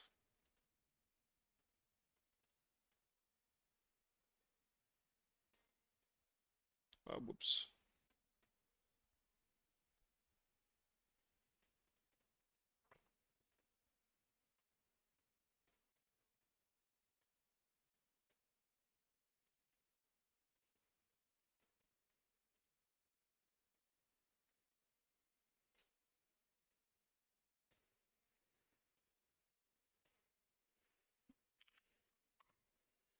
Maybe I want something in red here. Dark red.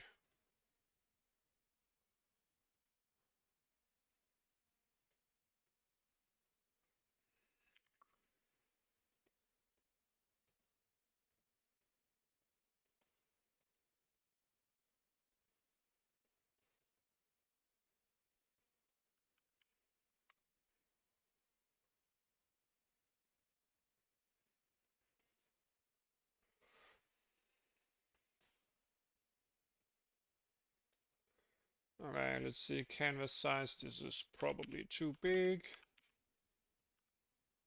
Oh.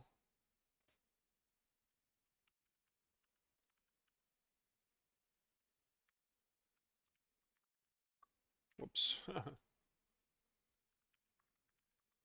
Yeah.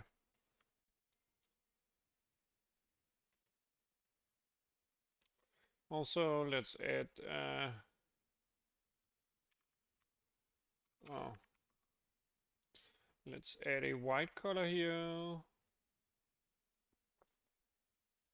And maybe we should add some lighter gray as well.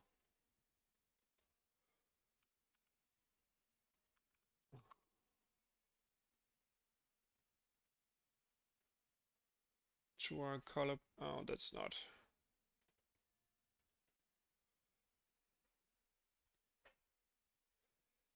Okay. Let's see. Let's export that drill texture as a start. And let's import it into Blender.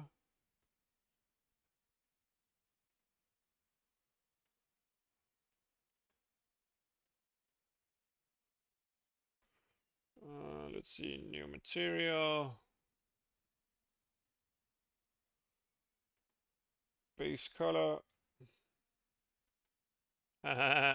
Looks weird.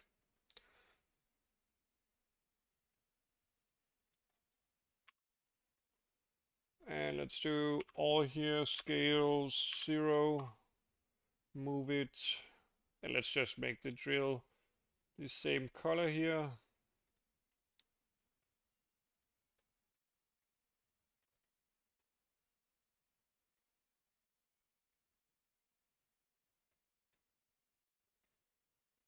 solid material. Okay. Also in this texture, okay, doesn't change much.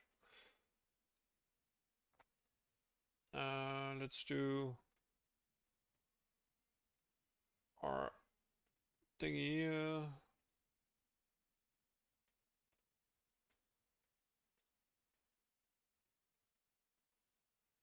Let's do our faces down here.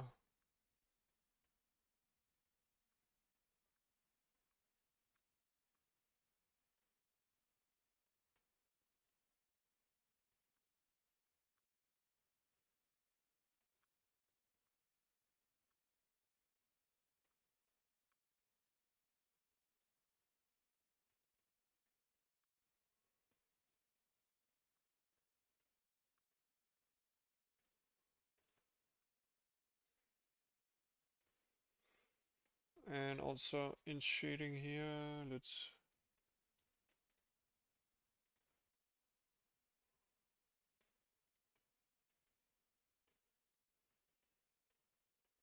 yeah, buddy, you can do everything.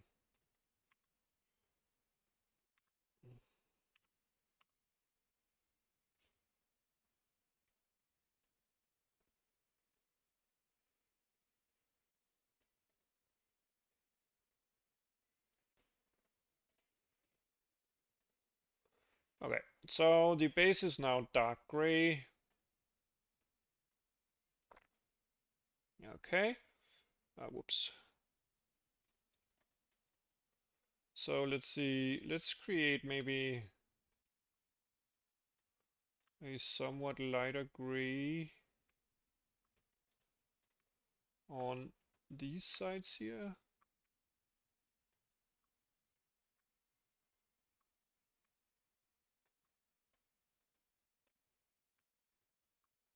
Is that it? Yeah, not this one. Oh well, maybe actually. Okay.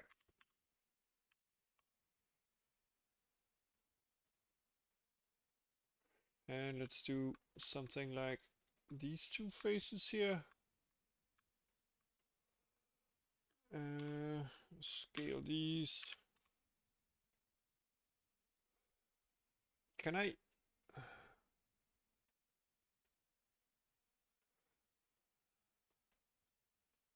I don't know. Maybe that looks too weird.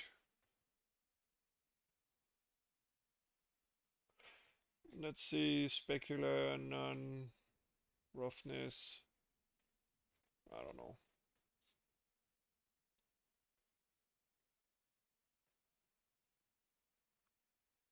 Yeah, I don't know. I'm not sure I like this light gray here. Uh, Oops.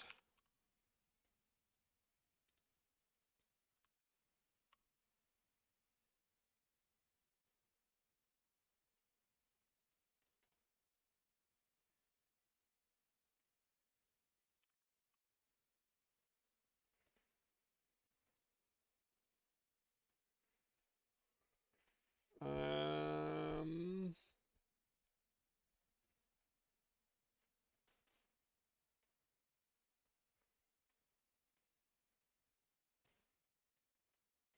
no, I agree.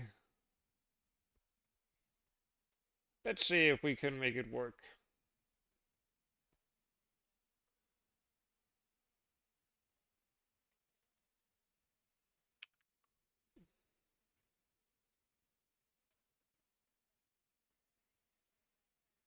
I guess this is a bit darker.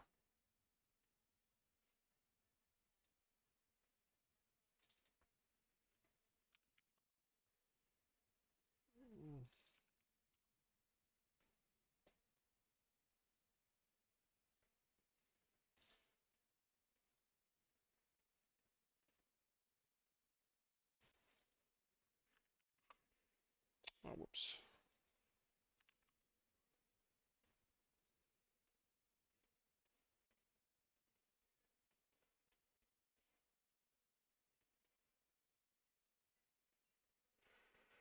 Let's see, export this.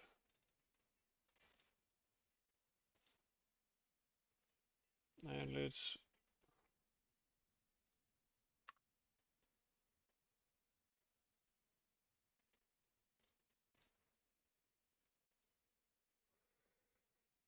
okay.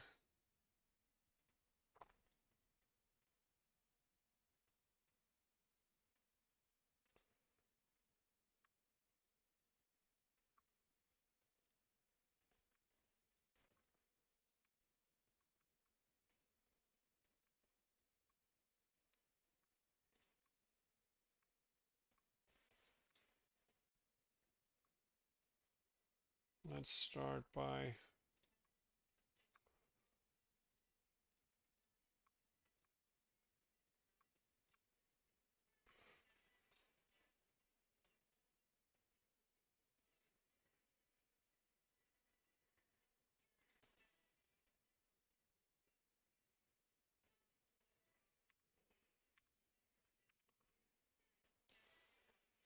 let's do maybe this color here. So now it doesn't look that different from the base.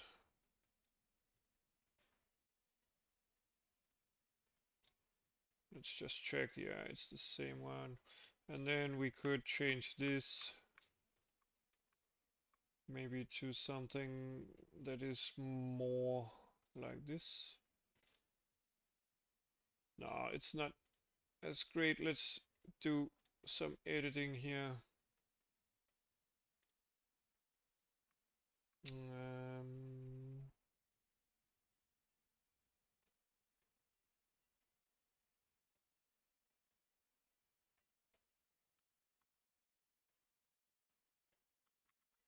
let's see, insert the shift spacebar. No, I. And let's do individual and let's try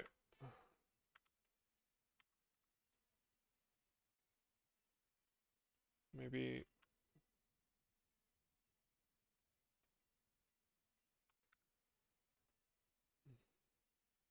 let's enter modeling here. So I or individual is on. Let's try boundary.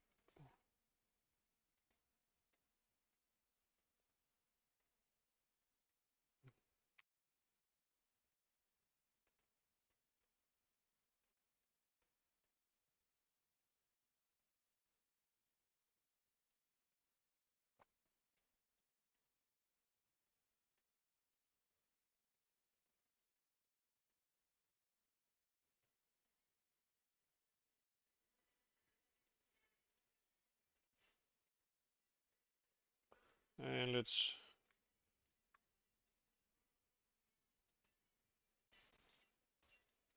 maybe use that.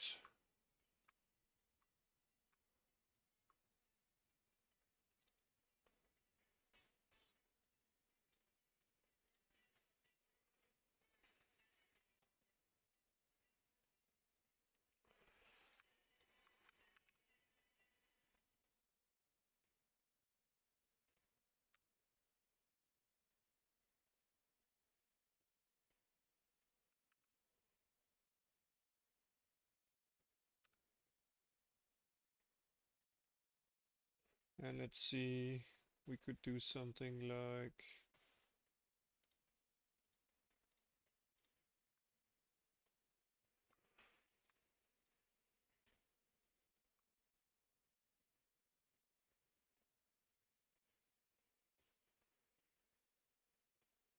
and maybe even make this the same color.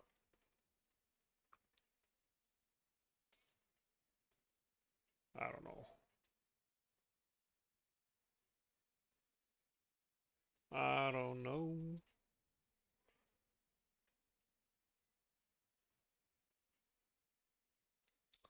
Maybe not even this one, maybe, whoops, control space 0.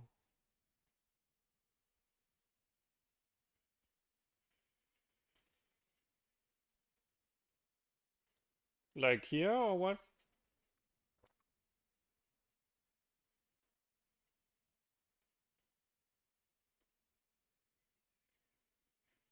We could even try something funny like maybe this one. It's a bit too bright, isn't it? The last one is a bit too bright. We could also just like set this to this one and then yeah.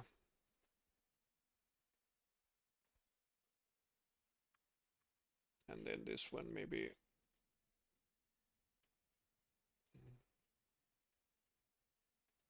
Yeah.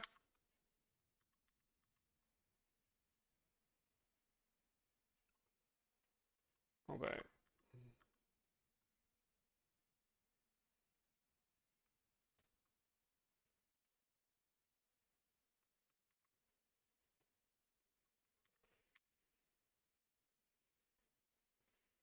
Yeah, I guess.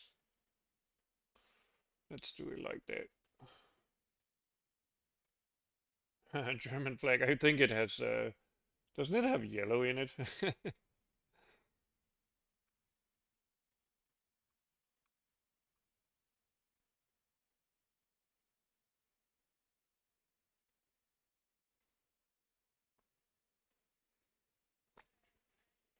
Okay.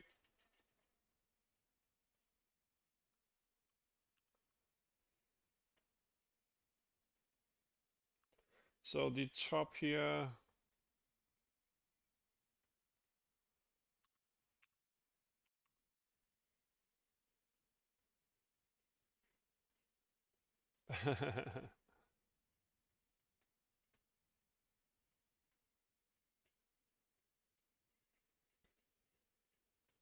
Do we have any German viewers?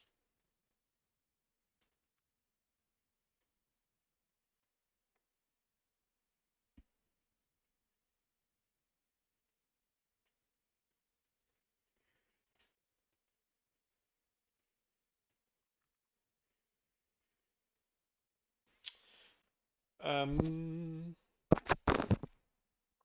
so, well, the top is currently dark. I'm not sure whether it should be. Should it be dark red or something? I don't know.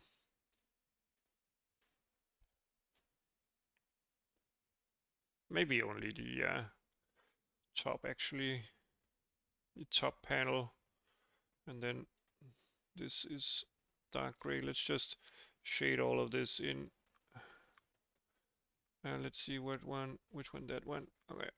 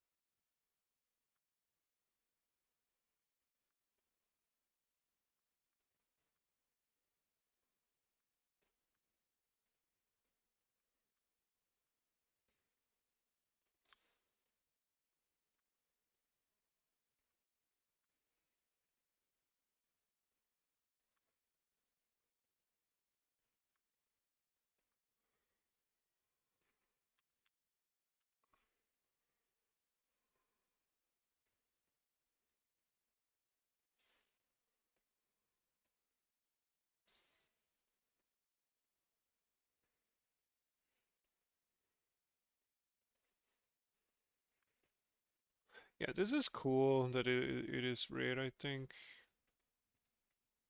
That's a good thing. This is, or maybe we would rather want this kind of thingy to be red instead. So Can I do? No, I can't. Hmm.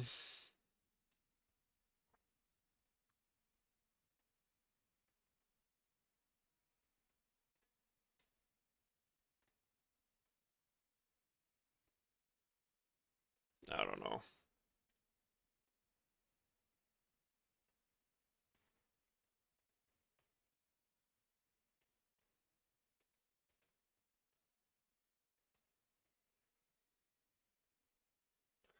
Yeah, I think the drill is too wide, definitely. The drill is way too wide. Let's see. Edit mode.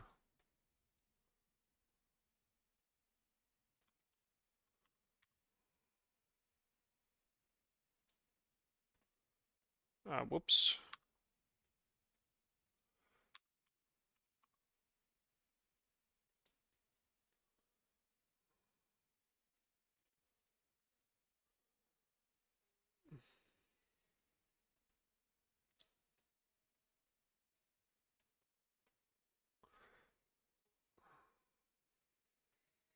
Let's see. Do I need to update this as well? Oh, it's not that one. It's this one. I guess we could just assign the same material, right? Yeah. Material. Yeah.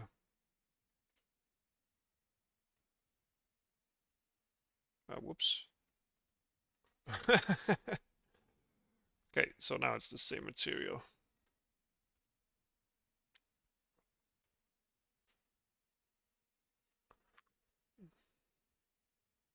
Yeah, I think so too.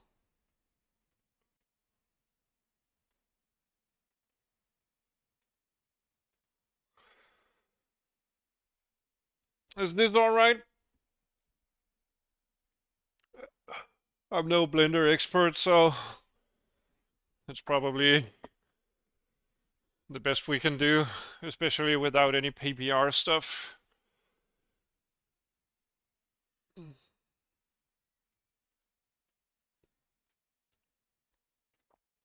Okay. Let's use that then for our model.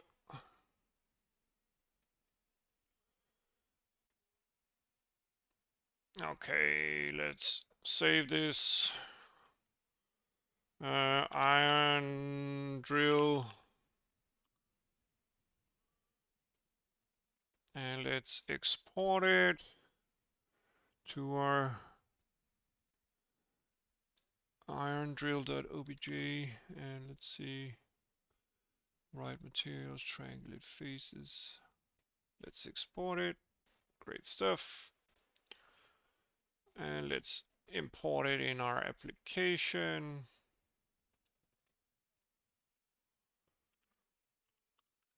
Iron drill.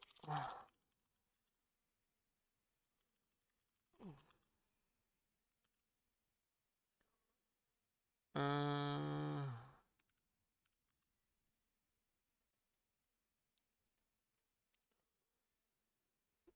okay.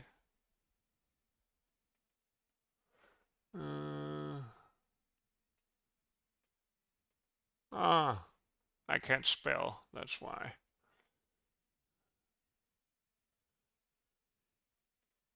And let's see. Do we actually?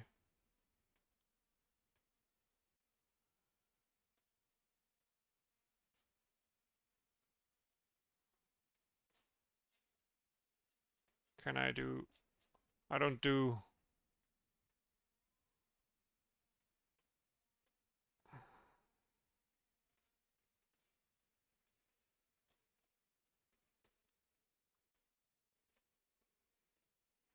Oh, okay.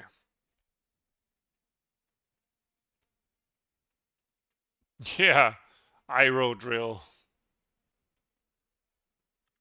Let's see if that fixes it. Seems like it. And we have an iron drill.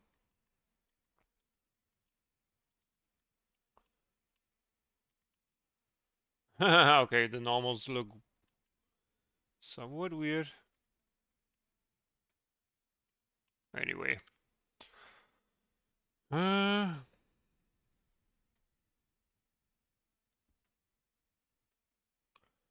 let's see.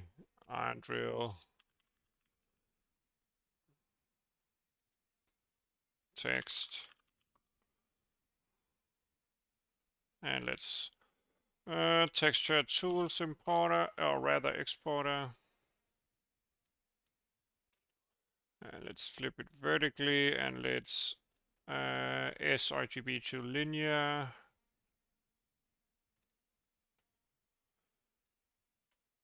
Iron drill.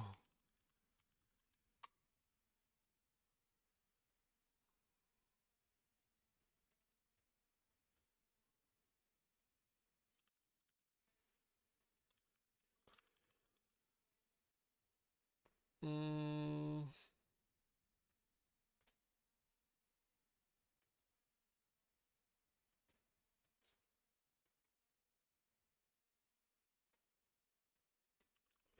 Five. What was the problem? Oh, I didn't see the rest of chat. Congratulations, buddy.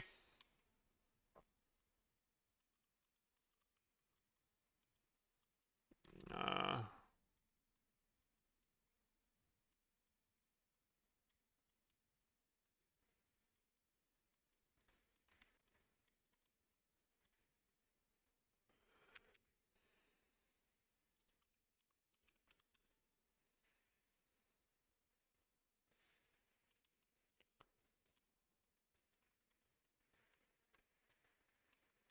yeah, we're definitely not reading the texture correctly, but let's see.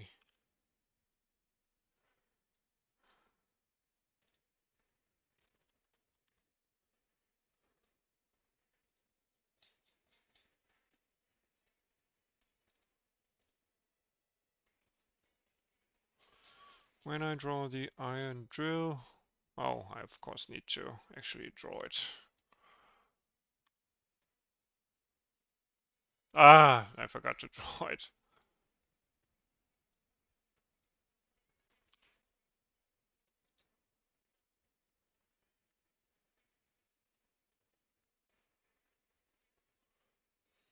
Seems about right. Good job, buddy.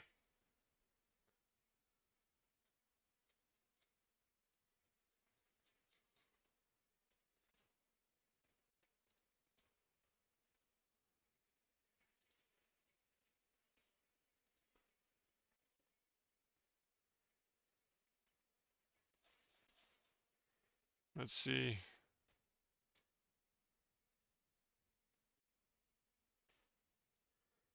Okay, so this has the shadow map stuff, and then the iron drill, yeah. Oh, it uses the heat tower texture, that's why. It doesn't work.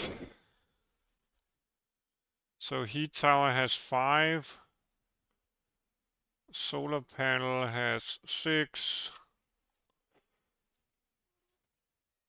7, 8.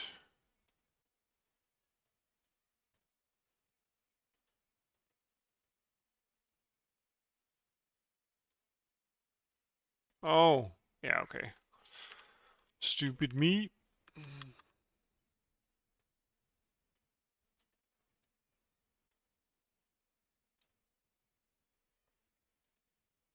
No, usually vertices aren't that expensive.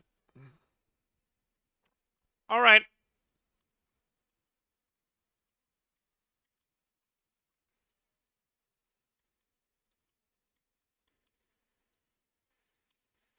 Take care, buddy.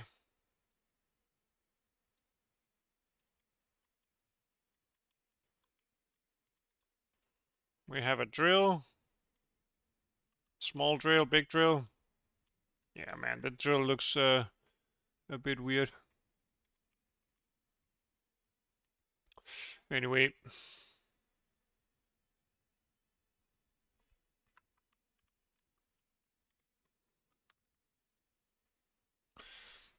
At least we don't have a box anymore.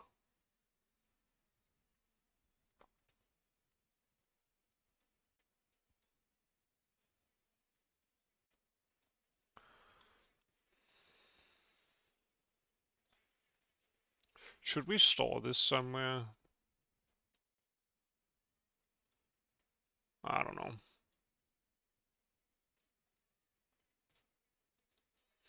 Does the model actually fit? It actually fits. And you can even see when the resource disappears.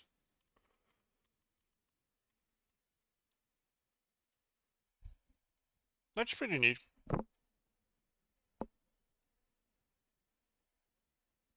Yeah, I could. That's a good idea. That's definitely a good idea. I could also rotate the small one, but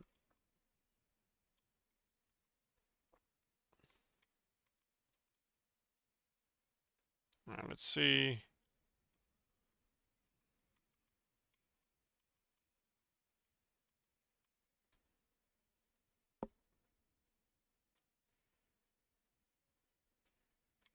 Thank you, man. I appreciate it. So, yeah, sure. I have a quaternion controlling the rotation. I haven't implemented a what do you call it? But if you look at my guy here, I can rotate him freely. But I haven't added, if that's what you mean, the logic to actually rotate it inside the build system. Maybe that's what you meant.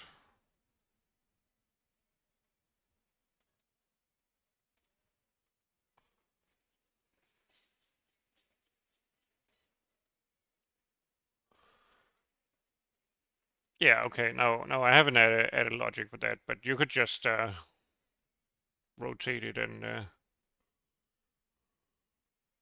stuff like that. Let's see. So I can't remember. Is it mesh number 8? I'm unsure. No, you can't find it. Is it 6 then?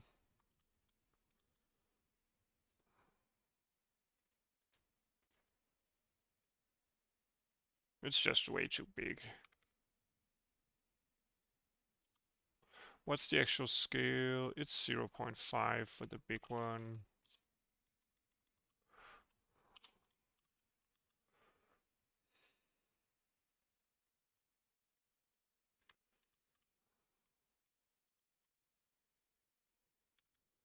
Okay.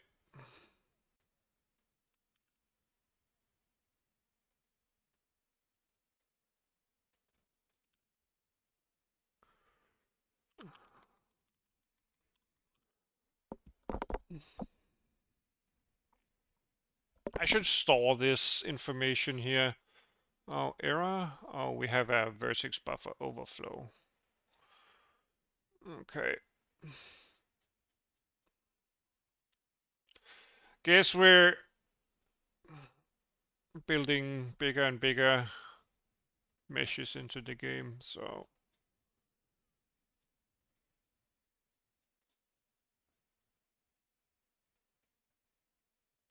let's see.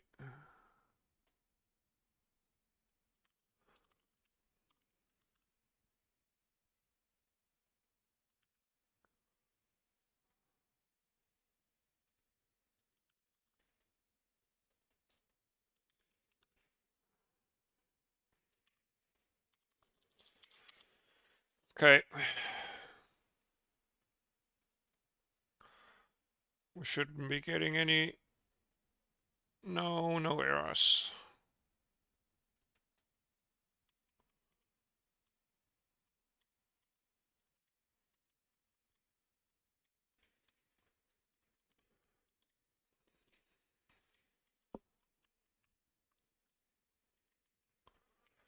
Okay.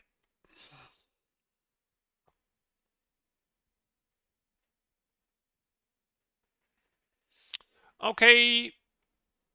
I think I've been going at it for like, what do you call it? Almost 10 hours. And before that, I actually was looking at how to do some different stuff. So I'm probably gonna end the stream here.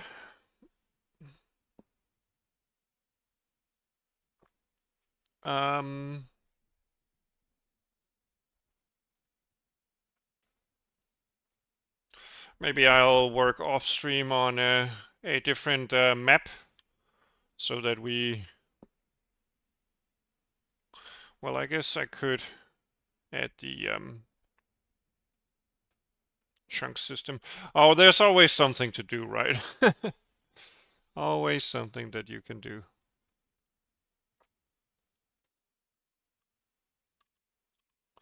So we've created build logic. I can't build on top of other buildings. I can only create an iron extractor on resources. We have resource extraction. Each iron extractor will contain its own amount of resources. Yeah, buddy.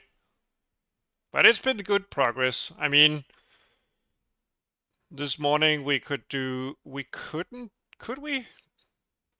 Had we implemented one iron extractor? I can't really remember. I don't think we even had an iron extractor, did we?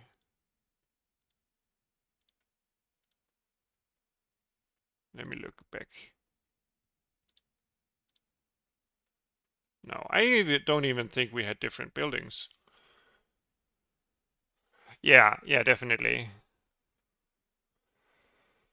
Okay, we can add that. So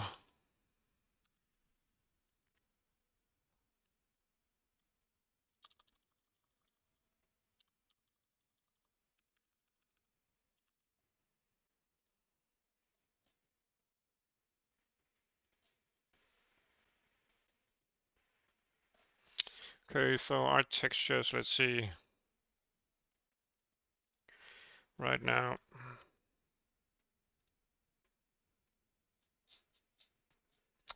we have a test, which is our YouTube texture. We have the blue highlight, which is just the blue color. Let's just create maybe a red highlight and a green highlight. Let's see, iron pole, solar panel, build text. Yeah, this is going to be swapped. Okay, let's do.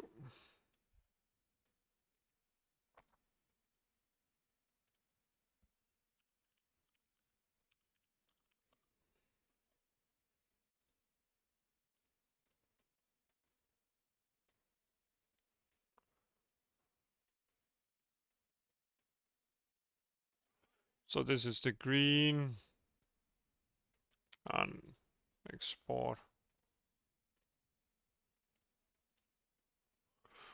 Green highlight.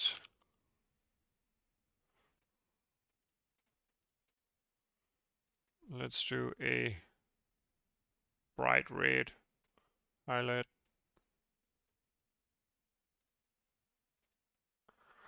Red highlight. And we already have a blue. And let's save that as highlights.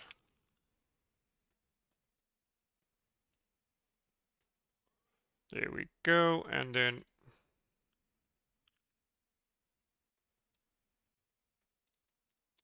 a red highlight. We don't need to flip it. We can generate mip maps, but I don't care. Let's just recompute the color. Red highlight. And then a green highlight. Okay. So the test is still fine. Build texture. Let's not use that one.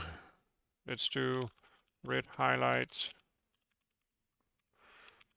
green highlight. Okay, we need to rearrange our textures. So we will keep our 0 texture, but let's shift this.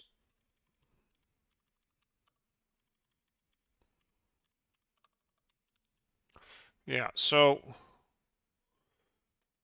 this is going to be 2, and then the buildings will start at 3, 4, 5, 6, 7 will be our highlights. 9, there we go. So our solar panel will be number 4, and our heat tower will be number 3,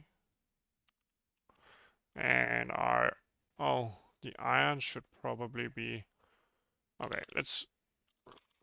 it's resources, so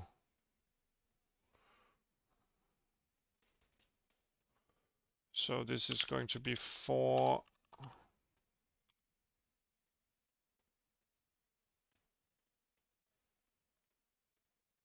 So heat tower is 4. The solar panel is 5.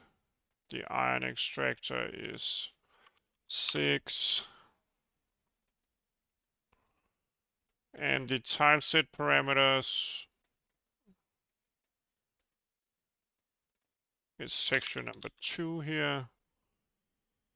Does all of this work? No, the iron texture is not correct. But besides that, that one is correct, that one is correct, that one is correct, yeah. So the iron is supposed to be a resource. Mesh is the first one, so this is supposed to be 3, right? Okay, I'll do that. Maybe. Let's see, how far do we have left to, okay, 40 minutes till 10 hours. So everything is the right texture. So red is 7. Maybe I want, okay, I want the green one to be the first one, and then the red one to be the next one. So let's see.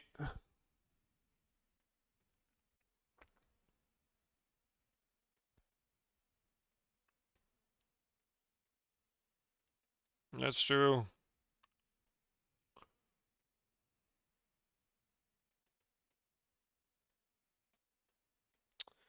7, I think.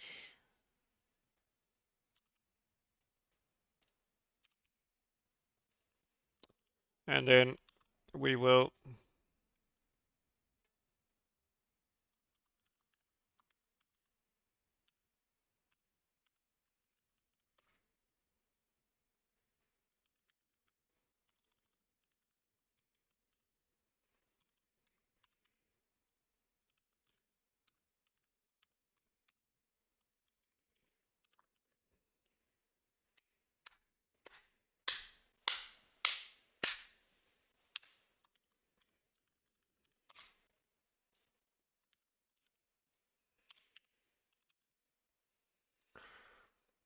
okay.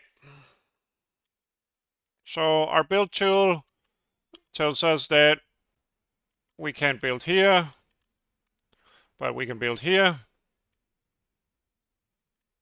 Also, our solar panel can't be built on top of anything else, but it can actually be built on resource. Was that what you wanted, Mr. Casty?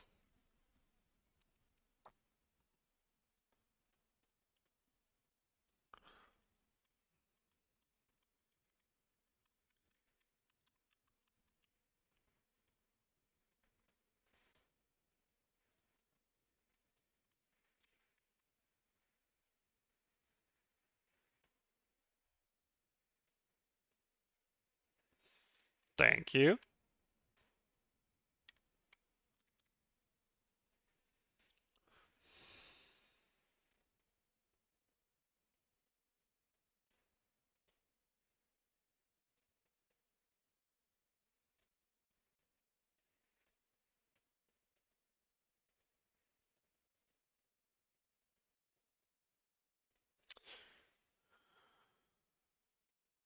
No, it doesn't.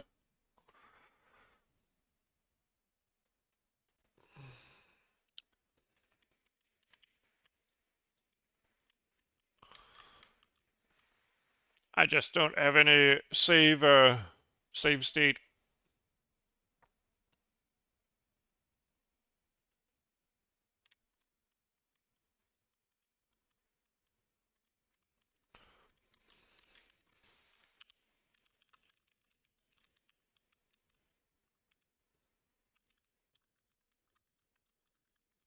Yeah, but that's a bit more what do you call it? Intensive, because for one, it would require a building to be able to contain multiple meshes. Um, Also, it would require animation system where we rotate the drill itself and update its position for each frame. We could definitely do it. It just is a lot of work because our building system right now is something that, at least for, yeah, probably. I feel like sometimes I have to balance between doing interesting effects like, the bloom here cost me like so long in order to make this tower here glow, and I experimented with different optimizations, and it's really interesting doing rendering related coding, but uh, it's definitely not helping the game progress. So it's always, you know, kind of like a consideration whether to work on the look of the game or the actual game. But I guess we could do some more animation related. I'm open to it. Um,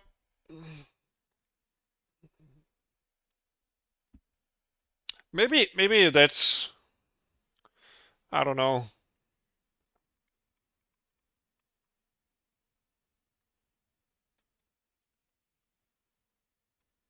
Yeah, I know, but right now I don't even know if this is supposed to be the game. I mean, I need to create a prototype to fiddle around with the different systems.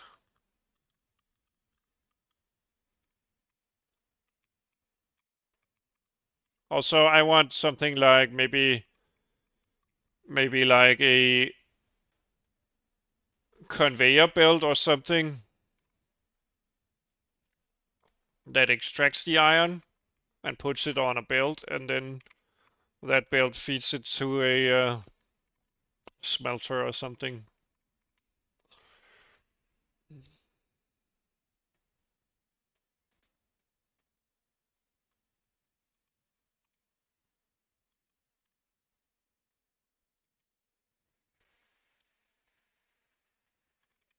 But yeah, we're definitely progressing here.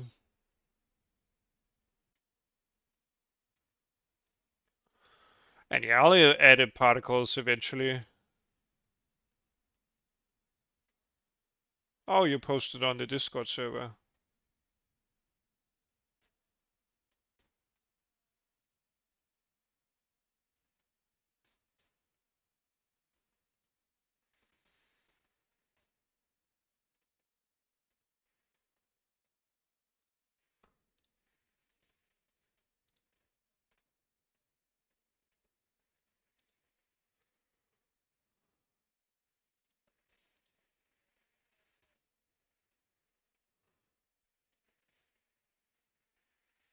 God damn. That's so sad.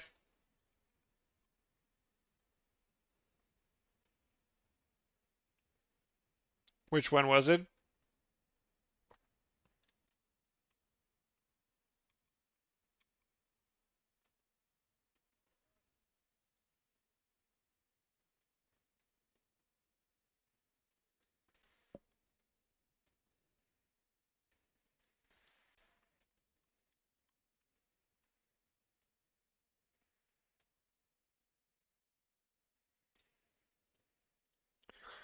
Oh, how sad.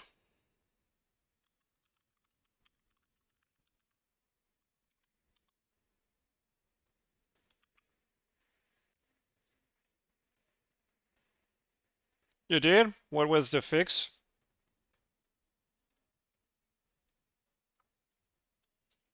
Also, your stuff looks really good on the Discord server.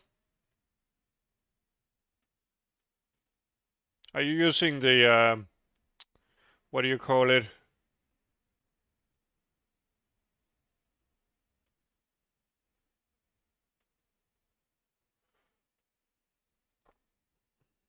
Are you using the tune shader from the DirectX repo? It looks a bit toony.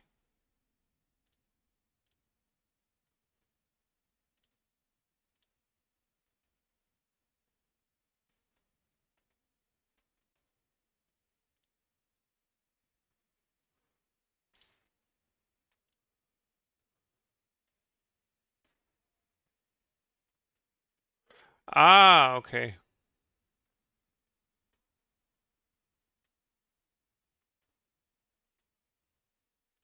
By the way, would you want me to show how to actually implement shadow mapping in the tune shader?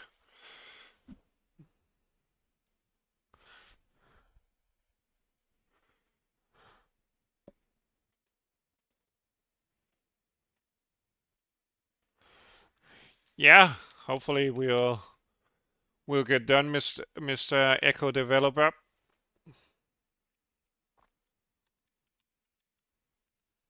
At least today we did some good progress on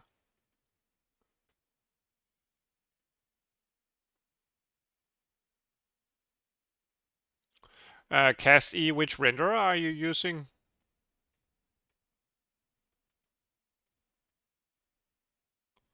for your project?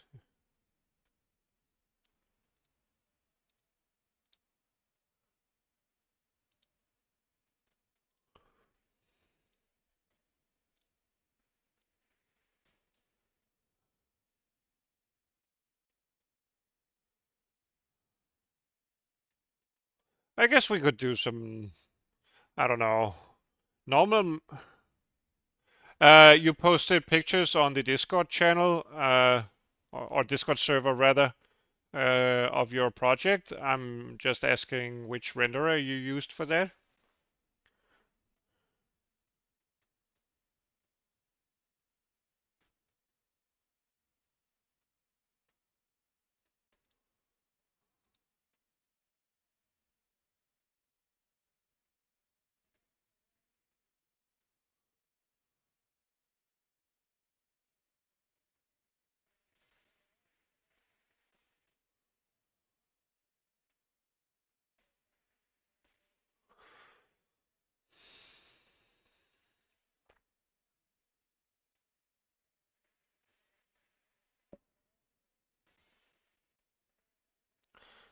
Um, yeah, I meant, yeah. Did you write the renderer yourself, or and what API?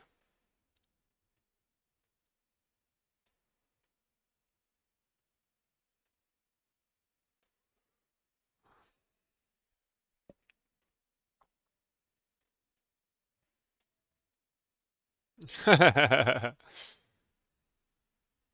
you react to comments or chats here?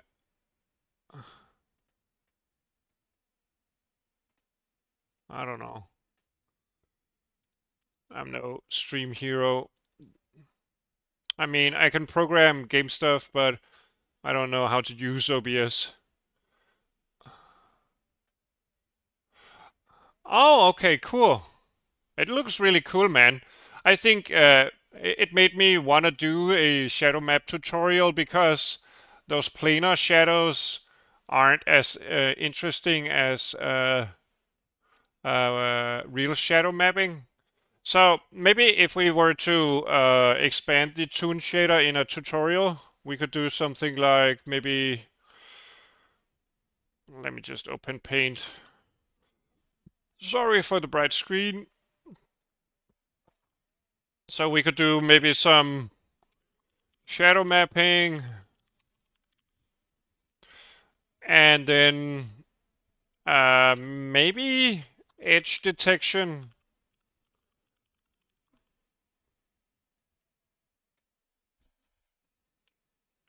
And probably I won't have time to do it, but I could look into if I could do a bit of normal mapping, but I don't know. Yeah, shadow maps are way better. We could do shadow mapping. So for a real toon shader, I think you would do edge detection as well. I can't do ray tracing on a tutorial. It would. It, I'm not sure I even understand it completely myself. maybe, maybe in a couple of years.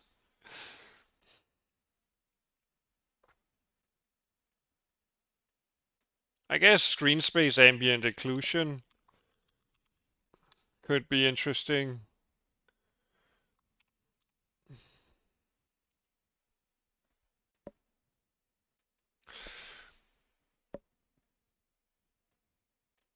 And then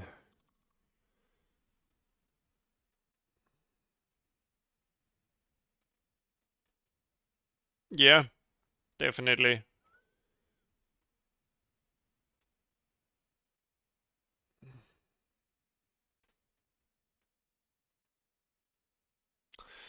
Could this be an outline for a tutorial? Expand the Toon shader project with this and then add frames in flight support. So this is something that we will definitely do, and this is sure things, and then potential things.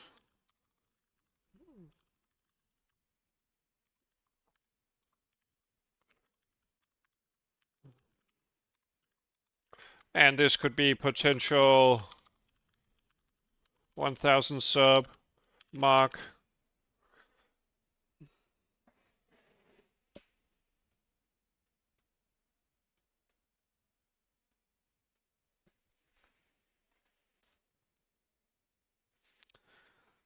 What do you guys think about this kind of like plan for the 500 sub celebration video? Uh,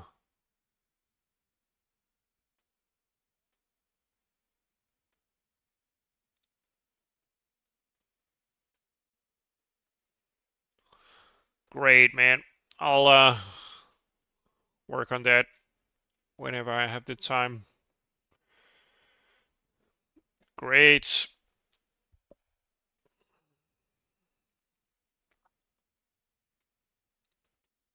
All right, be right back. I'm gonna use the bathroom.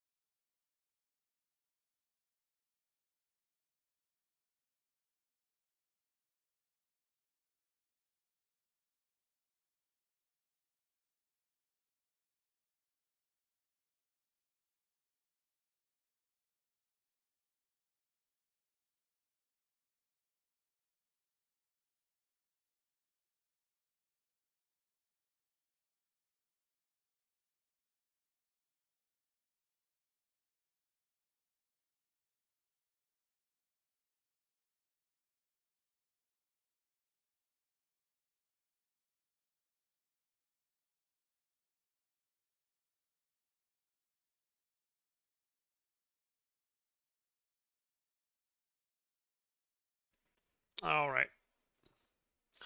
So yeah,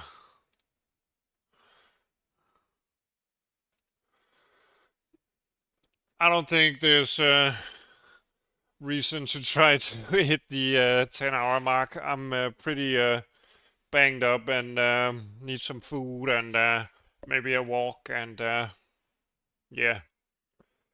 So this is it for this episode. I might do more streaming tomorrow. I'd like to add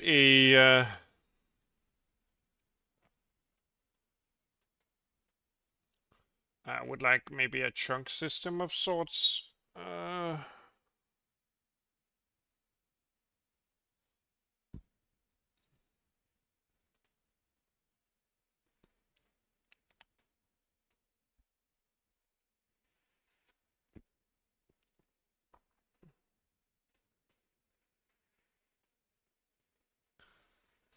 Um, yeah,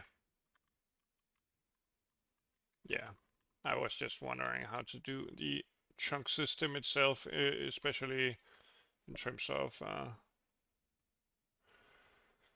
uh, well, I'm planning on something like, you know, a simulation builder thing where you have to manage resources, build some structures, terraform the planet, and then there will be different obstacles.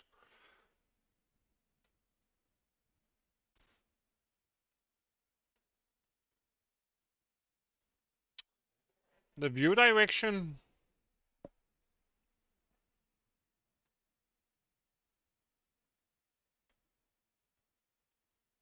do you mean your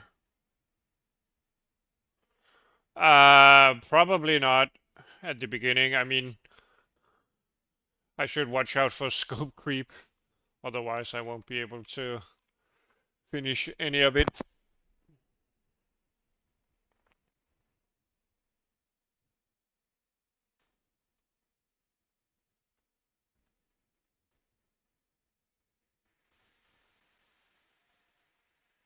Yeah, that would be nice.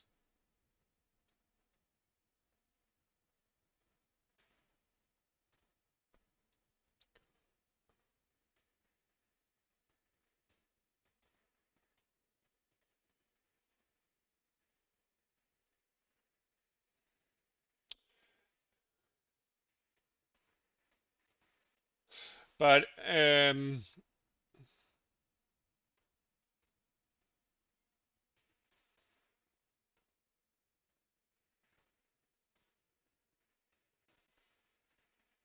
yeah, maybe we will just add mod support.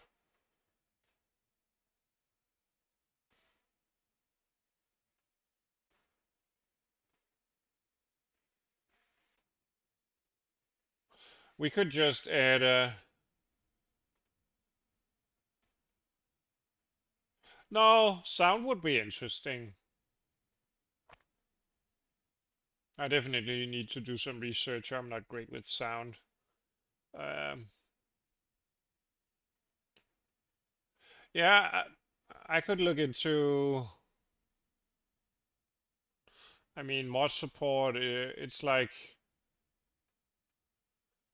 making some hooks that you can use as a modder.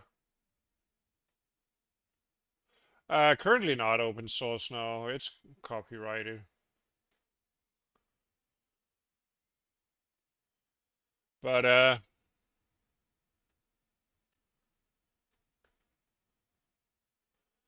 maybe it will be open source in the future. If the channel grows, it might be open source. I don't know.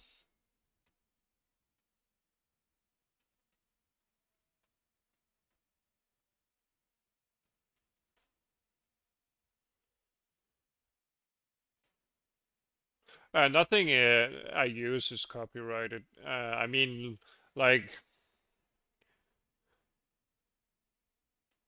if someone like build a one-to-one copy of what I do on stream and release it, I would consider it like someone stealing stuff. But if you take inspiration from what I do and use what you see on stream to make something of your own, I wouldn't consider it copyright infringement, but it's a fine balance. Since I haven't released the resources, um, I mean, since I haven't released the source code anywhere as of yet, it's copyrighted. But if I like end up having a lot of subscribers and even maybe people who want to have the source code, I might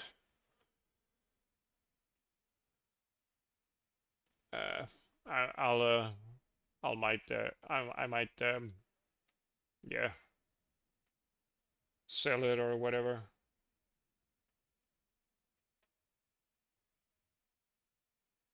Yeah, exactly.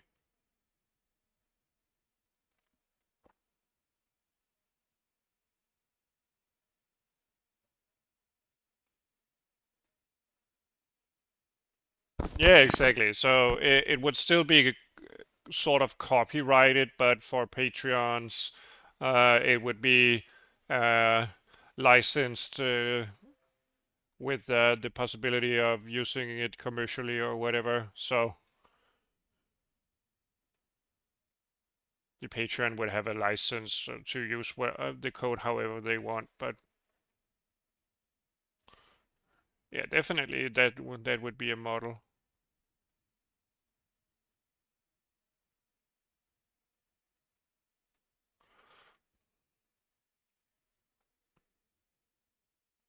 But yeah, sounds and different systems would be interesting. But yeah, my dream was to create something where I could, right now we can extract these iron resources and then I could pass them to some different kind of building that would process them. And then we would have a simple iron economy, which we could then use to kind of like pay for these buildings. And then I could start maybe implementing some of the terraforming stuff. Um, I want to do some different systems, for instance, extracting water, creating gases, regulating temperature on the planet, um, and maybe I see terraforming games or space exploration games using something like radiation as a sort of danger. Uh,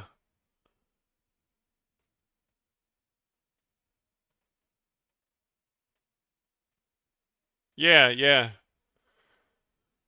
But my thought was like, iron in the real world is bound to a bit of oxygen. So if you use electricity and a acid, you can actually separate the iron from the oxygen, and you can extract that oxygen either as water or just pure oxygen. And since in order to grow plants, you actually need oxygen. So my thought was that you not only extract iron in order to, um, build buildings because you need iron for that.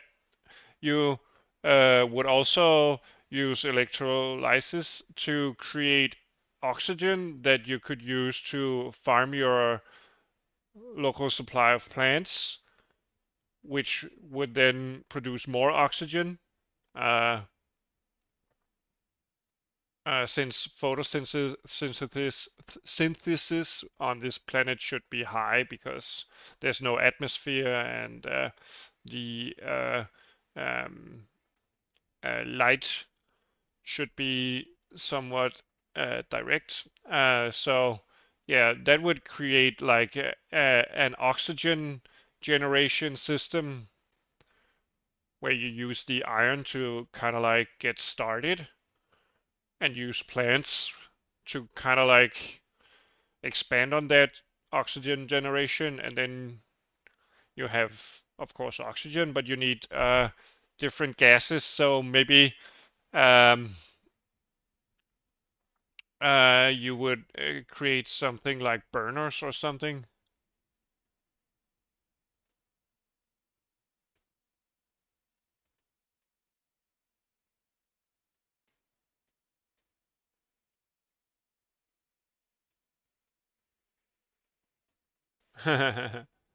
Well, then you're a great partner. I mean, don't you know, just need, for instance, something like hydrogen? I think I read a study where someone using a salt-based medium was able to split um, iron, bound to oxidized iron.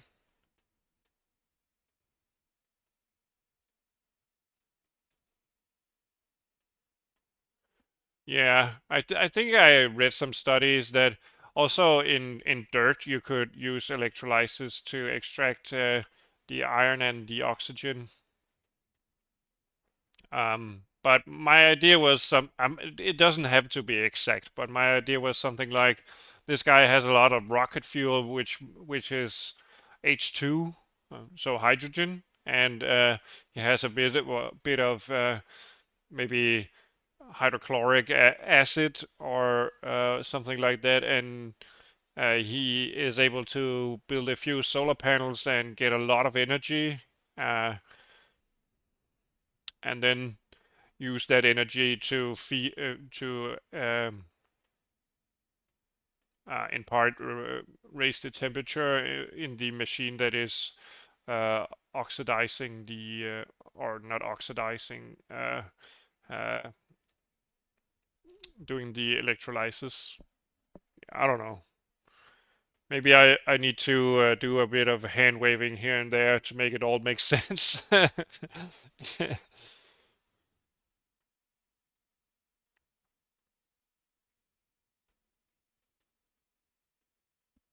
Yeah, I mean, I think it's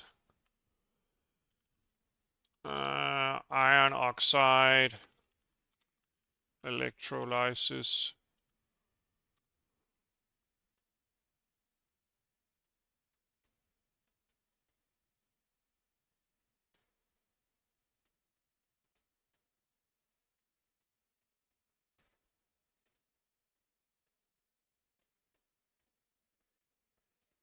Yeah, so it's basically more efficient.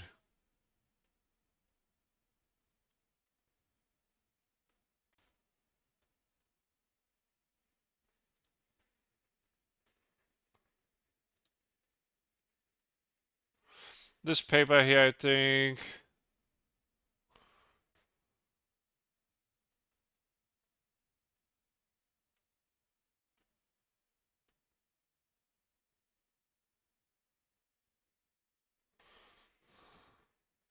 Yeah, but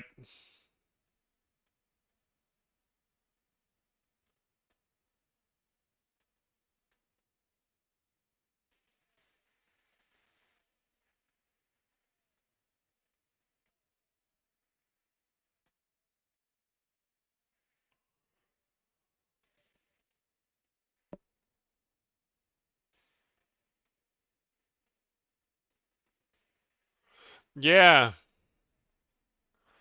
it's really nice.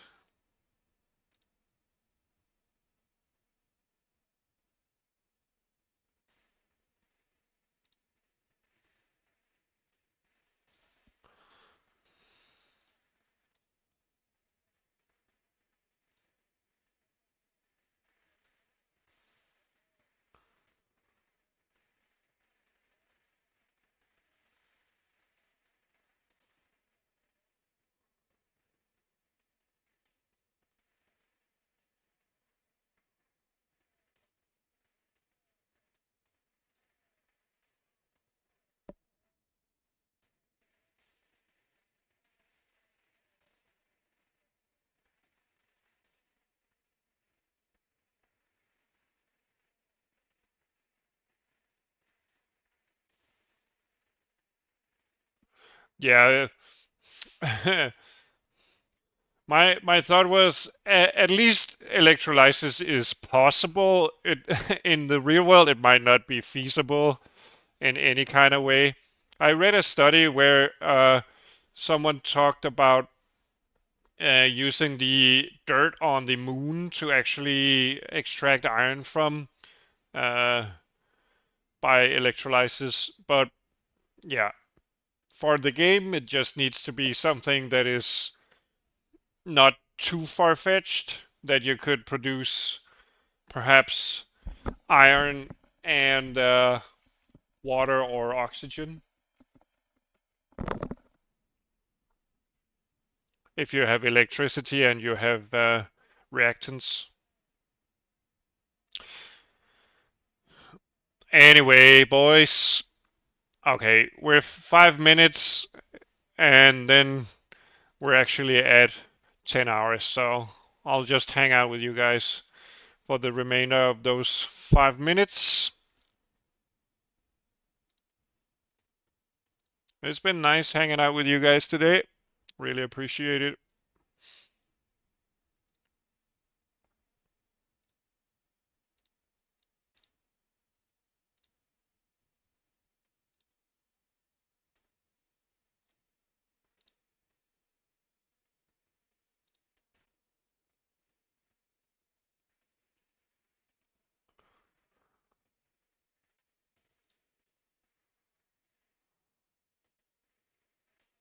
Yeah, exactly.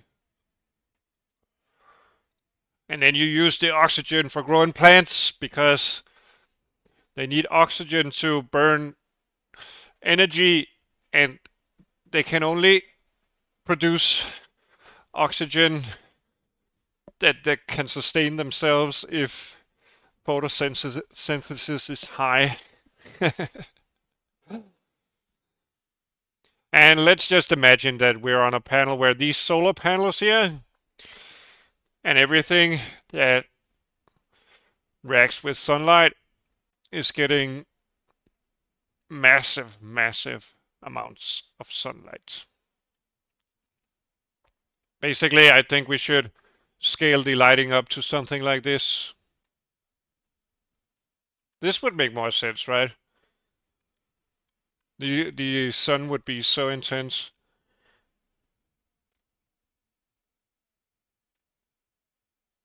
Yeah. Otherwise, I've kind of like contemplated whether there were maybe other liquids that you could use to produce water from. Maybe, yeah, I don't know. I'd have to look into that.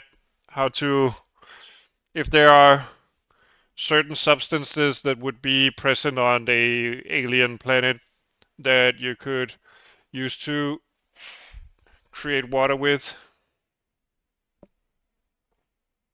Yeah, yeah, or ice. But yeah,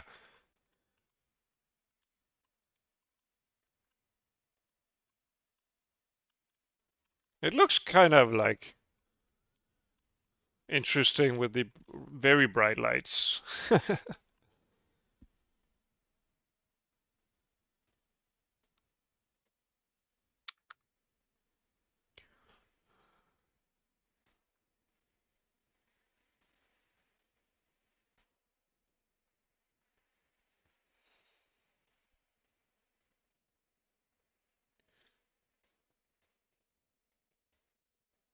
Yeah.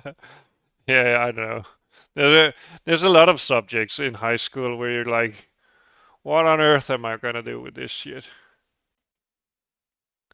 And then you get older, and then you're like, I wish I used the math I was taught more. But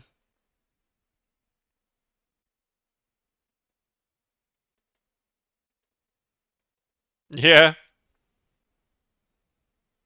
your younger self must have been a brilliant guy. Then I seldomly steal code from myself. I still need to get better.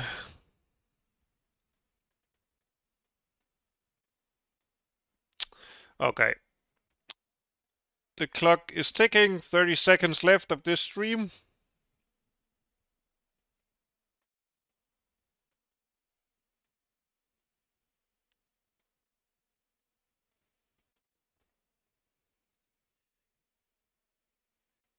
Oh, shader codes. Yeah, well, I guess shader code is something that doesn't necessarily get much better.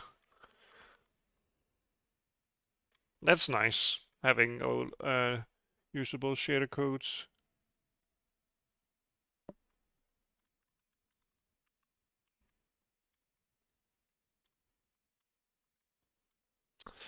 Anyway, thanks for all your support, guys. It was really nice hanging out with you today. To everyone else, if you want to support the channel uh, and the endeavors,